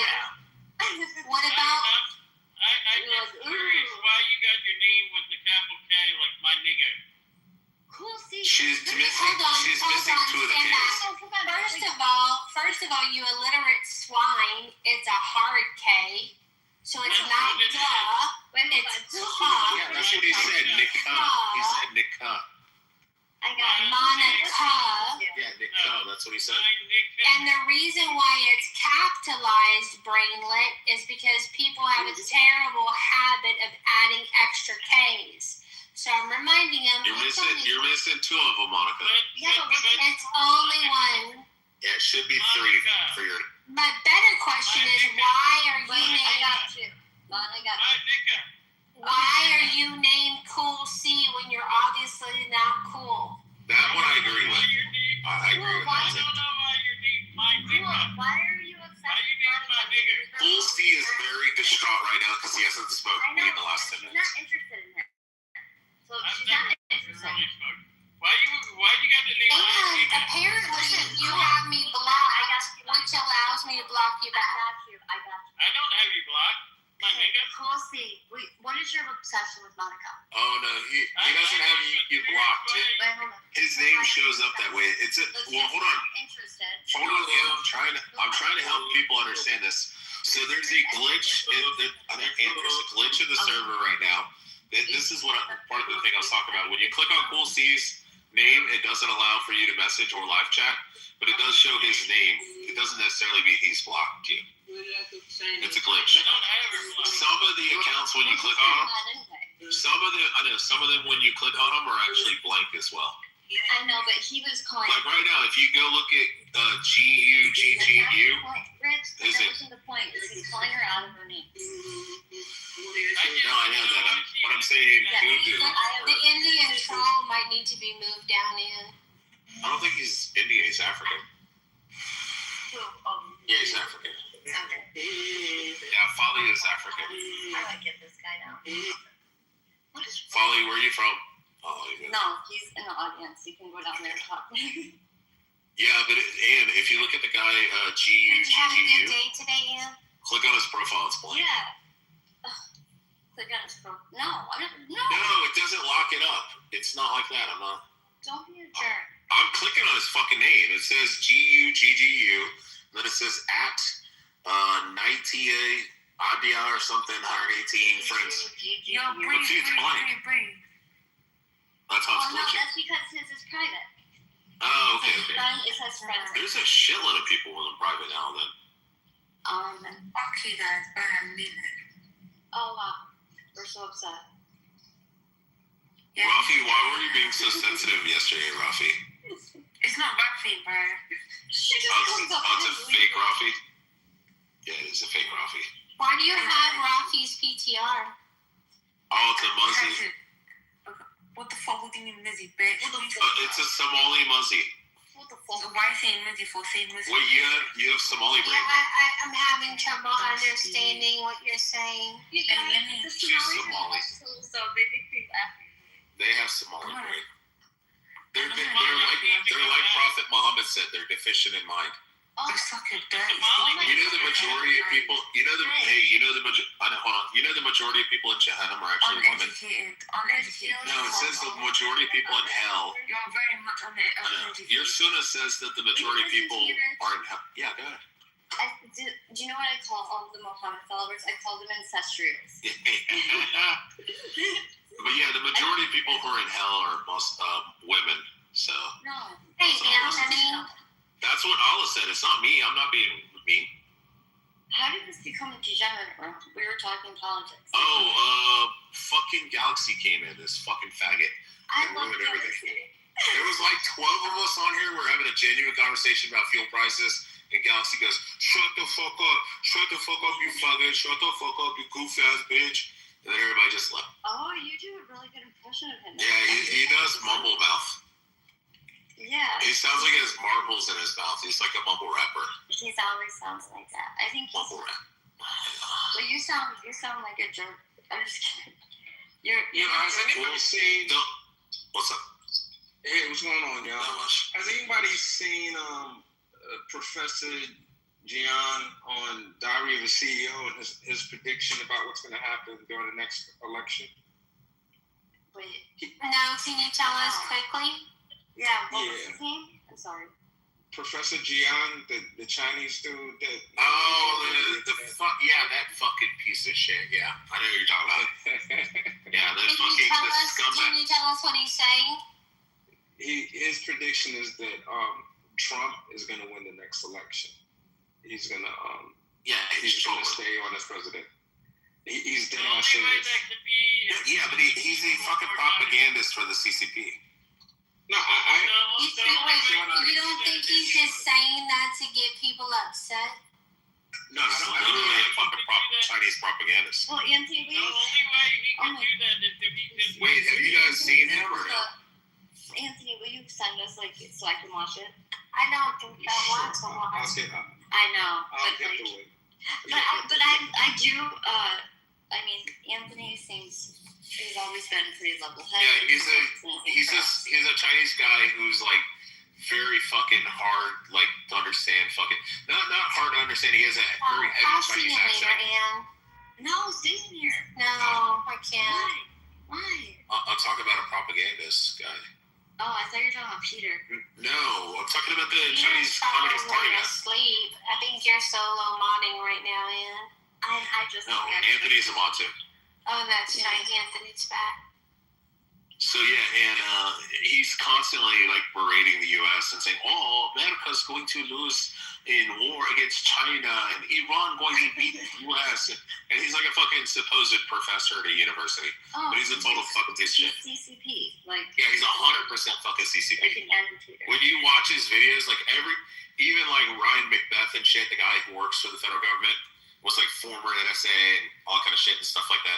Talks about broke down his videos and talks about how he's a Chinese Communist Party propagandist. So I dropped the link. The only way that Trump can win is if he's impeached. Cool. This is why we don't want you high, bro. All right. Just don't even pay attention. So here's the thing, and that's giving him, this little bit of credibility. So he made. Yeah, that's the same guy. Yeah, he made 3 predictions. The first prediction he made was that Trump was going to win the election. The second prediction he made was that Trump would take us to war with Iran. And the third prediction he made is that the United States is going to lose the war with Iran. Yeah, but we all knew that was going to happen. We knew if we didn't go in there and just bomb fast and get out, we were going to lose the war with Iran. Everybody knew that Trump was going to win. He watches QAnon. No. He's just guessing. No, it's things. QAnon is insane. I know, but it's things that everybody knew was going to happen. We all knew we were going to war with Iran. We all know that there's a possibility of going to war with fucking North Korea. So, yeah, I mean, that was the thing that President Obama told President Trump in 2016. He said the greatest threat is North Korea. Sean, he made these predictions 2023 going into 2024. Yeah. So I understand what you're saying. I understand your perspective. But I think... I mean, all 3 of those things I was telling my dad. Sure. Well, we already... I guess I'm like a psychic. We already knew that. Here's what's up, right? The issue with this is literally they tried to kill this dude. He could be dead right now. I'm talking about the bullet whizzed by his hair. Dude, I'm a Trump supporter. Me too. I don't disagree with you, Sean, and I believe that you're a Trump supporter. But I don't think that it was easy to make these predictions. Okay, so cool, no problem. I'm happy to pass you the mic. We agree to disagree. We knew we were going to war with Iran. Sorry, cool is high as fuck. He can't stop. Okay. No, I'm a truck driver. Yeah, I know. Trump said he. Wow, you're a truck driver and you smoke weed every day. This is fucking wild. No, I don't. You just said you did. You said that you have fucking. No, I don't. You do it to relax. You're 50 years old. No, you said you smoke weed every day. No, that was Brian I was talking about. Brian. Okay. Bree's a drunk. Yeah, he also gets high every day. Yeah, I know, but his fingers are dead. They're like all black and shit from poor circulation for pulmonary. All right, so here's what's up, man. I think that it's easy after the fact to say we all knew that, cool. I don't think we all knew anything. I knew that so, in 1980 that he would go to Okay, cool C, if you interrupt again, you're a premature ejaculator, and then you're going to the audience. Can somebody bring Pepe up? Okay, so he's going to the audience for a short minute. Thank you. Can you bring Pepe up? If he raises his hand, go ahead. I know Pepe's going to get me and kick me in the audience, but I'd like him to be a mod. Talk about the reverse psychology. This shit is amazing. Anyway, here's what's up. I love it. Yeah. So I think that it was a pretty bold prediction at the time. I did not see us necessarily going to war in Iran. And one of the main reasons is you see how certain elements of his base has turned against him. Tucker Carlson's, the Candace Owens, they have, there's certain elements of his base that it's really, turned into the ops because of the war in Iran. If there are people now that can say, Monday morning quarterback, that they saw this happen, God bless him. You're a lot better than I am. Do I think he did the right thing by going into Iran? 1,000,000,000%. I'm happy that he did it. And I don't, honestly, I blame Barack Obama for so much of this shit. I really, if I have to, go back, could Bush have dealt with it? Yeah, Bush could have dealt with it. But I don't, Bush had his own situation dealing with 9/11. Bush was dealing with the 9/11 stuff. So, yeah, but Obama was just George Bush Jr. He was just a continuance of fucking the Bush. Yeah, it makes sense since they're all fucking cousins. That's funny. So I think, I think that Trump, no one really fully gives him the credit that he deserves. There's only one friggin' sitting U.S. president that has been to the DMZ during his time in office. Only one. To try to act like Trump is some deranged warmonger, Obama, such bullshit. He gets so. Obama damn near won the freaking the Peace Prize. Nobel Peace Prize before he fucking even went into office damn near. He did nothing to deserve that shit. Absolutely nothing. People were just tripping over themselves. A lot of the tension in this country. He was black. You can. All right. I'm saying that's the reason they were tripping over themselves. He was our first black president. That's why we had to vote for him. Well, see, that's the thing. I think that Obama was a disappointment to everybody. The only people that I don't think Obama disappointed is the alphabet people. I don't think he disappointed the alphabet people. According to the Newsweek cover story. Also the right Republicans. You have to remember too that Candace Owens, Tucker Carlson, these people at one point were never Trumpers. So I'm not. That's fair, and that's a good thing. So I'm not shocked that they are going to have criticism. But frankly, I think Anthony, fans would have. Anthony, he also made the right Republicans happy because he continued the wars in Iraq and Afghanistan. He started Syria. Yeah. And he struck American citizens. Marshall still hates him. Well, Marshall's an alcoholic. Marshall's a rapper. What would happen, right, if Trump was to say, I can assassinate any American citizen anywhere in the world without due process. What would the libtards do? What, like, literally, it would make January 6th look like a picnic. And this is what Barack Obama, he took this shit to the freaking court. Like, this is what was his stance. And people act like, oh, Trump is so radical. He said, I can assassinate any U.S. citizen without due process. I want you guys to really, like, think about this. This is unbelievable. And mind you, like, Trump, he does not lead by the polls. He's a true leader. He makes decisions based on his conscience and what he thinks is best.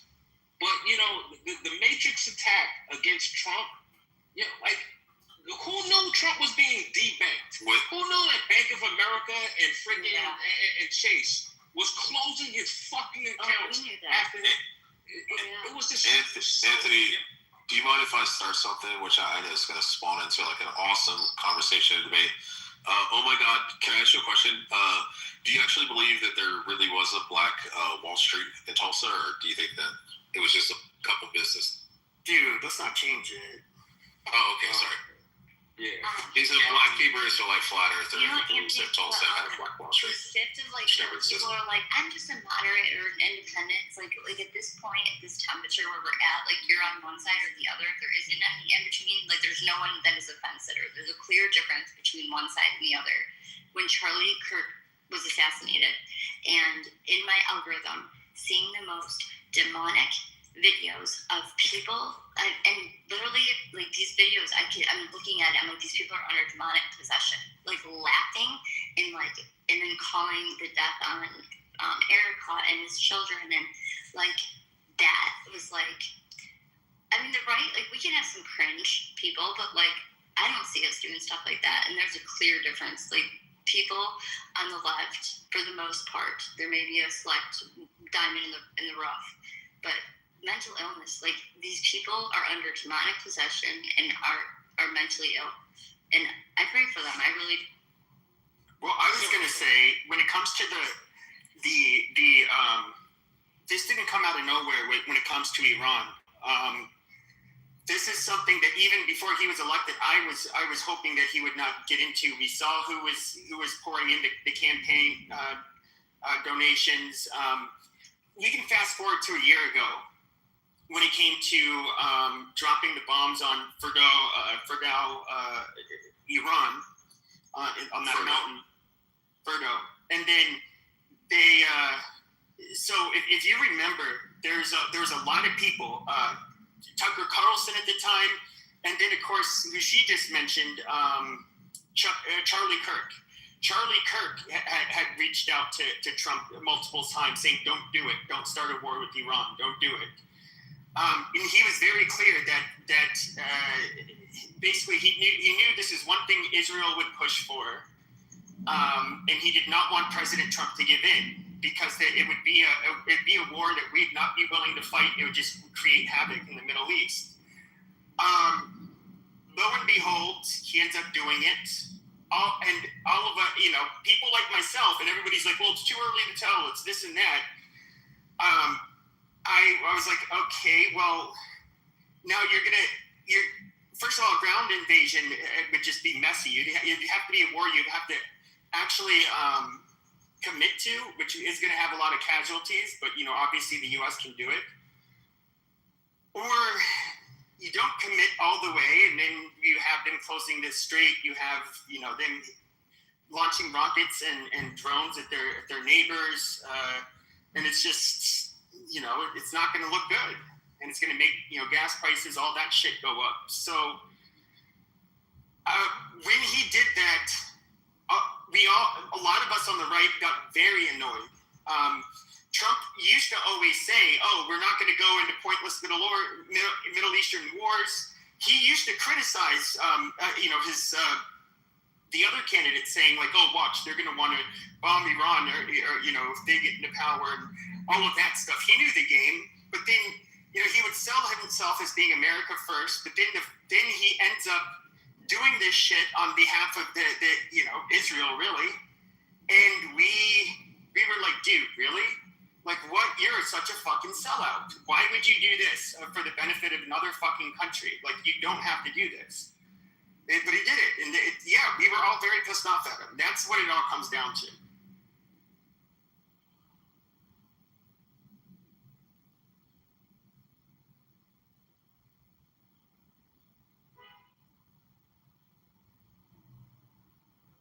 Yeah, people like Ms. Owens, Tucker Carlson, don't really pay no attention to that. She do it for the ratings. She do it for the views, to lift the ears up on the dog. So she'll say and she'll do things. She was all for Trump. She was really fighting for maybe a job in office. He didn't really pay no attention because at one point she said, yeah, she'll work for Trump. She'll come with it. Yeah. And she goes off and talk about the next black thing because it's for views. Tucker Carlson, it's for views. So I ignore those people. You know she's going to switch on whatever she talked about because why? It's dead. Don't bring ratings no more. So she'll come up with something. So that's why I don't really pay them no attention. And the people that sit there and talk and acted out when Charlie Kirk died, they don't care. I don't say it's something mentally wrong with it because they wasn't consistent on it.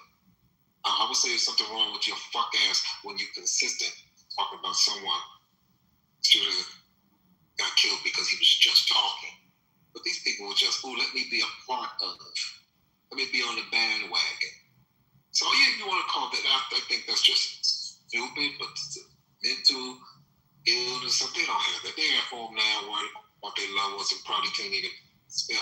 They didn't give a fuck. Like the teacher did the remarkable, she knew the cameras are on her, and she want to show people. It was a parade, you know. So I never paid them attention. Like them bitches in the view, them fucking pigs. They want that check. They really do. And I don't only see the clips that's on Instagram because I don't watch them. They know what they're doing. They're not getting no work in Hollywood. They're not doing nothing else. They pull them in that office and say, let's hate the man that everyone else wants. That we want them to hate. Let's talk about it. And look how they do. They earning that motherfucking money. And you really don't care about us. You had that other Michael Jackson said they don't really care about it. Yeah, just like that I can't stand that bitch because she go overboard. She always sells race, but yet she lives in a white neighborhood and she took her son to the police station. I think that Sonny or somebody took her son to a white police station, said, my son's gonna be jogging in the neighborhood. I don't want y'all to harass him. Well, bitch, move into a black neighborhood then, so he can blend in. She won't.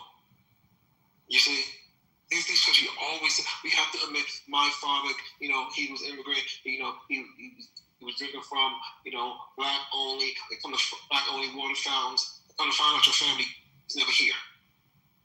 So you see, they forget the videos that they make before then. People flash up and go, now you change your heart. They just want to sell race to make us mad at each other, to make us angry. So I don't pay them shit no attention.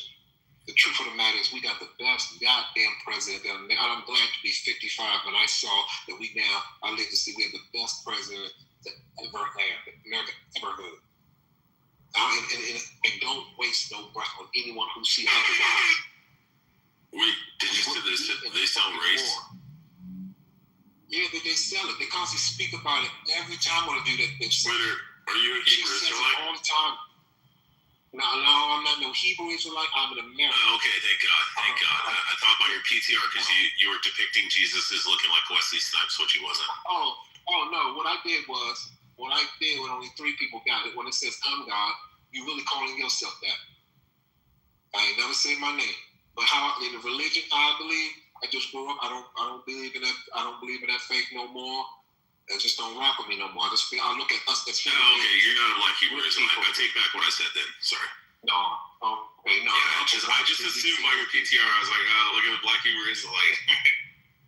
Oh no! I'm from ain't no black Israelite in Northeast Washington D.C. Okay, cool. But that's just me, man. And I love my country. I love my president. I like consistent. I'm a black Hebrew Israelite. What the fuck is it to you? Yeah, you're not a fucking Hebrew Israelite. You're just a pretendian. He's not even black. Yeah, I know. Black Hebrew Israelites are only appropriating fucking Jewish and Israelite culture because they're ashamed of their past. We're free of you. they're ashamed to admit that they're like 24% fucking white. The average African American possesses 24% white DNA or European DNA. You know who I really like though, Sean, is I really enjoy Lion. I appreciate Lion. They're less than 1% Native American though too. So most of them are lying. Okay. Anyway. Hi TC, how are you? Sorry, I was just trying to instigate them to come on stage if there's any. And it's been a fantastic start of my week. I hired a sales rep that's been doing sales fine for the first 3 months, the first 90 days. I give her the training wheels, take the training wheels off. Month of April, she fucking doesn't do well. No. So I said, you know what? I'm going to have to put the training wheels right back on. No, what happens is when you do this, like when you bring on new sales rep and you introduce them to a new market and you handhold them through the process, I told my wife, I said, this must be how God feels about us. It has to be. Because the whole month of January, she did okay. January, February, not so great. March, crushed it, right? I was hand-holding her the whole time. We get to April, I was like, okay, listen, I'm taking the training wheels off. It's like, training wheels? What do you mean training wheels? That was me the whole time. I was closing all those deals the whole time. You ain't did nothing. And I said, oh, good. Oh, fantastic then. So you should crush it in April. April, she does $28,000 in sales.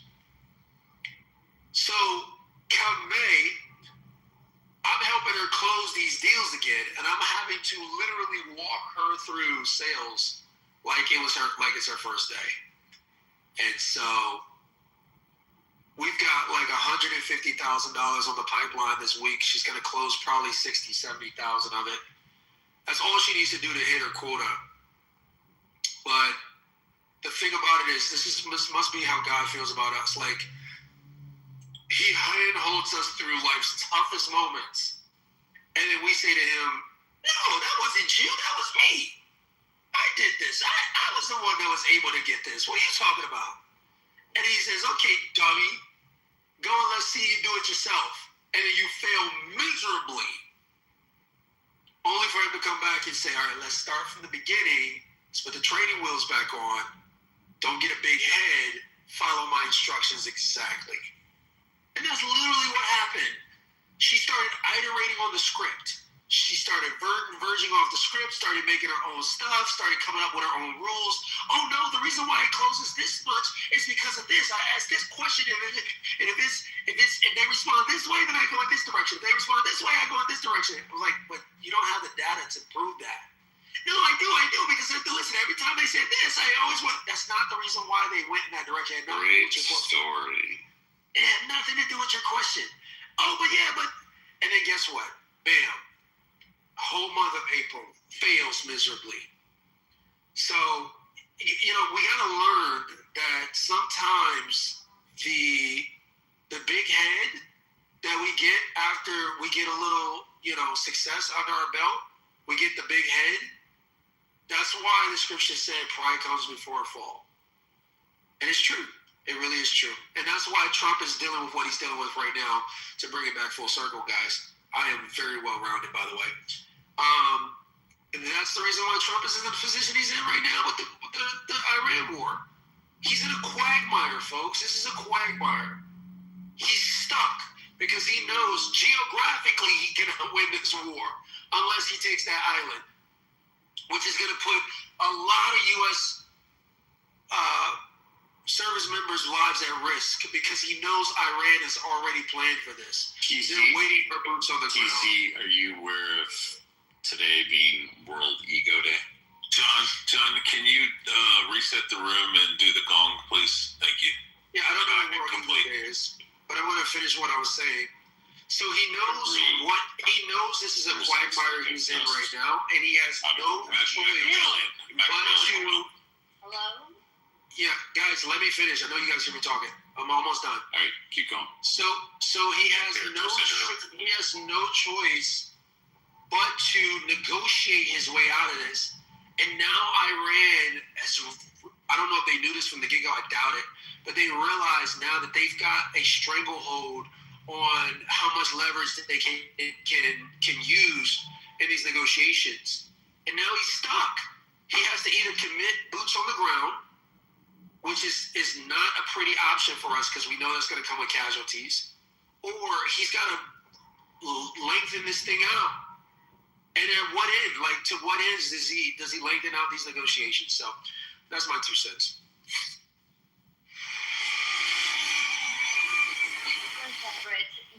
You monologue for like 2 hours. I know, but at least I make salient points. This guy's just fucking Machiavellian, like hardcore. Featured on CNN, multi-millionaire black business owner, CEO, finance. Are you jealous? No, she's fucking annoying. Like, bro, nobody cares. Nobody fucking cares. Nobody gives a shit. Ann doesn't care. She's just being a white knight, right? That is not true. All right, John, can you reset the room with the gong, please? No, please don't. Yes, I am complete. Welcome everyone to Was the Iran War Absolutely Necessary? A little bit necessary? We can't start without the gong. Not necessary at all.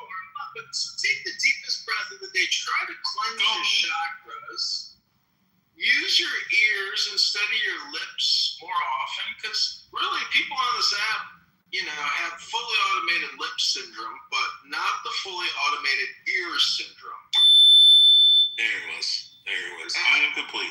As a result, you get a lot of entertainment, but a lot of this entertainment is actually not useful or helpful or necessary. It's really an opportunity cost that you are choosing to participate in, known as a conference call. And unfortunately, there's a lot of people here that like to propagandize their elite, intellectual, liberal propaganda. We all can recognize it immediately, especially if the last sentence is, so you don't stand for gay black men? You don't stand for black women?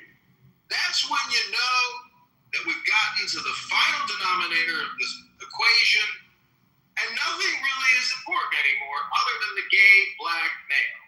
And that is how we know that Democrat, liberal, elite, intellectual propaganda is not only gay, it's also R word.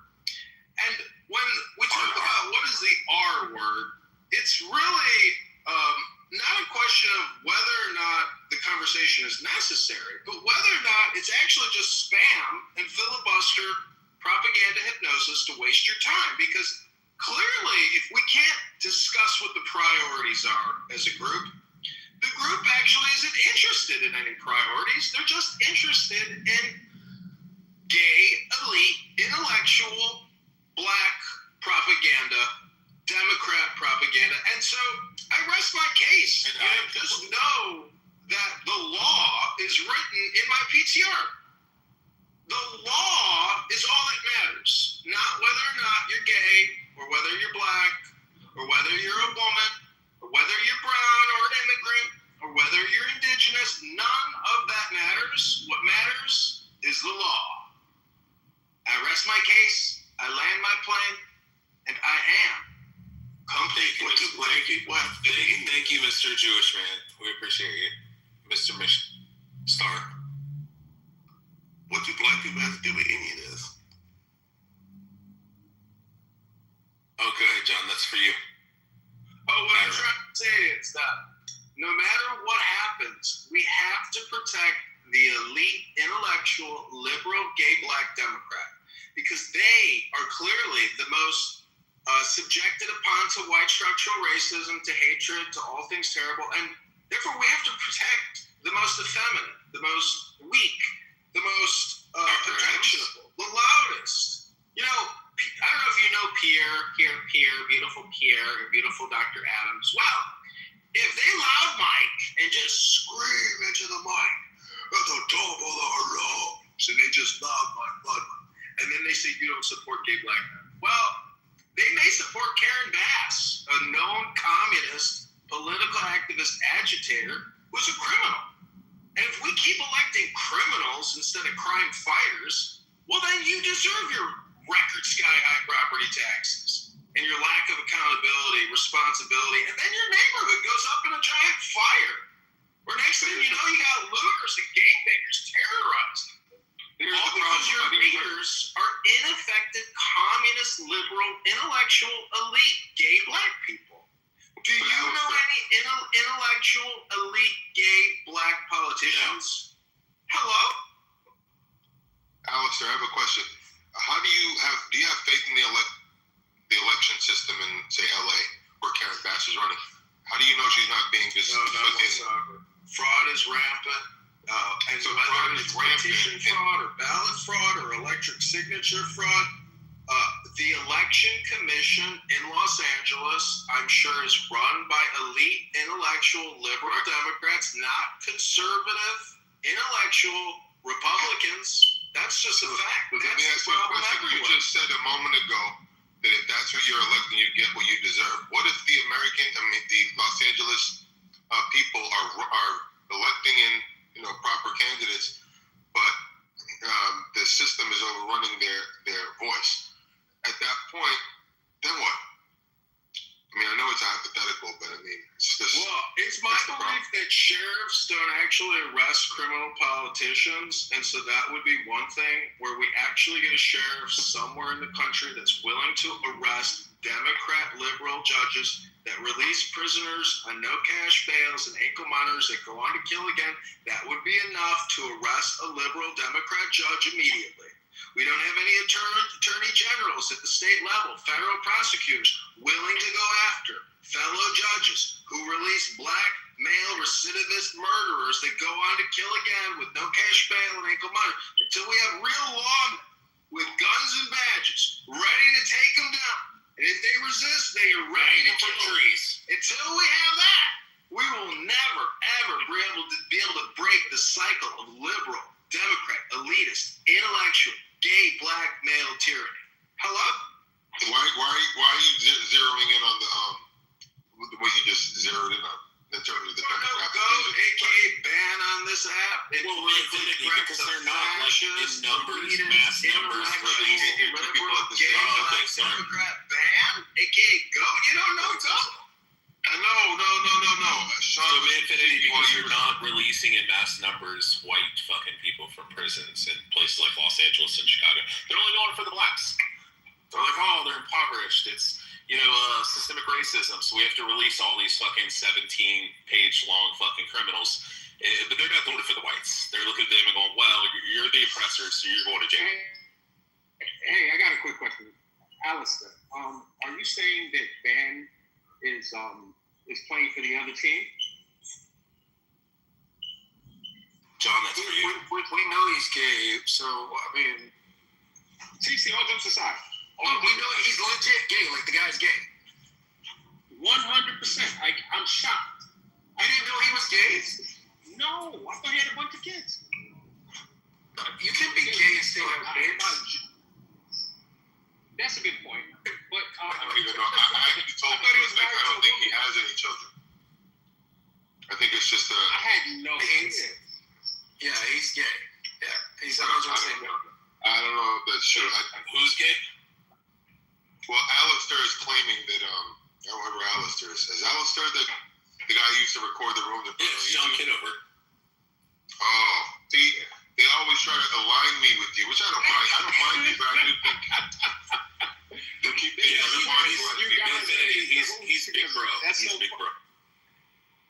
No, I don't mind John Kitover, but they think that he's doing something sinister behind the scenes with the YouTube stuff. I don't know what he plans to do with that. No, he's got brain problems. He got what? Brain problems. Who has the brain problem? John Kitover. He fell in his head, fucked up his brain. What's the purpose of recording people and put it on YouTube? He's crazy. It seems pretty. Wait, they put him on YouTube? You're on YouTube. You're on YouTube right now. If you go to John Kitover and then you hit if you go to John Kitover, type it in on YouTube and then hit live, you'll find you're being recorded right now. Well, I'm being recorded right now? Yeah, and he has an anonymous account down with the sunglasses too. So even if you kick him, he's still being recorded. You can't kick the anons. Oh wait, so shit. Well, damn. And I am complete. We'll do it live. We're doing it fucking live. We're doing it live. We're doing it live. I miss that old guy. Where's he at now? One American News or something like that? Oh, what's his name? The Bill O'Reilly. Bill O'Reilly. We're doing it live. We're doing it fucking live. Now, don't get all shy. Don't get all shy. TC, make sure that you perform for the quarter. Give them something. No, there's not enough content to work with. You do. All right. I'll give them something juicy. TC, let me ask you a question. If we were to make you a president, You just missed out on your juicy material. let me ask you a question. Now I'm going to tell the room we're not here. What would be the top 3 priorities? Why is it when you address somebody, it's almost always a black man? Because I love black men. There you go. That's what I was getting at. You never hear her say, hey, Bree, or hey, John, or hey, some other white person. She's like, hey, Mr. Black Man. Well, first of all, I don't talk like that. Second of all,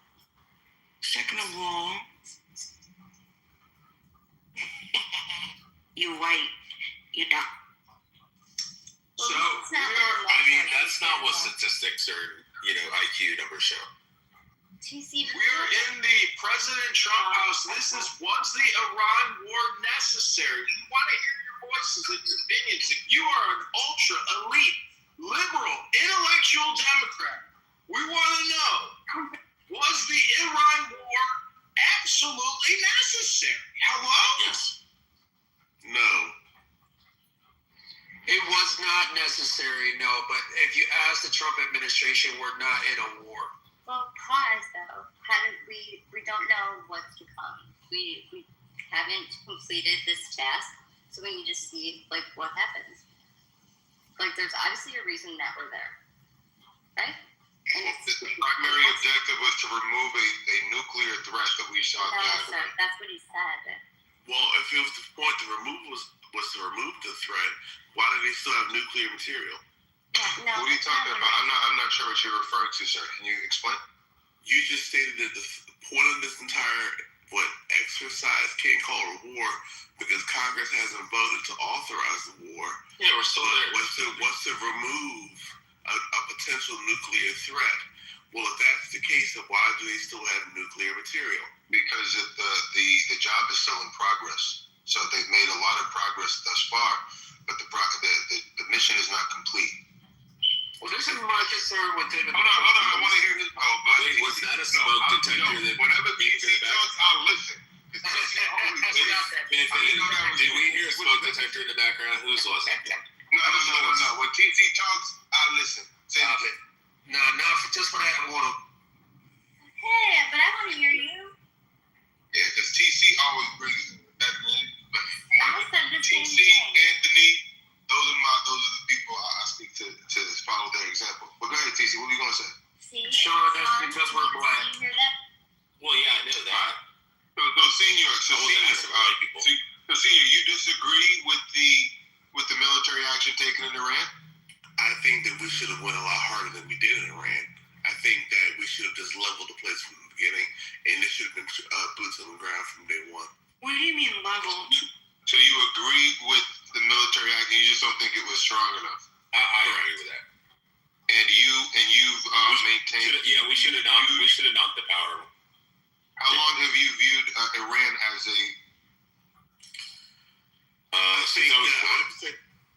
Oh yeah, I would go back to the Ayatollah, but not the Ayatollah. I would go back probably the 70s because the reality is they're the ones that are probably the main progenitors of terrorism cells in that part of the world anywhere because they're our primary nemesis there. If we're going to go after someone in the Middle East, from the other perspective, because again, I don't know what the truth is honestly. I hear so many different back and forth. So I'm going to push from the other side. Why Iran and not other countries that have nuclear power? Why Iran and why now? Because they openly would admit and they openly fund Hezbollah. They have all of these other organizations like fucking roaches, and they keep on seeding them all over the fucking world. And so, yeah, they admitted to fine, fuck them. We should have went in there, leveled the whole country to the ground, took everybody out who was in their fucking government, and been done with it. If we're the biggest, baddest superpower on the planet, we should have did it. How would you respond to the loss of civilian life and how Lost the war. Honestly, my honest response to that, I love omelets, but unfortunately, you have to break eggs to get them. You love who? Omelets. You love omelets. You gotta break eggs to make omelets, man. You gotta feel like it's destroying this. No, I agree with him wholeheartedly. I'm the only one that is. I mean, I think we should. I'm really, honestly, I'm pissed off that Trump didn't knock out. I mean, it's going to garner more fucking hatred for the United States, and you're going to get more people that are going to become politically aligned with the IRGC if they were to knock out the fucking water, and they were to knock out, the electricity in Iran. You're going to have a bunch of people that are going to switch teams and be like, fuck America, fuck Israel. Yeah, but it hasn't happened. They should have done it by now. Like when he first gave that first, 24 hours or 72 hours, whatever. The second that it didn't fucking happen, he should have knocked it out. But I understand why they're not going to. That I agree with. They should have. He should have. I got really pissed off that we didn't fucking knock the shit out as soon as we did.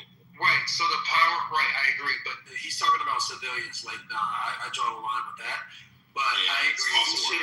I don't agree with that. I don't agree with that. I just came in, but can I comment on it? Yeah, Abby's an attorney. No, it doesn't matter. We're going. Thanks, Rich. We're going to try to have an economic war with them as much as we can. And if we force them to cap their pipelines, I mean, they are royally screwed. They're holding on, but I think that that's the direction he's going. And I was listening to a podcast where they talked about kind of what Trump would want to do. He can't because we bootstrapped ourselves 80 years ago with restrictions on how we fight wars and what we can destroy in a country and what would then be considered a war crime. And there's, to go in and really take them out, which we have done in the past as a warring force. We've limited so much of what we can and can't do, if that makes any sense. And it limits our warfare.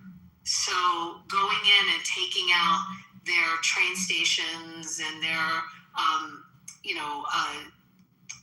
communication systems and really decimating them and really, bringing them to their knees. Yeah, it's a war crime where this is how we won wars before.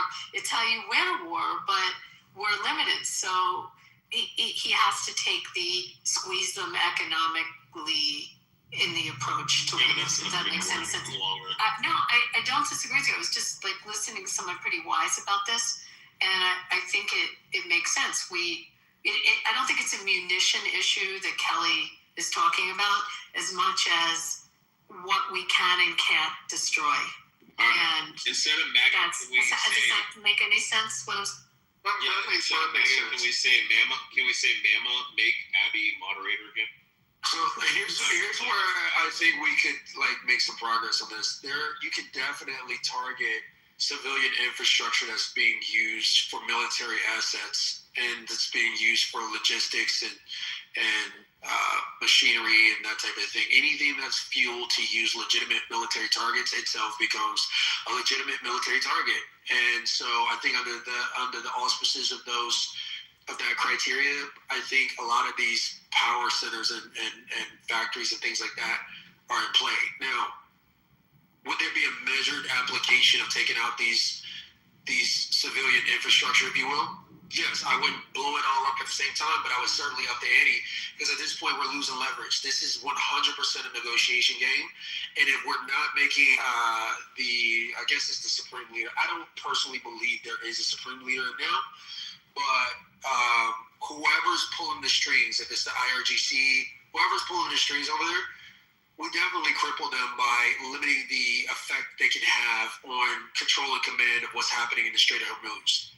And so that means bombing the shit up heavily, then that's what we need to do. But it can't be described as a war crime because they're using it to fuel their military operations.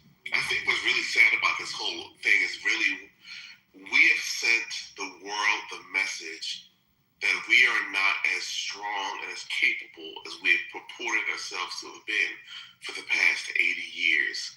We have allowed what the fucking Pakistanis to now become the arbiters of peace treaties and shit like that and settlements in this conflict, quote unquote. Like Donald Trump should have gone in there and destroyed everything day one. We had the troops, we had the capability to do it, level the whole fucking country. Because honestly, when we have to go and fight the fucking Chinese, because now they decide, oh yeah, fuck Taiwan and fuck North Korea, because we can do all that shit and America can't do jack shit. That's when we're gonna say, oh, we shouldn't have gave them the heads up on that. No, if the people that live there believe that their regime is failing and they're hemorrhaging cash and that it's weakened, which was the message we had in the beginning of this war. You know, that was a pretty strong message that the regime was falling. And it seems like that message is kind of going away a little bit. But it was, if you remember in the beginning, that was what we all heard. But you have to have the people there, you know, you have to squeeze them. You have to really squeeze this regime economically, hard, so that any chance of their production or, you know, any revenue is gone. And then ultimately the people will erupt there. But I mean, that's kind of part of the approach. But again, think about it. We can't do the stuff that we've done before to win wars. Well, I would actually push back. I would say one, we could. I think the question becomes, but what are we willing to deal with as the after effects of that? One, two, the fact that the Iranian regime still existed after all of the sanctions and all that shit, there's no economic consequence we could have given them that would have quote unquote destroyed their country. The only thing that would have taken these people out is a strike of some sort. And unfortunately, the president did not go in with enough strength to decapitate these people once and for all. I just want to clarify, when you say these people, are you talking about the IRGC, the ruling class, the mullahs, the ayatollahs? You're talking about the nefarious. I think he means the IRGC plus the 10% that support. Well, let's just let him answer it. IRGC plus 10%. I am not saying mass murder every single poor Iranian. Well, that's what you were saying a minute ago, because I'm just trying to clarify. But I will also clarify my point to also say this. If some of them happen to get, unfortunately, unalived in the process, I'm not going to shed a shit ton of tears. Because guess what? If they had got a dirty fucking nuke in New York City, I'm not expecting people in Tehran to cry over people in Brooklyn. But they've lost their GDP for what, a year? They've lost their missile launchers. They have no navy.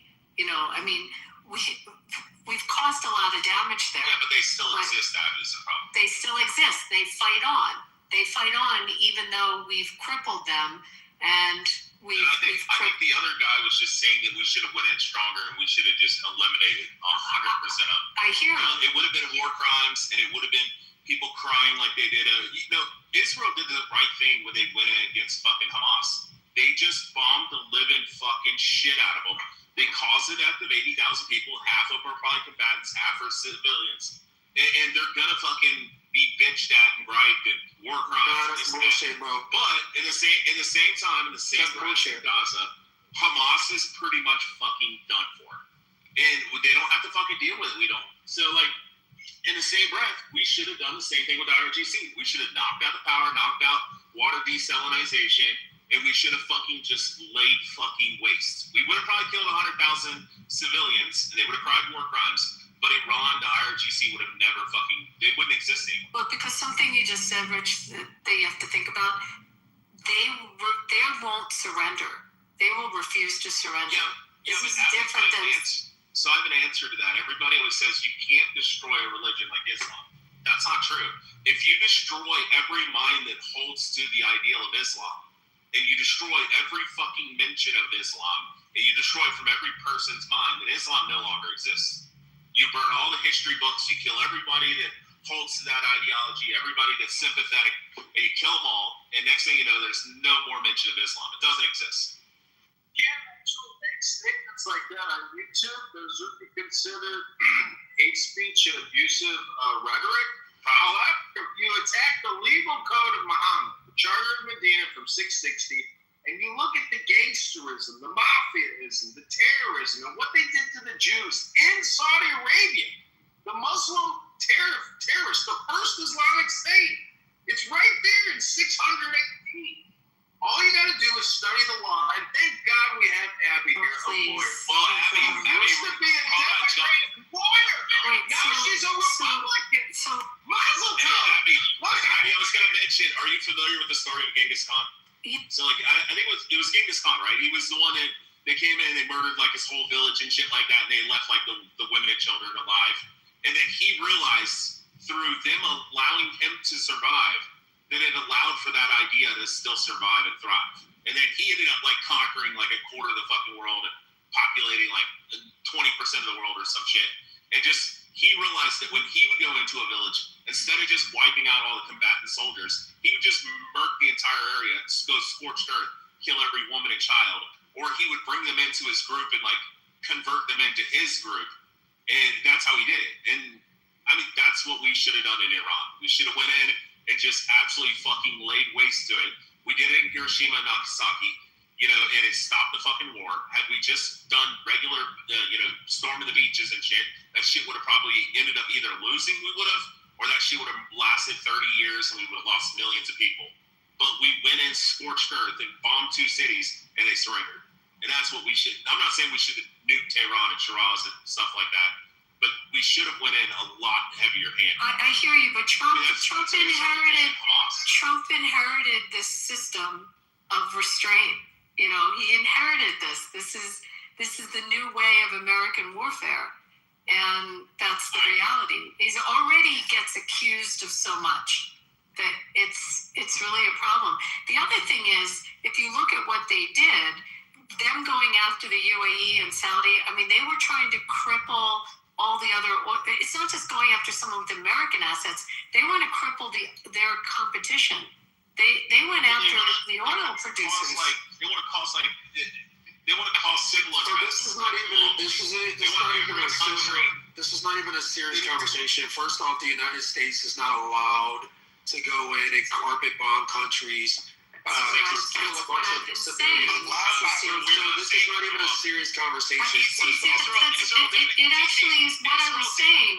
That we set these rules up 80 years ago. They just hit them fucking hard. Israel doesn't carpet bomb because they don't have fucking bombers, firstly. And secondly, they didn't want to kill as many civilians. But it is a casualty of fucking war, and they did go in and they stomped the living shit out of Hamas, and that's what we should have done. We went in and we tried to negotiate a deal and have the second, third, fourth, or fifth guy or whoever, hold on, I'm almost done, step up and become the new Ayatollah who would have been friendly to us like they did with Saddam. Right. And it didn't work out. Casey, let me ask you, who would actually enforce our war crimes? Like nobody would be able to say anything. So let me answer that question, right? The answer is our military. So if given an illegal order, what the fuck are you talking about? Oh God, for? This is literally our laws. This is No. We're not talking about that. We're talking about people serving with distinction and honor. No. I'm not fucking up. Dude. Shut the fuck up while I'm talking. All right? Talking? Shut the fuck up while I'm talking. When they were told 80% of soldiers, you control your room, bro.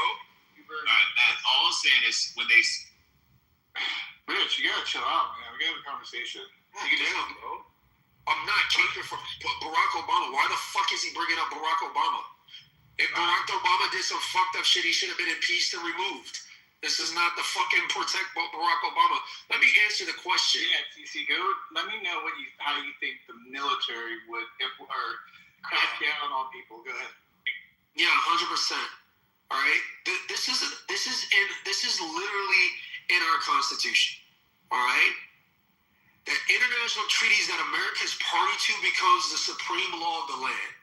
We cannot go out and and have Geneva Convention completely eviscerate the Geneva Convention and go in guns blazing, blowing up shit with no distinction between civilian and military targets. Those are war crimes, and our soldiers and military officers who give those commands and follow through on those commands can be court-martialed under United States USMC.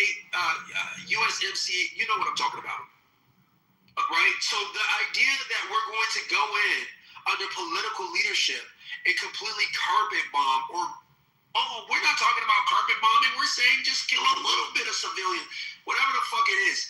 If they don't follow the rules of war, and I'm not talking about rules of engagement. Rules of engagement are different than rules of war. To define it, actual TC, laws. break it down. I'm driving. I don't want to be quoted on it, but we know what the laws of distinction are. No, but help me on this, because like I was giving examples of taking out transportation depots and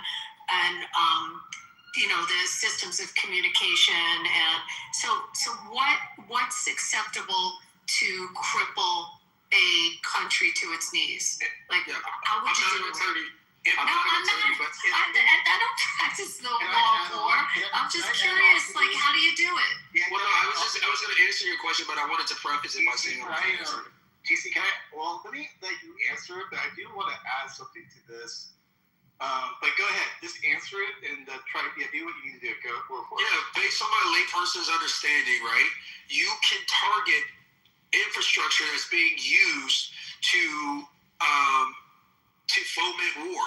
If it's considered a target that is used to, for example, transport military equipment or military technology, if it's used to fuel military infrastructure or technology systems that are in place, those can be considered legitimate military targets, even if they are also being used for civilian purposes as well. So, for example, a military target like a hospital, right? So you, as an enemy combatant, cannot go in to a school and say, I now commandeer this school and now I get sanctuary from being targeted militarily under Geneva Conventions because it's a school. No, you've effectively turned that school into a military target. So when you're talking about locomotives or if you're talking about transportation and that type of thing, and it's being used by enemy combatants to effectuate war, those become legitimate targets. What I'm suggesting that should not be the case, okay, is that we don't use any type of distinction when we're evaluating whether or not a target is a legitimate military target, such as what was being proffered by the previous speaker, that we just go in and blow up a whole bunch of shit.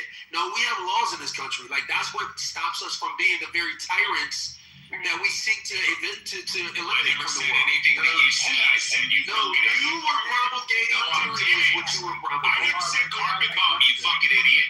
God damn, you're dumb. Stop fucking strawberry, faggot. Let me have my question really quick. Sorry, what now? I looked up the rules of war if you want me to read it to you. It's not that long. I simply said they should have hit the RGC harder. I never said anything about civilians. I said they're a casualty of war, and it sucks. But the same thing that Israel's doing in fucking Gaza is justified. And they're showing the proof is in the pudding. What they did in Gaza is not justified. Alistair Crowley. Hamas doesn't exist, you Please faggot. timestamp this. This is a man with 140 IQ. This must be studied. Yeah, 141 claims. And don't steal my 1 point. Let me, okay, Sean, hold on. Let me ask TC, if the generals and the powers that be that make our decisions, I'm assuming they go in always thinking that they're going to what they're doing is to win, right? If something comes down the pipeline where they're told that, okay, if these X, Y, and Z decisions are made, we're automatically winners, regardless of what we're doing. There's no way they're not going to do it. That's kind of like less than a counter argument to what you're saying. Unfortunately, we're there to win. It doesn't really matter at what cost, actually, in some sense. Do you see that at all or not? I know you're. I agree with you. No, I agree with you that no other international party can hold America accountable. That's correct, right? We answer only to our U.S. Constitution. However, our U.S. Constitution places certain demands that America is bound to through international treaties like the Geneva Convention. It makes it the supreme law of the land in the U.S. That's in the Constitution, right? And so if the Geneva Conventions that the U.S. is party to in that treaty says that we have to engage through distinction, and we cannot just go in and say, oh, that's just the casualties of war, collateral damage. Oh, well, no, if that's the case, then when those guys went in, for clarification. I disagree legally. I disagree legally. The supreme law of our land is not the Geneva Convention, and nor does it overshadow or trump, excuse the pun, our Constitution whatsoever. I agree with you on the second part. I disagree with you on the first part. No, the international treaties does not trump the Constitution. This is the point. Hold on, Sean. I'm engaging with Abby for a second. Spoken long enough. All right, so hold on, Sean. Let me respond to Abby specifically. That who would hold Abby, accountable? while I U.S. disagree personnel that the United States is treaty to international constitutional. Where was the Geneva Convention violation when Obama instructed his fucking... I'm not fucking defending Obama. I'm not talking about you're defending it, you dumb faggot. You fucking said, oh, well, the people that stopped it be the armed service personnel. But it was a court martial. Where was the goddamn trial for the fucking armed fucking military, the fucking airmen who were instructed to take the fucking drugs and airstrike fucking U.S. citizens? Where was the court martial? Where was the Geneva Convention fucking trial where they had to go and fucking before a tribunal because Obama instructed them to fucking drone strike U.S. citizens? You said they wouldn't pull the trigger. They surveyed armed personnel and they asked them, would you fire on U.S. citizens? 70% of them said yes. They said during martial law or a lockdown or a severe situation in the United States, they would engage U.S. civilians as combatants and fire on them.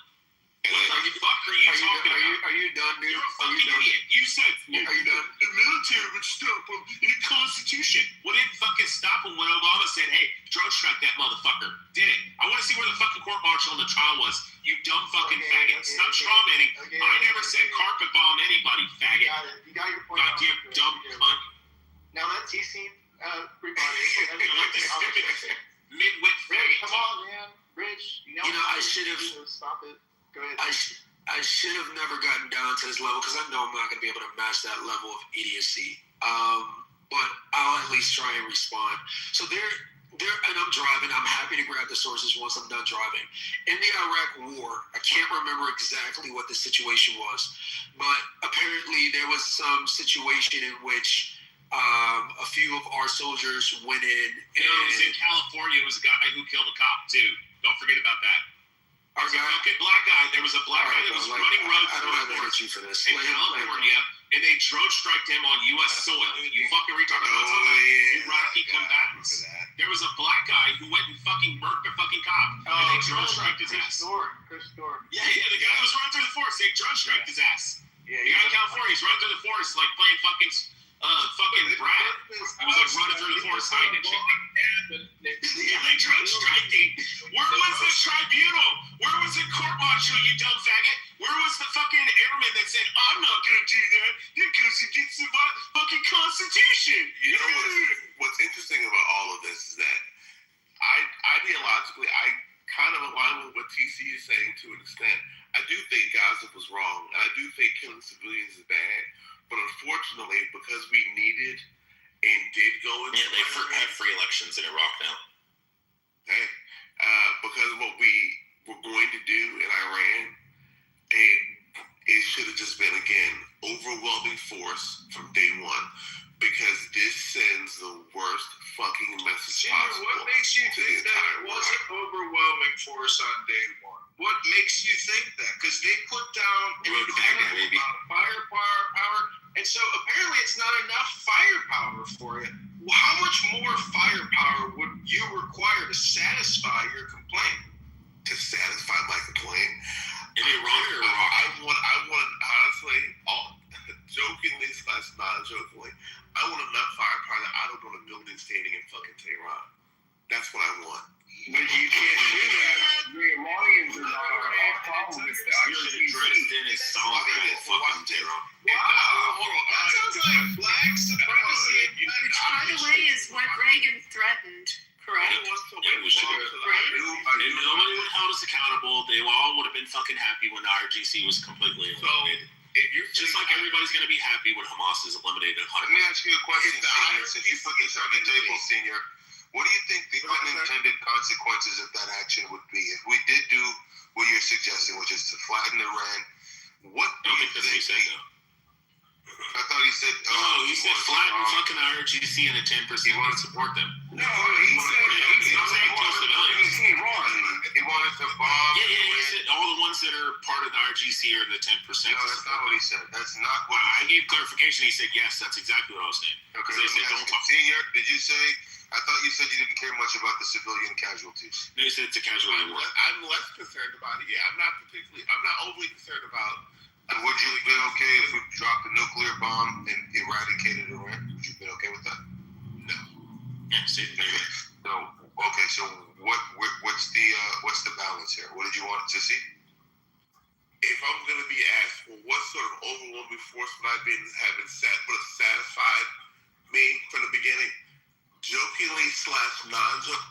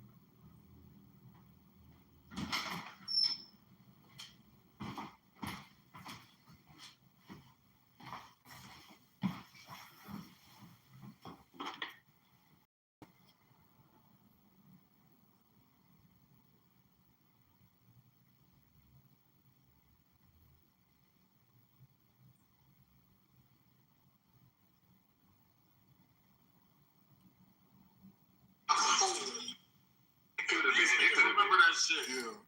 Do you remember T.I. mixtapes? When that plane is at the end of that runway with them lights like that, child, please, I don't know. I think he probably tried to disown his life. That's what he was trying to do. That's what it looked like to me. That doesn't make any sense. Because if you're gonna jump over the fence, then you'll just stand in the grass, right? If you really want to be nosy, you're not gonna go out on the tarmac. True. I would just stay over where I was and not be trying to cross no runways with planes at the speed that they go, even though when they're on the ground. The only time that they're not moving fast is when they're trying to taxi to the gate. They're not going that fast. But when they're ready to take off, they need that momentum. Even when they're landing, they're still pretty. Oh my God, I don't get it. Something must have been wrong with him. I don't know what else to tell you. That's crazy. So are we not saying the suicide attempt? That's what Hillary said. That's what he said. He wants to be unalive. Yeah, I mean, it's got to be a suicide attempt or somebody that was just out of their mind.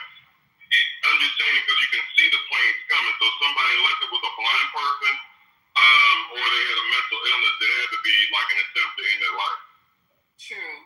True, y'all. Not only can you see it, Michael, you can hear it. All right, I'm not denying any of what you guys are saying because you guys are all right. It's just one of my breaking news topics. So we talked about the principal who stopped the mass shooting at his school, the guy who runs on the runway or walks, so however he got there, jumping the fence, and then now Donald Trump is on his way. I don't to China for what? They have no respect for him. Let's all just wait and see the clips coming from China. They're going to be hilarious because then people have no respect for him. I don't know if they're going to give him a golden fortune cookie because they know he likes gold. I don't know what they're going to do, but the looks on their face and if they act the way they talk, it should be some good clips. So he also said, because people were getting in his ass about gas, I paid for 12 gallons again. Did I take a picture of it? I'm going to have a picture and put it in my PTR. But I paid for 12 gallons of gas, $75 again. And my tank was on half of a tank because I'm trying not to let it go empty. But what difference does it freaking make if I'm going to pay $75 every half a tank? That is so he said that he was going to suspend the federal gas tax among soaring gas prices at the pump. All right. So the thing is only 18.4 cents per gallon levy on gas and 24.4 cents per gallon levied on diesel. And this article from CNN says it won't do much to relieve drivers' pain. That like 18 cents. At least the governors, if she does that, then maybe the governors all over the United States will drop the gas tax too. That will be able to bring it down some more. But the governors aren't going to do it unless he does it. Because, I mean, the states are getting raped as it is, so we'll see. Well, they need to put the pressure. I mean, I don't know when these people are going to get sick and tired. Because I know I'm just a little old me, and I just do what I can. But when do people get sick and tired of being sick and tired? And we hold the elected officials accountable. It's hard just being like, okay, we're calling the line, we're leaving our note, we send her an email. But we need mass amount of people to do it. Because they're allowing him to do this. So